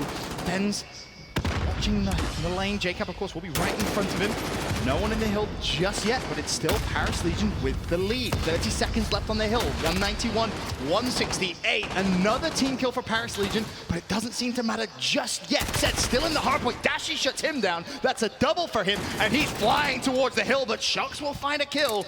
And again, keep your eye on that minimap. Optic Gaming this time first to the rotation. Yeah, you see Slasher's making sure he can go all the way in the back, and TJ, meanwhile, is able to pick up 3 massive kills. So Slasher's job is going to be easy. Paris is going to be a little bit slow in this rotation. That is a fantastic kill and rotation by Optic. The lead now just 13 points. This could basically be for the game. If Paris Legion is able to break this hill quickly and efficiently, Optic Gaming is going to be in a spot of bother, that's for sure. And the pinch is actually coming through. It's starting to develop. Dashi will go down. Shox flies into the hill. Paris Legion with control. Shox with a double. Still a lot of work to be done. Optic Gaming spawning just to Shox's right-hand side, and Quavo starting to develop a bit of a pinch. Big plays from him. 2 kills, but still, Paris Legion in the hill. Den's trying to go big. Dashi will fall. That's Den's again. Zed with the pinch, but no! TJ turns and burns. Double for him. Optic still in the hill. And now it's going to be up to Shox potentially to make a play, or maybe TJ just going to let that streak go crazy. He's trying to flood out, but he's going to get chopped down. 3 players in and around the hill for the side of Optic, and, well, they're not able to get time. You see Paris actually keeping him outside the hill. No one's going to get a good chunk of that scrap time. It's effectively a tie game. And now you have to look all the way back at the minimum again for P1. Paris Legion, they're ready and waiting for the Optic Gaming to inevitably push Kismet in the hill. Zed watching the lanes to the right-hand side as well. This could be absolutely massive if Paris Legion can just slay out Optic Gaming one more time. Could they potentially take map number 1? Well, Quavo's gone on the flank. He'll find Dens, and it seems like his teammates have done the rest of the work in the hill. Optic Gaming break. Quavo going to be inside the hill trying to stay alive. You see the nades are doing damage. He's going to be oh so weak in Paris. They're going for the surge just to get him outside the hill, but he's actually picked a slightly different spot than usual, so he's able to stay alive a little bit longer. Might be able to make the play. All you have to do if you're Paris is hold the spawn. You have to hold the spawn, but you can see 1 green arrow at the bottom of your screen go for the rotation. That's TJ Haley. He has himself a 1v3 he may need to fight because Optic Gaming cannot win here, but TJ has to go big, and he's unable to do so. Paris Legion, can they hold the spawn? It looks good for now, Chance. Optic Gaming, they're spawning out. And Dash has got to stay alive in the back. He's able to take down Shox, but it shouldn't be enough to give Optic those back spawns. Paris will be in control early on. It's going to be, what, 17 seconds this game is theirs. Whoever wins KVs wins the game. 10 more seconds for Paris Legion. The kill feed is all orange. They're sending a message. You have them bottom of the power rankings. Boy, oh boy, were you wrong. Paris Legion take game number 1. A wonderful, wonderful performance from them. Reunited, Ben, and it feels so good. We gave love to Luca, we gave love to Kismet, but it was the old Australian duo of Shox and Dens. They took a year apart, they're back together, and they led the lobby in slang. It was 36 for Dens, 36 for Shox. Well, the next highest in lobby had 34, so they were close, but not good enough to keep up with the Aussies. Paris leads the series 1-0. Let's take a look at our Scuff Gaming play of the game. I mean, there's only one play that stands out that truly was that impressive, an insane streak. I mean, absolute madness from shots. The guy simply did not fall. Incredible. We'll be back after this.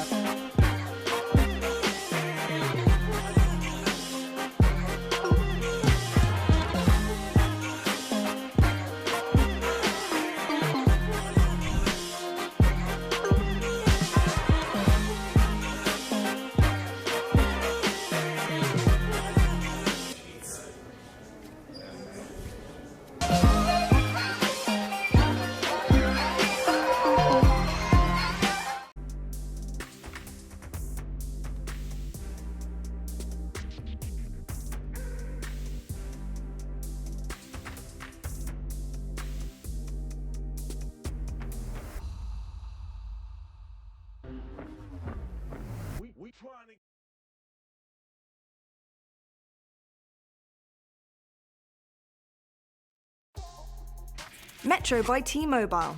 Complete your mission with the best deal in wireless. PS4, the official platform partner of Call of Duty Challenges.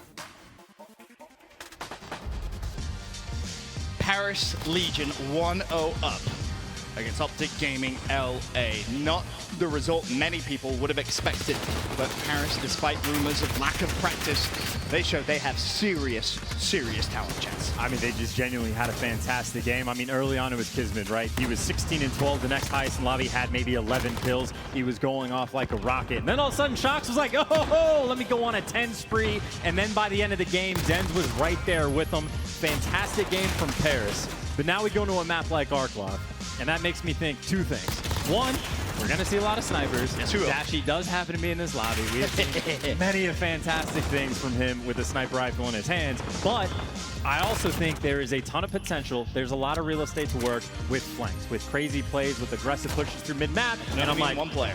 Kismet. Yes. This is what Kismet loves to do. This is his type of wheelhouse. Now, obviously, we've never seen him play before. Maybe he wants to go for a standard slow-paced setup. He'll sit back with an AR. No. He'll just be as aggressive and annoying as he possibly can. And, of course, Luke is fantastic in S&D in his own right.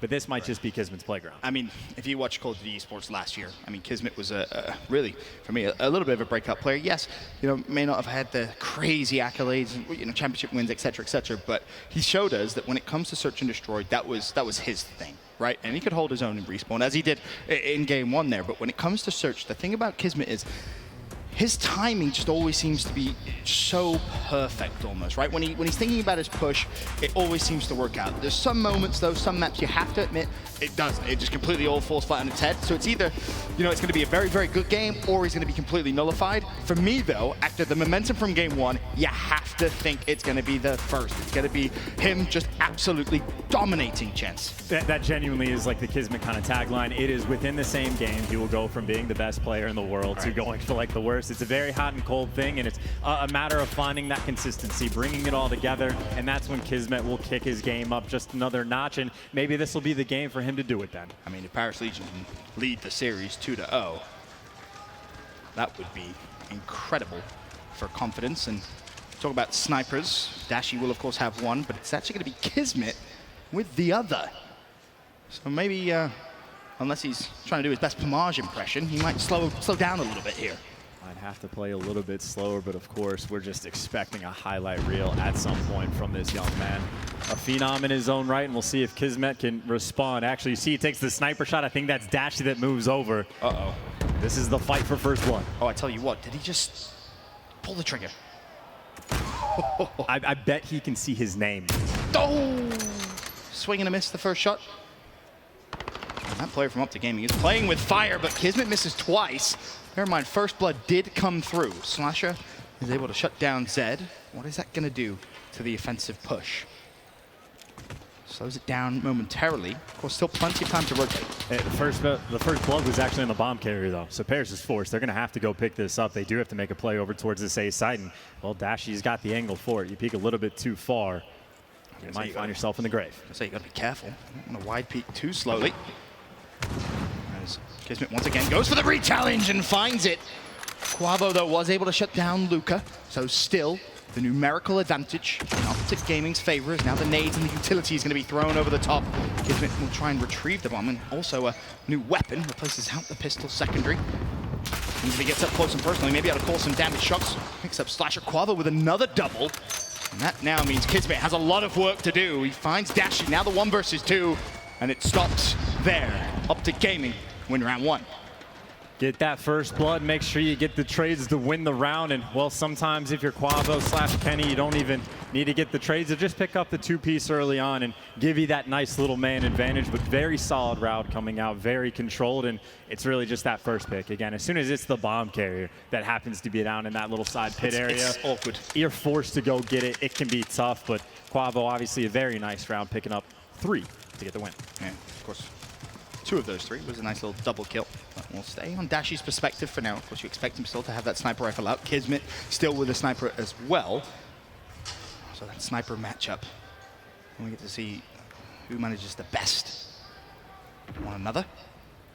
Kismet just slowing things down. Of course, the smoke goes out. At this point, he's calling his teammate saying, yep, pretty sure it's going to be an ambush, lads. Still, though, not quite super reactive on the map as Paris. They still have the map spread because while they have a little bit of information, it's not enough to completely bite. But now that you see a couple players jumping around, it might be a little bit more of a tell, and Dashy can feel it, or the Paris Legion, excuse me, can feel it, going for that repositioning. It's very dangerous. Cross right in the open. Dashy swing and a miss. He knows they're there, and at least give TJ license to push up. Shocks will get first blood. That's Quavo that falls, but I don't think they realize that TJ's been able to get that far forward. Well, they do now. The challenge is instant. Zed shuts him down. JCap to try and trade out. It's Kismet that falls, so they no longer have to worry about the sniper rifle threat. And bear in mind, Dashy is still alive.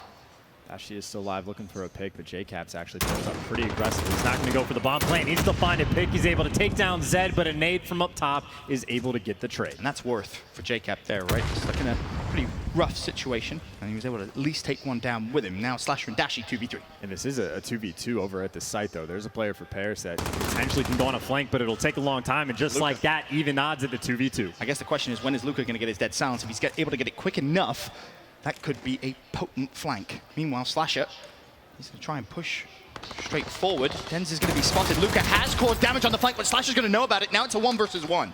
Slasher versus Luka. Bomb is also planted. Bear that in mind. Luka will need to go for the defuse. Fortunately for Slasher, the bomb's on the wrong side, so Slasher needs to go hunting. Luka with the challenge! Slasher with the gunny! taking the young man down in the 1 versus 1, and it looked perfect from Luka. Got first shot, and then just whiffed after that. Got a little windy. He hits the first 2 bullets, and Slasher says, no, no, no, not like this. Optic Gaming with the 2-0 lead. Admittedly, the rounds have been close, and Slasher now boosts his stats up to 4-1. Quavo right behind, 3-1. Again, in terms of the sniping fight, this time, Dashy puts it away. Kismet will keep his out. Both teams doing pretty well to dodge the snipers for the most part. I think we've only seen 1 pick, but a lot of smoke pushes up towards these sites. Now, of course, though, Paris, they're working their way towards TJ, and it looks like he might be able to feel a little bit of the pressure. I think with the shoulder peeks, he spotted a couple. You see that glint of the sniper. That's the last time he's going to wide peek. Now you're just watching to see if anyone's going to cross or trying to find a free pick if anyone maybe recklessly pushing. For now, at least, Paris Legion slowing things down. Again, we expect to see this more and more in Search and Destroy. JCap just barely stays alive, scrambles away, and gets away, more importantly. JCap feeling the pressure is going to back down. Meanwhile, on the other side of the map, Kismet looks like he's starting to make a play, or Luka actually able to get a pick. Kismet had clearance, but he's going to fall as well. Den's looking around mid-map, but not too much to find. Now, bear in mind, both those kills in the trade actually went over on the B side of the map. And well, Bomb, as you might be able to see on the minimap there, is actually pushing over towards A. So this is a big opportunity for Paris Legion to just get the bomb down, if nothing else. It's only going to be Quavo, really, at the A side, who may be able to deal with this pressure. Will Shox be able to find him quick enough? The nade's going to go out. Zed will stay alive. Luka has dropped, though. So now it's a 3 versus 2 in favor of Optic Gaming, but they have to deal with the bomb, and Slasher shuts down Zed surely now. This should be over, barring a miracle from Shox.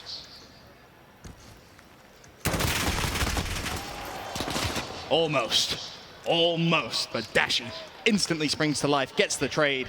Optic with a 3-0 lead. And that's just too well played from Slasher there towards the end. He knew exactly where the guy was in pit. He doesn't try to take the gunfight right away. Plays a little bit passive. Yep. Makes sure the player's not going to be aggressive and jump up to take the gunfight. And then he makes sure he buys Dashy all the time in the world to set up for the pinch. So again, it's a smart veteran kind of play. Don't rush into things. You don't have to be the hero. Let your teammate take that final kill if need be. Make sure you secure the round. Just having trust in your teammates, essentially. And well, Dashy's not going to let you down in that exact situation. And currently sits at 2-2. Slasher leading the way in Search, though, 6-2. And again, another round where Dashy will not have sniper rifle out. Kismet will. See if someone can start making these picks. Again, they have been fairly slow offensive rounds. The smokes have been used to kind of mitigate the sniper. And you see how careful these players are. They know all of the lines of sight. The smoke comes down, and now Kismet is going to be at least partially useless until the smoke clears. I love it from Kismet, though. Not afraid to change angles, mix things up a little bit, keep Optic Gaming on their toes. Maybe a first blood could come through. Unfortunately for Kismet, a little wide left. Bear in mind where the bomb actually is here, chance for Optic Gaming. You would assume if they keep pushing through mid, you'd wrap over towards me. But for now, at least, no. Again, the game slows down. It's a setup when you have that bomb mid. It gives you options. You can wrap to either site in a span of 7 or 8 seconds. But right now, there's no real clearance on either side of the map. Optic Gaming looking for an opening that Paris has yet to give them. Kismet still looking down over towards the A site and hasn't found much, but if he looks again, well, he may see a couple of Optic Gaming jerseys looking right back at him.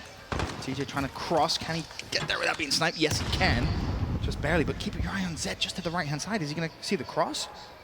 Surely. 1, there's 2. Nicely done from Zed. So patient, almost found 3. As now Kismet will have all the information he needs. Optic Gaming are in fact pushing this site. Rotation should come through, but there's actually a flank coming in from Slasher, who's able to find Dens. Paris Legion, of course, will know about it. Kismet's looking for it. You cannot let Slasher get another kill here. He needs to be dealt with. Couple of misses from Kismet. This is just buying Optic Gaming a ton of time on the site. JCap will shut down Shox. Now 2v2, now 2v1. Luka with a lot of work to do. Him versus JCap. JCap spots him, tags him up. 35 seconds, and bear in mind, bomb is down. JCap surely He's not going to miss shots like that. 4-0 in favor of Optic Gaming. And that's another one of these rounds, chance where Paris Legion seemed in full control. They have a numerical advantage and they let the round slip away. Slasher, great play from him, timed that flank beautifully. And not only that, but Slasher had a gunfight with Kismet that lasted 30 seconds. I don't even think he was shooting at Kismet. He was shooting at Kismet's teammate. Kismet was just missing. Well, whoever it was, yeah. Well, Slasher goes on the flank but stays alive for so long that by the time Luka comes in for the flank, he just traded it out. But Luka, again, it was like 30 seconds and someone's just sitting up for Optic. And before Luka even gets that kill, the trade is in, and that puts JCap in the 1-versus-1 where his positioning on the bomb site was perfect. Play nice and aggressive. Don't give Luke anything to work with, but now 4-0 Dashy has 4 players looking in front of him. It's funny, Dashy pulls the sniper rifle out, Kismet puts his away. What damage can Dashy do defending the A site? They know now, more so than ever, there is a sniper out. We'll of course heard that, so they will have to respect Dashy at least a little bit, because we know this man can hit his shots. You miss 100% of the shots you don't take.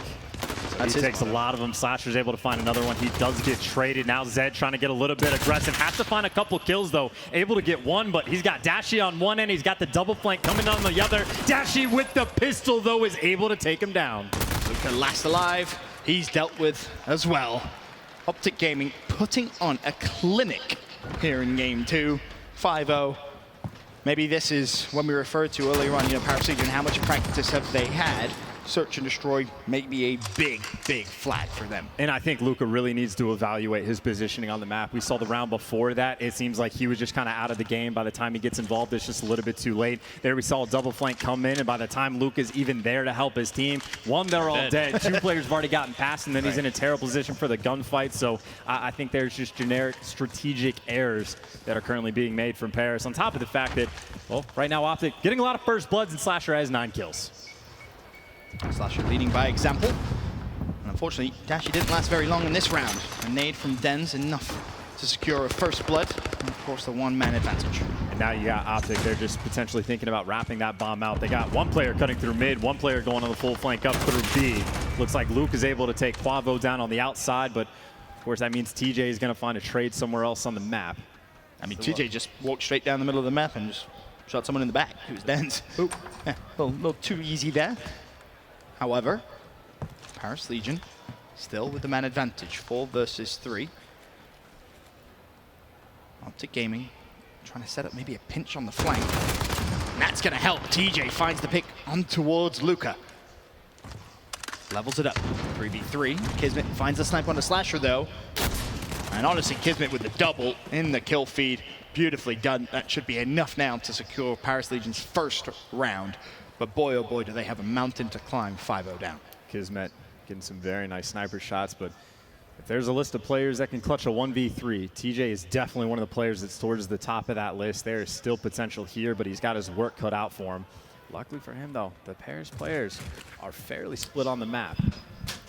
He might be able to single them out one at a time, but he's got to check every single corner. Doesn't have a ton of time, and, well, it's going to take a bullet to the brain.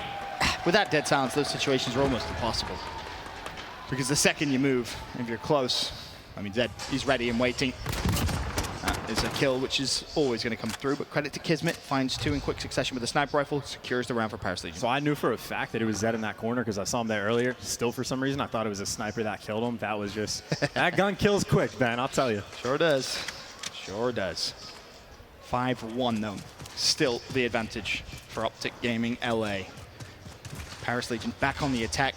Really, nothing has worked for them at all so far here in game 2, especially on the attack. First blood would be nice. Unfortunately, Denz isn't going to get it. It's Quavo that does. Optic with the advantage. Yeah, nice little double challenge mid coming out from the Optic boys. And of course, as soon as they get the pick, they say, hey, job is done. Let's back up, regroup, and get some safe positioning over towards B. We got a ton of map control over towards A. And now Paris, they are just spread all the way across the map. Keep in mind, we saw a double flank earlier. Maybe they were expecting aggression, which they got hit with mid-map, but Optic, they pumped the brakes. That's a huge pick from Kismet. TJ was just trying to have a peek and see if anyone was going to push through and maybe put some pressure over towards B. Now, is that enough for Optic Gaming to rotate out of A towards B? Meanwhile, well, for Paris Legion, they could do the exact opposite. Rotate away from field, drop back over towards A, and see if they could try and take the site. But the one thing is, Chance, when you do this, you have to be quick. Kismet seeing what information he can get. He's not going to see anything, but you're still not convinced. JCap playing this sneaky angle. Zed was able to pick up 2 from here before JCap playing it a little bit differently. He just has to be careful not to make too much noise because there's no way they're going to know he's here. And JCap should be able to find a kill. Fortunately not. I believe that Shox that escaped with his life. 30 seconds left though in the round. Time is ticking. Dashy will get the pick on towards Luca. So once again, Paris Legion with their backs against the wall. Quavo shuts down Shox and, well, with that kill, the game is over. Optic Gaming, a dominant search and destroy. That wasn't close, gents. That was just a bloodbath, to be completely honest with you. Respawn, they might have been teed off on just a little bit, but you talk about a bounce back, and shout out Pac-Man again. Yeah. S&D mastermind giving his team a little bit of those strats, but as good as it could possibly get, the rebound you were expecting for Optic, a fantastic game by Slasher, finished in double digits in only 7 rounds, and not much more you can say. Just complete and utter dominance. Paris Legion, Optic Gaming tied up 1-1, and I want to get our thoughts from our expert analyst. Lud, over to you. Thank you so much, gentlemen. Incredible stuff there all across the board. Very interesting. Paris Legion. Okay, I see you guys. You're doing pretty well up there. Loving that first map. We've got to discuss this. Azir Cave, Hardpoint, quite a classic for all of these guys up there to start that off with. But we've got to talk about what these guys did in-game and their strats here, because they were breaking every setup that Optic Gaming seemed to have. I mean, I've got to give it to Shox as well. Like, he literally was going off. I think he had at one point a 10-kill spree. Yeah, that was nuts. I see you as well, Shox. That was insane stuff. We've got to look at the replays of this highlight. I mean, talk to me about this TP right now, because Optic Gaming, they were falling short here. As you can see, Paris Legion with a lead there. They did start to climb back up again, but as a previous Optic Gaming ex-coach, if you could have jumped in game there and coached these guys in this map right now, what would you have said to them? I'd probably be smacking them for some of their setups on second rotation. Abysmal stuff. You can't full rotate, give up a lot of scrap time, and then get insta-wiped on the first push. There's too many instances where Optic Gaming were in those situations, and the fact that you get 2, 3, 4 dead right away on your first wave of kills is kind of bad. But honestly, the streak that Shox went on right here, which is why they were able to secure such a crazy lead in sort of the mid-game, he was finessing. They just looked so much faster than the Optic Gaming side. When the SMGs are able to get into yellow, into blue, finesse around the map like this, the guy's cracked out of his mind, not missing bullets. Very impressive stuff out of him. He was indeed. I mean, what did you make of it? Obviously, Paris Legion really putting a stamp on things right at the start of the series. Yeah, it could have been worse if I'm being honest. We had Shox and Dens both nearly dropping a 1.5. I think it was Dens who did so, but 3 of them dropping over 4,000 damage. Not one member of OG did that, and that was the biggest shock to me. I think there's one mistake, and I think it was what Teep was pointing out, was on that second hard point was we saw some of Optic maybe pushing a little too far. That's kind of the money hill. That's where you want to really take in that time. And I think it was Slasher kind of just pushing up there. He went down, and we saw Paris spawn right at the back. It was a mistake from Optic, and then it was just kind of that momentum, that snowball effect, and Paris ran away with it. Credit to them. They did. Are you kind of surprised seeing Paris Legion like going off and on some of the most decorated players that we have, probably actually in the league? Oh, absolutely. I mean, you look at the lineup of Optic, and Maven's obviously a big fan of these guys, and rightly so. These on paper are one of the best. You know, they've got every piece of the puzzle, if you like. But for me, Paris, you look at this roster and it's like, how did this come about? You've got Kismet from North America. You've got a couple of Aussies in there. You've got Zed chucked amongst them. It's like, who's the superstar? Who's the leader? Who's the slayer? You're like, I don't know. And then to see them come out and make a statement like that on map 1, it's very surprising, absolutely. And we've kind of got to build that storyline and say, you know, it's not just like a fluke or a lucky win. These guys have clearly been putting in time, and I think they've been putting a lot of time into Hardpoint. Search and Destroy, I'm not so sure about. I know. Well, that is the thing. The alarm bell did start ringing because those boys did wake up. In the second map, these guys, it was like a totally different team that we saw out there. They clearly have been practicing S&D. It's probably one of the cleanest maps of S&D I've seen so far, actually, through the weekend. And I've got to give it to them. Some of their strats they're coming through, Legion just couldn't keep up with them. TP, what did you see from these guys? What was shining here about their S&D strats? Very methodical Slasher style S&D that we've been used to seeing for years now, and the reason why his teams in S&D have been pretty darn effective. Basically, they were very aggressive in some of the early rounds to go for those initial first blood challenges, but most of the time they weren't doing it alone. You know, when you take those 50-50 fights in middle, if you have a teammate right there with you, 2 M4s, you can kill a guy pretty quickly in those top windows and stuff like that. So I think Dashy did a really good adaptation throughout the map as well, and I think that's going to be the play moving forward, of pulling out the sniper in situations sparingly, try to catch the other team off guard. If you have it out the entire time, sort of like Kismet did, you know how to play against it every single round. Dashy put it away for a couple rounds, and then if you randomly bring it back out on a defense, they're going to get comfortable and try and push lanes where a sniper can absolutely dominate. So I kind of like those different looks that Optic Gaming showed. And talking about different looks as well, Momo, are you impressed with the different strats we're seeing from teams? Are you even seeing different strats coming through, or are you impressed with switch up? I mean, we're very early on in the game, and I think we are going to have those more favorable bomb sites, and we do see that, you know, on Arklov, on Gunrunner. We're seeing kind of the trends come through. But what is interesting, I think, is how these teams play. Yes, we had the snipers being put away and brought out, but they were both on snipers on both sides. And I think for me, it was how they were changing the game. And what Teep said, obviously, there, put it away for a little bit, surprise that team, bring it out on defense, bring it out on offense. But for me, it wasn't the snipers in this game. Kismet, I think the only reason they won around was that sniper. But I was so frustrated when I was watching the one round. I was like, this is where Legion can get back into it. It was Zed. He finds a beautiful two-piece and then just over challenges. And it's just so unnecessary. And I think that's where maybe a little bit of experience. But the most impressive thing, Lottie, was how Optic just handled losing map 1 and then just coming out with such a clean map 2.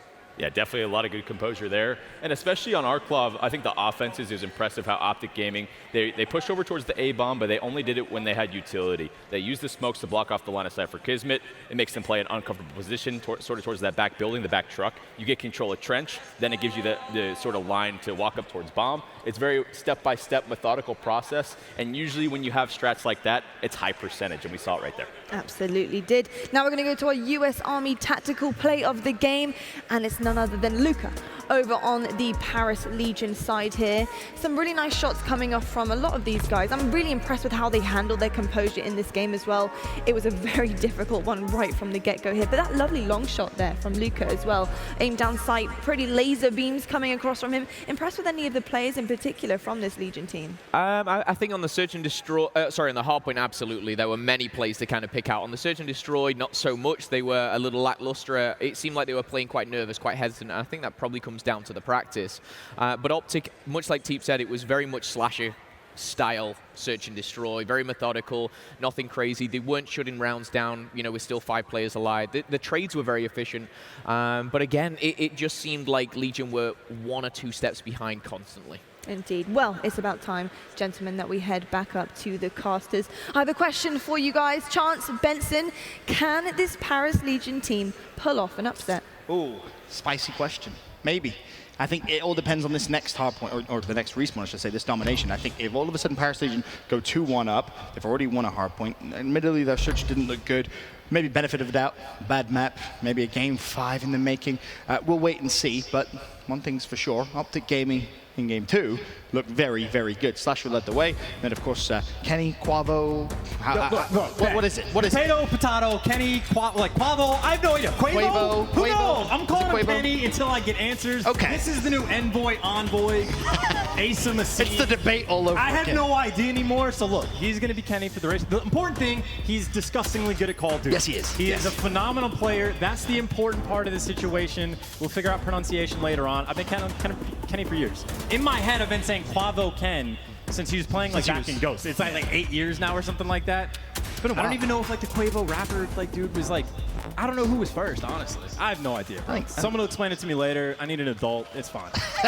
Either way, we head over to a game 3 with our series tied at 1-1. Of course, nice little bit of domination, change of pace.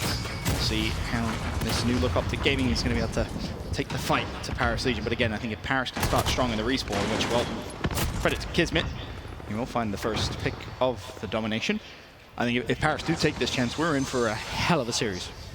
Right now you can see Dashy just waiting for his teammates. You got TJ and JCap working like different size flanks as well. TJ is actually just able to find 2.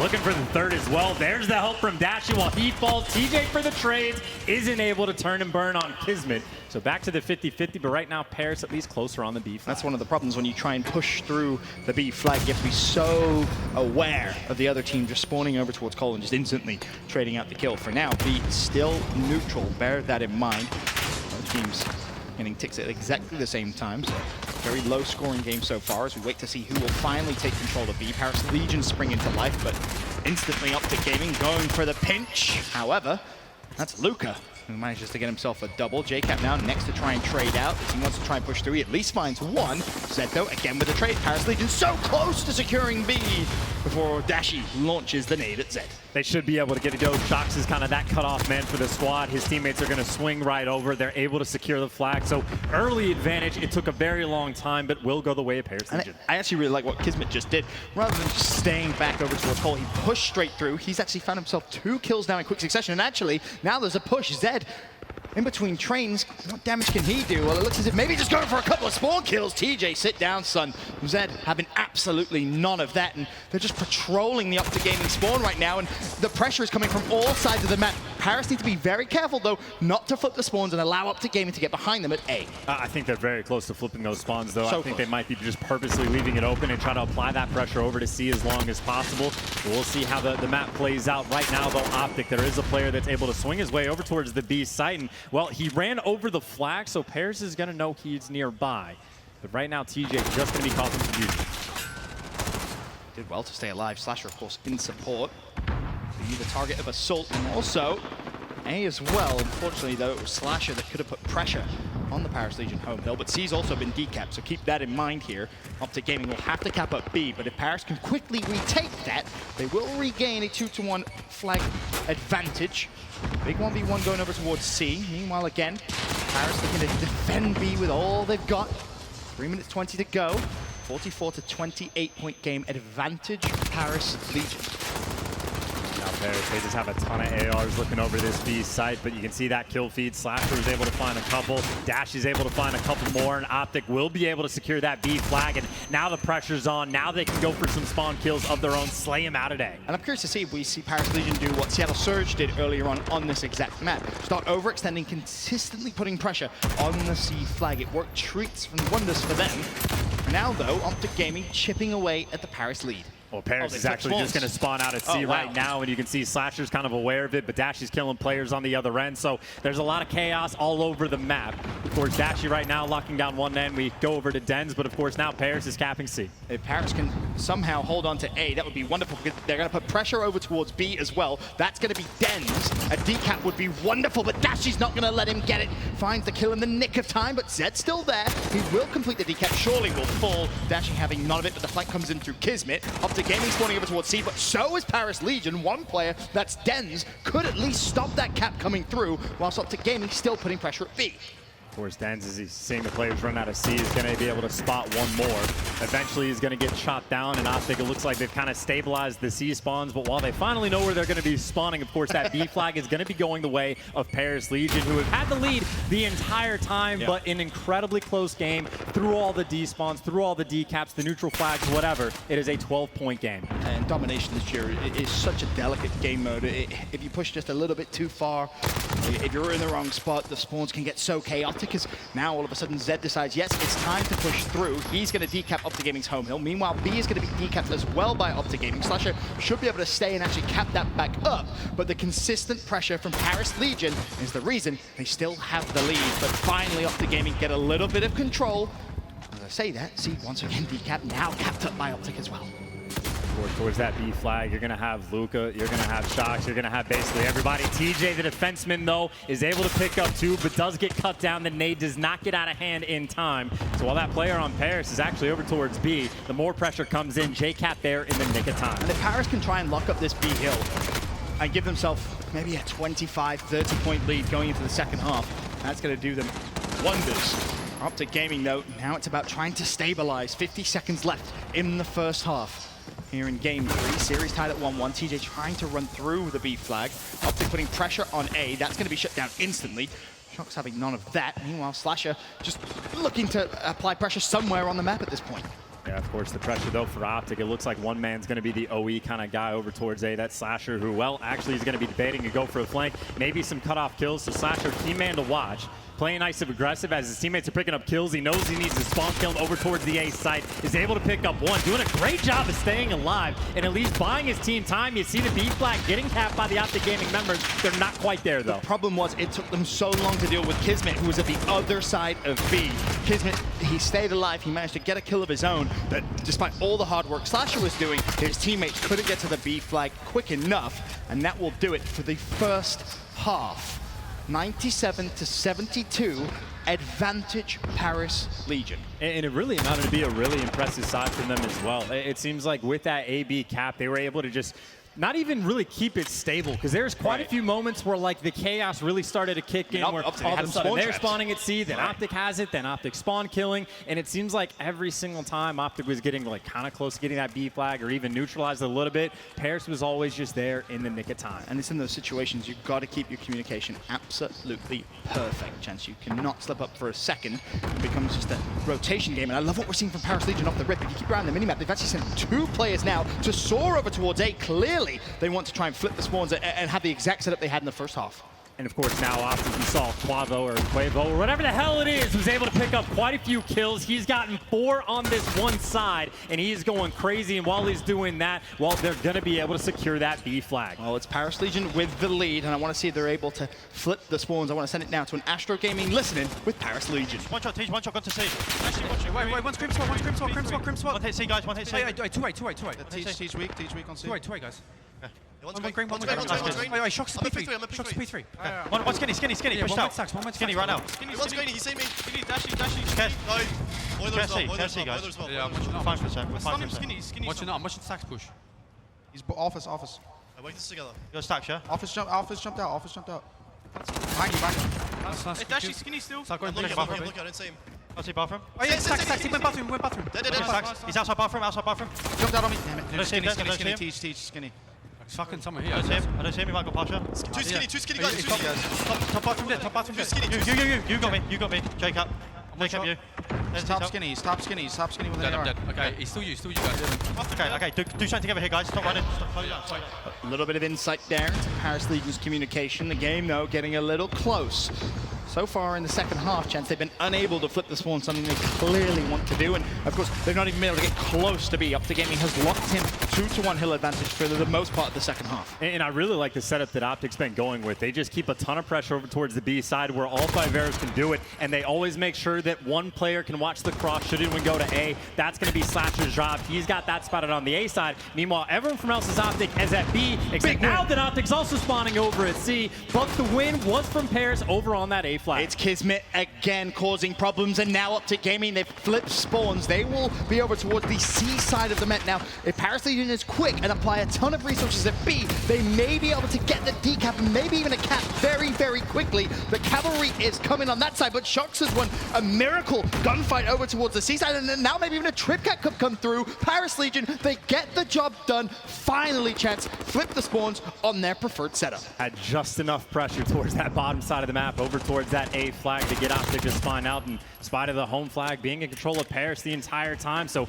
now Optic, again, the pressure's going to be back on, down by about 14 points. Got to find a way to get to this B flag, and they have a little bit of pressure there from J-Cap, but again, they have to deal with C at the same time. Paris doing a phenomenal job of just being annoying. And that's going to be their key to success. Be annoying, consistently overextending, rotating, putting pressure on Optic Gaming, making them think when they respawn, where do I need to go? Do I need to fly at B? Do I need to secure my home hill? So far, so good from Paris Legion. 142 to 123 with just under 3 minutes still to go. Pressure's on those dashes on the flag. You see the trophies coming in clutch, and he actually hopped off it just for a second. So gonna have to try to go for it once again, but the flag is secured. The pressure from Optic is gonna be there.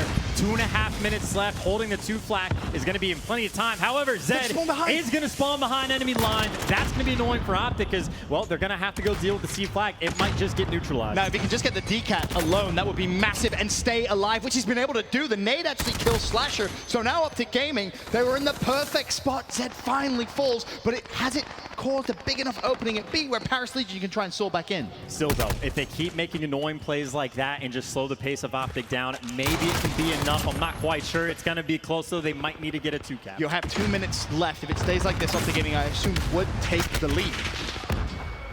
But for Paris Legion, to your point, Chance, it is now about being a nuisance on the map. B's actually being kept up, though. If they can hold a 2-to-1 flag advantage for at least 30 to 45 seconds, that's going to apply so much pressure on Optic Gaming as Optic all falls. Zed with 2. Den's looking to find TJ as B is capped up. Paris Legion, a perfect retake. And of course, if they have more than a 12-point lead and they're even able to despawn that C flag, that's going to amp up the pressure. It takes 1 minute if you have the 1 flag advantage to get 12 points. So with the lead we have right now, even more pressure's on Optic. They're going to have to get that double cap fast, and they're probably going to need more after that. I thought it was Paris Legion, which was supposed to be under-practiced. As it stands, they have the advantage. Just over a minute to go. Optic Gaming need to shift into a different gear. B finally being defended. And they're going to need the triple cap. Optic's going to need to just completely apply the pressure, or they'll have to despawn the A flag and have to. They're going to have to pull off something crazy. They are running out of time, down by 19 points. And you can see Optic feels it. They have sent Slasher over towards A, and well, he is there, but he's going to be surrounded. Meanwhile, Paris, they can just hold on to the B. The pressure's on Optic. It's so difficult. We've talked about Kismet throughout this series, and this is one of those games, making the right plays at the right time. 30 and 21 so far. He's been a menace at the B flag. 35 seconds, 175, 159. Still Paris Legion with a 2-to-1 flag setup. Optic Gaming, surely there's no way. And there's just too much for Optic to do. And again, Paris, they've been annoying pretty much this entire half. Now you have the option to be even more annoying towards the end, because when Optic has to stack up, you can go to C, you can despawn, you can do whatever you want. Kismet on a force spree, working his way to end this game. Just tipped the cap to him and has had a fantastic respawn performance. And Paris Legion, again, all these teams that were expected to be at the very bottom, they have turned up so far in Minnesota. Definitely have Paris Legion take game 3. Now a 2-to-1 advantage in the series. Optic Gaming LA, Chance, they have to go back to the drawing board here. We've got to see something different in Respawn. They've just been outclassed. And I mean, again, keep in mind the way that second half started out, like they were only down by not a huge lead. It was like 12, 15 points, whatever it was. And immediately, Kenny goes and picks up a 3. You get a 2-flag cap, and it just crumbles after. And there you see the coach of Paris Legion, former European professional player Josh, is saying, keep the momentum up, keep it up. We can win this series. As it stands, Paris lead 2-1. We'll be back after this with Game 4.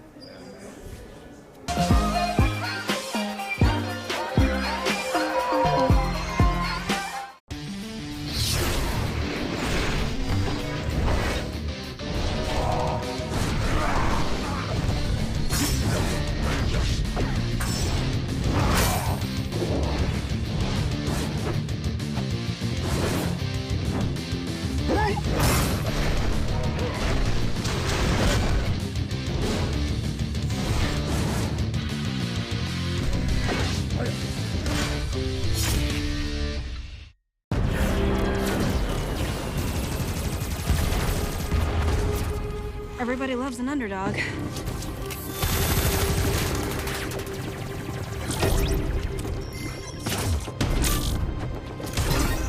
Me?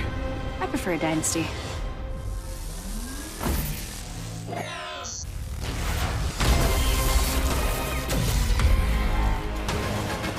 Mountain Dew Amp Game Fuel. Victory in a can.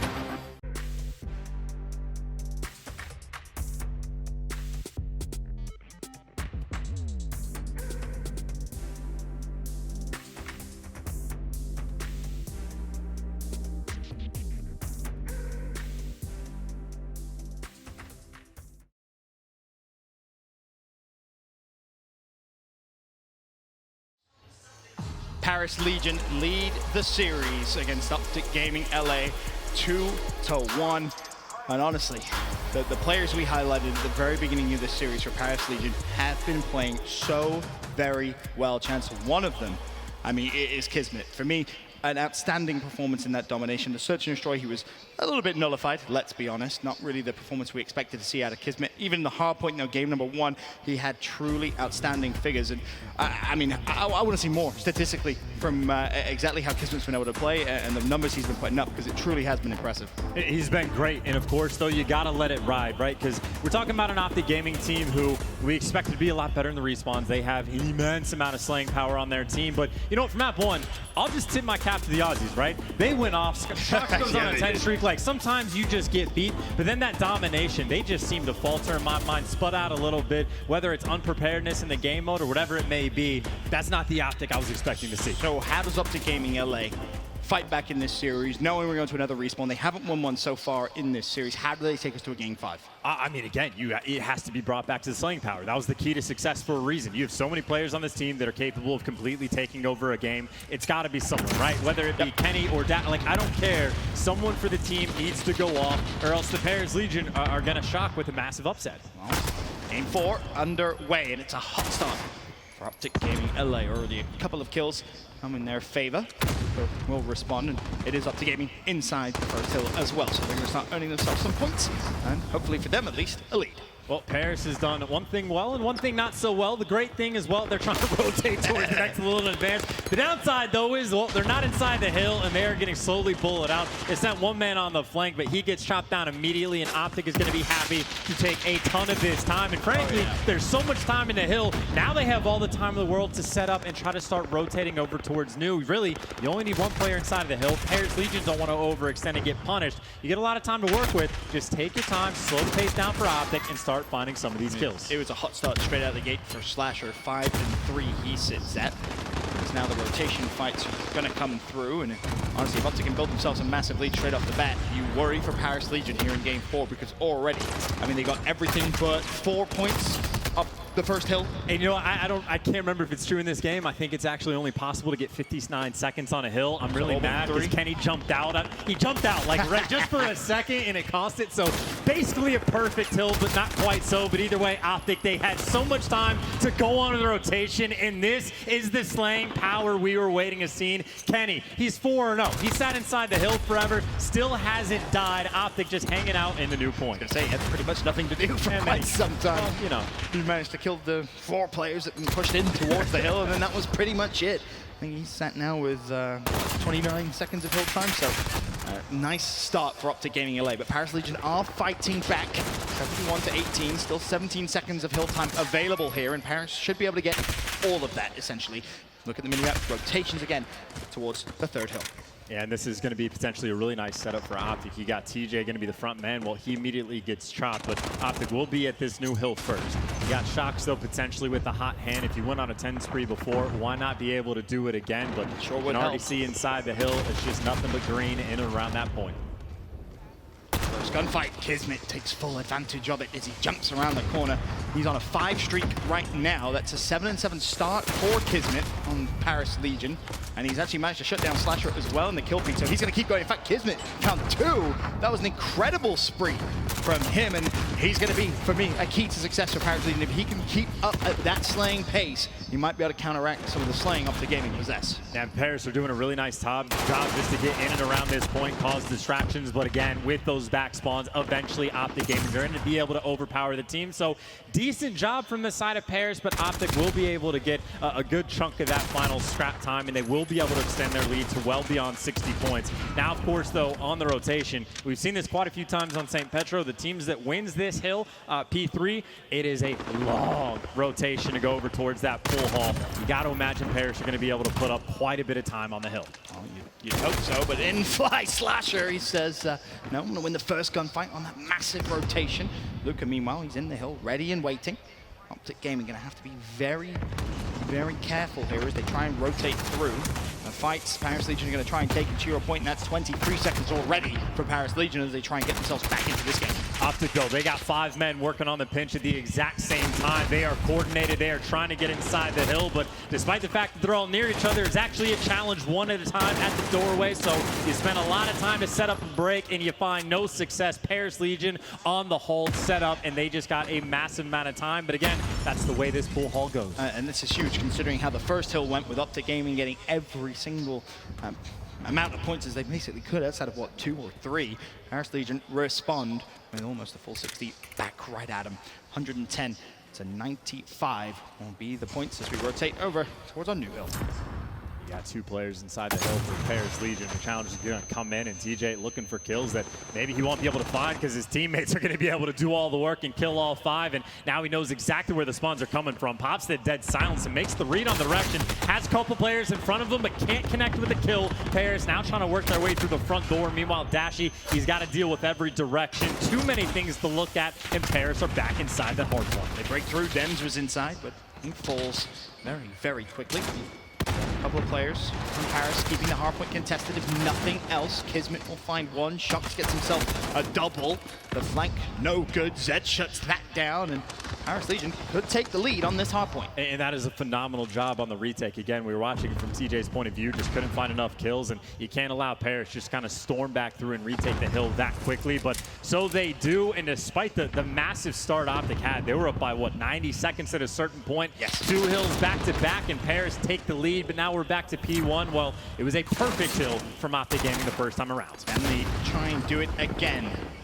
So far, so good, 10 seconds in, but Paris Legion trying to set up a pinch, and unfortunately, Kismet will fall, so that's going to slow things down just a little bit, but Paris Legion cannot allow Optic Gaming again to get so much free time. The shots come through a team kill. Is that maybe the opening Paris Legion need as they soar into the first hill? They have control, but for how long? And now Optic actually have a couple different decisions to make. Do you want to go for the hill? Well, that's going to be Kenny's job. He needs to get inside. He's able to find a couple, but gets chopped down because, well, his teammates were trying to fight from the spawns, and they do not connect. And bear in mind, Optic Gaming, I think they're going to concede that 20 seconds because the rotation came in very, very early, and the problem is, I don't think they've been able to control the spawns as well. It's Slasher deep in the back of the map, trying to lock in the spawns for Optic Gaming. Yeah, Paris, though, they're going to consistently spawn in his back right portion. That's what Kenny's job is, to go and cut these players off or go black bag spawn. He's able to find 2 along the way. See if he can find more, but you can see how quickly they are going to constantly spawn in that back right pocket. 153.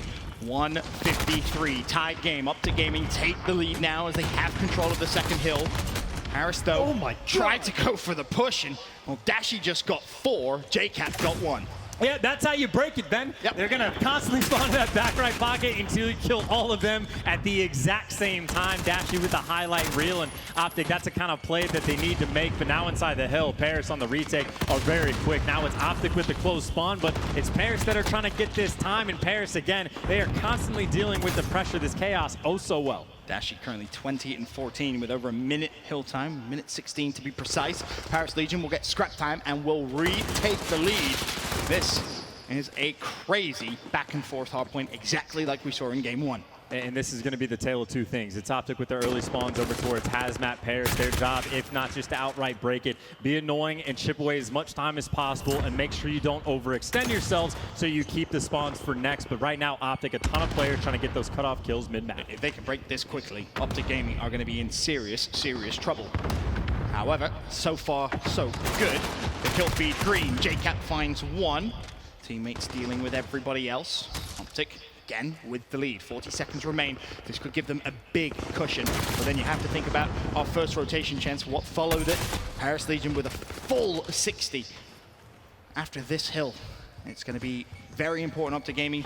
If you decide to give away the final 20, that's fine, but you have to rotate as early as you can. And this is one of those hills that it's just such a spread out battle. Like Paris is, sending a bit of their resources over towards the hill. It's Zed on the mini-map trying to be annoying if he can, which he's successful on one end, but then you have to have resources to make sure you hold the rotation. It's chaos on the map because everyone on the map is doing something different. Paris have to be so careful to make sure they keep the spawns in their favor, and I think Shox is in a crucial gunfight right at the back of the map. And in the kill feed, you see, I think he actually picked it up as well. So advantage Paris Legion as we go back to pool hall. It was a perfect hold in our first rotation. Can they do it again and put themselves at just touching point of winning the series? Of course, though, Paris, they're trying to get a lot of time. Someone from Optic has actually snuck their way through. That's going to be Kenny inside the hill. He's able to find one, but he's got a lot more pressure. Has a couple players in front, and it looks like his teammate Dashy got the cutoff kill. And just like that, Optic Gaming break through the important hill, and now they might be poised to take the W. Could win it here. As Kismet falls, good trigger discipline coming out of Kenny.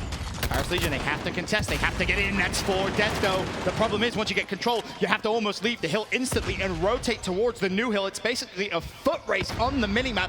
Everyone's soaring towards the final hill. In Restaurant last time around, Paris Legion again, they didn't even get there first, but they were able to get that control. Now they got a bunch of bodies in and around the hill. Couple kills starting to go their way. You got players trying to work around back, but that kill feed, that is a lot of Paris Legion players getting that early control. Feel like the game is going to end on this hard point. 50 seconds remain. 238, 230. Advantage Optic Gaming, but that will be nullified very shortly. Paris Legion still in the hard point. Optic Gaming is going to have to break. JCap first to the party. Can he win the gunfight? No, he can't. The trades, though, that ensue. TJ inside the hill. Optic Gaming now with the advantage. Paris Legion have to soar. You don't have time to try and set up the perfect break. You have to push through. You have to deal with TJ. And TJ shuts the door in Paris Legion's face. Optic Gaming force a game 5. Oh God, 2 stressful hard points we have had so far in this series.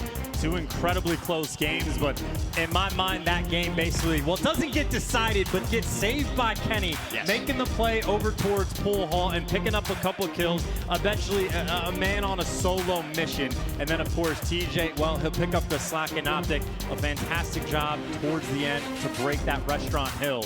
But then it all comes down as if there was ever a shock to a game 5. I think many people that had Paris Legion all the way down to the bottom of their power rankings may be a little surprised to see this one go to the game 5, but again, it's me and Newcastle. We always knew it was going to go the distance. As it stands, Paris Legion Optic Gaming tied 2-2. We'll send it now back to the analyst desk for their thoughts. Thank you very much, Benson, Chance. Incredible stuff as usual from you guys up there in the box. It's hard to see you up there, though. I can't really... Oh, hey, I see. Amazing stuff as well coming out of Paris Legion yet again. They seem to have their respawns down. I'm really impressed with actually how they were holding up there. I know that Optic Gaming kind of gave them a run for their money towards the end there, but I'm still so impressed with how these guys are coming out of the box. I really wasn't expecting this, if I'm going to be totally honest, compared to some of these guys on that Optic Gaming roster. I did not think that they were going to be able to compare to them whatsoever, but I'm totally wrong here. TB, what did you make of that? They're playing very fast. The SMGs on the side of Paris are just making the game so darn chaotic, especially on a map like Petra, like we just saw. Some of those close hard points, they get set up at pool hall, and they're just making the game chaotic enough and forcing those close range engagements, and they're winning a lot of them, to be honest. If it wasn't for Kenny, the caster's able to shout that out. If Kenny doesn't get that sort of lucky timing on the flank of pool hall, Paris probably wins that hard point. Absolutely, and of course Optic Gaming locking down a hill, and Paris decided to fully rotate and gave up the time and focus on the second hill as well. And that actually is a huge hold for them, but OG managed to break it pretty early on, and that's quite impressive.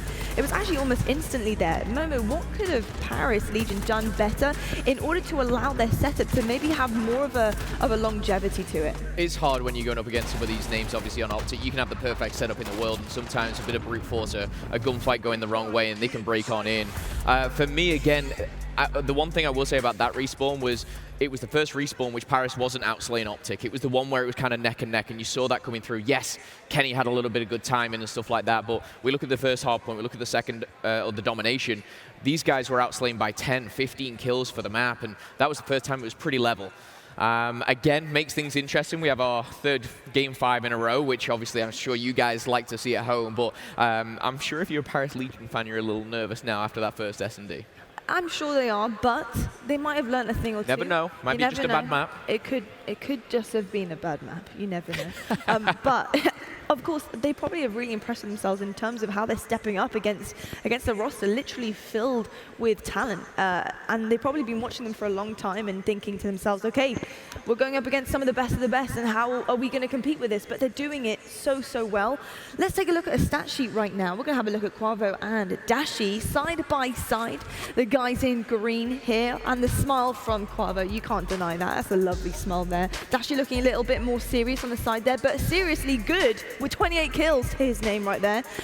These two guys unstoppable on paper, and they're looking quite good fitting into their new team. I really need to see more from them coming through with respawns. They need to start getting that onwards, because if they're going to compete with the likes of Chicago Huntsman, Dallas Empire when they step up too, they're going to have a little bit of trouble, TP. I completely agree. It's a really good point. I feel like we expected more out of the respawns from this team. A little bit shaky so far, and sort of my take on it so far is they're just taking very, very reckless challenges that are unnecessary for this game. They have a good setup. They seem to have the fundamentals down, and then all of a sudden they get one kill and they fly out and try and challenge the second guy. They're trying to do a little bit too much. I'm not sure if they're trying to just, really going for every gunfight. It just doesn't really work out in this game a lot of the time. So they need a little bit more composure on some of these respawns for sure. And of course, Game 5 is going to be S&D Ramaza. Momo, is this a situation now where Optic Gaming are just going to pull this out the wings yet again, show us a stormer of an S&D map, and kind of send Paris Legion home crying? It is easy to jump to those conclusions, judging by the one S&D that we have seen, but we've seen in the past certain teams just have that bogey map, the one that doesn't work for them. I think we haven't seen enough Search and Destroy yet. I want to give Paris the benefit of the doubt going into Game 5, but if you look at the experience on that OG lineup, this is where they close things out. This is their S&D, this is Slasher making those shot calls.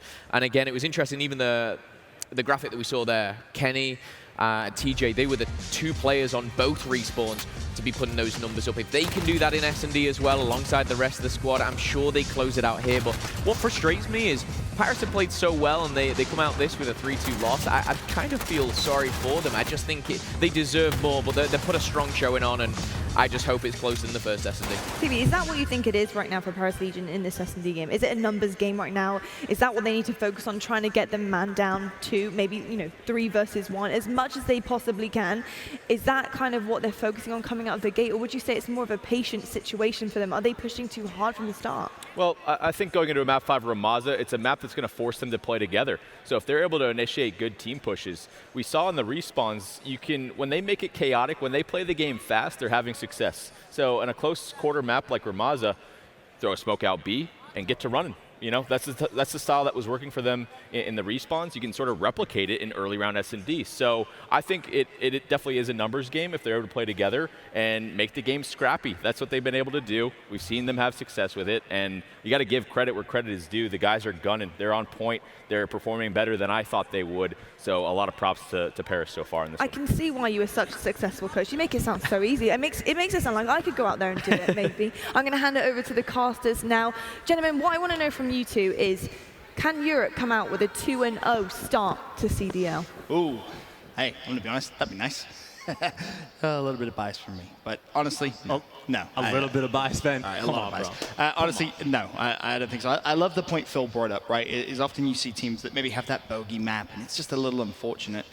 I don't think that was the problem for Paris Legion. I think, we heard coming in they were a little bit under-practiced, and well, when you're under-practiced, you can definitely assume Search and Destroy was kind of an overlook, and it just wasn't practiced maybe anywhere near as much as the respawn game modes were. Optic Gaming on the other side looked very, very polished. Just the fundamentals of the Search and Destroy plays we saw was just significantly better from the green wall. But then having said that, we've already had one round 11, so why not have 2? It's also a situation for search and destroy. Obviously, these teams don't scrim each other a ton because they don't want to give their shots away. So they'll run through the map, certainly, but then it comes down to your experience in different situations. And what do we see like at the first map on Arklov? It's like Slasher. He's making the big clutches. J-Cap in the 1v1s. He's going to make the correct plays as well. You expect that across the board from Paris. We haven't seen that yet. I mean, again, the expectation was for Kismet to run around like a maniac and he sniped the entire time type thing. So no sniper in his hand. Get that away. Get that away. I want to see how much these teams evolve throughout the year. I think that's the really key, but of course, if you're thinking for Paris, they need to evolve very quickly. Oh, onto Gaming. Defensively going to be aggressive over towards B, and they're going to need to be because Paris Legion are already through. Shox and Luca, they find 2 kills in quick succession. 5v3 already. And this is hyper aggression. They have completely taken control of this B site. They have bodies all over the map. 1 guy for the full flank, 2 guys to watch the mid corridor, and everyone stacked up in the house. It's a fantastic setup. That's exactly what you want to see from Paris Legion. It really is just be very, very aggressive, very, very quickly. Get the bomb down, force Optic to come to you in post-plant positions. And just like that, Paris Legion win round 1. And that was beautiful. In my mind, that round is genuinely won from a stun grenade. I just imagine Josh in the crowd shaking his head when I was saying, yeah, Paris Legion don't stand a chance. He's like, no, shut up, Vincent. You know nothing. You know nothing. Maybe I'm completely wrong. But again, just to highlight the point, that stun at the start, we saw how much it slowed down Kenny off the rip. It hit a couple players, and you just get that instant, here's where you wanted to be. No longer. It's going to screw up your timing. It's going to mess up that opening break. And as soon as we saw those kills come in, there was 0 wasted time from the side of Paris. Aggression on that B side. Shox 2-0, Luca 2-0, Dens 1-0. They, of course, the players that picked up the kills in the round number 1. Now, though, going to round 2. Optic Gaming, of course, on the attack. What do they have in their back pocket for a strat? Already mid-map, controlled by Paris Legion. A little sneaky, but Dashi does get a first blood. As Luca trying to think about a flank, Dashi though makes the read. He got Optic Gaming with a very spread out map, but they're leaning over towards this B site, and the pressure's on. Now you actually have Kismet in an interesting spot, able to pick up 1, get shot in the side. The site control way of Optic Gaming. The timing just a few seconds off. I don't think he expected J-Cap to challenge as quickly as he did, but Optic Gaming now with a 1-man advantage. Make that 2 as Dens will fall. They look good to respond here and tie things up 1-1, but Zed will slow that down just a little bit as Dashi falls. Kenny not able to connect, but I believe the bomb is going down. That's J-Cap planting, and Optic should be good here in post-plant. They're going to have Shox on the backside, waiting for his teammate potentially to make a play. Zed's going to be underneath. Your shot's getting put down range. Shox able to find 1. Instant double challenge from Optic. 2v1, all up to Zed. They were not letting him get away whatsoever there, but as you said, Zed for the 1v2. He's heard J-Cap, so that should be 1 free. Never mind. J-Cap, alrighty then. Optic Gaming tied up 1-1. J-Cap's headset is functioning. Yes, it is. Shout out to Master Gaming headsets on the main stage. Heard him clear as day, making the right play towards the end. Very nice round coming in from Optic, and it was a slightly different approach. Obviously, you don't go for the hyper aggression straight through B. They sent a couple players mid-map. You had Dashi that was picking up players off the flank, but as soon as they started to find those openings, get those picks, there was no wasted time. And once you see those 2 players flying out for the trades, that's the type of thing you love to see. Yeah, you absolutely do. J-Cap 3-1 start. Nice end there. That last round, of course. Paris Legion back on the attack. This time, though, it's a first blood for Optic Gaming. However, Zed responds as Kismet tries to fly out. Where's the trade? Nowhere to be seen. That's the big difference, really, between Paris Legion and Optic Gaming from what we've seen so far. Now, of course, with that man advantage, Optic Gaming, you got 1 man over towards Zed. He can just stay alive. He can do whatever he wants because you got 3 bodies in and around this B site. And it's just going to be Paris Legion hoping that they can get a pick. Dens, if he can just snap someone with an AR before they can throw the shoulder quick enough, but you can see Slasher not even peeking. Yeah, this is such a difficult site to try and retake. And yet you don't have at least equal numbers. Obviously, you prefer a man advantage, but again, Kismet sliding out without the support of his teammates. Big difference from what we're used to seeing with Optic Gaming. His shots start to go down on the map. Has put himself in a sneaky little spot, but really this may just be a cherry pick a kill and try and get out, but stays alive. For how long, though? Optic Gaming know he's here, of course. They're searching for him.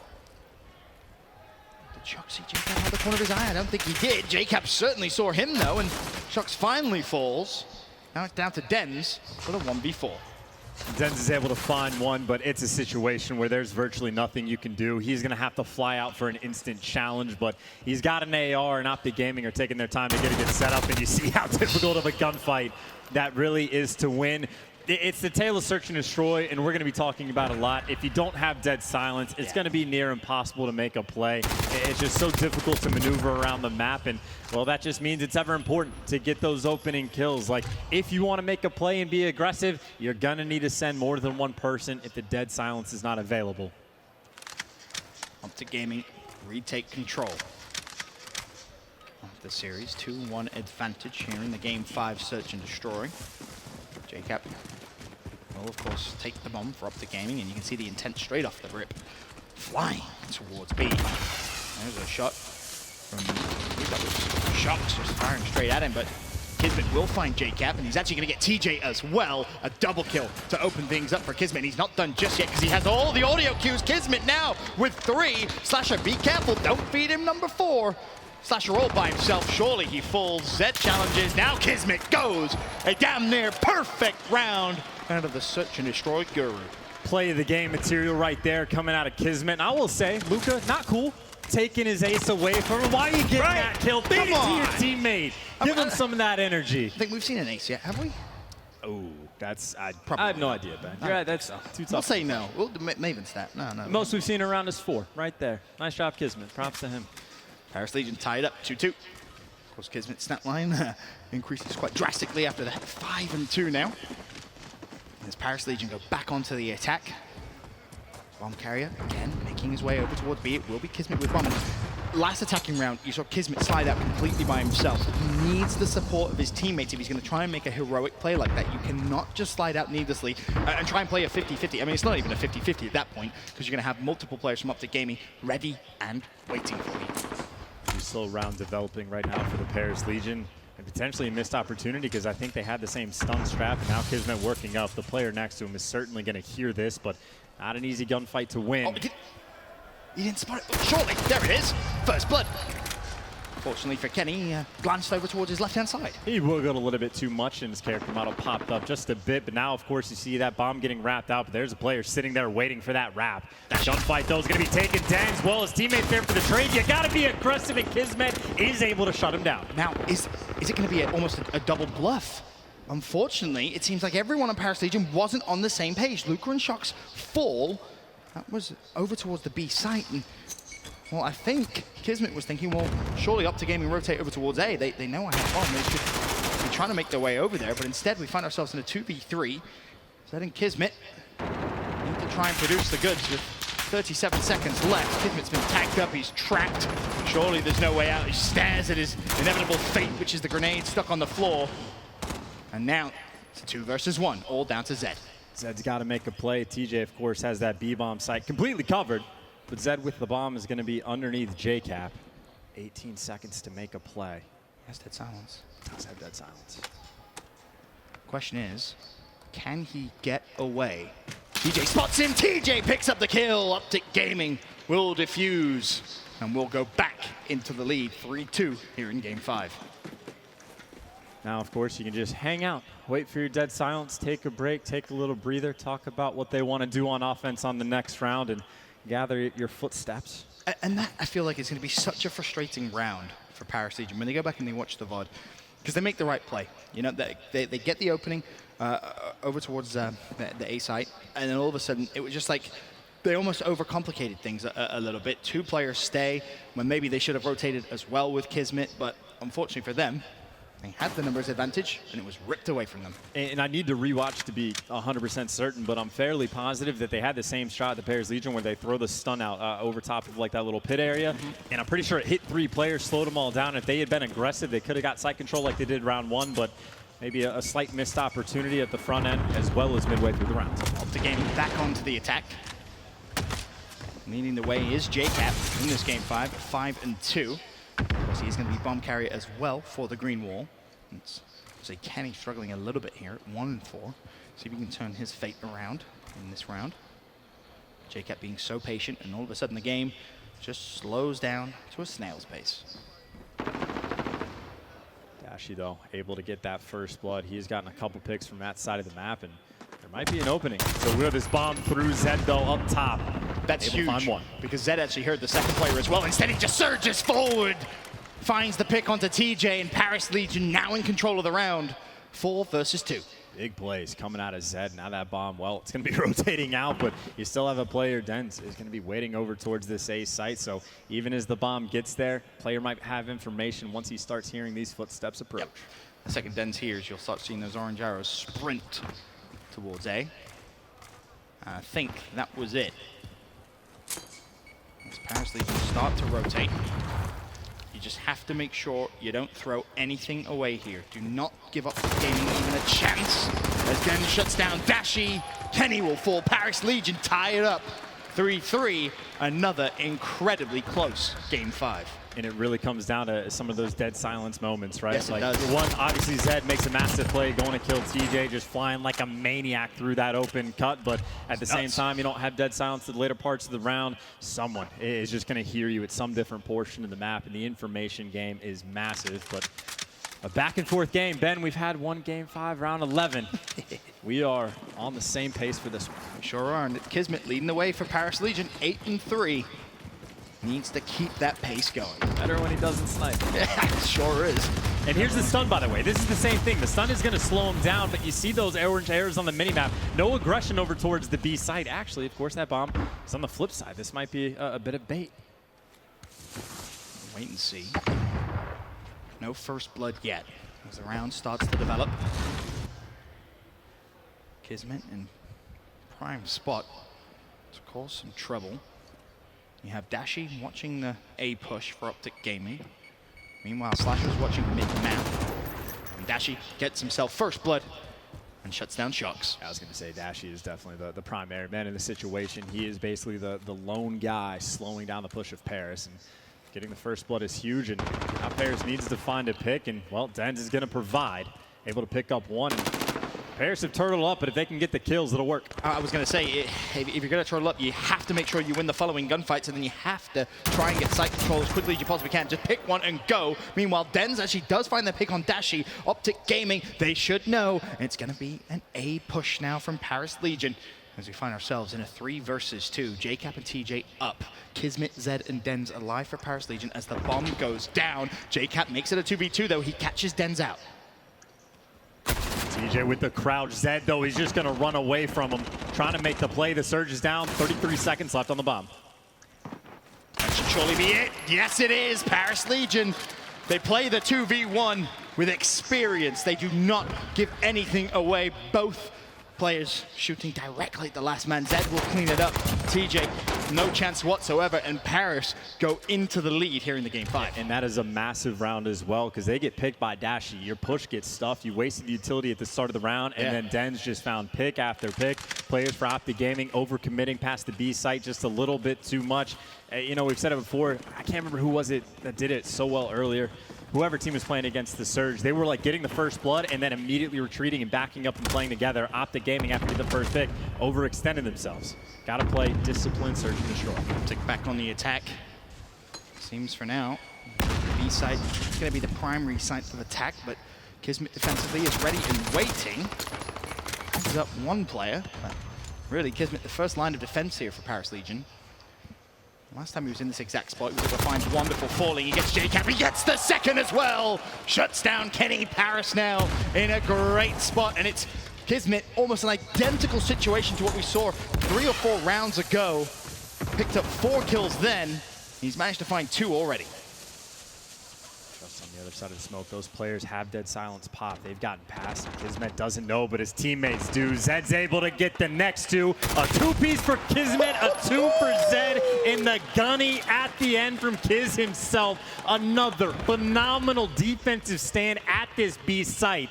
You gotta find a way to deal with Kismet. He's too good right now, Ben. He's too good. Definitely never want to see him with a sniper in his hand again. Yes, please. Just shows you how good of a search and destroy player he is. 13-3, taking over in this game 5, and credit as well. Massive credit to Zed, 8-5, and Den 6-4. The stats may not be as flashy as Kismet, but they're still making the plays. Kismet has more kills purely on defense at the B site than anyone on Optic has total. Actually, yeah. That's very true. Very true. true indeed. As Paris Legion back on the attack. Optic Gaming set up defensive parameters over towards the B site. You also have Dashi again watching the A site. But the game just slows down massively. A minute 30 to go. Paris trying to bait out, but there's a first blood. It's Dens, the walking first blood in this game 5, it seems. JCap falls. Paris with the one-man advantage. We have so many snakes on the map. Hey, man. Oh, Zed stood up. Oh, they're all standing up. Kenny didn't. Well, there's one. Oh, no. He finds the first. Can he find the second? Luca instantly with the trade. Paris with the advantage. Luca actually gets himself 2. Then shuts down TJ. Dashi all by himself. This would have to be a massive 1v4 to keep Optic alive in this game 5. Now for the 1v3.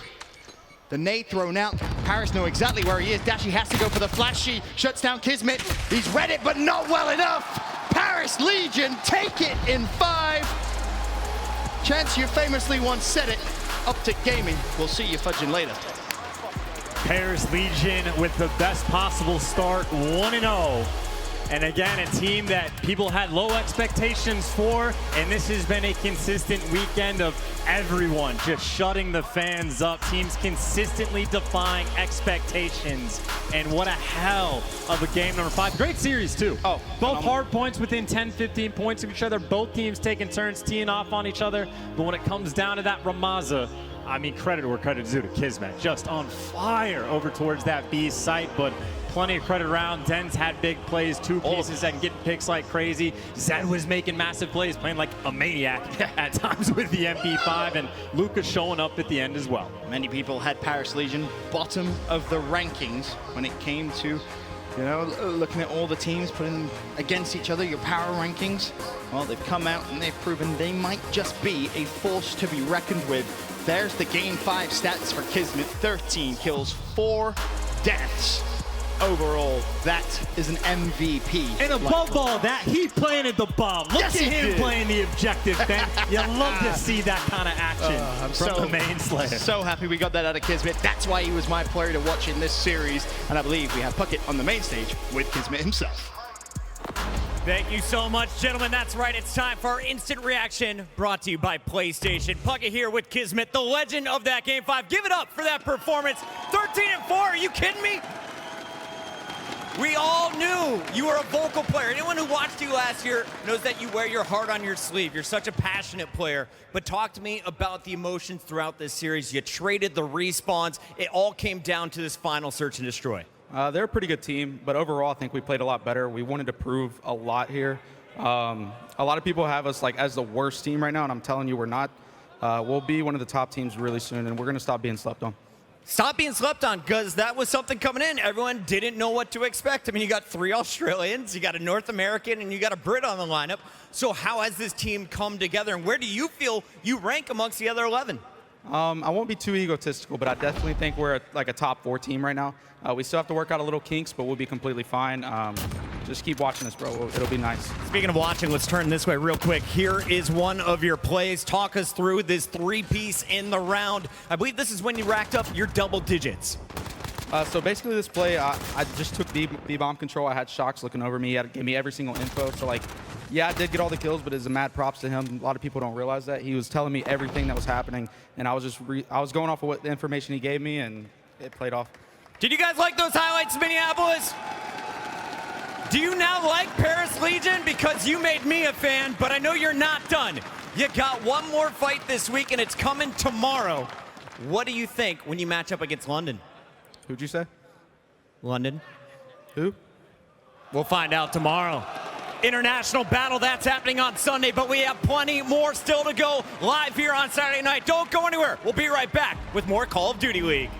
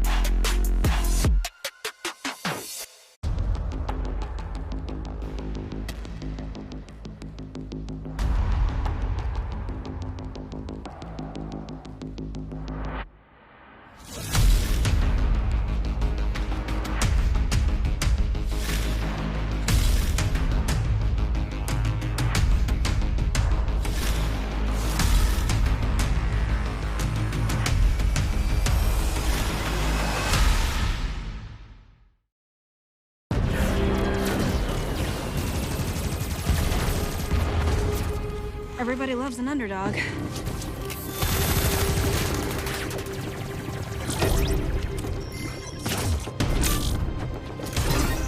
Me? I prefer a dynasty.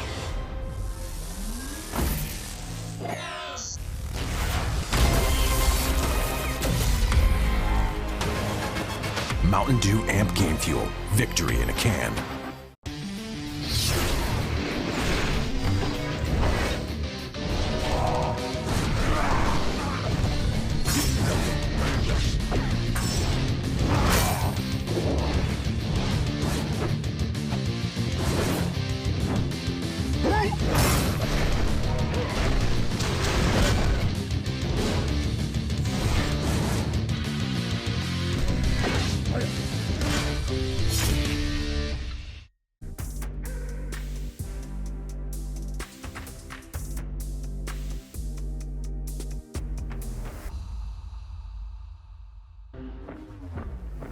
We trying to get hype.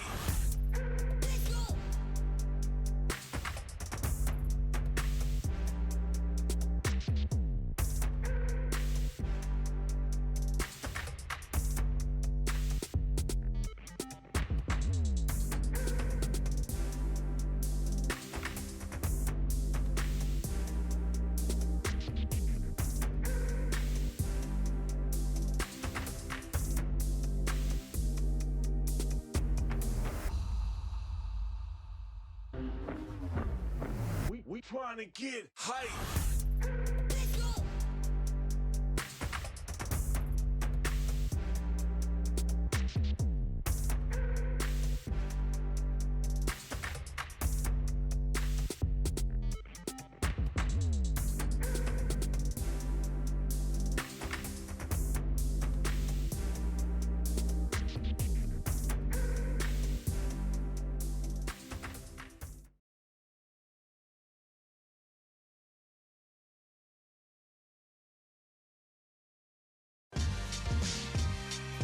Metro by T-Mobile. Complete your mission with the best deal in wireless.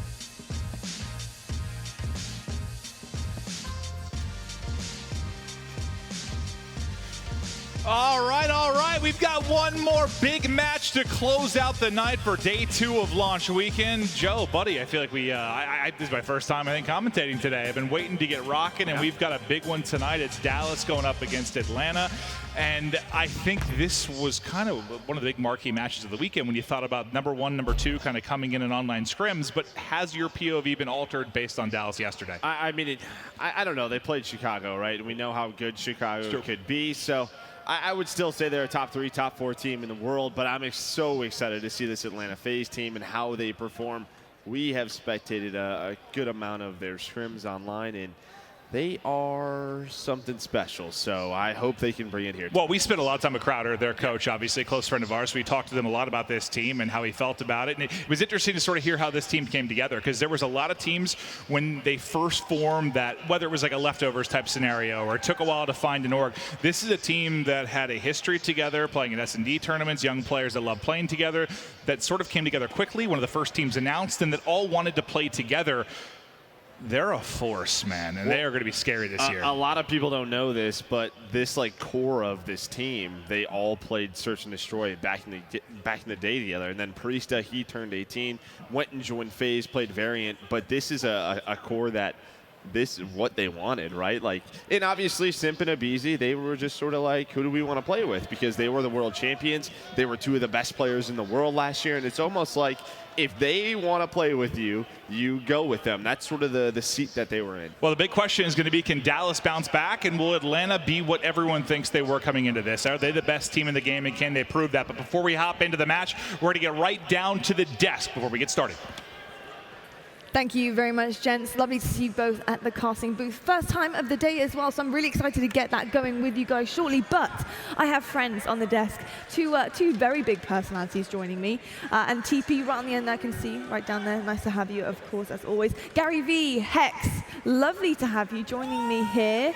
Now, this guy right here. Here we go. Here we go. This guy right here, the best. Thank you for having us. No problem at all. Now, talk to me about this rivalry that you two have built up.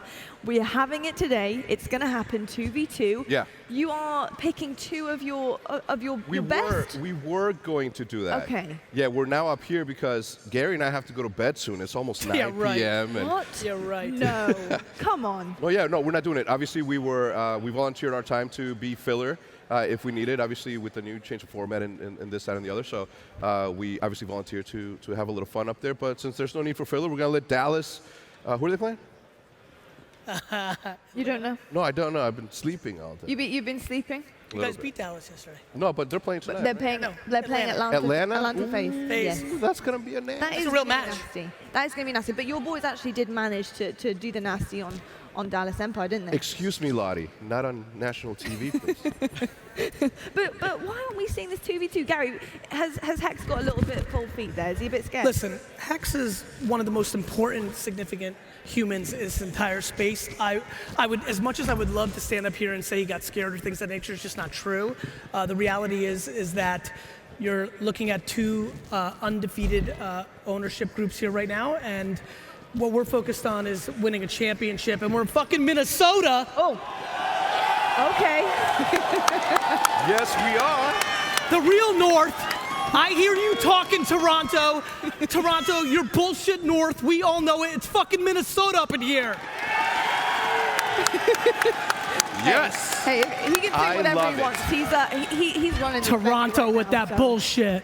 You pay for half of this. But guys, what do you say to the fans who are really looking forward to this little 2v2 battle? Is there anything you want to say to these guys that were kind of rooting for seeing you guys going toe to toe? Yeah, well, look, sorry that we couldn't give you guys the show that you guys wanted to see, but I'm sure that everybody here agrees that they just want to see FaZe, you know, the super young, cracked boys go against the veterans and Crimsix and Placer and their young trio. So I want to see that match as well. So yeah, I mean, whatever gets us there quicker. Easily one of the best matchups. I think my man's boys over here took a little steam out of Dallas yesterday, but I've even heard from a couple hours ago, my own players on our team excited to see what Atlanta's got. There's a lot of hype for this Atlanta squad, and I'm just curious if they're going to be able to deliver. And you know what? I'll deliver it for you guys. We have our marquee match, our Game Fuel marquee match for you guys. It's Atlanta FaZe versus the Dallas Empire.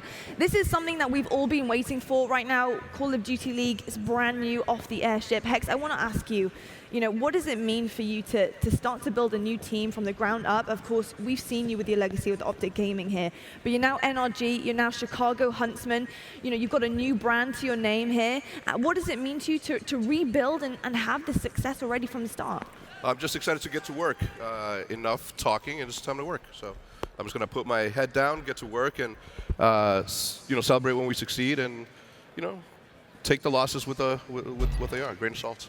Gary V, of course, you guys aren't playing tonight, and that's understandable. We're focusing on the main games here. But is this a rivalry we're going to be seeing throughout the CDL season? Yes, of course. I mean, look, other sports have already established a natural rivalry between Minnesota and Chicago. And especially when you think about the kind of, call it classic, iconic, legendary energy, new energies. I mean, look, I'm desperately interested in winning our first head-to-head matchup, and the reality is we have real friendship and admiration, and I think that always leads to interesting banter, and it's most importantly, it's important for our overall sport. But when the game gets going, it's super real. I genuinely respect this man the most. But when we get our first W against this dude, I'm gonna enjoy it quite a bit. I say you pick one of your players to be your Entrepreneur of the Year. We give them a budget of, let's say, $1,000, so you can turn that into something more at the end of the year. Yeah, listen, I'm very interested in having financial bets with this man constantly. And when we do them, I want it to be money that matters. Money that matters, Hex. Absolutely. And I've got to say, I'm loving this sweater on you, Gary, but it isn't Christmas anymore. So talk to me about why we're rocking this today. It's always Christmas in my head. Hey, I tell you what, having CDL here, first time ever, first landmark that we've come to, that is Christmas in a nutshell now. It's a huge, huge factor. Minnesota deserves it. You've seen the energy that everybody's put out. Let's get it. There's a reason this didn't start in Chicago. It's Minnesota, baby! There we go. Gary V calling the shots here from Minnesota. Thank you so much, both of you, for joining me. We got Hex here, Gary V. Incredible stuff. But we still have more for you guys. The action does not stop here. We're going to head over to our casters now to check out the Challenger Series right now. We need to talk about these matches that we're going to be seeing. And we've got a little insight for you as well. So we're going to dip into those too. So I'm going to head back up here to Merc and Maven to find out what's going on. Thank you so much, Lottie. I think if I learned anything from that little segment on the desk, it is that I now have full authority to swear on broadcast. I love it. Yeah, he just opened that up for us. So thank you, Gary. You should see Joe here. I appreciate that. Yeah, I was very excited. He got me fired up. But yeah, I believe we're gonna peek into a little bit of the Call of Duty Challengers that's going on right below us. You can't forget that they're fighting for $250,000, which is just exactly what you want. So we're hopping right into a game 5. Already a squad up 4-0. On the left side of the screen, you'll recognize some of the top Australian players of all time, and Swifty, Fida, and a guy that I've been seeing a lot of people gas. I think it was Nubsy that tweeted out the other day that Pred is like the next coming of God, at least from the APAC region. So it'll be nice to maybe get eyes on with this, but unfortunately they're going to have to make a run, considering down 4 rounds as we hopped into it. Yeah, they're able to find one more as Swifty's able to find this last kill. But just taking a look at the other team, I think I saw Cells, Charles, some guys that we've been following for years throughout this amateur scene. We've seen their name come up a number of times. Stamino, very, very recognizable. Yeah, I think I heard, we've been kind of loosely keeping up. We've mostly been focused on the main broadcast, but I think Cells' the squad who knocked out the Rich and Lonely guys, I think with Parasite and Spacely in them, I believe is who they dropped to in Cells' squad, so they have some impressive wins under their belt. I mean, obviously you have to get to this point. I'm trying to get confirmation on where exactly we are within the bracket in the sense of if they're playing for top 8, what sort of money's on the line with this run they're making. And we'll see if he can hit a snipe. Unfortunately, I believe we've lost our entire HUD, which isn't going to help us the most, but we'll see if the snipe can get hit. The nade comes through, not quite able to hit the shot, but he'll continue to hold the cross from scaffolding. Yeah, just trying to see what he can. You can see one player was trying to push up towards that bomb. It looks like they got that was realism. The bomb mode is planted, so 20 seconds. And well, the Australian's gonna have to try to get to the fuse as quickly as possible. 7.5 to the fuse. There is one player near this bomb, just trying to bait out what he can, but Mac's gonna take down Swifty. And that should do the round. So they're gonna go up 5-1, just one more round to take this match. And the one confirmation I'm looking for is just whether or not this is on the winners or losers side of it. Well, if Selin knocked Parasite out, I imagine this is in the losers side of it right now, I would think. So I believe a loser is done, but just waiting to get confirmation on that so we can keep you updated as accurately as possible. It's just wild to think about, man. Like you've obviously, what was the first game you competed in? The first LAN I attended was Modern Warfare 2. How much money was on the line? I couldn't tell you. It wasn't a lot. If I had to put a number on it, between 10 and 20,000 maybe, and that was for the best 8 teams in the world. And now you can see this with 200 teams, open tournament, pro teams not involved, and there's 250 grand on the line. It's wild, but the first blood will go to Fida, and he just saw, some of his former teammates perform well, obviously, for the Paris Legion. I doubt he got eyes on with this. He's been mid-series, but he'll probably be happy to see them finding some success as he's looking to get further into this tournament. But quickly, the odds will shift hands. One of those, though, that comes through for Mac is going to be a team kill onto Stamino. It's difficult without the top HUD to see how many are alive, so I'm looking at the mini-map to try and see what we're looking at. It looks like 3v2. 3v2, 3v3, something around that ballpark right now. Fida just trying to stay alive. Still a minute to work with. They do have to plant this bomb. But Pred's going to find one more. Now it's all down to Charles. He gets cleaned up. So they're still alive in this map. Let's see if they can rip off 5 in a row to take the map 5. And we're just covering this. I know, guys, we have our marquee matchup, the big one. The top 2 teams in scrims coming into this. Dallas versus Atlanta.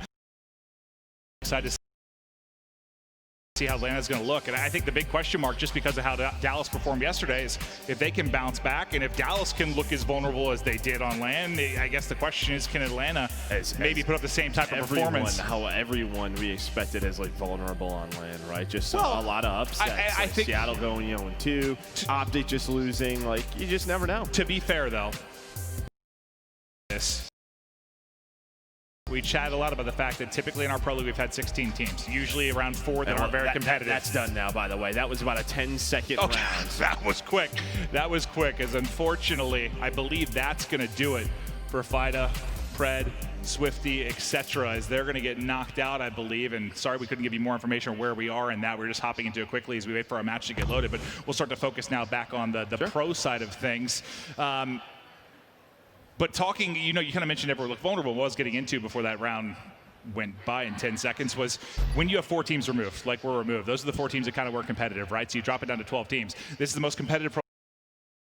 As much as we're talking about upsets, yes, they're upsets, but this I truly think can be a league in which the 12th team can beat the first team. I absolutely think that's possible, and that's what's pretty sweet. Yeah, I agree with you, but I want to hear what Lottie and Co have to say at the desk, so down to those guys. Thank you very much, gentlemen. Well, do you know what? With a perfect mixture of young guns and the old guard, the Dallas Empire sit at top of the most power rankings, even with a loss yesterday as well. But the Empire have what it takes to wear the crown come season's end. Will they? That is the question. But this is your Dallas team profile presented by PS4.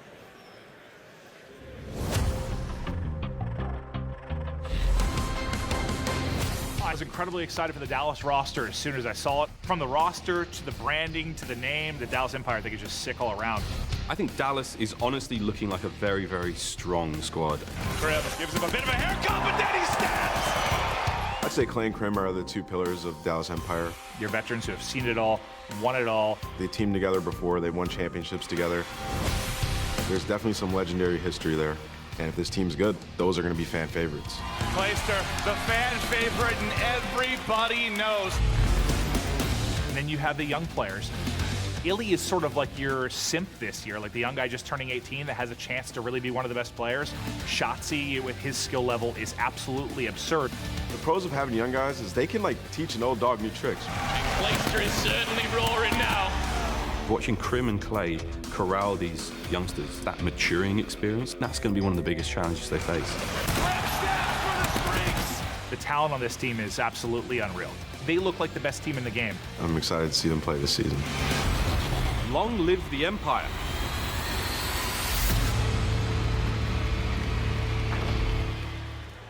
Well, there you have it, one half of our Game Fuel marquee match that is going to be coming up very shortly.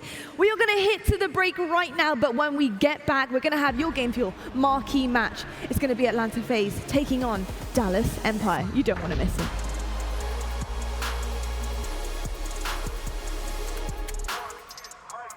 Nobody's going to get close enough in Chicago. Dominate.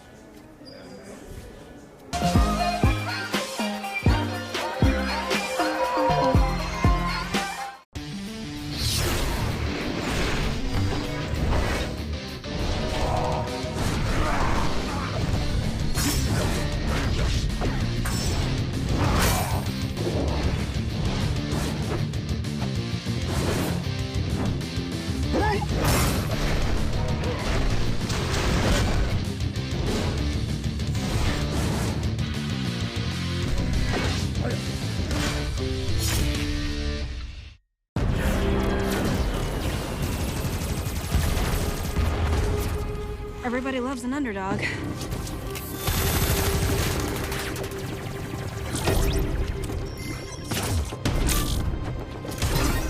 Me? I prefer a dynasty.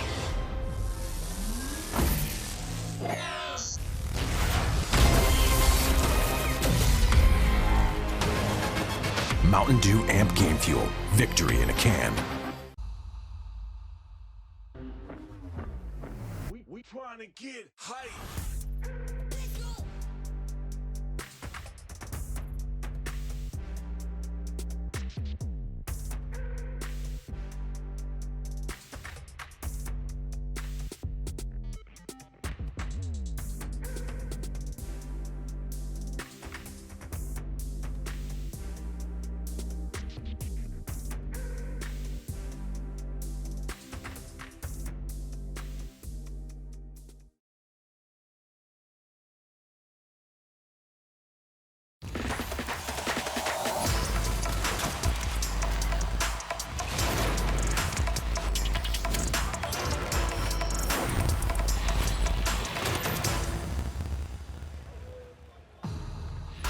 Minneapolis, make some noise. It is time for the final battle of the evening.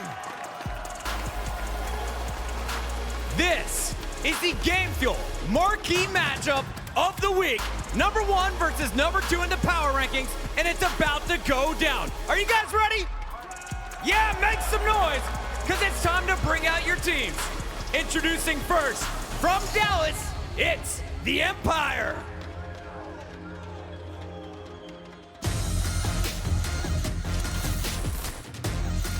On the flank, it's going to be Clayster, and Clayster's going to get bumped. 4 going to drop 3.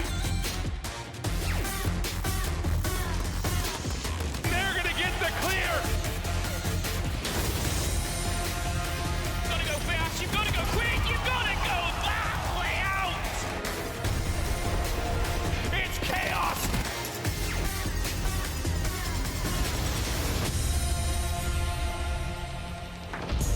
First to the stage, but always gets in the last word. Give it up for Clayster!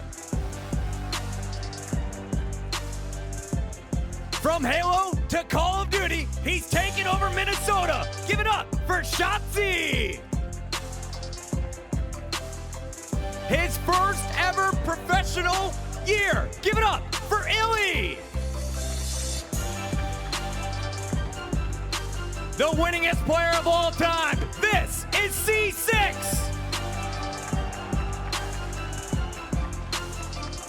And it's the Nuke, baby. Show some love for Hook.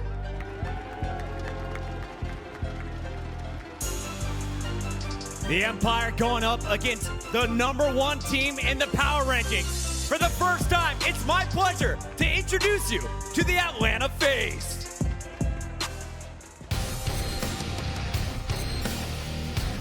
1, 2, 3 for Major Maniac. Oh my God! For Simp, lightning strikes twice. A Beezy. He finds 1, he finds 2. What an individual play from Priest.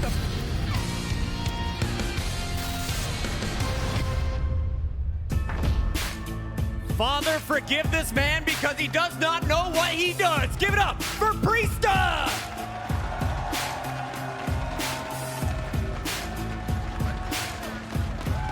Said by his teammates to be the best player in the game, this is Celium! 1/2 of the Tiny Terrors. Give it up for Abizi!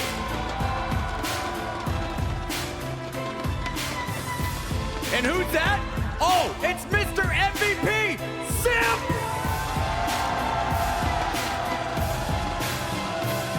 And the oldest competitor in the league. Give it up for Major Maniac.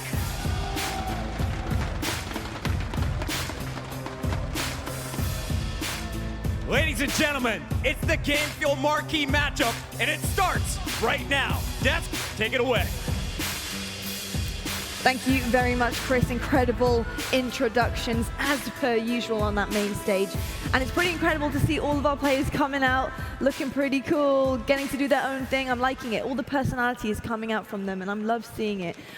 Let's just talk about this match, because this has been a highly anticipated match from the get-go. You know, since we saw the schedule yesterday, we've been looking at this Game Fuel marquee match, and I've been longing to see this Atlanta roster play. We've seen Dallas Empire already. We know what they can do. But Atlanta is still that question. Nameless, I'm so happy to have you back on the desk. Thank you. I want to talk about this young gun team and what they can potentially bring to the table. This is the match that I've been waiting for all day long. In my power ranks, I had them 1 and 2. You know, Empire yesterday, they didn't come out too hot and they lost that. You got to think they want to bounce back today. And they're playing the other team that wouldn't scrim them over the last couple of months that people have been calling the best team in the game as well. So this is the match to look out for. I cannot wait to watch this thing kick off. Indeed, we've got our Game Fuel keys to victory on the board right now. I'm going to start with you, Teep, here. Dallas Empire, what do these guys need to do to really pull this out of the bag against this young roster who are out for blood and to prove themselves on that stage? I think they need a more even-keeled performance in respawns. We saw Shotzi and Hardpoint, for example, racking up all the time. I think that needs to change up a little bit. I think you need to get him in a comfort zone to get him rolling. Some of the stat lines we saw for the Empire were just very uncharacteristic for those players. So look for them to bounce back in this one. But, Ant, you said it. This is a matchup that I've been looking forward to. One of the best ones that we're going to get in the weekend. I'm fired up for it. Oh, yeah. I think we all are right now. And Game Fuel keys to victory for Atlanta FaZe. Nameless, this young roster. What do you think they need to do to try and clutch this one up? I mean, the biggest thing is the transition from game to game, right? This is the first time that we're going to see players like Abizi and Simp switch over to a new title, and if they can still be as good as they were in the last one. I mean, online, they've been absolutely incredible, so we're going to see if they can transition from online to LAN. Once again, we've seen it before. I'm sure they will, but that's what I'm going to be looking at in this series. Now, I'm sure the crowd are about to get wild because I heard them when he came on the stage, but we're going to have a look at our Game Fuel marquee match featured player, and it's going to be Simp. Coming up here, he is a fantastic player. He's highly decorated so far in his career, and he's so young. The stuff that this kid is able to bring to the table for his team is just unmatched by most. It's a walking highlight reel, to be honest. The fact that he was able to come to the league and make such waves so early and getting basically every accolade you can get in just a couple of months. It's very, very impressive stuff. Who knows what the limit is for this guy? Who knows if he's even hit his peak yet as a Call of Duty player? He's still so new. So I think coming into this CDL league, this team that he has, this is the roster that everyone on the team is really, really happy with where they're at. It seems like they're very well balanced. It seems like they have every piece of the puzzle. Honestly, I think we're in for a good show. Yeah, and I think the big question is he's achieved everything that you can in a COD career in 6 months. Is he still hungry? Absolutely. Well, we're going to check out right now our maps and modes presented by the US Air Force. We're going to see what is in store for these teams on the stage. We've got a Zir Cave Hardpoint starting up as per usual. I'm not sure if we've actually seen a different map as the first game yet. Let's just quickly talk about this one because we've seen it so many times in a row. We've got Gunrunner actually speaking about so many times in a row. We have that as our final 3 maps here. But game 1, Hardpoint, this is actually where I think we can see real respawn potential. We have a clear comparison from the rest of the teams. We've seen it over and over again. And I'm so excited to see how Atlanta FaZe are able to try and totally get on top of those rotations. Dallas Empire are not short of brains on that team. They're not short of experience either. And that could be something slightly lacking in terms of contrasting ability on the Atlanta FaZe team just because of how old they are. So, Nameless, do you think that Dallas Empire might have that experience edge?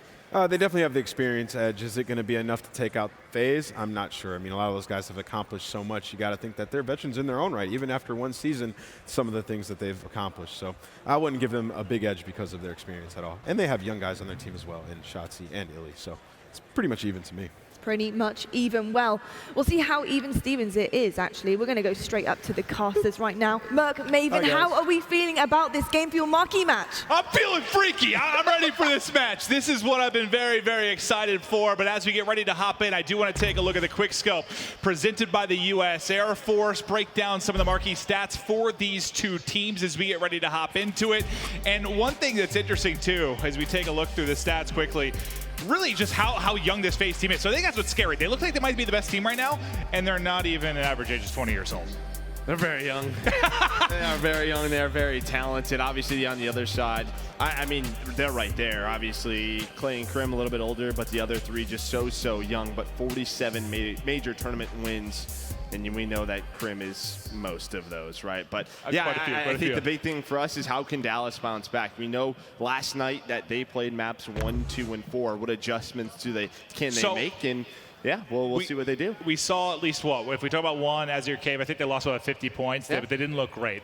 Map 4, Gunrunner, they got smoked, if I remember correctly. And then it was the Arklov Search and Destroy, though, the game 2, they looked very good. Like, Dallas Empire looked fantastic there. They completely outplayed Huntsman. So they did look good in the search, but can they fix things? And I think what kind of stood out for us a bit, obviously what kind of got memed a little bit was Shotzi. I think the 732 game he had in Domination, maybe the main stage of his first Call of Duty event, got to him a little bit. But you think if you have people around you that are help you bounce back, you think about having Hastro, you think about having Clay and Krim. You saw the tweet from Hastro after they lost that he basically said, listen to these guys talk about the loss afterwards. It was incredible to kind of hear them go through it. So I expect them to play better, but how much better do they need to play to have a chance against this Atlanta team?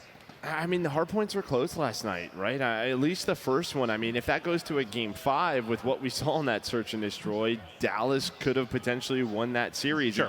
Azure Cave is something that has been close all day, right? It's hard to blow people out, It right? is so difficult, right? It just blows back and forth, and can you contest some time? Can you win 2 rotations in a row? That's just so difficult to do.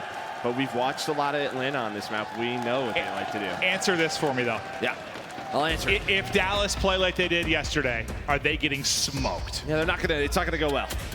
At least from what we think. We haven't seen Atlanta play, but I'm excited to get right into it as the map is loading on up. You kind of alluded to it, though. This is a map, at least in scrims, we've watched Atlanta play quite a bit, and they are very, very good, even though this seems like a map that might not necessarily play to their strong suits and the pace of them and the power they have at the submachine gun position, but they've been good just about everywhere. What can Dallas do to combat what we've seen from this Atlanta team early in the game? But here we go. It is the first map of your marquee matchup, Dallas, Atlanta. Dallas looking to rebound, Atlanta looking to make a statement as we rip off the break.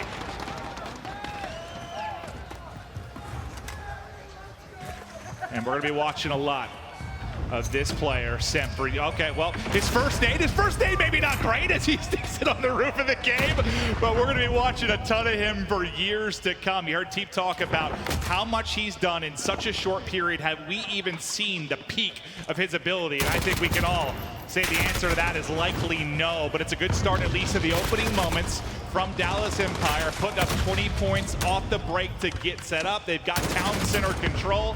Good effort thus far. And I mean, the side of Atlanta FaZe, they're playing very conservative. They have the east side of the cave that they want to control for the second hill. So what they're trying to do right now is just not give Dallas a ton of time. But you're going to see on the bottom side of your mini-map, those dark blue arrows start to push towards this bunker. FaZe, they know the push is coming. They're starting to push towards back tunnel. Major Maniac is able to find one, him and Priesta. Big couple of kills come in, but there's still one more player. What can Hoop do? He's gonna have to do it all, but he gets taken down. That's gonna be 4 that go down for the Dallas Empire. But still, look at the top of your screen. I mean, 44 points off the break. A hell of a start for Dallas. Yeah, it's a great job for Atlanta, at least keeping that side, but you got to get some points, or at least try to contest a little bit better than they were able to do. So that was textbook stuff in the opening. The only thing you could have done better if you were Empire was somehow get a flip during the middle of that hard point. Now, though, Simp's POV as he's trying to hold the pressure from the front. It's Dallas through the smoke, trying to make it messy. Simp's going to go ahead and push through, catches one player, not able to finish the second. This is already great, though, for Dallas. I mean, they've ripped 30 seconds off of the clock where Atlanta FaZe hasn't gotten that much time. That's what we talked about. You have to keep this messy if you don't have the spawns that you'll want for each individual hill. 2 more go down, make it 3 as Clay's able to win a big one-on-one. Risa already thinking about that rotation over towards field.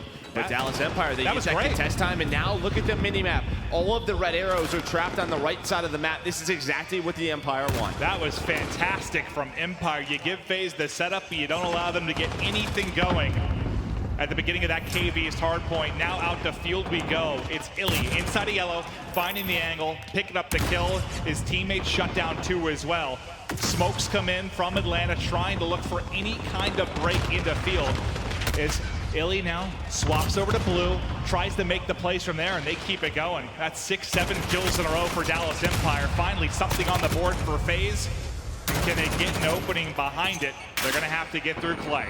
And one adjustment that I'm seeing when we were hopping on board with Illy is they are actually running 3 M4s or 3 assault rifles on this map, and the meta that we saw is usually 2. So maybe Dallas making a couple adjustments, maybe trying to win a few more of those hills when you have this spawns as Illy finds 2 more kills. Maybe that's helping them. Then we're taking a look at the scoreboard. Crim and Illy already in double digits. We know that they had a rough series against Huntsman yesterday, but how big of an advantage to not only have a series under your belt on land, but also having played some of these maps on land? Is that big?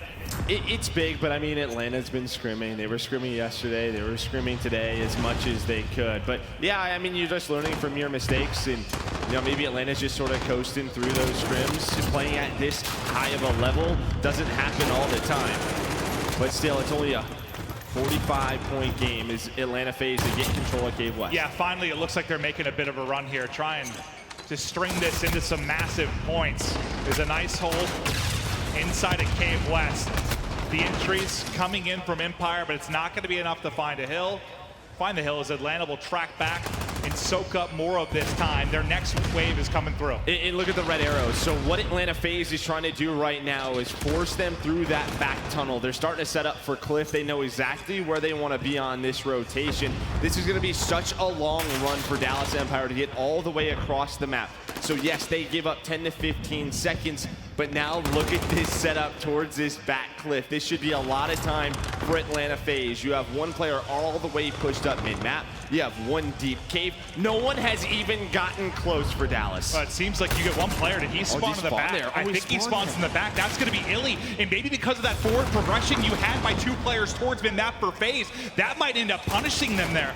Was that just the forward? They'd what, 1 player towards blue, 1 player towards yellow? Because I think he just spawned in towards back outpost, find an easy kill, got to the hard point. So it gets ugly and scrappy for FaZe right away. That has been unfortunate. Well, you don't see that often at all. I mean, we talk about this game, how hard it is to flip spawns. You don't typically get blessed with one in the back. Is that a bit of a lucky spawn for Dallas or a blunder from FaZe? Yeah, it's a bit of a luck. I think in hockey they call it a bit of a puck luck. Yeah, that's exactly what that was right there. Is Atlanta, they're going to be a little bit frustrated, but they have to bounce back from it. After that rotation, I know we were really talking about Dallas. They're still going to be down 40 points. That's tough, though, because that's where you really thought the rally was going to come in for Atlanta. So how are they going to respond from that? Still trailing by 45 points, but now let's get into our second set of rotations. Just taking a look through, and it's C6 really going off on the Empire side as he's at 18 and 11. Priesta, 18 kills for himself on the Atlanta side. So he's looking to get it going, but a lot of those stars, especially when you talk about the world champs and Simp and Abizi, yet to really make their impact on this map. Both just 11 kills, sitting -4, -6, haven't really been able to take over. You got to expect the deeper we get into the map, the more they're going to start to heat up. Yeah, and I mean, Krimmer, C6, he was an absolute monster on this map yesterday in Chicago. They didn't win it, but he had a hell of a map, so he continues his consistency throughout. But it's Priesta on the side of Atlanta FaZe, who, similar to Hoop, through all this roster movement, has sort of just gone under the radar. People forget the reason that 100 Thieves, they went for that roster move last year. We're one of the best teams in the world was because of this guy, Priesta. He's so talented, and he just can do it all. Well, this time you see a little bit more of a battle before the hard point pops into KV's. Empire try to push through that a bit quicker. They did a great job making it messy for the opening 30 seconds of this hard point the last time through. This time they are able to get the spawns in the back, but you are set up inside if you're Atlanta FaZe. Lead still around 40 for Empire, looking for any kind of opening. It's Priest inside the hard point. It's Simp watching the back. Kill feed lighten up for FaZe as they look to make this run. What can Simp do? Finds the angle, finds the hip fire, finds the kill. FaZe looks like they might be waking up, Joe. Yeah, I mean, you obviously want the back spawns, but this is what can happen in this game. If you get stuck back there, it's almost a bit of a spawn trap, really, where you have to pick one of the 3 zones to come out of, and if FaZe is set up, as Celium was just on a 5 spree, it's now only a 10-point lead. Dallas do a good job of getting out of that trap. They're starting to set up from field. So a nice, 10 to 15 seconds there slaying-wise for Dallas. That was big. Well, a big part of the reason they were able to get out of it, it was 4 in a row for Hoop, who's now out to 23 and 18. Hoop the Nuke trying to make plays in the mid-game, but the lead has dwindled now down to 20. How much of field can they hold on to? The youngster Illy just soaking up time. looking for any kind of push through Broken. It looks like it's a mid-map push from FaZe. They're trying to get aggressive towards Spiral, hit from the front, hit from the back, hit from the mid, and it looks like it may work because now they're picking them up off spawn. That's a fantastic play from Simp, and right to the hard point they go. I thought the shot was on point, but it's Shotzi who has 5 kills in a row as he's starting to get going, because at that point, he was double negative when we looked at him a little bit ago. He's up to 16 and 23, and we know how much flack he was taking for that performance yesterday. You know he wants to shut people up today. I just think it's crazy how many multi-kills we're seeing, killing sprees we're seeing popping up. Like, that's how talented. M4 are very good too. Yeah, I mean, that's just how talented these teams are. But you see in the kill feed, FaZe win towards this cave west rotation. That's going to be 5 down for Dallas. You have Simp exactly where he wants to be with this MP5. Now watch it land here. They may try to push forward and flip these spawns. We know that's what they like to do, but can they execute it? Sometimes it's a little bit difficult. You have to get a clean wave down. Well, for now, they're going to be coming back off spawn. We'll see then after that if they can actually push it out. It seems eons ago since FaZe enjoyed any kind of lead. It's been controlled all game long by Empire, but now the lead down to 10. What a hold this has been. 35 seconds in, every point to FaZe, and they're still rocking. Priest's POV gets ripped off the box, but the damage has been done. There's the lead change. Now Atlanta FaZe take over, and Simp, the master of mid-map, finds a hole to try and push through. We're gonna head over to Outpost, and Simp is doing it all, picking him off that insane cover at top sandbags. Just take a look at the top right. Look at the balanced effort from Atlanta FaZe. Everybody contributing. This is what we saw from Chicago on this map. They do take the lead, but Dallas Empire, they have cliff control. They're spawning towards that back outpost, as you stated. With Atlanta FaZe, they're starting to get some control through that bottom side of the map. Simp trying to stay up, waiting for his teammates as another lead change about to come through. Illy, he'll be in top outpost looking over his teammates. I think Shotzi just laying inside, picking up what time he can. Now the smoke is going to come in. The second push is going to come behind it. All that pre-fire and nades through delays the push for now. And Hoop, I thought with a sneaky position, but Celium going to pick his face off. Now the pressure to Clayster. Here they come. Stands tall for the first gunfight. They hit the 220 mark.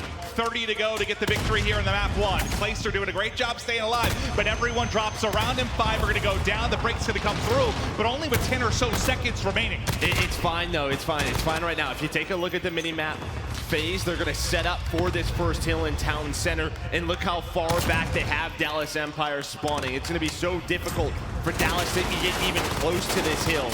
Once again, you have a bit of this trap that's set up from Atlanta FaZe. Nice couple of kills from Shotzi, though. Going to give them some breathing room, but Abizi and Priest are right there to reinforce. Yeah, they win the big gunfights in mid, but right now nobody in the hard point is 12 points separate these two teams.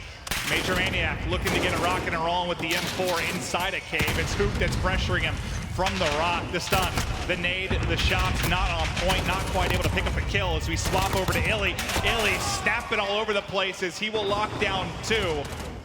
Neither team really able to get a ton of points yet within this hard point, but now technically, if you get all the time, Empire can take it, but enough of a contest to get them out. Yeah, but I think all they were trying to do is get Atlanta FaZe off of this hill. They know going back to Cave East that they can win if they get the setup that they want, but 4 go down right now. There's 1 player towards the back. I believe that's Shotzi trying to do the best he can. And, well, his teammates spawn right on top of him, and that might be the play that he needed. It looked insane. I think it was Hoop in Priest to spawn like 5 feet from each other inside a cave. This is going to be absolute madness as everyone Atlanta gets the flip. They get the flip. The flip comes in. The points come in. Look how deep out you're spawning.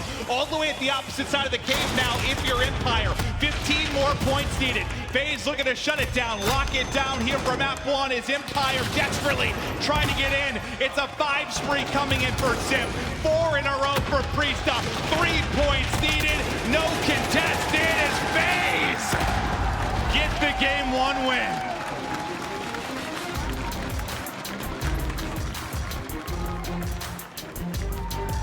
And that was Empire for what? I mean, they had the lead.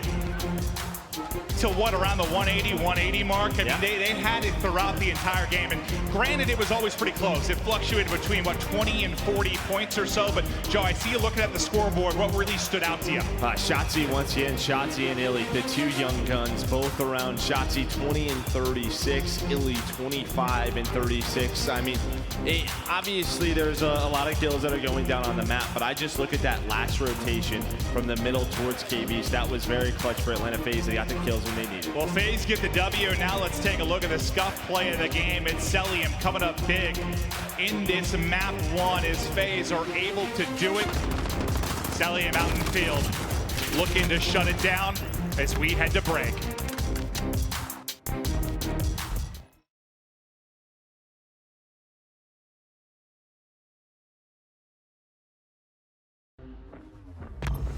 We trying to get hype.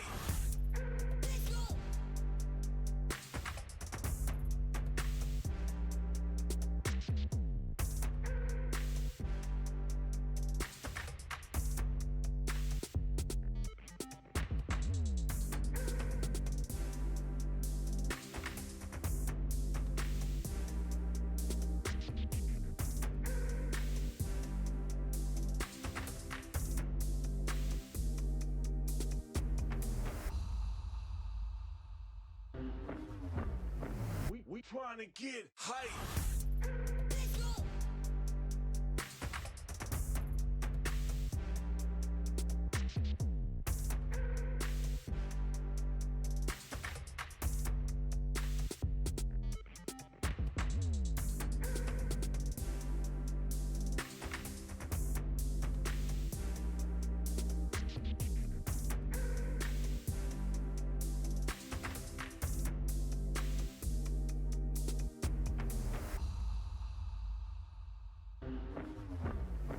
We trying to get hype.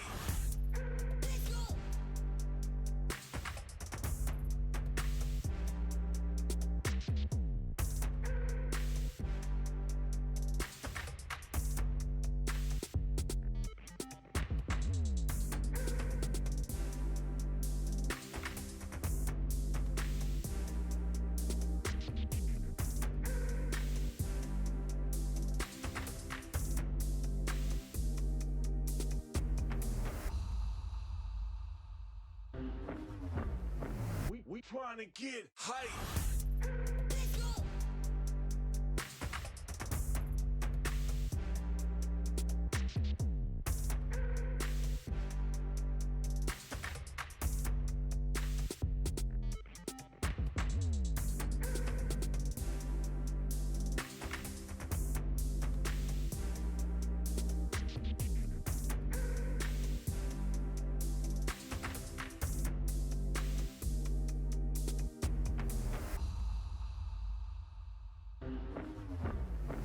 We trying to get hype.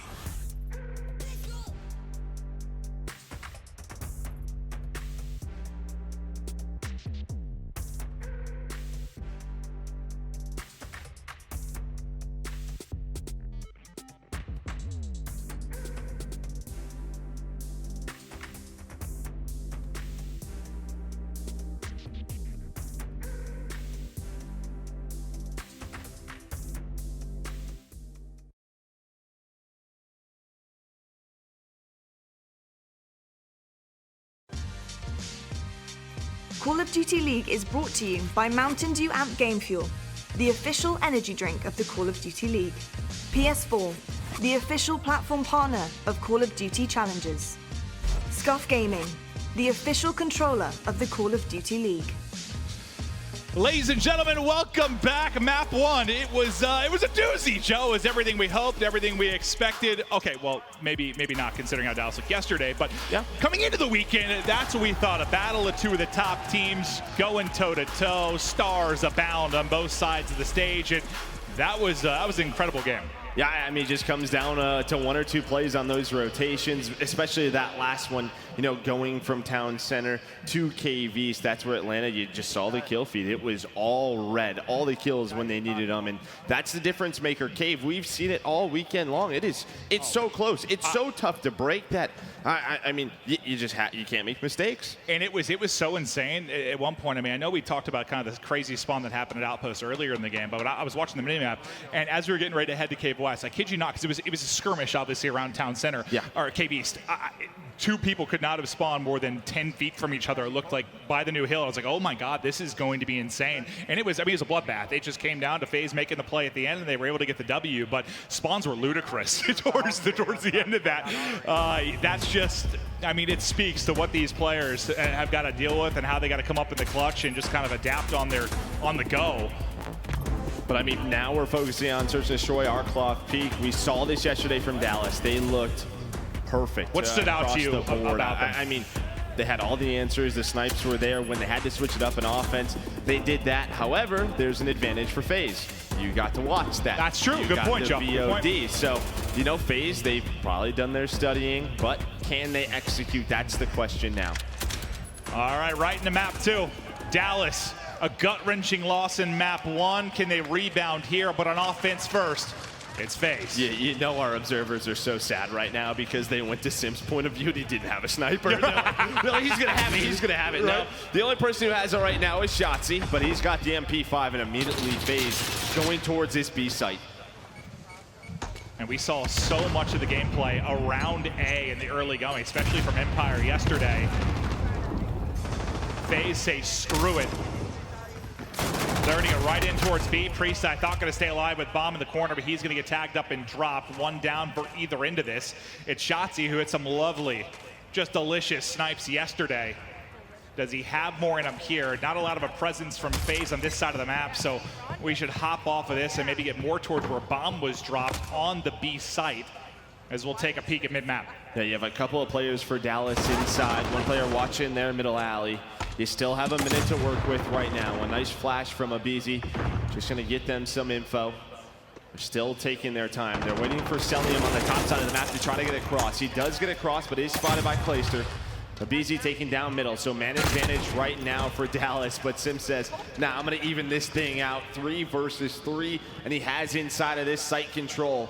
And well, Celium, we saw him cross through that window. He's able to find a pick. So man advantage, this is exactly what you want. You have Major Maniac watching over him, but it's Celium who finds his second of the round. They'll finally get traded out. Now C6 in a tough spot, 1 versus 2. Just under 40 seconds to work with, M4 in hand. Already spots 1. Yeah, how do you defuse this, right? That's the question. Good luck. Yeah, good luck. Close the doors. Yeah, close them. You can't shoot through the door. That turns out you can. He'll drop. That looks so comical. He's like, oh, maybe if I shut the doors, they just won't see me. They'll forget about me. I mean, it's nice if you close the doors and you have a smoke. You can make it chaotic. But yeah, C6 in a tough spot right there. I don't even think he got the other door closed. He just got 1 done, then the shot started coming and he panicked. But I love that from FaZe. Do we typically see that bomb site hit right away when you don't have dead silence? The answer is no. So they switch it up. They show them something different. Dallas is going to have to make adjustments on their defensive side. But we'll see now, how will FaZe defend this? Dallas really successful with the slow, methodical pushes towards A. You said you wanted to see Simp with a sniper. Defensively, it looks like he's going to be the Shotzzy of this side, as he'll have it in hand. One of the most prolific snipers in the game last year. He's special with a snipe in hand. Slowly, though, behind the smokes, creeping their way towards that A site will be the Empire. And this is really the most important position for this bomb site, is this trench area. Because if you control this trench area, there's so many positions you can pop on up. You can push the defensive side towards the hotel. It's crazy to see these angles with X-Ray and just the tension of it, like how close he is to seeing some glimmer of a head, but it's Simp on the other side that drills the first. Bomb is going to be down. Major Maniac wins his 1-on-1. 5 versus 3 now. FaZe in command. Well, Clayster and Shotzzy, they still have a minute to work with. One player wrapping all the way back. The VZ goes down. See now what can they pull off? You're just hoping Shotzi can hit a snipe or two to open things up. That's really the key to this round for Dallas Empire, but it's just so tough in all these positions, and Simp able to find them, says hello, and that's going to be the round now all tied up 1-1. 2 snipes for Simp. You said Shotzi was going to have to hit one, unfortunately. Well, if they wanted to get back in a 4 versus 2. Yeah, he caught the bullet. That's what you need, but it doesn't happen. So that door's closed. Well, how much scarier does this Atlanta team look if they come in and just dominate this search after how good Empire looked on it? I mean, that was, to me, this is why they're world's #1. It's because what game mode do they have a weakness in? Like, this team was literally built with search and destroy stars, so they should be a fantastic search team. It's so hard to find a weakness. We saw a B hit the first time for FaZe. This time, over to A we go. Simp, since he's not putting pressure up mid-map, he will be sniping offensively this time as well. Look how far pushed up trench they are already. That's going to be a BZ. The twin duo. Well, they're not actually twins, but I know. It sure seems like it sometimes. Yeah. They performed on United. Someone would believe you. Yeah, right. The tiny tears, more like it. Hoop trying to hold this power position at the box by bomb site.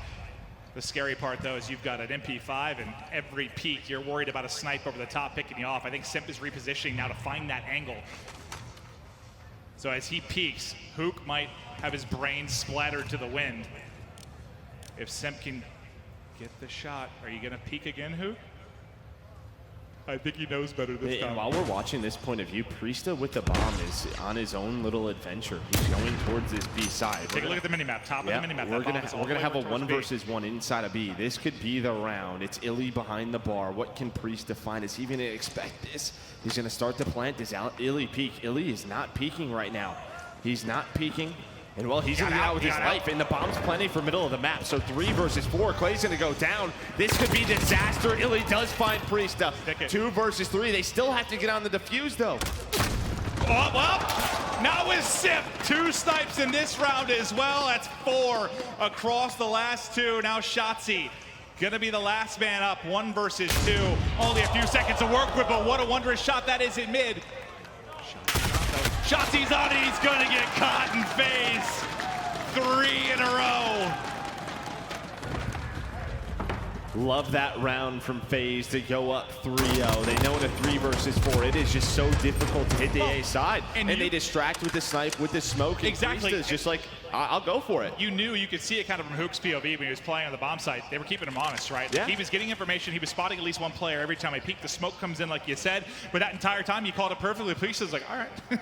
Yeah, I'm out. Illy just has to get the kill. That's just what that comes down to. He has to be in a position to get that kill faster. Just the fact that he's able to get out gives his teammates to reposition. But a nice start from Atlanta FaZe. We'll see what Empire can do on offense. A slow start. You're trying to wait out the nades. Don't want to get first blooded. But Simp gets into a great position. But I think he was spotted from that Semtex now. There's going to be a second nade to follow it up. He missed. I think that's a miss, yeah. I mean, you got to hit him there. You get the information, he's here. You got to finish him off with a second grenade, but they can't quite connect, and the first blood comes in from Priesta. 5v4 situation for FaZe Clan, as Shotzi can't quite hit the shot, and he's getting tagged up. And that'll result in him backing up. Just looking for a new angle to BZ's being so annoying. Just keep peppering him with shots, not let him get comfortable. Simp was still in that position and broken. He's able to find the kill, and I love that he doesn't over-challenge. He knows the advantage they have in this 3 versus 5. Okay, he challenges there. I lied. He went for it. I was just kidding. Right as you said that, he's like, you put a couple shots in, I'm about to smoke you. But now they're starting to group on up, and it looks like they're going to push it out. Priesta watching over him. Here comes a trade, but they have the numbers advantage. There's a second for Priesta, all down to Shotzi once again with the sniper, and that is it. Atlanta FaZe right now up 4-0, and this is why these guys were so dangerous, why we wanted to see them play this weekend. Well, I think the first conversation you and I had last night after Dallas struggled, after all the hype for them coming in, was, do you think Atlanta, the same thing could happen, right? Like this #1 team coming in, and both of us kind of thought, no. We really didn't have that same fear with them. They're showing why. A great comeback in map 1, a dominant effort in map 2, but it's not over yet. Empire obviously still a chance to come back in this, but there's just nothing really to write home about right now. As you take a look at the top right of the screen, 1 kill for Clay, 2 for everybody else. Like, no one having to kind of take over game that you maybe feel good about them coming back at it.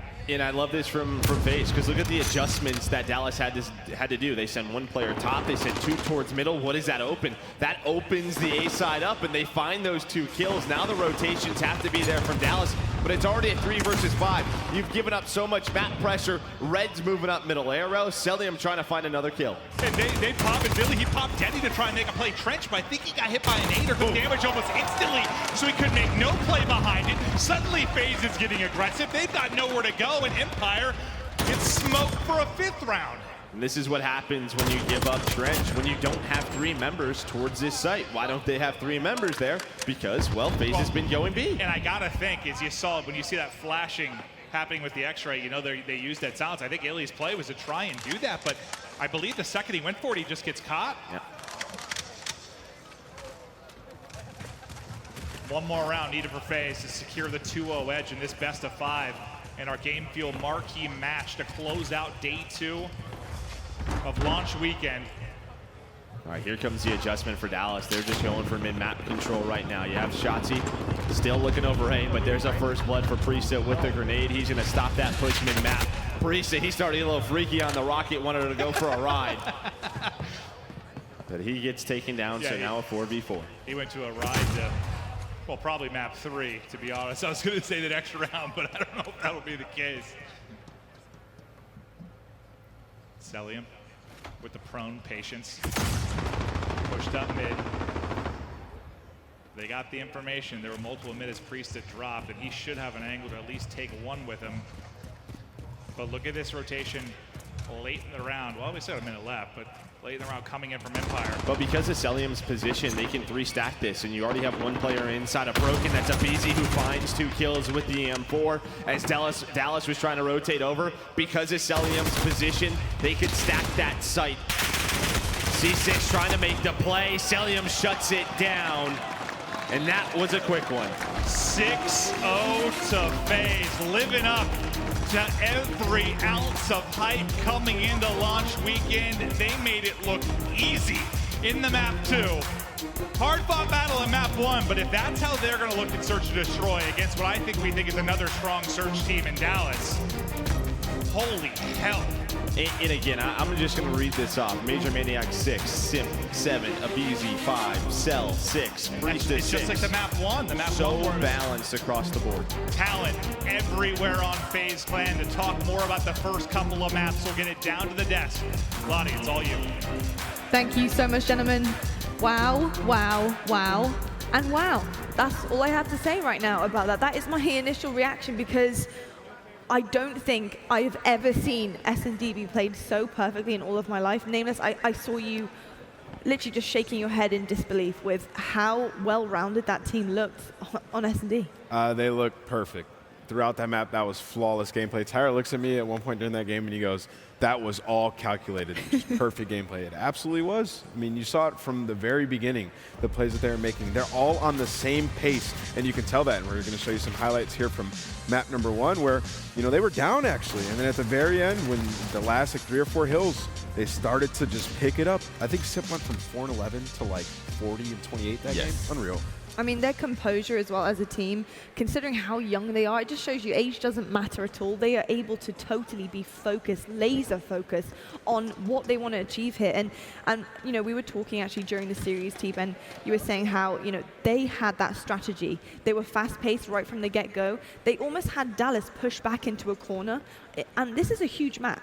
Arkhov Peak is not, there's no small map there at all, but talk to me about what these guys were doing that made it work so nicely for them. There's a lot of talking points here. First off, we saw how good Empire looked on this specific map yesterday. So the fact that they're able to come out today and look so flat there, I don't know if I was more impressed with FaZe's offense or defense. It was all very calculated.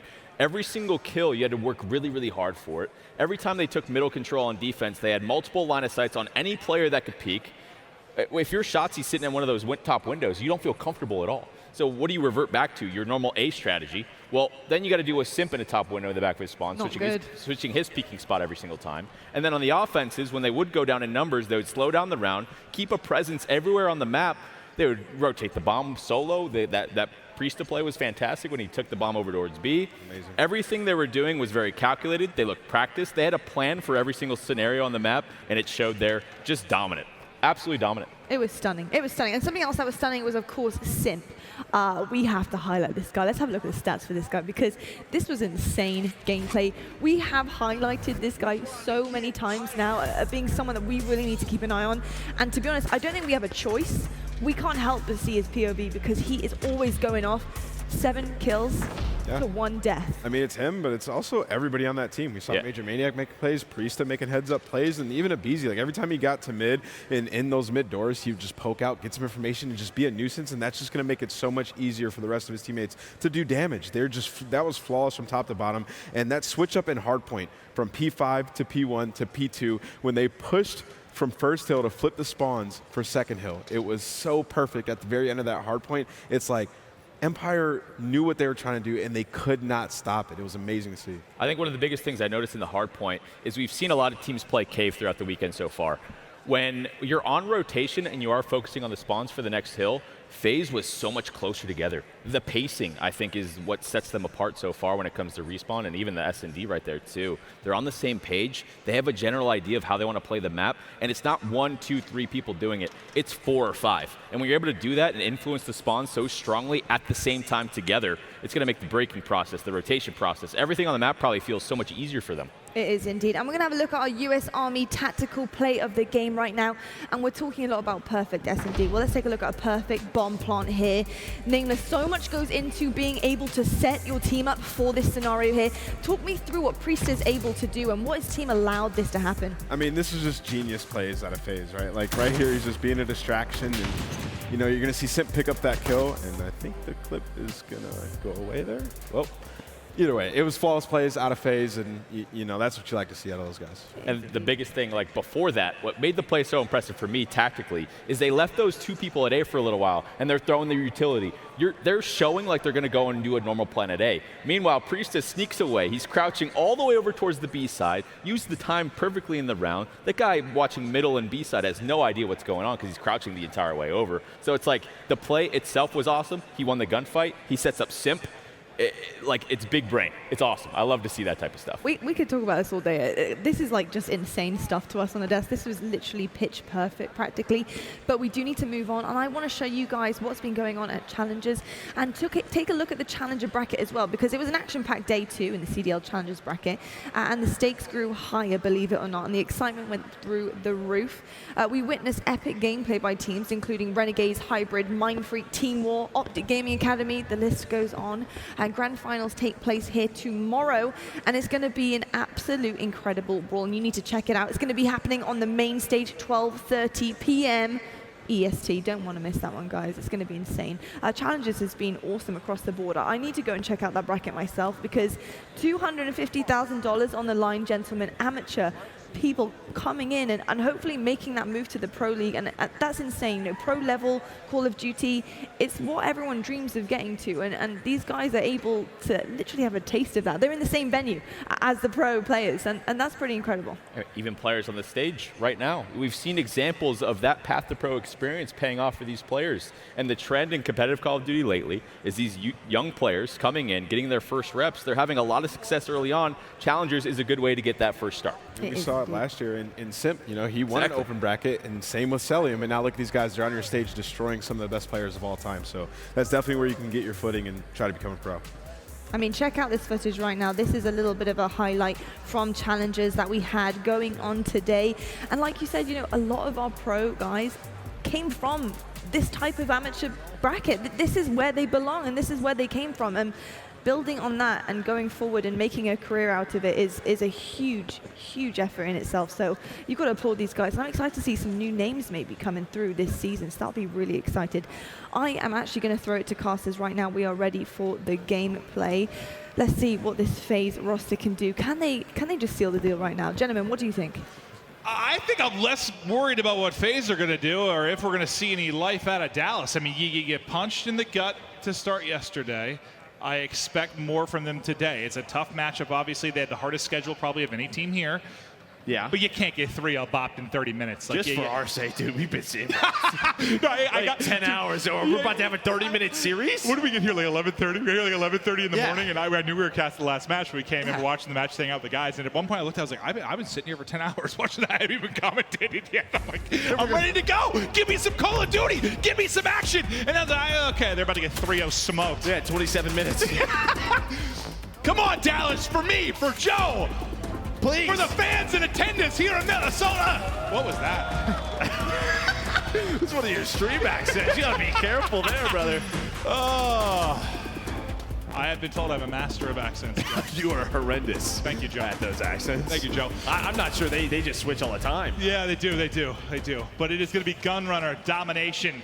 Could be the final map in the Game Fuel marquee matchup. I'm making up words, accents, and everything in between right now.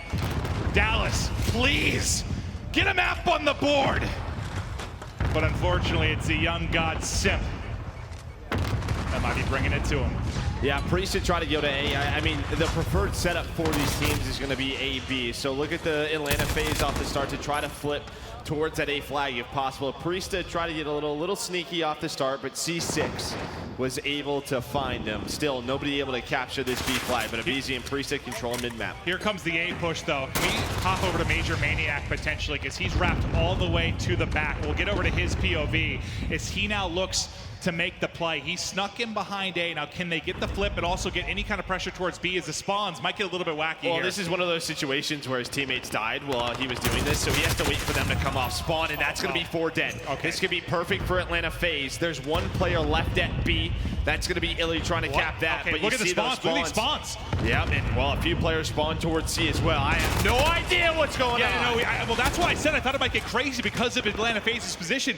The 4 Empire players died. 2 spawn back A, 2 spawn like top of C, and it's just been a mess as everyone fights for control. Nobody even has a flag. We're back to the start. Okay, all right, we don't need points.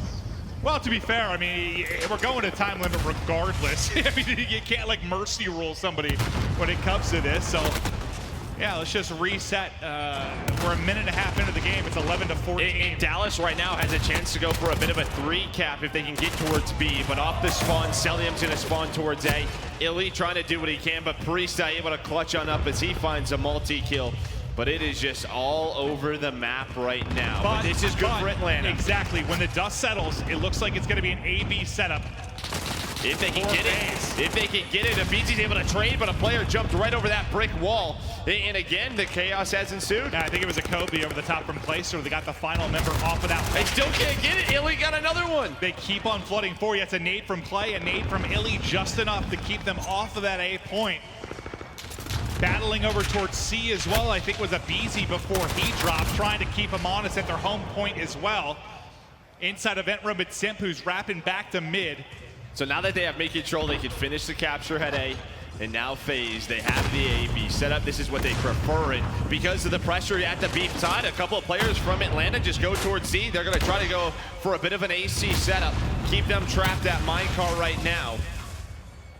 Because there's just so much going on. Yeah, Dallas, I mean, they were able to neutral B, but they haven't actually been able to get it. So 0 points coming in with each kick right now for Dallas Empire.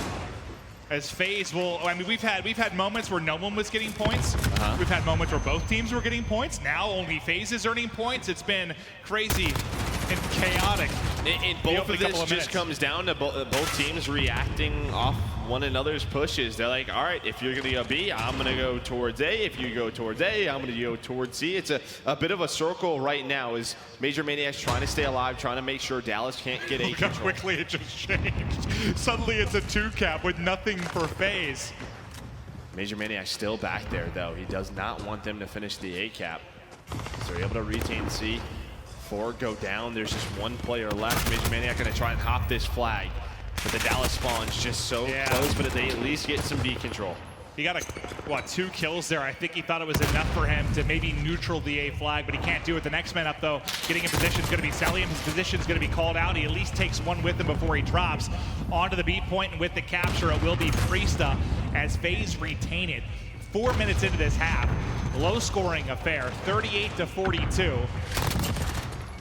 Minimap, the farthest arrow to the right towards C is going to be Hook. who's neutraled C and maybe looking to do something behind that, but all of Atlanta FaZe now pressuring towards this A point. Well, you can just see what both teams want to do. They're trying to hold on to A. That's all they want, because if he captures C, he has the potential to give his teammates that C spawn, so he doesn't want to do that. He wants to make sure they're still spawning at A, just like Illy's doing here. He's trying to defend Celium. Well, him and Simp are going to be able to take that down. So the flip is there. Atlanta finally has A control. We watched online. Typically, a really good game, you get like between 250 and 300 points. Like a really good game. Yeah. From a point standpoint, this is the opposite. At least you're talking about scoring. 50 to 50. Yeah, no, this is absurd. Pretty rare. Yeah, when it comes to domination. And a big part of the difference, maybe, obviously the rule change came into this with the neutrals. We've seen a ton of neutrals.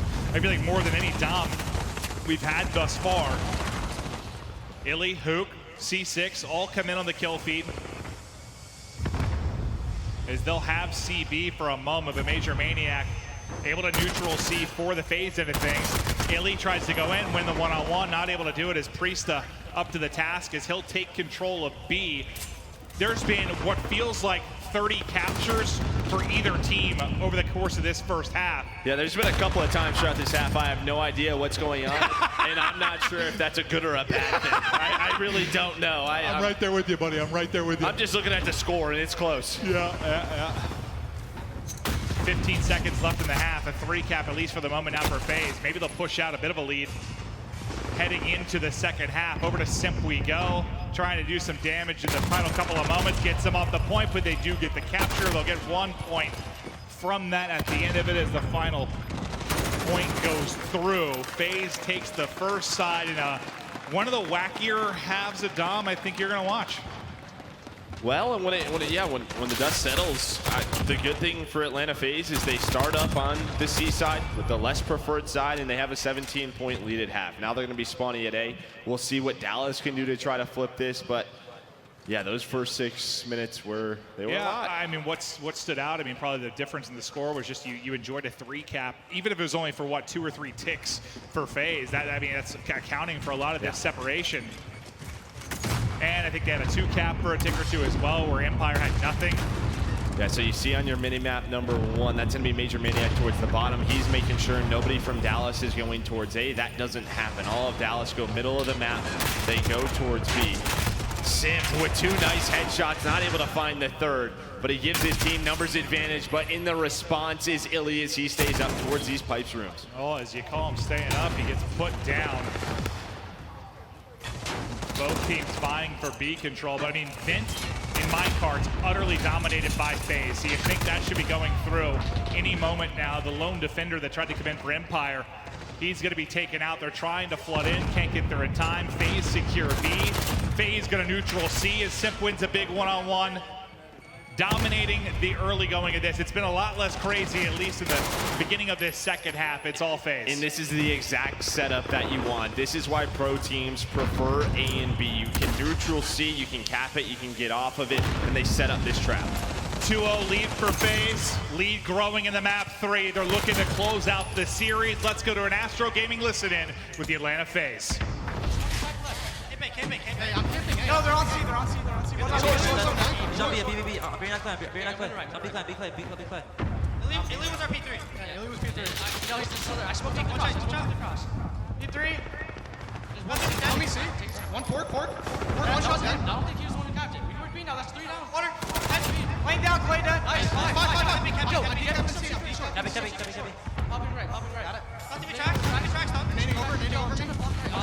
Oh, he chased me. Yeah, he got me. Bunch of nice. Yo, track right now. Short. Looks like short. Plays weak on A. On CS. Go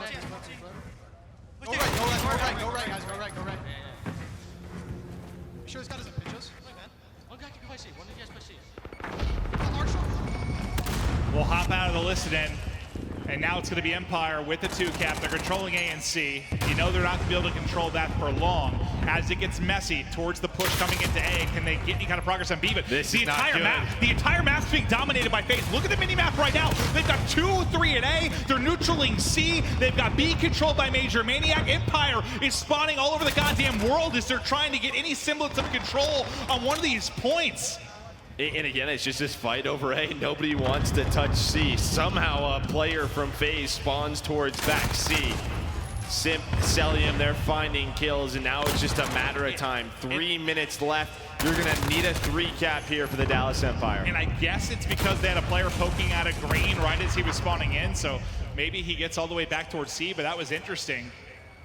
Now the 2-cap, it's neutral on C. Spawns and control have been a bit nutty throughout the course of this, but second by second, moment by moment, FaZe Clan getting close to putting this out of reach. You're going to have to see some kind of a run from Dallas Empire in the next minute or so that they're going to be able to bring it back. They're just stuck right now. They're stuck. Finally, Shotzi's able to win one. Maybe they can get C.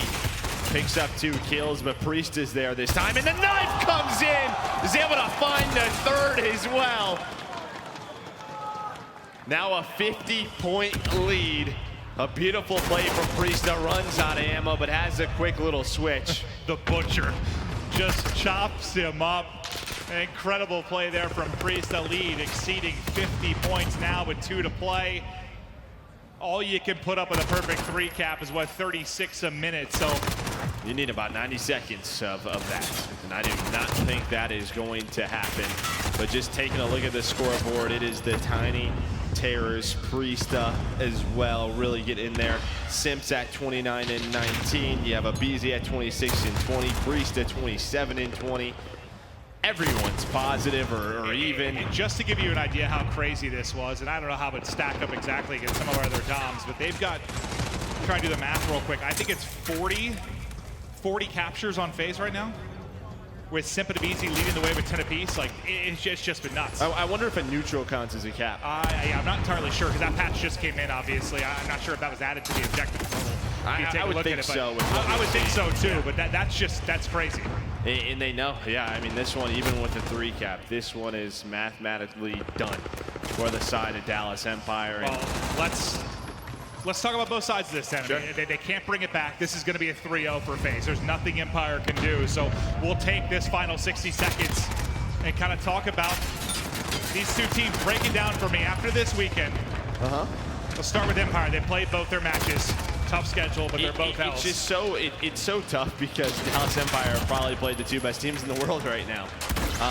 But we expected more out of them. I think a lot more, at least, to make these series a little bit closer. I don't know if it's one of those things where as soon as you lose the map 1, I think that's what either Teep or Nameless, they were saying on the desk, was you have to win map 1. And what that does is just gives you the boost of confidence. When things are sort of out of your control or not going well, if you can win that first hard point, give yourself some confidence, just doesn't happen. And FaZe is just like, yeah, we're just having fun. But and yeah, it's only 3 maps from FaZe, but yes, I think I'm with you. It is a statement. This wasn't really close outside of the hard point. But they look to prove that they're going to be winning tournaments this year. They might be the best team in the game. FaZe Clan, 3-0 Empire. And it's unbelievable. What a result for them. It is clean.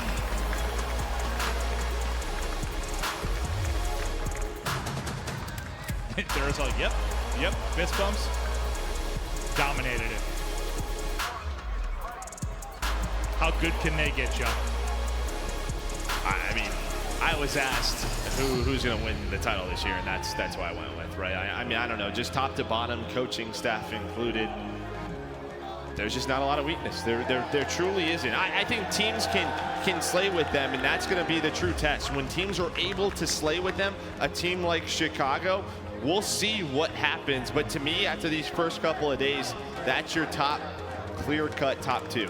Well, it's been interesting. You know, we've talked to Crowder a lot about this team, and he said, like, I love coaching this team. Yeah. I love their outlook on it. I love their demeanor. I love how they look at the game. They have incredible potential, but for the instant reaction presented by PlayStation, we've got Simp on the floor with Bucket. Thank you so much, Maven. That's right. It's time for our instant reaction powered by PlayStation. Simp, you closed out your last season. First place MVP. First place MVP, including your World Championship ring. And now you come out here with the #1 seed in the power rankings. You live up to the hype. You just took out #2 with a hot 3-0. Why is this team so good right now? I mean, we just have some of the best players right now. You know, like we are all a bunch of young guns. I think our individual skills better than anyone else in the game, and I think as the season goes on, we'll just get better and better.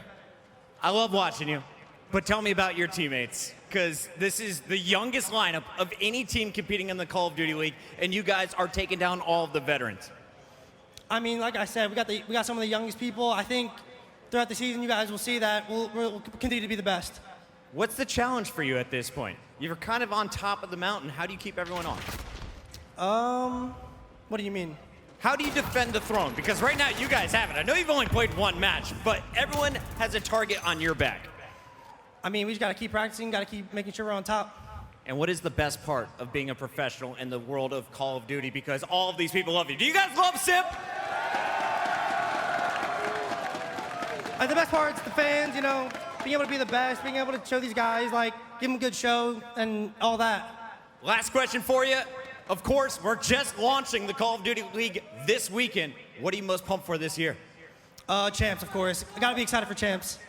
Anything you want to say to all of the people that have been supporting you here in Minnesota and will be following you to Atlanta later this year? You know, thank you guys for supporting us. Hopefully we can continue to just keep dominating and just keep giving you guys a good show. Thank you. One more time, ladies and gentlemen, give it up for Simp in the Atlanta phase. We are not done yet. Don't go anywhere. When we come back, we'll be breaking down all of the awesome action of Day 2 in our post-game show.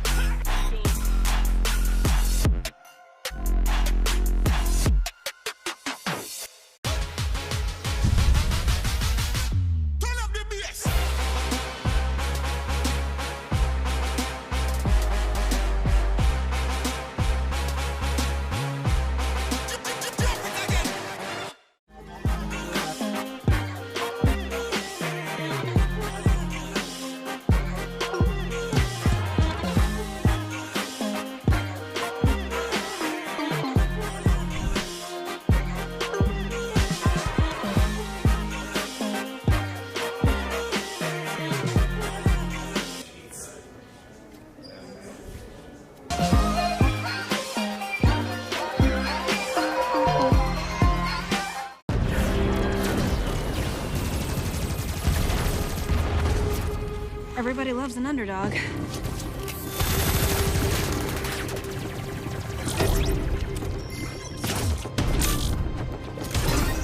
Me? I prefer a dynasty.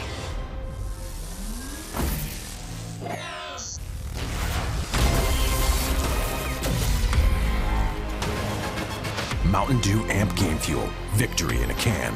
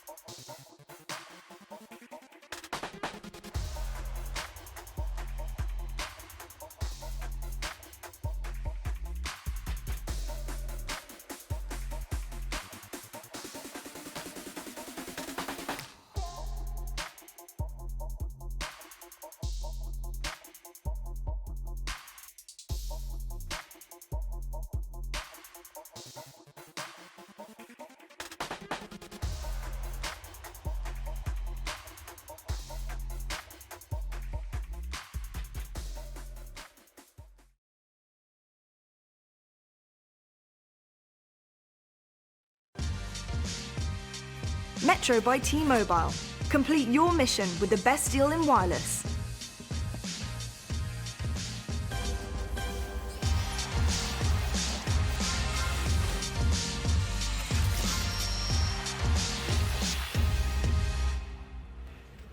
Hello and welcome to this Call of Duty League headquarters post show. We are at the very end of our Saturday, and what a day it has been. My name is Lottie and I'm joined on the desk by TP, of course, and Nameless, my main man, right on the desk, right at the end there.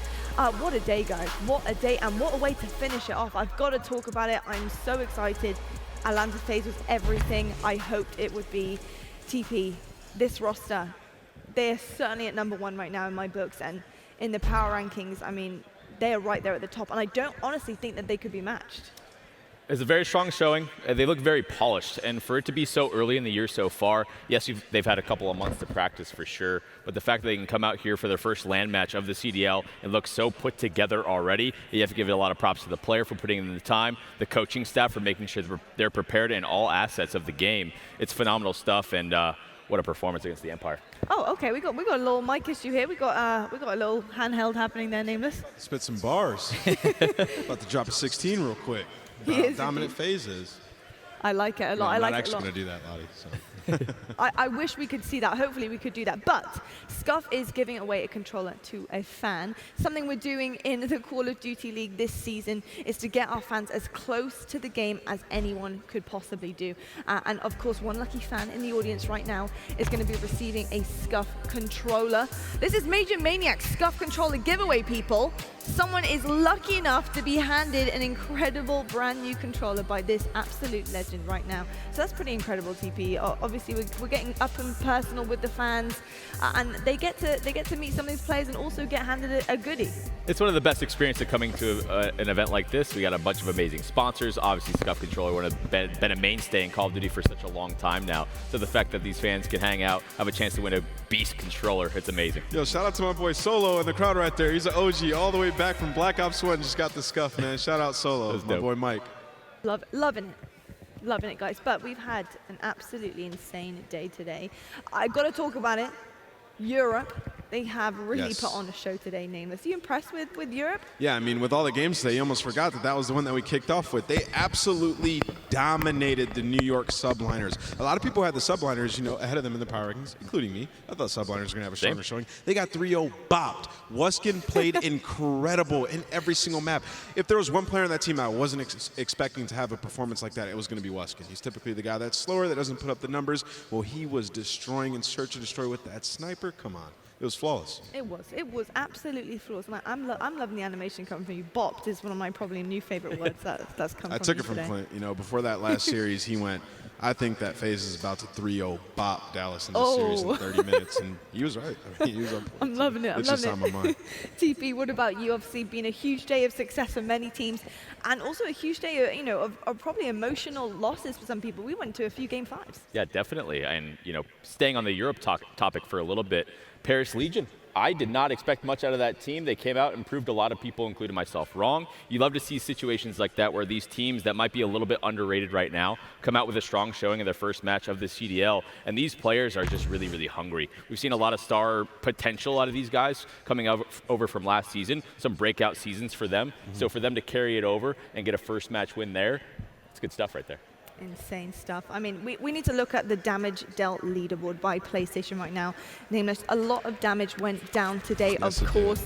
A lot by Simp there. I'm actually so shocked to see Simp at second here. Eeks. Patty P. Oh my gosh. Patty P at 1 is. I can almost hear He's truly the villain. I didn't even think he was going to be top 5. I love it. He had a map where he was like 11 and 27 today. How is he #1 in damage? It was that Dom. Pat's the king of finesse, man. He finds a way. He'll finesse at any moment. You know what? I am so proud as well to see. He's in the truck right now, Lottie. He just typed his name. He's got to be in the truck. He just typed it. 100%. Pat made the graphic. I don't know how he got in there. Someone needs to take Patty P out of that truck. But Wuskin's at #3, guys. I'm so proud to see him up there because he deserves it. From what we saw in that game, Piccadilly, search and destroy. He was going off, and I loved it, and I want to see more of that next time. It was absolutely amazing. But we need to see what is in store for tomorrow, because we do have a whole other day for you guys. That is right, Sunday is coming up next, of course. We do have our Challengers final right at the beginning of the day, 12:30 p.m. Eastern. We also have Legion versus Royal Ravens. It's the Battle of Europe. That's going to be happening on main stage, of course. And then, of course, we do have the CDL Game Day presented by Game Fuel as well. That hype battle to look forward to, people. We've got some serious names in the house for that one as well. You don't want to be missing it at all. We've got Michael B. Jordan, Andrew Wiggins versus Carl Anthony Towns and Vince Staples. 2v2 gunfight. I mean, insane stuff. I can't wait to see actually these celebrities get down to it, because it's going to be hard to beat some of the talent we've seen on that main stage today. I think they're going to have to bring their A game in this. Yeah, I think they're definitely going to have to bring their A game. I can't wait to watch them play and, you know, see Michael B. Jordan here. I never thought I'd watch somebody like that, one of my favorite actors in the same venue playing Call of Duty on our main stage. If he can bring the guns that he brought to Black Panther, then I think that was all okay. hands, Lottie. That was. Come on. It was indeed. It was indeed. But, you know, 2 days are in the books, and each team has now played its first ever match in the Call of Duty League. We saw Paris Legion score our biggest upset so far, and Atlanta staking its claim to being the best team in CDL. And our launch weekend wraps up tomorrow with the Challengers Final, our inaugural European Showdown, and an epic matchup between Optic and Chicago, and of course the first ever hype battle that we've ever had at CDL. Guys, I'm so excited for our Sunday's action. I'm Lottie Van Prague, and I'll see you guys tomorrow.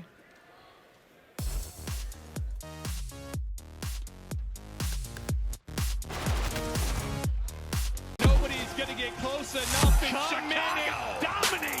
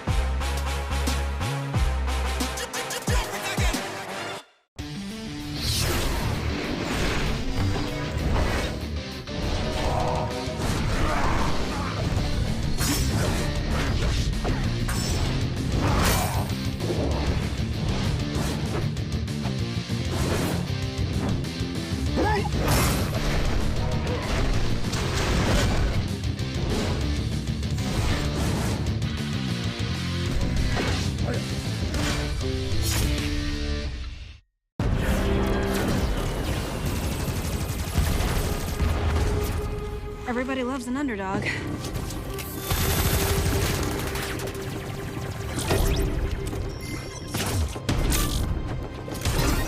Me? I prefer a dynasty.